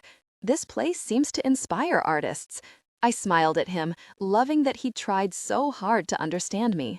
I had just been thinking that I'd like to spend a morning painting here. "You're so sweet," I told him. He smiled, and it was as unsweet as it could be. "I was just plotting where we would share a passionate moment here." "You have strange ideas about sweet," I laughed. I had a feeling that seeing the world with James would give me strange ideas about a lot of things. "How do you propose we do that?" His eyes smoldered at me. "You let me worry about that. There's a key house set on a tiny island in the center of the gardens. How would you like to attend a traditional Japanese tea ceremony?" I was delighted by the idea. "I'd love nothing more, except perhaps your other plans." He winked at me, giving me a roguish smile. "There's no reason we can't do both." The tea house was quaint, but I found it incredibly beautiful. The open windows with a view of the gardens like a frame for a perfect picture. We sat cross-legged on a tan bamboo mat while an ageless-looking Japanese woman went through the painstaking and elegant ritual. I watched with rapt attention, fascinated with every detail, because every detail was so perfectly orchestrated. The simplest motions became art as the practiced woman moved fluidly through the ritual, the arms of her light pink kimono barely rippling as her arms moved. James bowed low to her when she presented him with his tea, spouting off a fluent stream of Japanese that I couldn't begin to follow, but he was obviously praising her. I felt a completely unreasonable wave of jealousy. I tamped it down, knowing that it was insane, but his praise directed at anyone but myself made me feel covetous of it. The woman flushed at his praise, making her pale beauty even more pronounced. I bowed low to her as she presented the tea to me, stumbling over my Japanese thank you. The woman was the epitome of grace, which made me feel a little clumsy just looking at her. The woman left us alone after the drawn-out ritual was over, giving us the tea house to ourselves. I knew that deferential privacy was the James Cavendish effect. I gave James a sidelong look, still sipping my tea. He was watching me, and the look on his face made me squirm. He wore a slight smile, but his eyes had gone full-on dumb. It made you jealous, just having me watch her do the tea ceremony, didn't it? You're that possessive of my affections now? I wrinkled my nose, wishing that he couldn't read me quite so well. It was embarrassing to me that he knew just how unreasonably jealous I could be. I nodded. There was no point in hiding it, since he'd seen it clearly. She's beautiful, and you were fascinated by her, I said, as though I couldn't hold the words in. Did you want her? I asked, knowing it was a stupid question. I didn't want to know if he did, and I didn't want him to lie, so it was just masochistic to ask. His eyes softened just a tad. No, love, the thought didn't even cross my mind. It did occur to me, though, that I would love for you to learn to do that.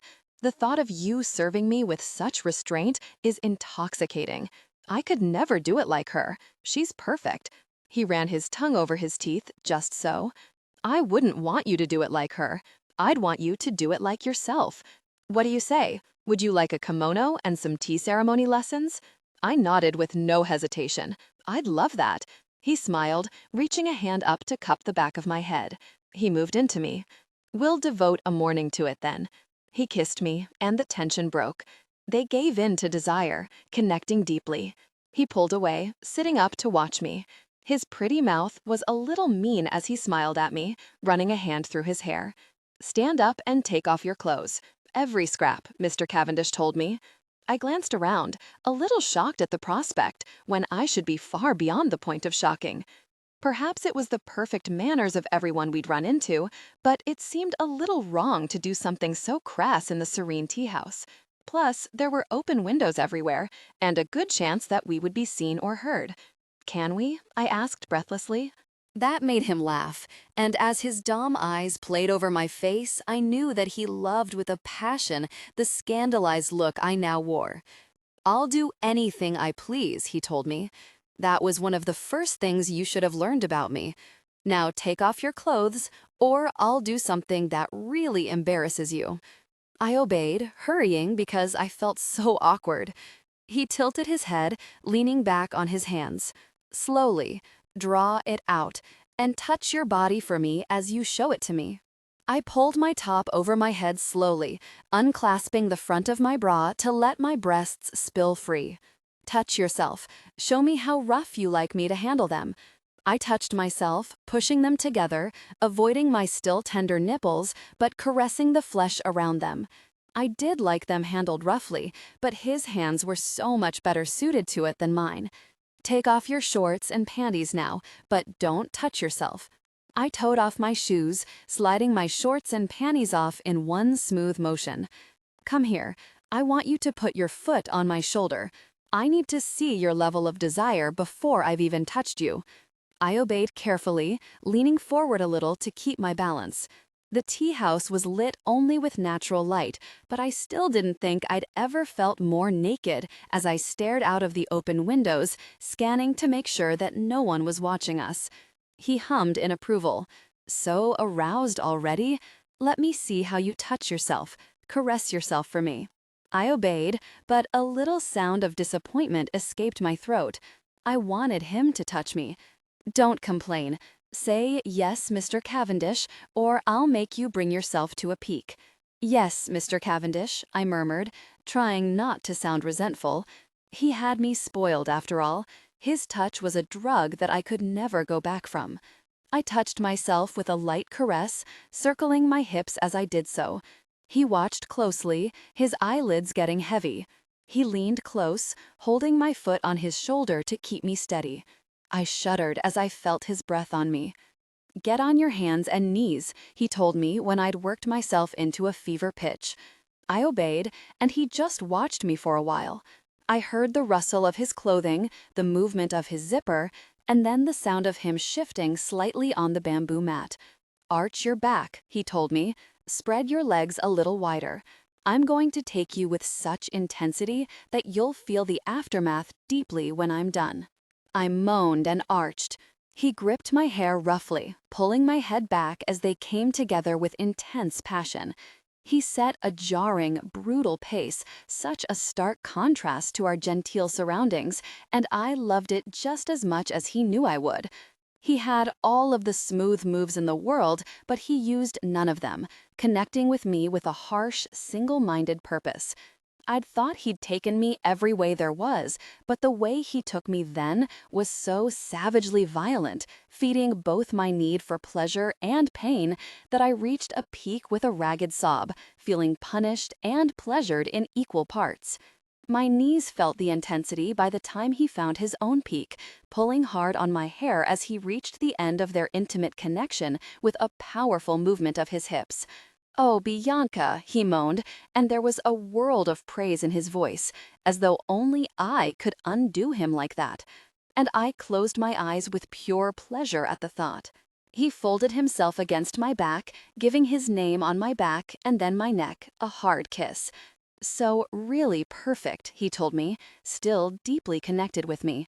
"Every inch of you was sent to me from heaven." I smiled at the thought.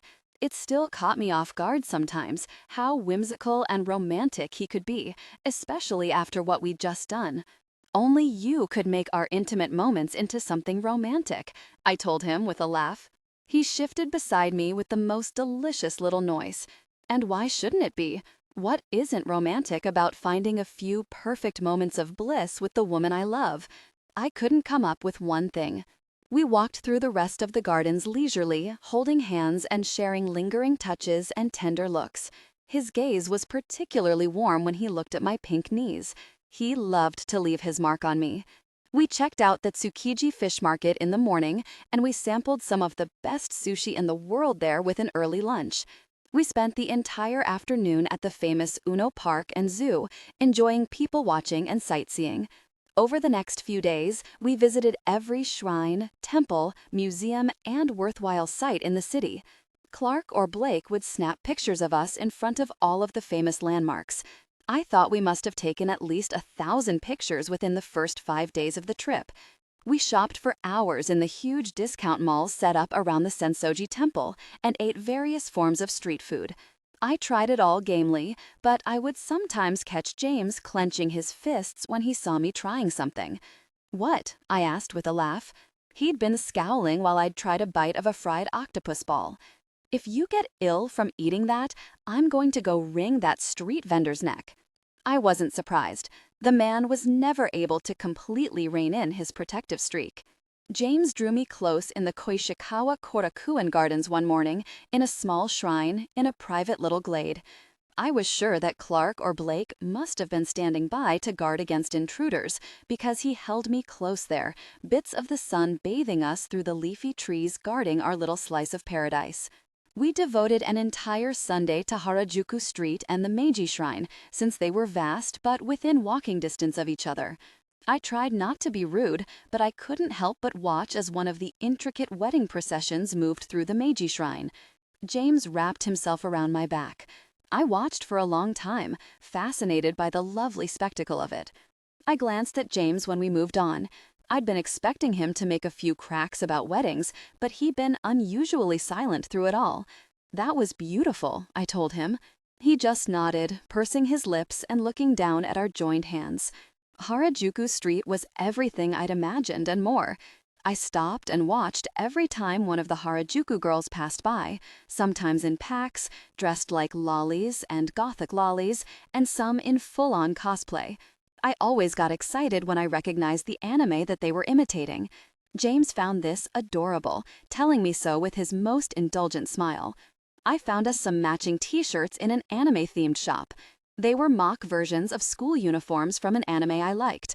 One was black, one white. I held them up and was startled when James shrugged out of his own shirt. I was as good as ogling his smooth golden chest as he pulled the white anime shirt on. It was tight as a glove. I used a dressing room to change into my black version of the same shirt. The shop girl was giving James very wide eyes as he paid, and I couldn't blame her. He had just given her quite the show. James bearing that much skin was a mouth-watering display, no matter the reason. I thought it was so sweet that he was willing to indulge me by wearing the shirt for the rest of the day. The material was soft and thin, and I couldn't seem to keep my hands off his chest in it as we walked the crowded street. He didn't mind. We spent an evening in Akihabara, the Electric City, even wandering into one of the famous maid cafes. There were cute Japanese girls that looked too young to be working serving us food, and kittens wandering the cafe, one even jumping onto our table to be petted. It was charming, but would have been more so if not for the older men that seemed to be there to ogle the way too young girls. James was a big hit with the girls, of course. The maid that served us couldn't even look at him without blushing, and several asked to take pictures with him before we left, though there was a sign in English clearly stating that it cost 4,700 yen to get pictures with them. By the time we departed the city for the Mount Fuji portion of the trip, I felt I had seen and done every imaginable tourist attraction we could come up with. Mr. Forever. We took a train to Hakone to enjoy a day and night of hot springs before we climbed the majestic Mount Fuji. James had rented out an entire property for us to spend the day. It wasn't a Cavendish property, but it was impressive nonetheless. It was so huge that I honestly couldn't tell if it was supposed to be rented out as a hotel or a house. The property boasted traditional Japanese structures, the back half of the property lining up with the lake and dotted with countless natural hot springs. It was the most relaxing day we'd had since we'd gotten to Japan. We stayed in and shared intimate moments for what felt like the entire day.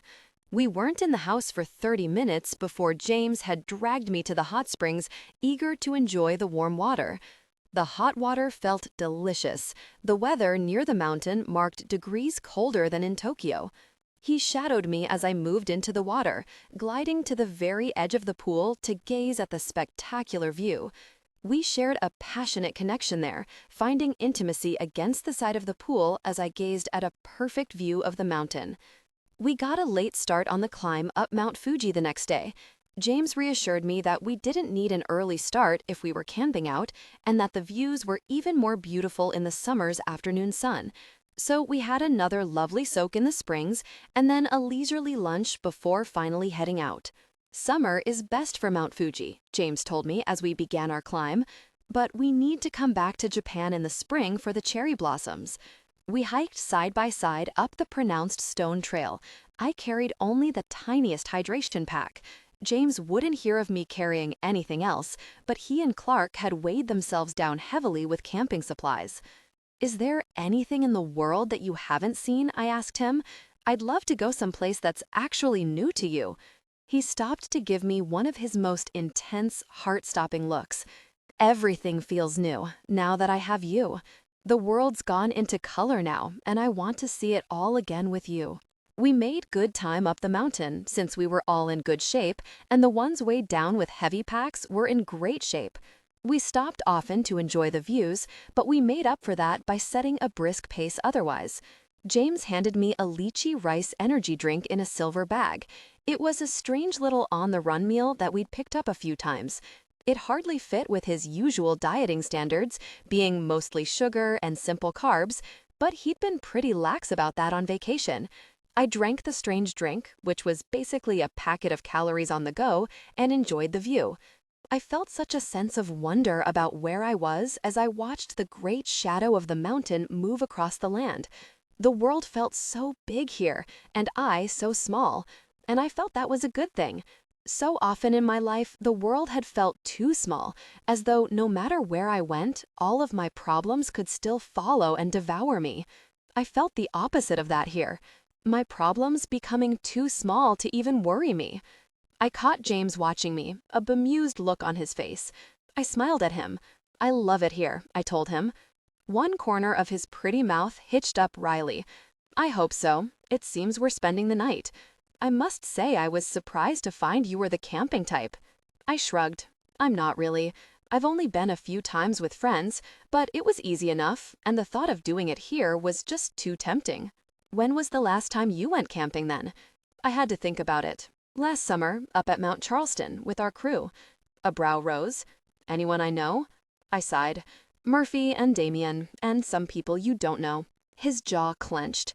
I gave him an exasperated look. Really, James, you just need to get over being jealous of him. I assume you didn't share a sleeping bag. I rolled my eyes, the beginnings of anger stirring. No, I shared a small tent with Stefan. He nodded. I'm not jealous of him anymore. Or at least, I'm taking care of it. I studied him, baffled. What on earth does that mean? He grinned, the tightness in his expression just disappearing. I've decided to set him up. If he's blissfully in love, perhaps he won't think about you so much. That surprised a laugh out of me. Are you really matchmaking again? You take the word controlling to a whole new level. Your control freak tendencies and that Cavendish charm are a dangerous combination to our friends' love lives. He just shrugged. I know he's your friend, and I actually even like the guy, but just knowing the thoughts he must be having about you, considering the way that he feels, was driving me mad. To cope, I had to come up with a strategy on how to deal with him. Seeing him with Jessa was like a light switching on. He's into her more than I think he realizes, but he was just so hung up on you for so long that he was blind to it. Don't get me wrong, I sympathize with that. Being unreasonably obsessed with you has become one of my favorite hobbies, but I certainly won't allow anyone else to get the honor. I thought about Damien and Jessa. It's a match that makes sense to me. An old friend of mine is in need of a new flight crew for his private jet.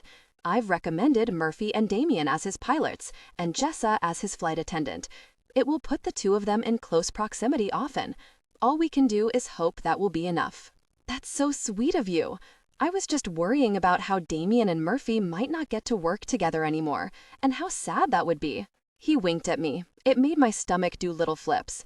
I know you were. I have my eye out for jobs for your friends, since so many will be unemployed within the year. God, I love him, I thought, for the millionth time. Thank you for that, I told him. He stroked my cheek. I love your soft heart. I'll make it my life's mission to accommodate it. We continued to briskly climb the trail. Even stopping frequently to enjoy the incredible views, we made the climb in just over 4 hours. We had a spectacular view of the sunset as we reached the crater at the top of the mountain. We couldn't have timed it more perfectly, I said, in awe of the view. It was unquestionably the most beautiful sunset I'd ever seen. Yes, I know, he said succinctly. I shot him a look. You did time it? Yes. I wanted today to be special. I wanted it to be perfect. I still studied the view as he spoke, but I felt him studying me. I shot him another quick glance. What's so special about today? I asked, a serious note in his tone alerting me to his mood. My heart stopped and then did one slow turn in my chest as he got down on one knee in front of me. I wanted you to have a perfect view of the world that I want to lay at your feet, my love, he began. His eyes were clear and impossibly beautiful with what could only be a plea. My eyes filled with tears as I saw what he was doing and how painstaking of an effort he'd made for it to be perfect. He pulled a small ring box out of his pocket and I gasped on a sob. He opened it, showing me a ring with a large, princess-cut diamond surrounded by sapphires. I realized immediately that it must have been his mother's engagement ring. It matched the earrings that he'd already given me. I love you till I die, Bianca. Marry me. There was no question in his voice. It was all in his eyes, a vulnerability that was as hard for me to resist as his sure domination. I had been both dreading and anticipating this moment. He had given me clear warning because he understood me so well. Marriage represented so many scary things for me. It always had, and it was hard to change the way I thought about it. It was, but not impossible, not since James had entered my life, turned everything upside down, and changed my mind about so many things. I was shocked at how quickly I held my trembling left hand out to him. "Yes," I whispered. I spoke again, making my voice more firm, more sure. "Yes, James, I'll marry you."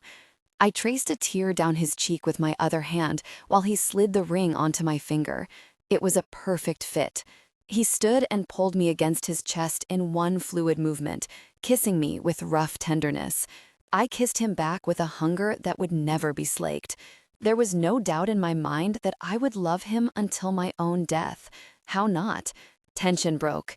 They gave in to desire, connecting deeply. "Say it, Bianca." "I'm yours, James." "Forever," he added. "Forever." "Oh yes, I'm yours forever, James." Passion peaked. They came together intimately, deeply connected.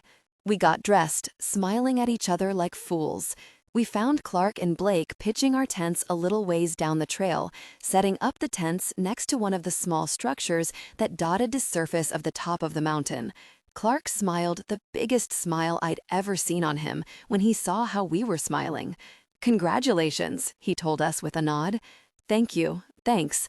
"Oh," I said suddenly, only loud enough for James to hear. "I need to tell Stefan immediately. He'd be crushed if he wasn't one of the first to know." "Well, let him know as soon as possible," he responded just as quietly, tugging my hand to lead me over to catch the last glorious minutes of the sunset. "He'll be so happy," I told James quietly, feeling a little sad. I didn't want to see less of Stefan, but our lives were changing so quickly and in such strange ways that I couldn't help but be afraid that things wouldn't stay the same for us. He had been the most important thing in my life for so long, Bianca. "My love, let me make you a promise," James said quietly, studying my face carefully. "No matter where we live, no matter what we do, we'll keep him close to us." "You don't think that he and I are hopelessly codependent?" I asked him. I knew the answer. We were, but no part of me was prepared to change that. He just smiled fondly. "I know that you are, but I think that just sometimes, like in a marriage or with just the right people, that can be okay. You two aren't toxic together. It's not that kind of codependence. You two survive together. You thrive together. I wouldn't dream of making you change that. I'm trying to join your family, not tear it apart, love." I didn't think he'd ever said anything that made me realize more profoundly just how much I loved him. Fear of what had happened to my mother hadn't been the only thing that had scared me about commitment. Losing Stefan in even small amounts had been a fear there as well. I was so grateful and relieved that I could just put that fear away forever. Mr. Besotted. We went to a gala for charity the night news broke of our engagement, which was perhaps a mistake. The red carpet was pure chaos. By sheer coincidence, the Men's Health magazine had released their cover and spread of James that same day. It had all turned out beautifully, but they had used several of the pictures with the both of us. The cover picture they'd used had actually been from one of the shots where James had his back to the camera, and I was clearly giggling into his shoulder.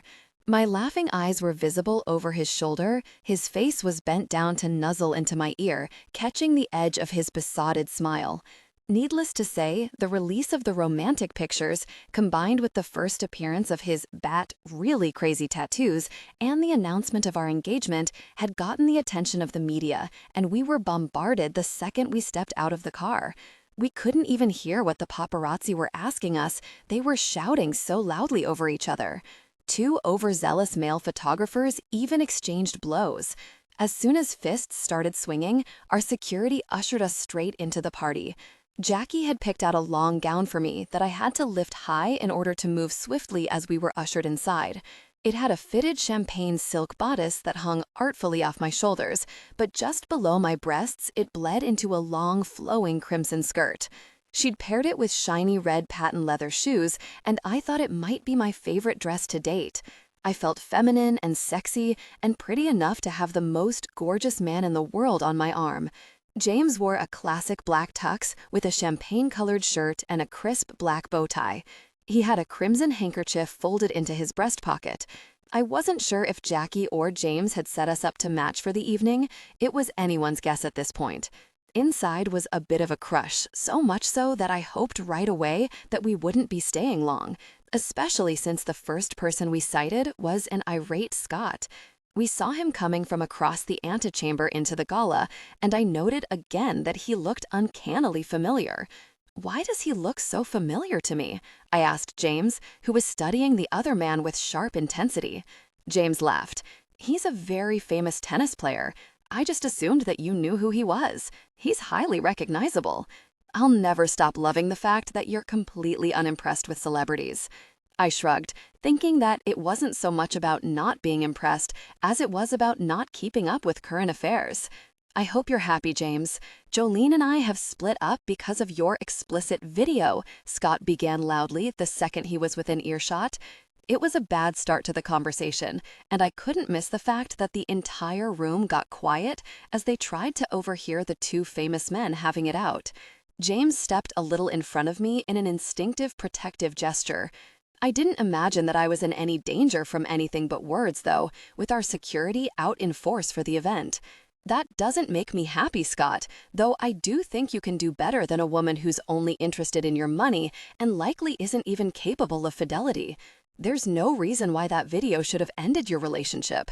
That was taken at least 3 years ago, before you were even seeing each other. Scott chewed on his lip, studying James intently.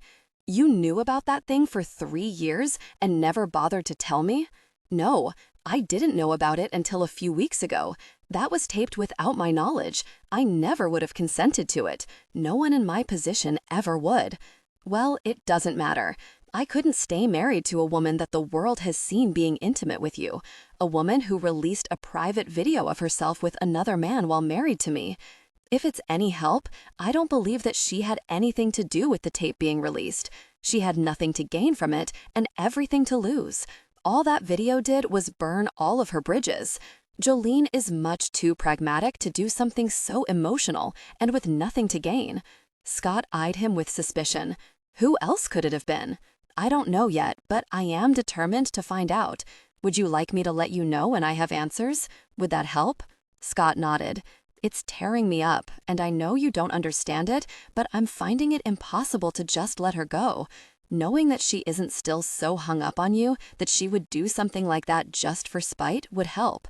I think that the idea that she would release it, not caring if it ended us, is what bothers me the most. There's no accounting for taste, but I can well understand being obsessed with a woman and not being able to let it go, Scott. I wish you the best. Perhaps she's changed. I know she's no angel, but I like what she is. If I could only get her to care for me as I do for her, I think that we could have a good marriage. I couldn't see his face, but I clearly saw James shrug from behind. I'm not sure it works that way, but I do know that people are capable of changing, and I hope for your sake that she'll change for you. I wish you nothing but the best, Scott. I always have. Scott hesitated for another moment, looking unsure, before finally nodding. I think I know that. I guess I have all along. It was just easier to blame you, you know? Let me know if you find out anything. He was walking away before he'd even finished talking, his words trailing to us as he moved away. It seemed to me that Scott could have apologized, being that he'd admitted that he'd been wrong about James, but I didn't say anything. Friendships could be complicated things, and I wouldn't dream of stepping in when I didn't understand theirs. I did think that Scott and Jolene might just deserve each other, but I kept that thought to myself as well. I was happy when the next familiar faces we saw were friendly ones. Both Sophia and Parker embraced me warmly, gushing about the engagement. I flushed in pleasure, and if I was honest, a touch of trepidation. Some part of me screamed that this was all too much, too fast, every time I was reminded of what I'd agreed to. Have you hired a wedding planner? Do you know the venue? Sophia asked, beaming at me. I thought she was adorable, with her blonde curls and her enthusiasm, but her question intimidated me very much. No, I said finally. I haven't even thought about it. Sophia seemed to sense my discomfiture. She touched my shoulder lightly. "There's no rush, and you can have any size wedding you want. Just be sure to invite us." I nodded, my mind going a little blank at the thought of planning a wedding. "Of course, small or large, you'll certainly be on the guest list. I can't say the same thing for your sister-in-law." She laughed. "I would hope not. She'd try to burn the place down, the crazy twit." That made me laugh. Crazy twit seemed like a perfect way to describe Jules, and I was sure that Sophia must have been even more fed up with her than I was, since she'd married into her family. We mingled for a time, but I cut loose from James when I saw a restroom. Blake followed me in, even hovering outside the stall, but I was growing accustomed to it. Her relentless stoicism was even starting to grow on me. I didn't take long in the restroom, but I heard some sort of commotion outside of my stall right before I re-emerged. Blake was standing so close to another woman that I didn't even recognize her at first.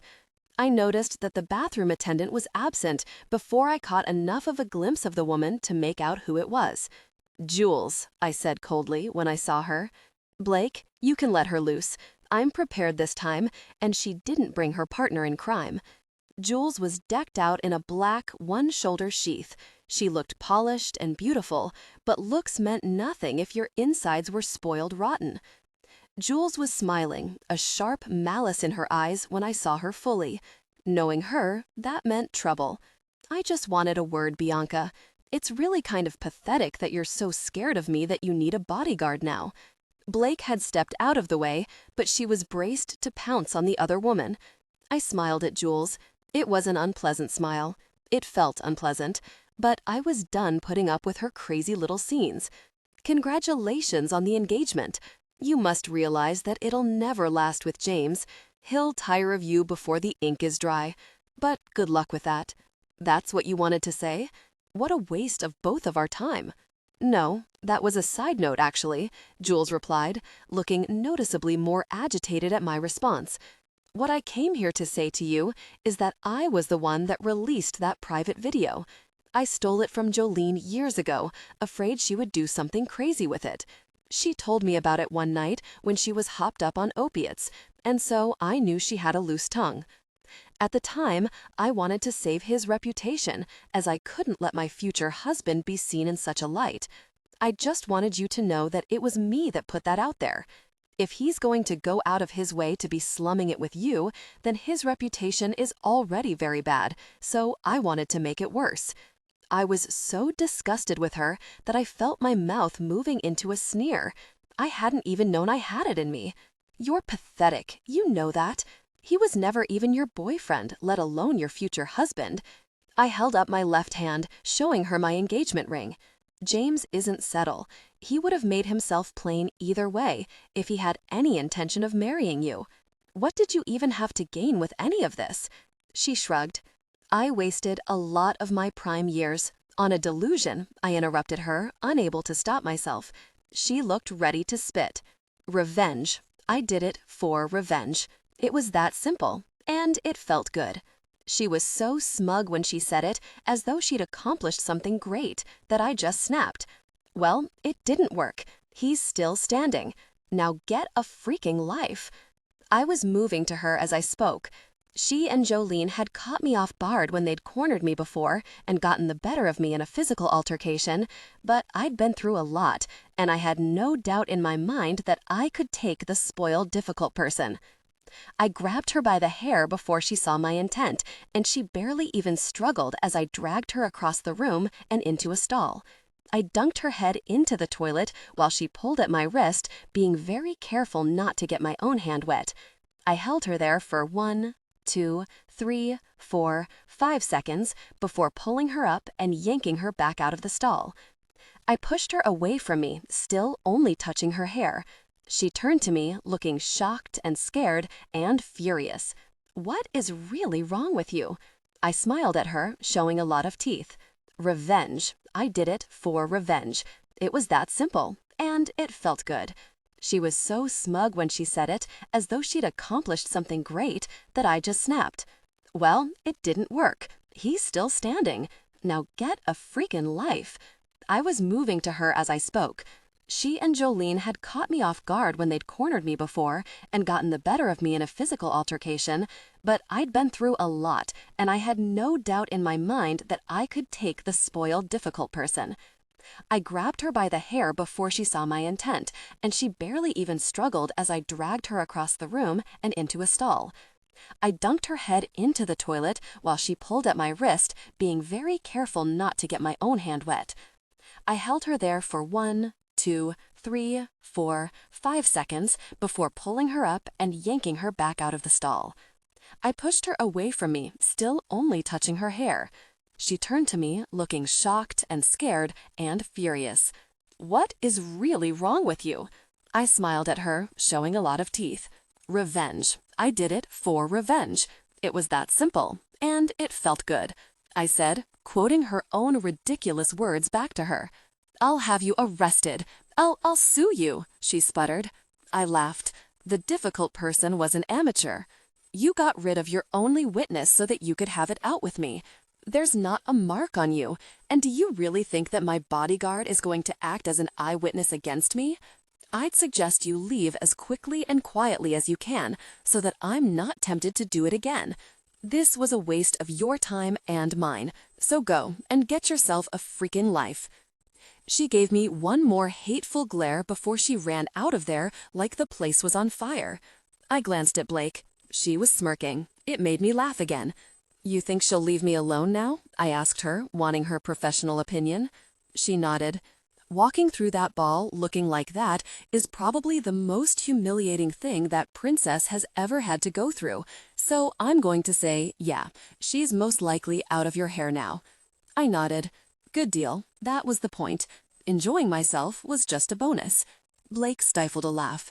I was still washing my hands, wanting to get all of the jewels off, when Lana and a frantic James burst through the door. I just raised a brow at them. "Are you okay? What happened?" James asked, so obviously worried. "We saw Jules tearing through the hallway, her hair wet and her makeup a mess," Lana added, studying me carefully. I shrugged. "She stole that video from Jolene and put it on the internet. She came here to tell me that. I didn't take it well." James shot Blake a questioning glance, approaching me. "What happened?" I dunked her face in the toilet. She left. I don't think she'll bother me again. He reached me, running a hand over my hair with a soft touch. His brow furrowed for a moment as he processed that. He blinked a few times, then threw his head back and laughed. Mr. Wretched James hadn't wanted me to, but just a few days after I'd returned to Vegas, I went back to my old house to collect some things. Most of it would be packed away and moved to the bigger house, but I'd wanted to go through things myself before I let strangers tackle the project. I shared a car with Stefan and Javier, who were giving Stefan's house similar treatment. Having Stefan nearby for the excursion had gone a long way towards easing control-freak Cavendish's mind about the whole thing. Not that he could have stopped me, though he didn't have to leave work to escort me once he realized that Stefan was going. I didn't know what he thought that Stefan could do that my escort of armed guards couldn't, but that was just the way it was. The two men had bonded on a fundamental level that even I didn't fully understand. I could only be grateful for it. I had tags to mark where I wanted my things to be moved to, since much of the household goods would be going into storage and some to charity. James obviously had all of his properties stocked to the nines. I only had a few small boxes for packing right away, and they filled slowly with small keepsakes and photographs. Blake hovered in the house near me, Patterson patrolling directly outside, with Henry patrolling the neighborhood. Williams had a family emergency in California and so was taking some personal leave. They hadn't been able to find him a replacement with just 1 day's notice, which was one of the reasons James had been so nervous about letting me come back to the house without him, even in the middle of the day. Their boss's nervous reaction to this mundane outing seemed to have Blake on edge. I got nervous just looking at her. She kept pacing the house, looking out windows for no reason that I could see. "Is everything okay?" I finally asked her. She nodded, but her mouth was tight. "Yeah, just antsy today, I guess. I don't see Patterson out there, but that's normal. It's not even time for him to check in yet. I don't know what my problem is." This was the chattiest I'd ever seen her, and it only seemed to make me more nervous, because it was a tell of her own nerves. Whatever strange mood had such an unflappable woman so anxious wasn't good for my peace of mind. I went back to packing up some old pictures, smalling when I saw some old shots of Stefan and me. There were several shots from my 21st birthday party when we'd run around like fools on the strip. Someone had taken about a dozen shots of Stefan giving me a piggyback ride through the fountains at Caesar's Palace. We'd been dressed up and we looked like crazy people, with the bottom of his pants wet and my heels dragging in the water. I smiled at the picture. It was a fond memory, right around the time when things had really started to look up for us. The smile on Stefan's face warmed my heart, both now and then. He was grinning at the camera, and I was smiling at him, the fact that he was the dearest thing in the world to me clear in every line of my face. I took the stack of photos to my purse, thinking to myself that I had to give some of the photos to Stefan and find a place of honor in my new house to put at least one of them. I was just digging into my purse, still smiling at the memories, when my phone started to ring. I checked the screen. It was James. "Hey," I said into the phone, still smiling. "How's work going?" "It could be going better, but at least it's almost done. My lawyers and Tristan's agent are making some revisions, but that shouldn't take more than 30 minutes or so, and then we'll be done, thank God. Tristan is trying to bankrupt the casino for some 2-bit magic tricks." James had gone into work to hash out some details in Tristan's new contract, and I could tell by his tone that the other man must be close by and that he was trying to harass him. "Tell Tristan I said hi," I told him. "Bianca says hello," he relayed on the other end. "I'll be heading over there when I finish," James explained to me. "Are you about done?" I glanced around the room. I was pretty sure that I'd gotten everything that I'd wanted to pack myself, but I wanted to give the place another once-over, to be sure. "Yeah, that should be perfect. Tristan is coming over for dinner tonight. As if I'm not paying him enough to make rabbits disappear, now I have to make him dinner. I have a new trick where I can make pretty boy CEOs disappear," Tristan said loudly on the other end. I left. "Will you let the guys know that they're invited as well?" James said. I could hear the smile in his voice. "That sounds fun," I said, meaning it. There was just something so playful and mischievous about Tristan. There was never a dull moment when that man was around. "I take it he got a favorable contract for next year's shows?" I added. "He signed on for another year, but we had to double the bastard's pay," he said without rancor. He said something else, but a noise outside distracted me at just that moment. What had it been? It hadn't been particularly loud, just something slamming against the concrete, but it sidetracked me enough that I completely tuned James out as he continued to talk on the other end of the line for several pregnant moments. "Bianca?" he asked, snapping me out of my momentary distraction. "Oh, sorry," I said, trying to focus. It could have been anything. A neighbor had been working on building something on his back patio earlier, and that had been much louder than that single slam had been. What about that noise was troubling me so much? I kept my phone to my ear as I moved through the house, looking for Blake. The noise was probably nothing, but I figured that we would both feel better if she checked it out. I heard it again as I moved into the kitchen. This time it was louder, and I could have sworn that it was accompanied by a low grunt of pain. "Blake," I called out, sure now that something was wrong. She burst into the kitchen right as James began to sound a little frantic on the other end of the phone. "Bianca, what is it?" he was saying. "Is something wrong? Talk to me, love." I opened my mouth to answer, my eyes meeting Blake's, when I heard a noise that made my blood run cold and my heart stop in my chest. It was a loud, echoing boom that I knew all too well, and it made me freeze in terror. A gasp escaped my throat, my free hand flying to my chest. Blake was moving instantly, pushing me to the ground, her gun already in her hand. "Stay down, Bianca," she said. "Don't move, and whatever you do, don't leave this house. I'll be right back." She disappeared towards the front of the house, though I thought that sound had come from the back. I was listening so hard for what was going on in the back that it took me a while to remember that James was still on the phone, which was surprising, since he'd been heaping up a steady, desperate dialogue the entire time. "Tell me what's going on, Bianca. What was that noise? Why did Blake tell you to stay down? Where did she go? I need to know what's going on." I blinked, my mind going very shocky in reaction to that noise and the memories it dredged up. How did he not know what that noise had been? Could it sound so very different across the line? That dreaded noise sounded again, and my body jerked as though I'd been hit, even though I was safe inside. We're on our way to you, love, and we've put in a call to the police, but I need you to tell me what's going on. What was that noise? I swallowed hard, trying to focus on that beloved voice. I closed my eyes tight. I love you, James, I told him softly. I heard him take an unsteady breath. What's happening over there? He asked roughly. His voice broke on the words. I shook my head, but of course he couldn't see it. That noise sounded again, and I whimpered. I love you, James, I said again, my cheek on the cool linoleum of my kitchen floor. I was so happy, so unutterably relieved that he wasn't close enough to be hurt by whatever was happening in my backyard. Talk to me. I have to know what's going on. We're in the car now. We'll be there in less than 20 minutes, but you need to talk to me. What's all that noise? I didn't want to say it. It was completely ludicrous, but saying it would make it more real. The noise sounded again, and I shuddered helplessly on the floor.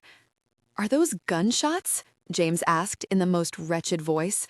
I could tell just by his tone that he was already certain of the answer, had likely guessed it with the first shot. Yes, I breathed. In my backyard, I think. I'm scared, James. I need you to tell me that you love me back. Please, just in case. No, he whispered. I'll be right there. Are all of your doors locked up? Just stay hidden and stay down. You're going to be fine, and I will be there so soon. I closed my eyes, just wanting to listen to his voice until the danger had passed, as though it would just magically pass after that many gunshots. I was doing so well, just planning to stay right where I was, when I heard another sound that changed everything. A rough shout sounded in the back. It was the shortest noise, and it should have been indistinguishable from all of the other sounds, but somehow I knew with absolute certainty just who it had been. I fought to breathe because I suddenly felt like I was drowning. That shout had changed everything.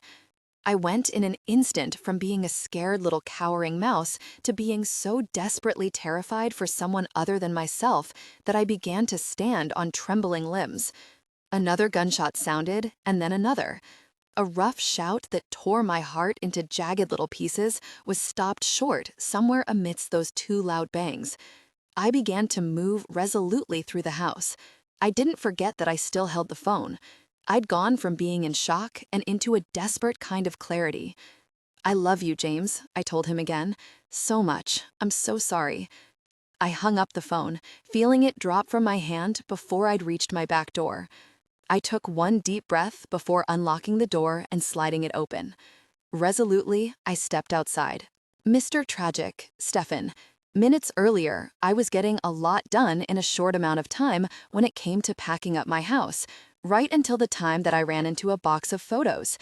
Javier and I studied the first stack of pictures and laughed. It was a large stack of snapshots from a company Christmas party from maybe 3 years ago. They'd been taken on a super cheap camera, so they were grainy with a lot of red-eye, but they brought back good memories, and we sat down on my bed and went through them all carefully. Javier giggled, flipping a picture to me. I laughed so hard that I had to sit down. Murphy had his shirt off in the photo and was trying to do splits with absolutely no success. That was funny, but the highlight in the photo was by far the look on Damien's face in the background. It was a mixture of admiration, horror, confusion. I must have been taking the picture because Bianca was off to the side, doubled over laughing, and I wasn't next to her. Javier flicked me another picturing, still smiling widely. This one was a close-up of a still laughing Bianca. Her eyes were twinkling as she looked directly into the camera. It was a great picture of her, though she wouldn't notice or care how beautiful she looked in a bright green dress that night, her pale hair hanging smooth around her shoulders. I made a note to get a copy of it for James, who would love a picture of her laughing like that as much as I did. I sometimes thought that our fast friendship had been kind of like joining a club, one made up of men that thought that Bianca Carlson was the most perfect woman on the planet. Javier flicked me another picturing, giggling harder than ever. I joined him with one glance at the image. This one was of Murphy lying on his back on the ground. He held his arms up straight in front of him. His suit jacket and tie were crumpled all over the floor around him. I remembered that they'd gotten that way during his impromptu striptease. Marnie stood next to him in the photo, caught mid-curtsy motion. Javier flicked me another picture. Murphy was making a valiant effort at bench pressing the tiny woman. Javier flicked me another picture. The same tiny woman had collapsed onto him, and they were both laughing at his failure. We laughed even harder at the memory. "I'm going to miss that job," I said wistfully. "Well, we don't have to miss the people, which were what made it great. What do you want to bet that Damien and Murphy will be regulars at our bar?" I smiled at him. "You're so right. We'll probably have to kick them out at closing time every night." The thought filled me with warmth. Our lives were changing, yes, but they were only getting better. Javier was playing more than helping me, and I couldn't have cared less. I didn't mind doing it myself and would have preferred his company, help or no.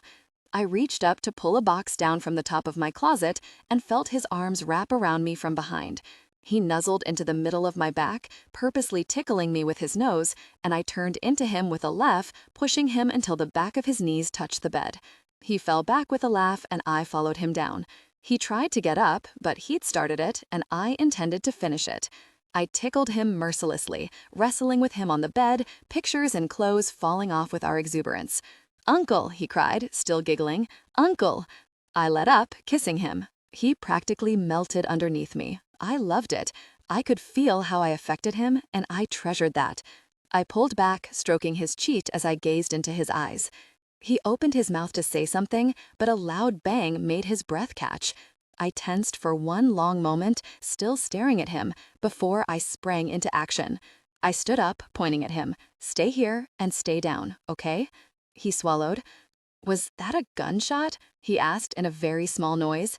"I'm not sure what that was," I lied, "but I just need to go check on Bianca." I was already striding to the bedroom door before he spoke again. "Don't go, Stefan. Please, I love you. Don't put yourself in danger." I looked at him, my heart in my eyes. "I love you too. Stay down. I have to make sure she's safe, Javier. I couldn't bear it if she were hurt." I tried to appear calm as I closed the bedroom behind me, but I was tearing through the house like a madman the second it closed. A second and third gunshot had sounded by the time I reached my back door. My heart was trying to pound right out of my chest with the fear. I couldn't lose her. I was a survivor by nature, but I knew that I wouldn't survive that. I unlocked, opened, and tore through that door in an instant, fueled by blind terror. If that monster had hurt her, if he had so much as bruised her, I swore that I would tear him apart with my bare hands. A fourth shot sounded just before I vaulted over the tall barrier, desperately scraping my hands with the effort. I landed on the other side, taking in the bloody scene before me with shock and horror. Bianca's father straightened over the fallen form of Blake. His chest was bloody, bloody circles blooming on his chest, but he was still standing. He held a small pistol in his beefy hand. It was so small against those huge hands that almost looked like a toy. Another body lay in the yard. Patterson, I thought, but I couldn't even spare him a glance as Sven Sr. pointed the gun at Blake, aiming to take another shot. "No," I shouted, rushing at him. He turned impossibly fast for such a big man. He smiled at me through bloody teeth as he aimed into my chest and fired. My last thought was one of relief. Bianca wasn't amidst the casualties. Bianca. I stepped outside into a bloody nightmare, my eyes going unerringly to the crumpled figure of Stefan. I didn't make a sound, but my face was wet with tears. He has to be okay, I told myself. I could survive a lot of things, but I knew that losing Stefan wasn't one of them. I was so intent on this thought that I didn't even look at the monster amidst the carnage for long moments. I had made my way closer to Stefan before I raised my eyes to those pale blue ones that looked so much like my own. It was like staring into the eyes of a rabid animal, his malevolence written in every tense line of his face. It was hard to imagine that he had ever been a sane person, looking at him now. But had he ever been sane? I couldn't have said. Perhaps sanity had never been the question. He wasn't even a human to me, but a monstrous demon that destroyed and terrified. And the only one who had ever been able to act as protection between him and me now lay crumpled at my feet, red circles on his chest. He had finally done it. The monster had broken me. My instinct was to freeze, and so I watched without moving as he approached, some awful expression that was shaped like a smile overtaking his face. I didn't have that violent thing inside of me like my father did. I didn't have an urge to hurt anyone, not for any reason. It wasn't even an urge that I understood. Or at least I hadn't, not until Stefan lay crumpled at my feet. My eyes moved from that horrible face and to the tiny pistol at my father's side. I watched it like a lifeline, letting him see what I was looking at, what I'd fixated on. He laughed, a dry cackle, and the madness of the laugh made me note, in an absent-minded kind of way, that he was on something. Some kind of drug was racing through him, making him crazier, making him stronger, anesthetized to both pain and fear. The man had been a beast without some drug jacking up his system, so it was hardly a reassuring realization. I warned you, Sultanas. I warned you that if you went to the police, no one could keep you safe from me, but you didn't believe me. And now your friend is dead. Was it worth it? I whimpered, a wholly involuntary sound. He can't be dead, I told myself. I had to believe it, or I would just crumple into a heap on the ground myself and never get back up. My eyes were still glued to that little pistol in his hand. He laughed again, waving it at me. You can't take your eyes off this. You think this will help you? You don't have the nerve, just like your mother. You couldn't hurt a fly. Worthless, mewling women. He held it right in front of my face, smiling grimly, his bloodshot, crazy eyes glued to mine, their maniacal gleam piercing me. Take it, if you dare. See what happens, Sultanas. I never looked away from his eyes. I couldn't remember a time when I hated him, but I felt it now like a fresh wound. I could kill him without remorse, I realized. He had done that to me, finally broken that part of me. I would not regret if he were dead, even if it was at my hand. I would be putting down a wild beast on a killing rampage. The only regret could be what he'd managed to do before he was stopped. I wasn't my mother, though I could wish that I had only taken after her. As much as I wanted to run from the notion, I had enough of my father in me, at least for this. It wasn't even a question, not even a split second of indecision, not with Stefan lying motionless at my feet. I had erred grievously, I saw clearly, in keeping his secret, in living in fear. Far better if he had killed me back then for turning him in than to let him wreak all of this destruction now. That was my regret, and I felt it keenly as I looked at him, surrounded by his victims. If only I had looked beyond my own fear of what he had done and thought about all that he was still capable of doing. Yes, holding my silence for all those years was my regret, but it was my only regret. This thing I was about to do, I would not regret, not for a moment. I had no words for him. Nothing would do my hatred justice, and he wouldn't hear them besides. He had never valued me, and you didn't hear someone you didn't value. My words couldn't touch him. So I didn't bother to tell him how I felt. I showed him. He handed that gun to me with no hesitation, no fear, and I took it, turning it into him with the same motion. I shoved it hard into his chest, aiming for his heart. I squeezed the trigger, barely even feeling the gun's recoil in my hand as it fired into him. Foolishly, I thought that would be the end of it. The monster laughed, wrenching the gun out of my hand. I'd shot him in his chest, a chest already red with his own blood, and he only laughed. I got this sudden crazy notion that he really wasn't human. How was he still standing? He opened his mouth, and blood sprayed my face as he spoke. My turn, Sultanas. He gripped my hair, pulling my head back, holding it immobile. I began to struggle, but it was no good. He forced the gun against my face, pushing my own hand over the handle, that maniac smile still fixed on his face. I jerked my face from side to side, caught between his hand and my hair, and the gun pressed against me. I was still shaking my head desperately when two simultaneous gunshots sounded. The world went black. Stefan. My chest was on fire. Every breath was agony, but I managed to open my eyes just a crack when I heard her voice. Of course, she had come for me. No, no, no, I thought in despair as I saw her father approach her. It took me an excruciatingly long time to turn my head to the side. Blake lay unmoving, less than 4 feet away. I felt a huge wave of relief as I realized that there was a gun near her side. I knew I couldn't make a sound as I dragged myself to it. It was a race, and I couldn't let the pain so much as slow me. Another shot fired before I'd made it halfway, and I had to keep from crying out in distress or from looking to see what had happened. There was no time to look. I needed to get that gun and fire. I grabbed the gun with a trembling hand as soon as I got within reach. I rolled onto my back, the agony of the movement making my vision go fuzzy for precious moments. I sighted on her father's head and fired.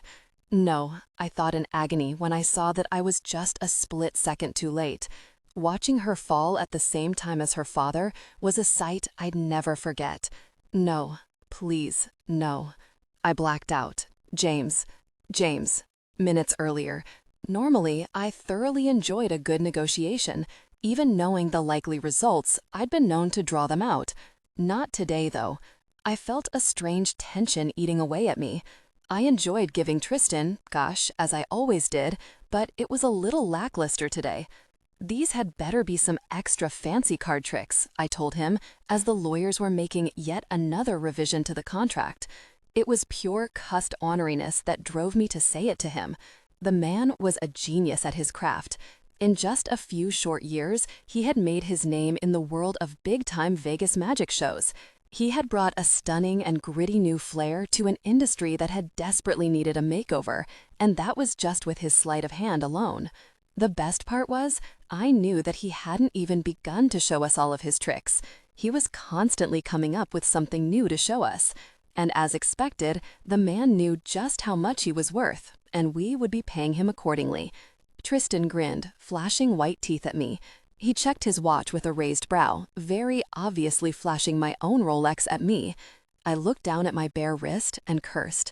He was an entire table's length away from me. "How did you do that from over there?" I asked him. He pointed at the lawyers that were currently haggling with his agent. "I believe it's your contract that stipulates that I'm not allowed to talk about things like that, trade secrets and all. Your lawyers would probably have to make a revision if I told you. Do you really have that kind of time?" He tapped my watch for emphasis. I laughed. It was hard not to. He was an obnoxious, difficult person, but an endlessly entertaining one. "Well, we'll have to revise it anyway, if you're planning to give yourself a $50,000 watch as a bonus." He reached his hand across the table, the watch appearing in his palm in a blur. I reached to take it from him, and he had it on my wrist with the same blurring speed. I shook my head at him. Crafty jerk. Congratulations on the engagement. The news is everywhere.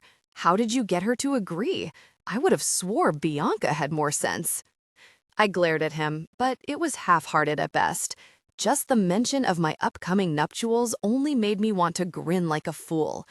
I begged her so pathetically that she finally just took pity on me, I told him. That was nice of her. She could do way better. No offense.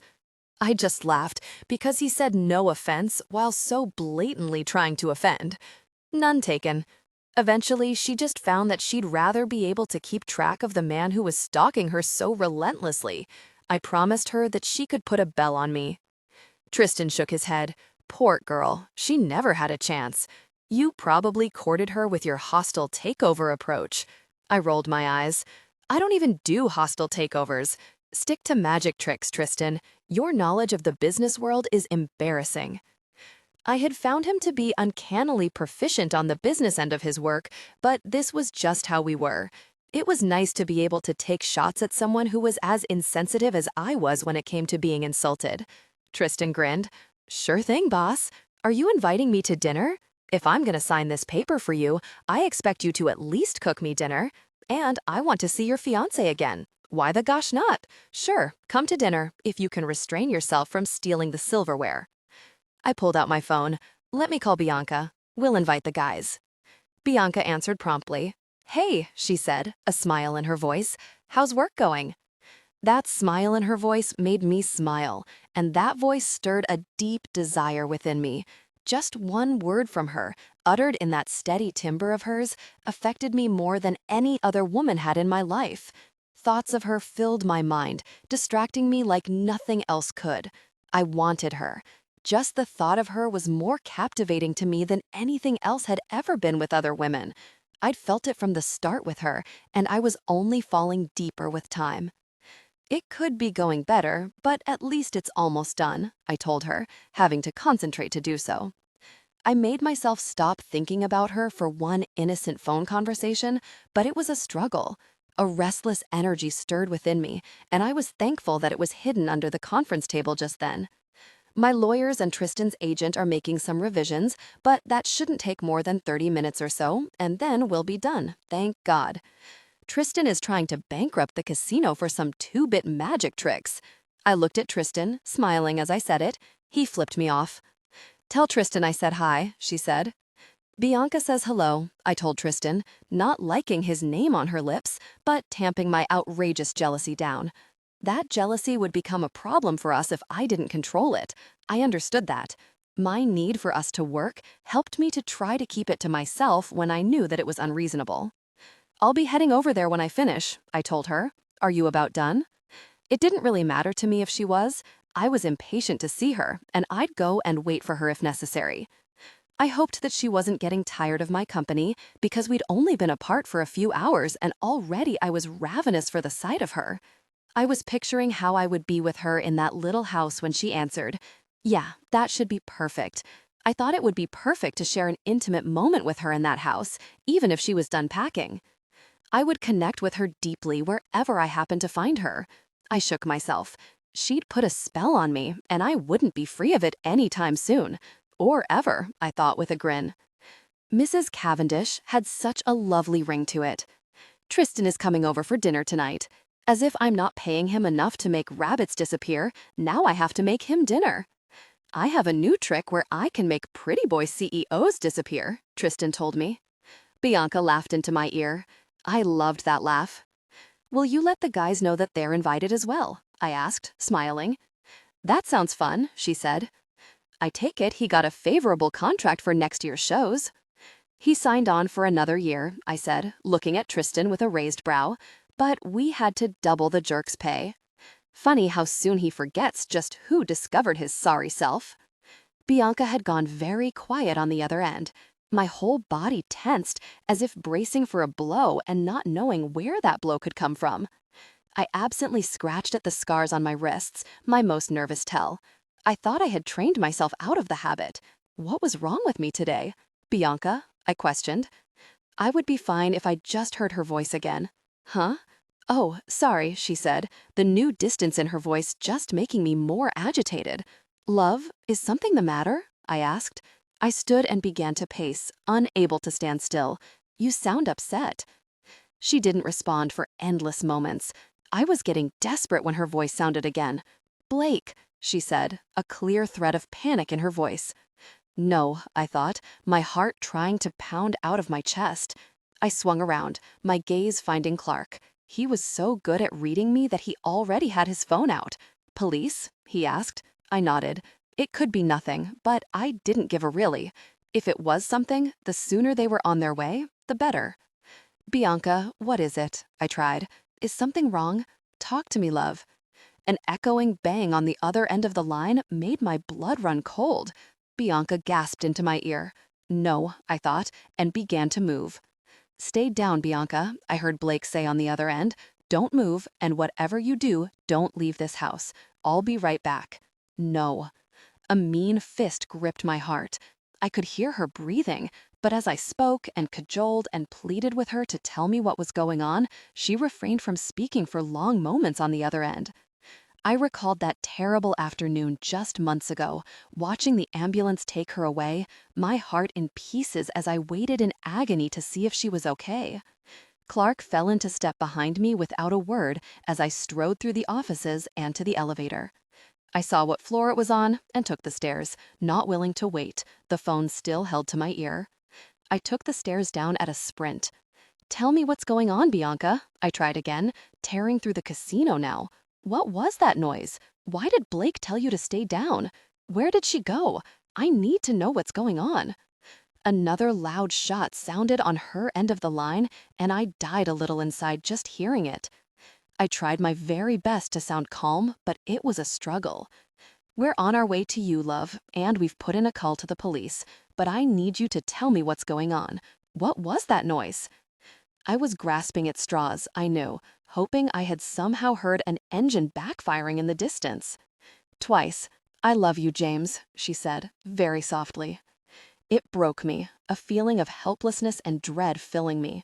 What's happening over there? I asked roughly. I barely noticed that my voice broke on the words. Another gunshot sounded on her end, and she whimpered. It wrecked me. I wanted to clutch my chest and howl with the fear, but instead I ran, determined to get to her. I love you, James, she said again. The resignation in her voice wasn't reassuring in the least. Clark kept pace with me and broke ahead as we reached the doors, talking frantically to the valet manager, procuring us a car with remarkable speed. He got behind the wheel as I took the passenger seat. He was peeling out before I could finish buckling in. Talk to me, I told her desperately. I have to know what's going on. We're in the car now. We'll be there in less than 20 minutes, but you need to talk to me. What's all that noise? Another shot sounded, and I closed my eyes in dread. Are those gunshots? I asked wretchedly. I had never felt so helpless and worthless in my life. Yes, she breathed. In my backyard, I think. I'm scared, James. I need you to tell me that you love me back. Please. Just in case. The starkest terror that I'd ever known gripped my chest. I wasn't a superstitious man, but I felt suddenly as though if I told her that now, it would be the last time, and I just couldn't do it. It was illogical, but I couldn't make myself say the words again until I held her in my arms. No, I whispered, that brutal refusal making my chest ache. I'll be right there. Are all of your doors locked up? Just stay hidden and stay down. You're going to be fine, and I will be there so soon to tell you those words. She gasped suddenly, her breathing changing as though she was moving. Panic had me firmly in its grasp, and I had to just listen futilely as two more shots sounded in the background. Two ragged sobs escaped her throat as though torn from her. No, no, I thought. I love you, James, she told me, her voice so steady now. Somehow, that terrified me more than anything else had. So much. I'm so sorry. I was yelling at her in a broken shout as she hung up on me. Mr. Desolate, James. I could have wished that the 20-minute drive was just a blur for me, but of course it wasn't. It was the longest drive of my life. I died a million little deaths on that drive, my mind going to the darkest places. I even found myself cursing God when I'd always been the most agnostic soul. Why did he hate me so much? I wondered angrily. First he took my parents, who I'd adored, and now I'd found a home and a family again, one that I coveted and worshipped with a single-minded purpose. I couldn't bear the thought that I would lose her just when I'd found her. I rejected the thought. This couldn't be happening. If her father had attacked her, surely the security had subdued him before he could have touched her. There was no acceptable alternative. I watched the clock on the dash for the entire drive. Clark ran red lights, weaved through traffic, and drove like his life depended on it. He made good time, and we were pulling into her neighborhood less than 15 minutes after we'd gotten into the car. I was jumping out of the car before it had stopped, rushing to the front door. It was locked, and I cursed as I dug out my keys. Absently, I noted that Clark took another route, jumping the fence into the backyard while I entered the house. It was where she'd been when I'd been talking to her, so I looked inside first. The first few rooms were empty, and I heard sirens drawing close as I scanned the kitchen. Clark was standing in front of the back door that led into the yard from the bedroom when I stepped inside. My gut clenched, nearly doubling me over. The back door had been open. I rushed forward, but Clark moved to stop me. He caught me before I reached the door. I fought him in earnest. There were no seconds to waste. "Please, James," he said in a soft voice I barely recognized as coming out of him. "You don't want to see what's back there. No one should have to see that. The paramedics are here. Let's let them in to do their jobs." I heard a horrible whimper of a noise as though from a distance, barely noting that it had escaped from my own throat. He would only say a thing like that if there was nothing to be done, and clearly Bianca was not in the house. Is she back there? I asked him, my voice breaking on the words. It felt like every part of me was breaking. He nodded, and a tear ran down his cheek. You can't do anything for her, James, but you can save yourself the pain of seeing her like that. Of course, I couldn't stay away. I refused to accept what his words implied, even as I felt my own face growing wet with tears. Let me by, I told him, a quaver in my voice. I have to be with her. He bowed his head and let me pass, seeing my resolve. The sight that greeted me literally brought me to my knees. There hadn't been a second since I'd met her that I felt as though I'd taken her for granted. I'd loved her, I'd treasured her, I'd coveted her, and adored every inch of her, but it still didn't feel like it had been enough. I'd misstepped with her, I'd screwed up plenty, but we'd been working through it all. Life could have been perfect. All we'd needed was more time. I crawled to her, only distantly noting that hers was not the only body lying in the small backyard. She was on her back, her head turned sharply to the side, obscuring one side of her face. What was showing of her face was strangely intact, almost peaceful. Her hair was spread around her, the pale blonde strands now wet and dyed red with blood. I tried to tell myself that she might be fine, that she could survive this, but I could see clearly from where the blood pooled that it must be a head wound. Raw sounds of anguish tore out of me with every movement as I made my way to her. Lightly, carefully, as though she were made of glass, I held her hand and sobbed. I wouldn't survive this. I didn't want to survive this. There was nothing in the world that I wanted to live for after enduring this. For the first time in my life, I began to pray. For her life or my death, I didn't know. I would have taken either just then. I didn't even look up as the paramedics arrived in force. I only noticed the body that had been lying beside hers as it was shifted away. Apparently, the paramedics weren't going to try to help that one since it was missing a head.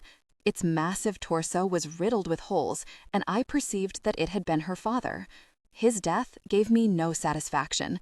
It wasn't enough, and certainly he hadn't died in time to spare her. How had it come to this? I wondered wretchedly. My vision was blurred, and I just couldn't bring myself to focus on that hand. It was limp in mine, but unscathed, and if I looked up, I knew there was a good chance I'd find answers that I wasn't willing to accept. Somehow, uncertainty was something to cling to when the worst-case scenario was so much more likely than the alternative. A paramedic was crouched on the other side of her, but I couldn't look directly at him, couldn't let myself see what he found as he swiftly checked her vitals. The paramedic called out loudly. I didn't catch what he said. My mind wasn't processing words just then. I was still focused with a single-minded purpose on that lovely hand. There was no telling how long I crouched there, motionless with dread, trying to prolong the moments, telling myself she would be fine, but filled with a stark desolation that made it hard to even breathe. The paramedic said something else, and I didn't realize that he was speaking to me until someone nudged me rather impatiently from behind. I blinked at the man, not really seeing him as I tried to hear what he was saying. "Please move, sir. We need to get her on a stretcher. You're in the way." I moved automatically, so unused to being told what to do that I obeyed instinctively, knowing that no one would dare give me an order if it wasn't important. I only shifted back the slightest amount, but a stretcher was being pushed persistently against me until I backed away far enough to give them room to work. I pushed back with desperation when I realized that they were going to put her on the stretcher. I won't let them take her away from me, I thought. I'll die before I let them put her in a bag. Big arms circled me from behind, pulling me back. "Let them work, James," Tristan said gently into my ear. I hadn't even realized that he'd followed us here. "Sir, every second you delay us could be crucial to her survival," the other paramedic said, clear impatience in his tone. I let Tristan pull me back as I tried to process those words. "Survival," he'd said, as though she had a chance. They weren't putting her in a bag, they were staunching the flow of blood from the side of her head and moving her. He'd said survival, I thought again. They weren't taking her away because she was dead. They thought they could help her. I hovered close, my thoughts becoming slowly more coherent as I began to realize that she wasn't dead, and God willing, she might survive. With desperation, I began to let myself hope, every inch of me trembling. I gave them room to work, but I hovered as close as possible, desperate to see what they would do, fearing that if I so much as glanced away from her, I might lose her. I was moving around her, trying to get closer to her without getting in the way, and so I saw when the first paramedic shifted her head enough to apply pressure to her wound. I whimpered when I saw the bloody hole in the side of her face. It was up near the spot where her jaw met her ear, or at least I thought that it was. It was hard to tell with all of that blood. I never took my eyes off her and what they were doing to help her, but I began to hear the other sounds in the yard as still more paramedics arrived. I heard another man sobbing. It had been going on for a while, but I hadn't really noticed it. I was making so much noise myself. Javier, I thought, dawning horror making me search him out. He hovered over the fallen form of Stefan. A paramedic was busy staunching the flow of blood from Stefan's chest, prepping him to get on a stretcher, another man helping him. No, I thought, please no, they both had to live. I followed the stretcher closely as they moved her, and no one dared tell me not to. I watched her chest as she breathed faintly on the long drive to the hospital. It's a miracle, I thought. He put that gun in her mouth and pulled the trigger, and if she survives it, I have witnessed a miracle. I made crazy promises to God on that long drive, promises to give him my soul in exchange for that miracle. I wasn't myself as I followed her unconscious form inside the hospital. I felt disconnected from reality as they worked on her. I began to fight when they wouldn't let me follow her into surgery. Clark and Tristan had to snap me out of it. It wasn't until the world came back into focus that I realized that I had been in shock. James, you need to be present for this, Tristan was telling me, his voice firm, his eyes steady. Your influence can help them. I guarantee it. You can't follow her into surgery, but you can call in some favors. Buy the frickin' hospital if you want them to give Bianca, Stefan, and Blake their best chances, Clark added. The nurse was putting a blanket over my shoulders, saying soothing things and shooting Tristan and Clark perplexed looks. Tristan understood me well, though, and his tactic couldn't have been more brilliant. I didn't have time to wallow in this and certainly none to agonize about it. What I needed was action. The more, the better. There were things I could do to help. Get the board of directors and the head of the hospital on the phone, I told Clark. If they ask what it concerns, tell them that someone is willing to donate an obscene amount of money for some special treatment. He nodded and moved away, a small, satisfied smile gracing his mouth. I remembered that he'd said Blake as well. I was relieved that she at least had a chance. I also knew that the names he hadn't mentioned were surely dead. Patterson and Henry had fallen in their duty of protecting Bianca. I made a note to pay out the families of both men. It was the smallest consolation, but at least neither of them had left behind children or wives. My first call was to my offices in Vegas and then New York, to my second in command. I enlisted all of the help at my disposal to get the ball rolling faster. Mr. Helpless, Bianca. I woke with a violent jerk, my thoughts going immediately to Stefan. It was as though the sight of him lying there, lifeless, with bloody holes in his chest, had just been circling around in my head while I was out. I remembered everything, as though it had happened just instants before, though I knew very well that I was in a hospital by the familiar sounds and smells. I turned my head sharply, seeking out James. The short motion made my head ache and the side of my face burned sharply. I felt my hand in his and knew that he'd stayed at my side for the ordeal. I saw in his wary, grief-stricken face how it had cost him, what he'd been put through. Stefan was the first word out of my mouth. It was agony to try to talk. I had to speak through my teeth since I could barely open my mouth. I ignored the pain, focusing on James, desperate for an answer. James raised his bloodshot, agonized eyes to mine. Those turquoise depths had never looked so relieved. He gasped in a breath, as though coming up for air. He blinked at me several times before he found his voice. He's recovering from surgery. I only heard his voice in one ear and wondered vaguely if I'd lost the hearing in the other. But that didn't matter. Nothing mattered to me but finding out about Stefan just then. How badly was he hurt? Will he be okay? I need to see him now, I said, trying to sit up. He paused for a long time to choose his words, and that scared me more than anything.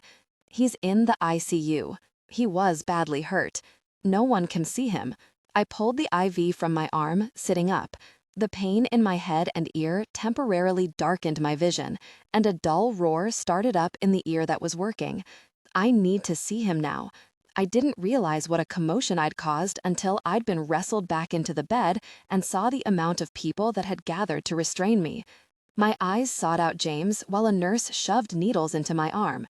I felt terrible as I saw the tears running down his cheeks and the helpless look on his face. Please, James, I have to see him. Finally, he nodded. Please don't do that again.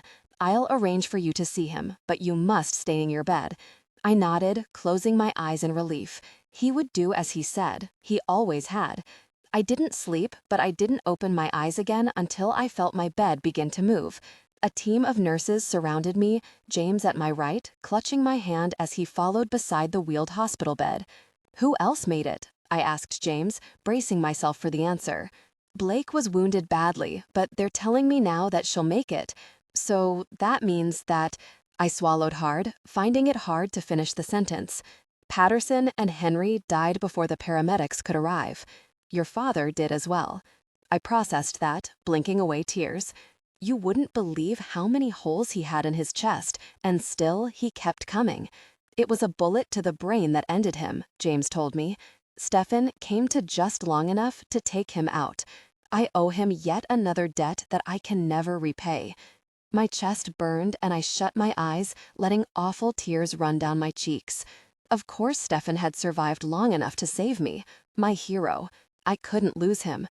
My eyes shot back open as a thought occurred. Did he see my father shoot me? He must have.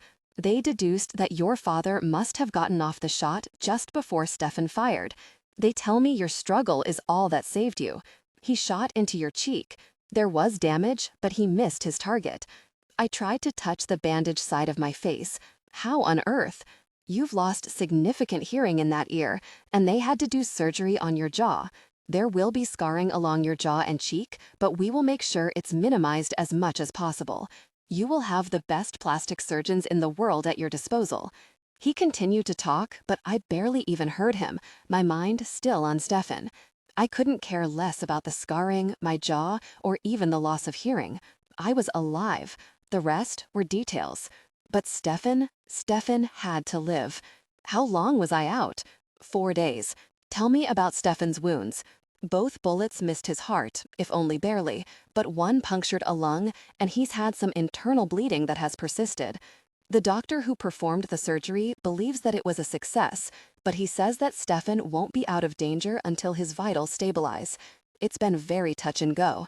They tell me he's improved, followed by a decline, but he's getting the best care available, and he's a healthy young man, so they say we can be hopeful, even though he's not yet stabilized. If I see him, if I speak to him, it will help, I said, more hopeful than certain.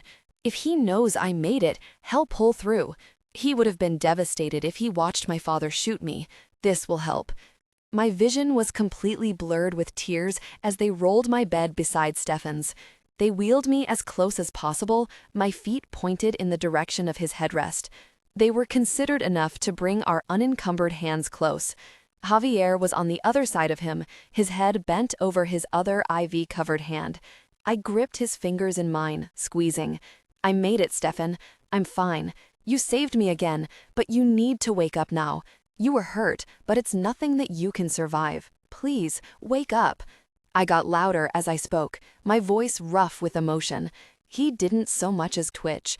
I glanced at his heart rate monitor, but could make no sense of it. I glanced at the closest nurse. Have his vitals improved? I asked her. She pursed her lips. They haven't altered.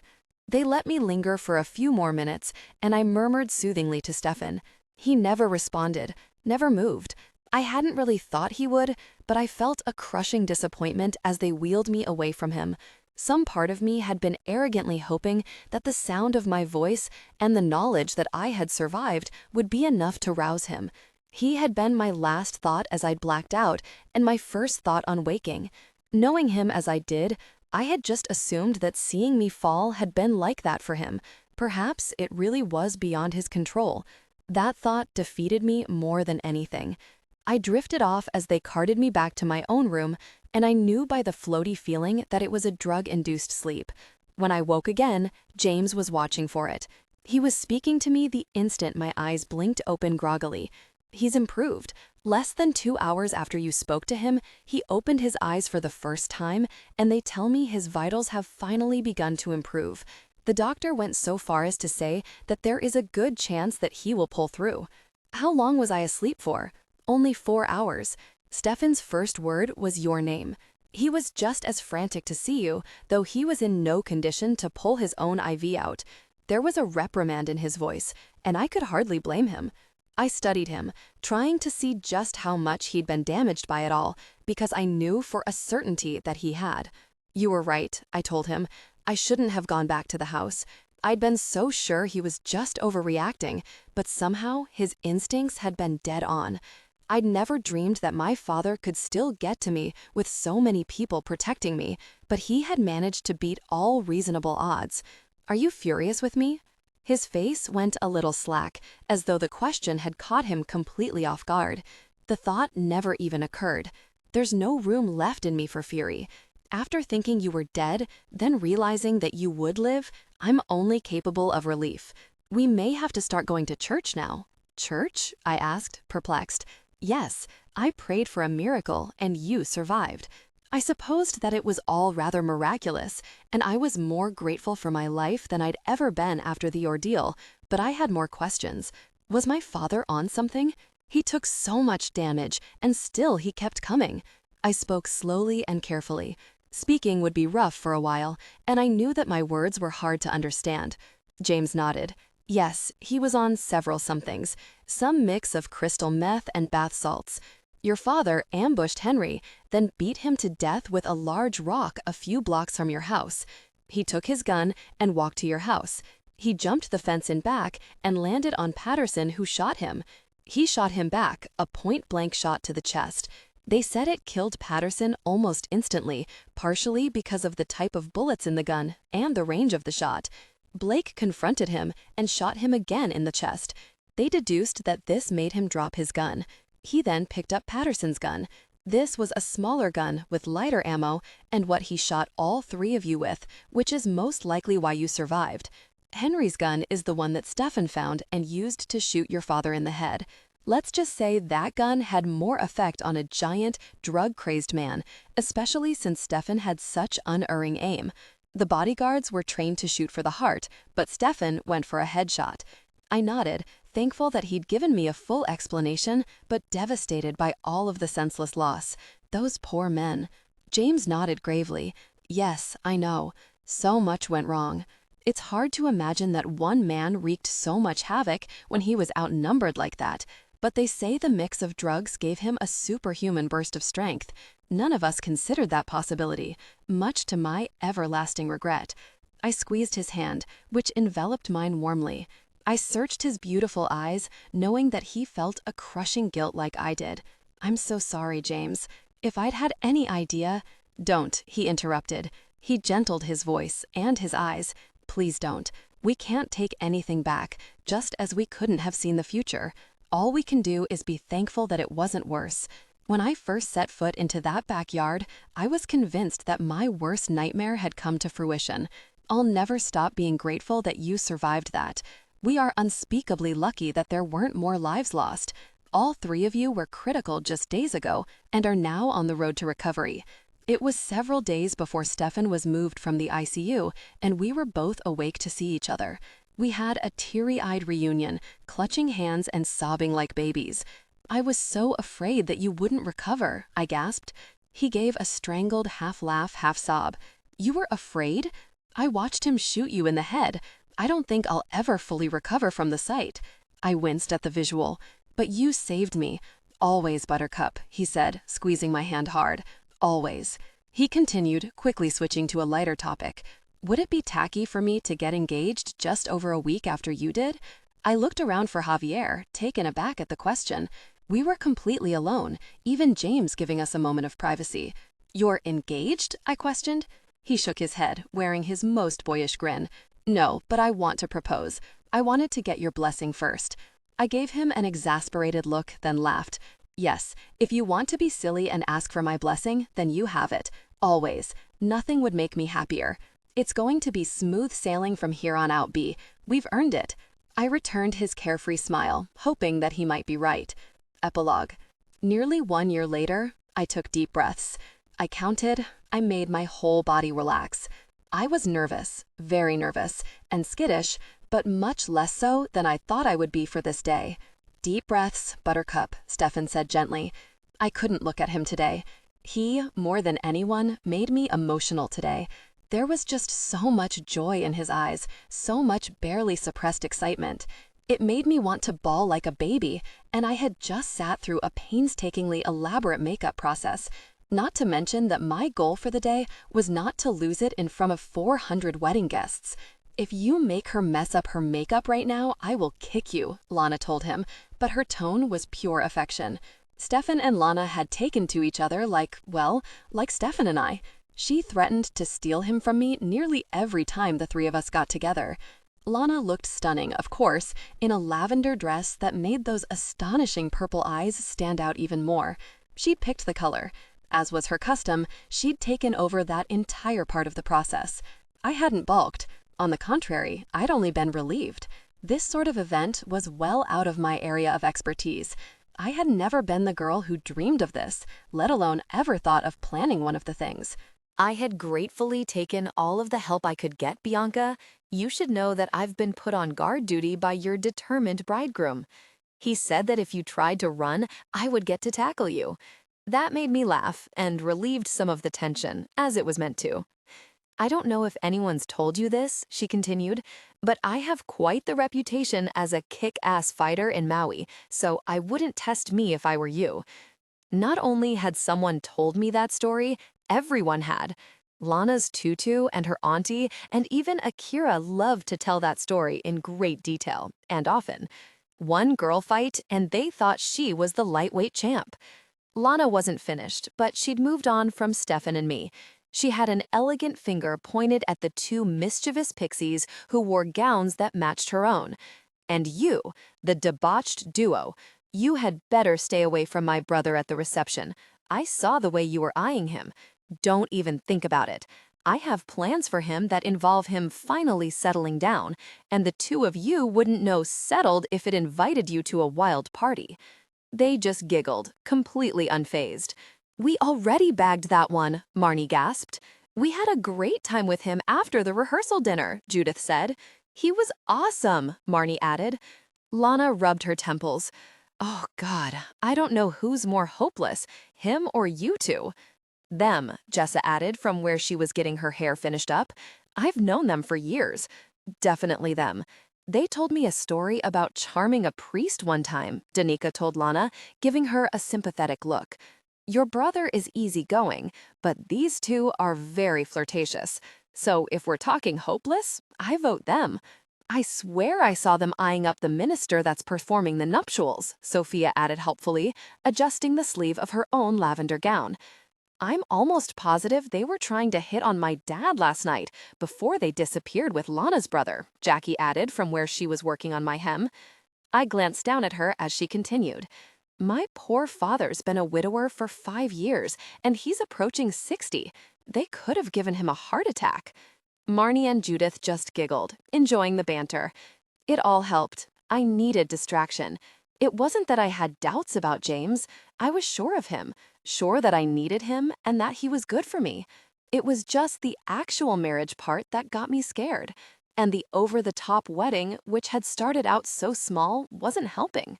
It had just sort of built into this thing that I couldn't control anymore, though I wasn't sure I ever could have. We should have eloped. I never thought I'd be that person with more bridesmaids than I could keep track of, but there it was. I had opened my heart to more than Stefan, and it had opened like a dam breaking.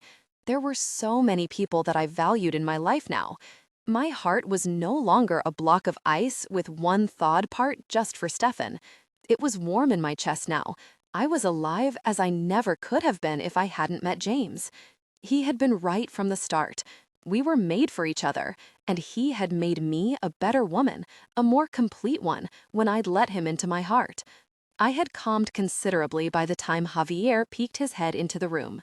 We had decided on an outdoor wedding in the late spring because we both loved the idea of a wedding amidst blooming flowers.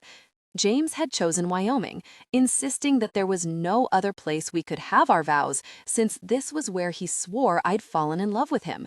He claimed that I'd fallen for his mind-boggling equestrian skills first. I hadn't been able to change his mind on that idea. I'd even admitted to him just how quickly I really had fallen for him, but he heard none of it. I didn't really mind. I couldn't think of a place I'd have preferred for such a beautiful day. The ranch had been transformed for the big event, a huge clearing at the front of the house painstakingly perfected for the ceremony. It was a vision of tall grass and wildflowers, well-groomed where the guests were seated, with flowers planted all along the perimeter, but the rest left running wild with riotous white and violet wildflowers. Large tents had been set up on the side of the property for the reception that would follow. One of the living areas near the front of the house had been turned into my bridal party's prep station. The groomsmen waited just outside in the light-filled foyer for the bridesmaids. "Showtime," Javier told us, grinning. Stefan and Javier had been more impulsive than we had and had already gotten married over Christmas. They'd had a gorgeous commitment ceremony in Bali with a reception afterwards that had turned into a 4-day-long party with all of their closest friends. The entire trip had been magical, and I'd never seen two happier newlyweds. Even several months later, they were both still glowing with it. Stefan was happier than I'd ever seen him.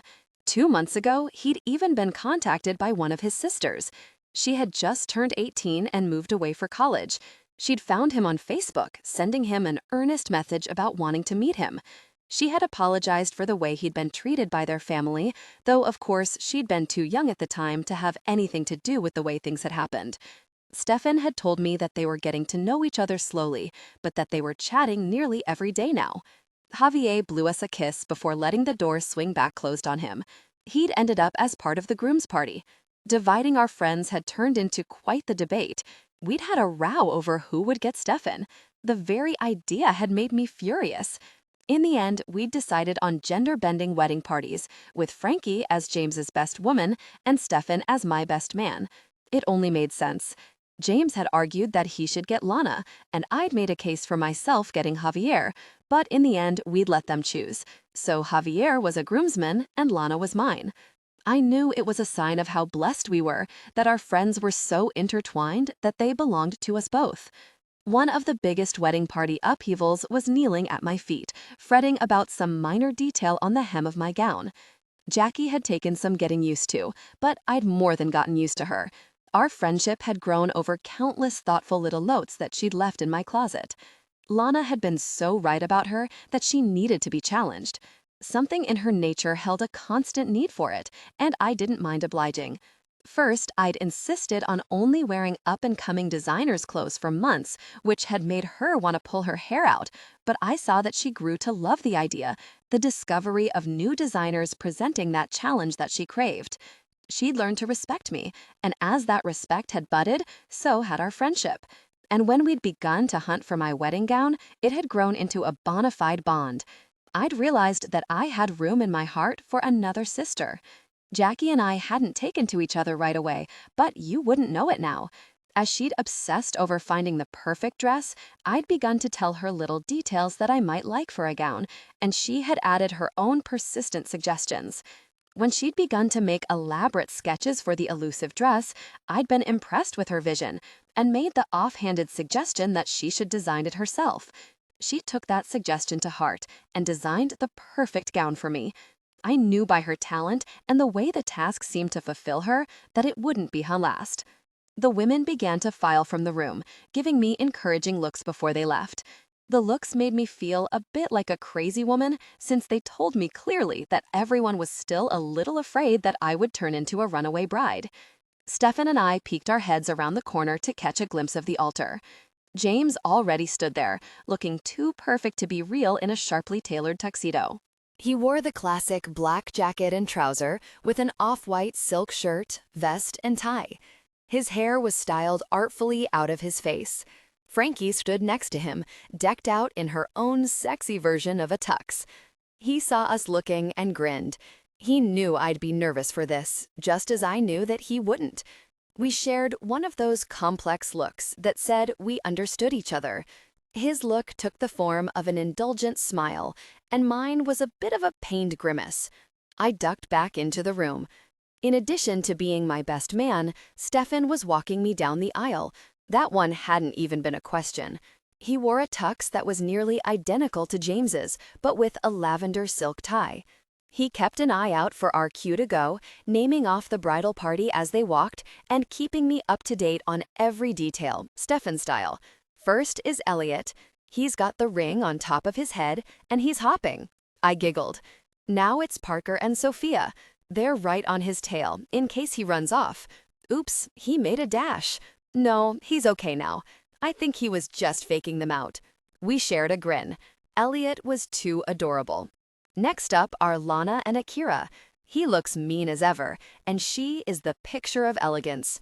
Seeing them side by side, they just make sense, but you'd have to see it to believe it, since they're so dissimilar. I had to agree with that observation.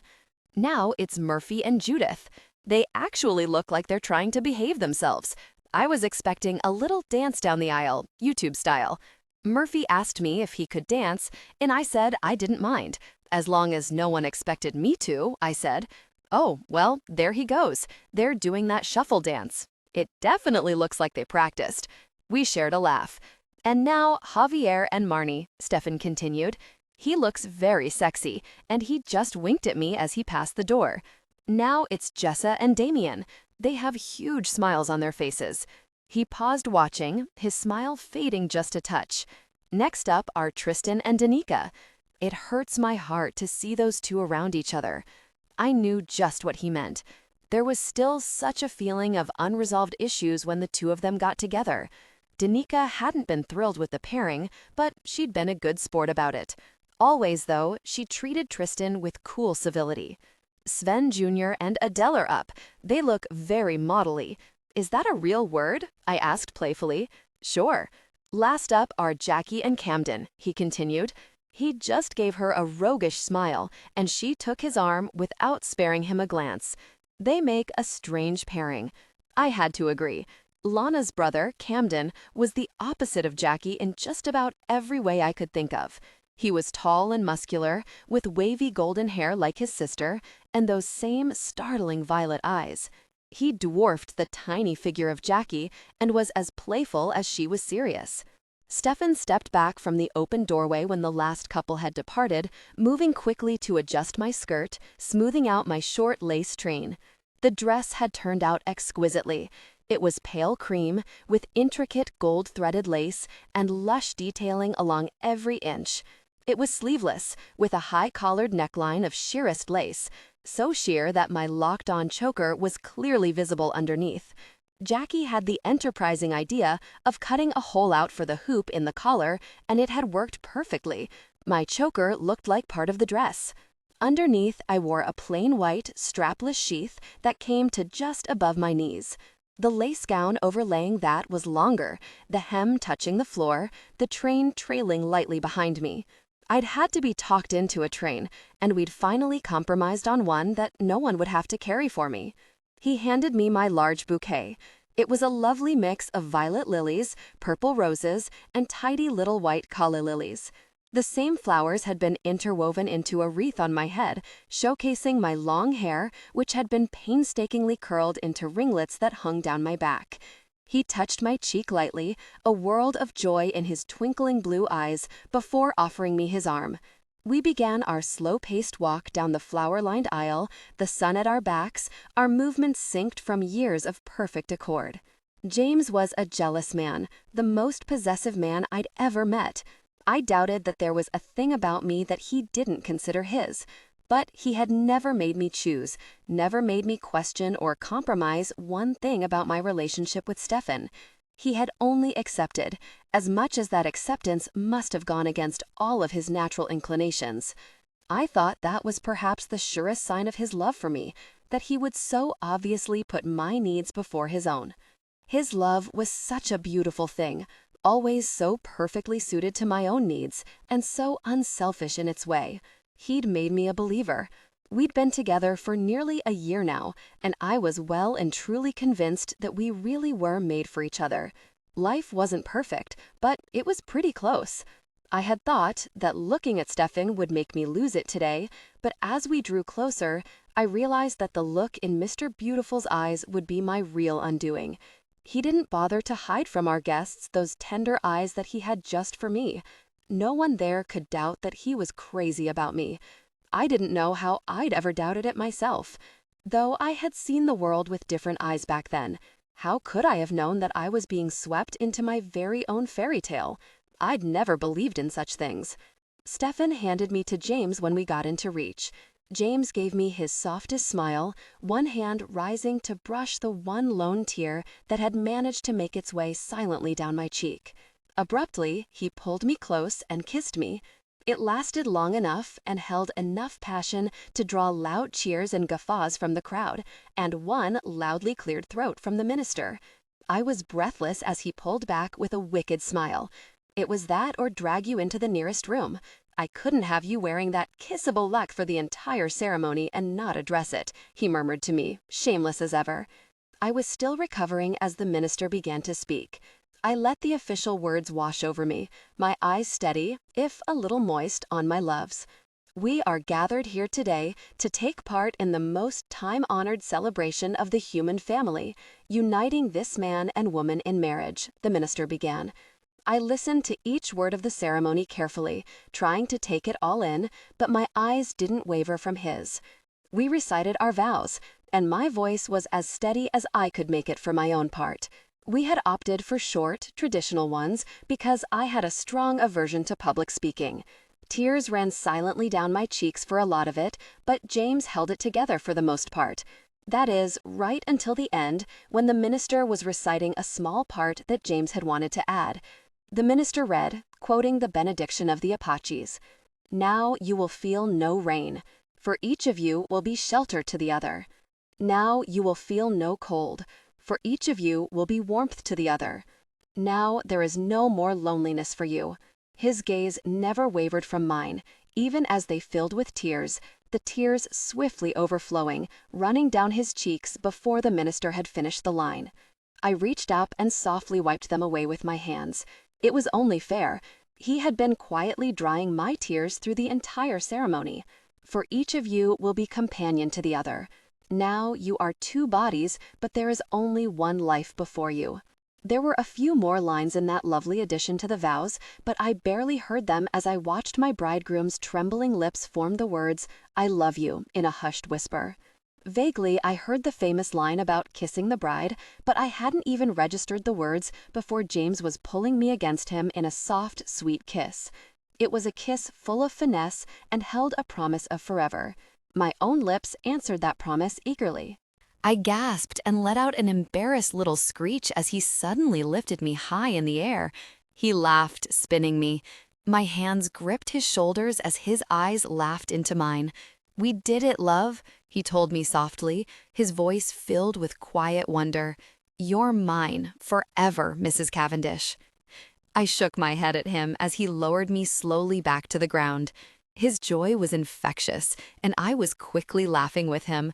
"You're insane. I've been yours all along, Mr. Cavendish." 5 years later, I awoke to the strangest sensation in my lower regions, which had grown almost numb over the past few weeks.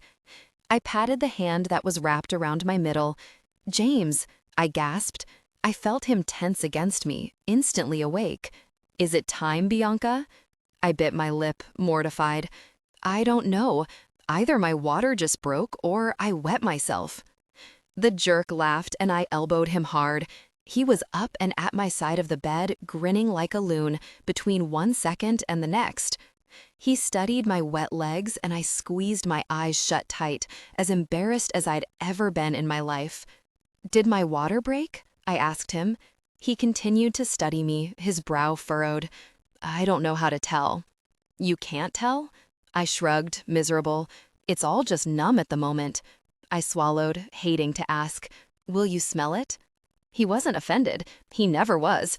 He was the most dutiful of husbands for a first-time pregnant mess of a woman. I couldn't look at him as he tentatively checked. "No scent. I think we're having our baby, love." We both knew what to do, and James sprang into action, but I couldn't seem to move at first, overwhelmed at the thought that the next time we came back here, we would be bringing a baby home with us. I heard James talking on his phone in the closet. "Stefan, it's time. You have 5 minutes to meet us at the car, or else you'll have to meet us at the hospital." He paused. "Very sure. Her water broke. We all get to meet our baby today." He was back at my side a few moments later, already dressed. I wasn't much help as he pulled off my nightgown and slipped a comfortable frock over my head. "Can you stand?" he asked gently. I nodded and stood slowly, feeling ungainly. James helped me, his strong arms keeping me steady until I could stand on my own. He knelt at my feet, using a wet cloth to clean me and changing my underwear without a word. He wrapped an arm around my waist, the other firmly holding my arm, as he led me down the stairs and to the garage. Clark and Blake were waiting for us beside a large black SUV. We had packed for the hospital months ago, courtesy of control-freak Cavendish, so I was relieved not to have to worry about it just then. James made sure I was comfortably ensconced and securely buckled in before he got in himself. My huge belly had made everything difficult lately, and I'd never appreciated his unending solicitude more than I had during the trials of pregnancy. Clark backed the car out, getting just outside of the colossal garage before stopping, a huge grin on his face as he glanced back at us. "The guys made it," he told us. I glanced behind the car, seeing our two favorite neighbors booking it across the property, Stefan leaving Javier in the dust on his way to our car. James and I shared a happy smile. Seconds later, Stefan was getting into the car, breathless and shooting me concerned looks. He climbed into the row of seats behind us, moving directly behind me so he could kiss the top of my head before he sat. "How are you? How's our baby?" he asked me, looking at James. James couldn't stop grinning. Our baby is ready to meet us today. I rubbed my belly, trying not to stress out about the ordeal to come. James saw my action and bent down to kiss my belly, as he had countless times over the last 8.5 months. I stroked a hand over his silky hair. Javier climbed into the car as James was still paying homage to my big belly. He smiled at the sight. "We won't be seeing that quite so often after today," he said. I patted James on the head. "I'll miss it," I said softly. He shifted so he could meet my eyes, his cheeks still pressed softly to my belly. "We can do this as many times as you want, Mrs. Cavendish." We were 10 minutes from the hospital, and it was a talkative car ride, so the drive went by in a flash, as did my admission into the hospital, expedited by my ungodly rich husband. They had me in a bed in what I figured had to be a record. Dr. Lisa practically met us there, looking as though she hadn't been dragged out of bed, though I knew that she had. She smiled at me reassuringly. "You're going to be a mother today," she told me, after a short examination. It was a daunting thought. Several harrowing hours later, more so for James than for me, I thought, and a little bundle of joy was placed in my arms. I had been so sure that a child would open up old wounds, just rip apart the things inside of me that had never quite healed. Even after I'd been sure that I did want children, and even during the pregnancy, when I'd felt those first profound stirrings of the perfect love of a mother, I'd felt that doubt. There was no way that I could have known that seeing our son's perfect face would have the opposite effect. It hadn't ripped me open. It didn't aggravate those wounds. Like my love for James, it only healed me. As James always said he had done with me, I fell in love with Duncan Stefan Cavendish at first sight. Right this second? Well, this little speech is kind of annoying, but I do kind of like you most of the time. I'll give you a solid 5. He just grinned, not at all offended. I don't think he would have known what to do with me if I wasn't giving him, gosh. Well, I'll give you a 10, which averages our friendship out to a solid 7, making you one of my favorite people of all time. I'd like to maintain our average, so I say we make a list. He had actually gotten a pen and paper out, and I made sure he saw me roll my eyes. His grin just widened. That's what I love most about you. I never have to wonder what you're thinking. It's all right there on your lovely face. My scowl just deepened as I saw what he was writing. The friends don't list, because I like you too much to sleep with you. I sighed loudly. What is the point of this? We don't need to write it down. He straightened, giving me a look that made me feel a delicious tension. His gaze was borderline obscene as he eyed me, top to bottom. He swallowed hard. I need to. God, Donica, even your feet are really sexy to me, and I like you too really much to screw it up. I want to be around you. I'd be sad if we didn't see each other anymore, and I'm batting 0 at the relationship thing. I'm a good friend, though, so yeah, I need a real clear don't list so I don't screw it up. I smirked at him. My feet, huh? My feet are really that sexy? You crazy horn dog. I didn't want a relationship with him either. I knew that it would mean the end of us as friends, but knowing that he found me that sexy made me warm all over.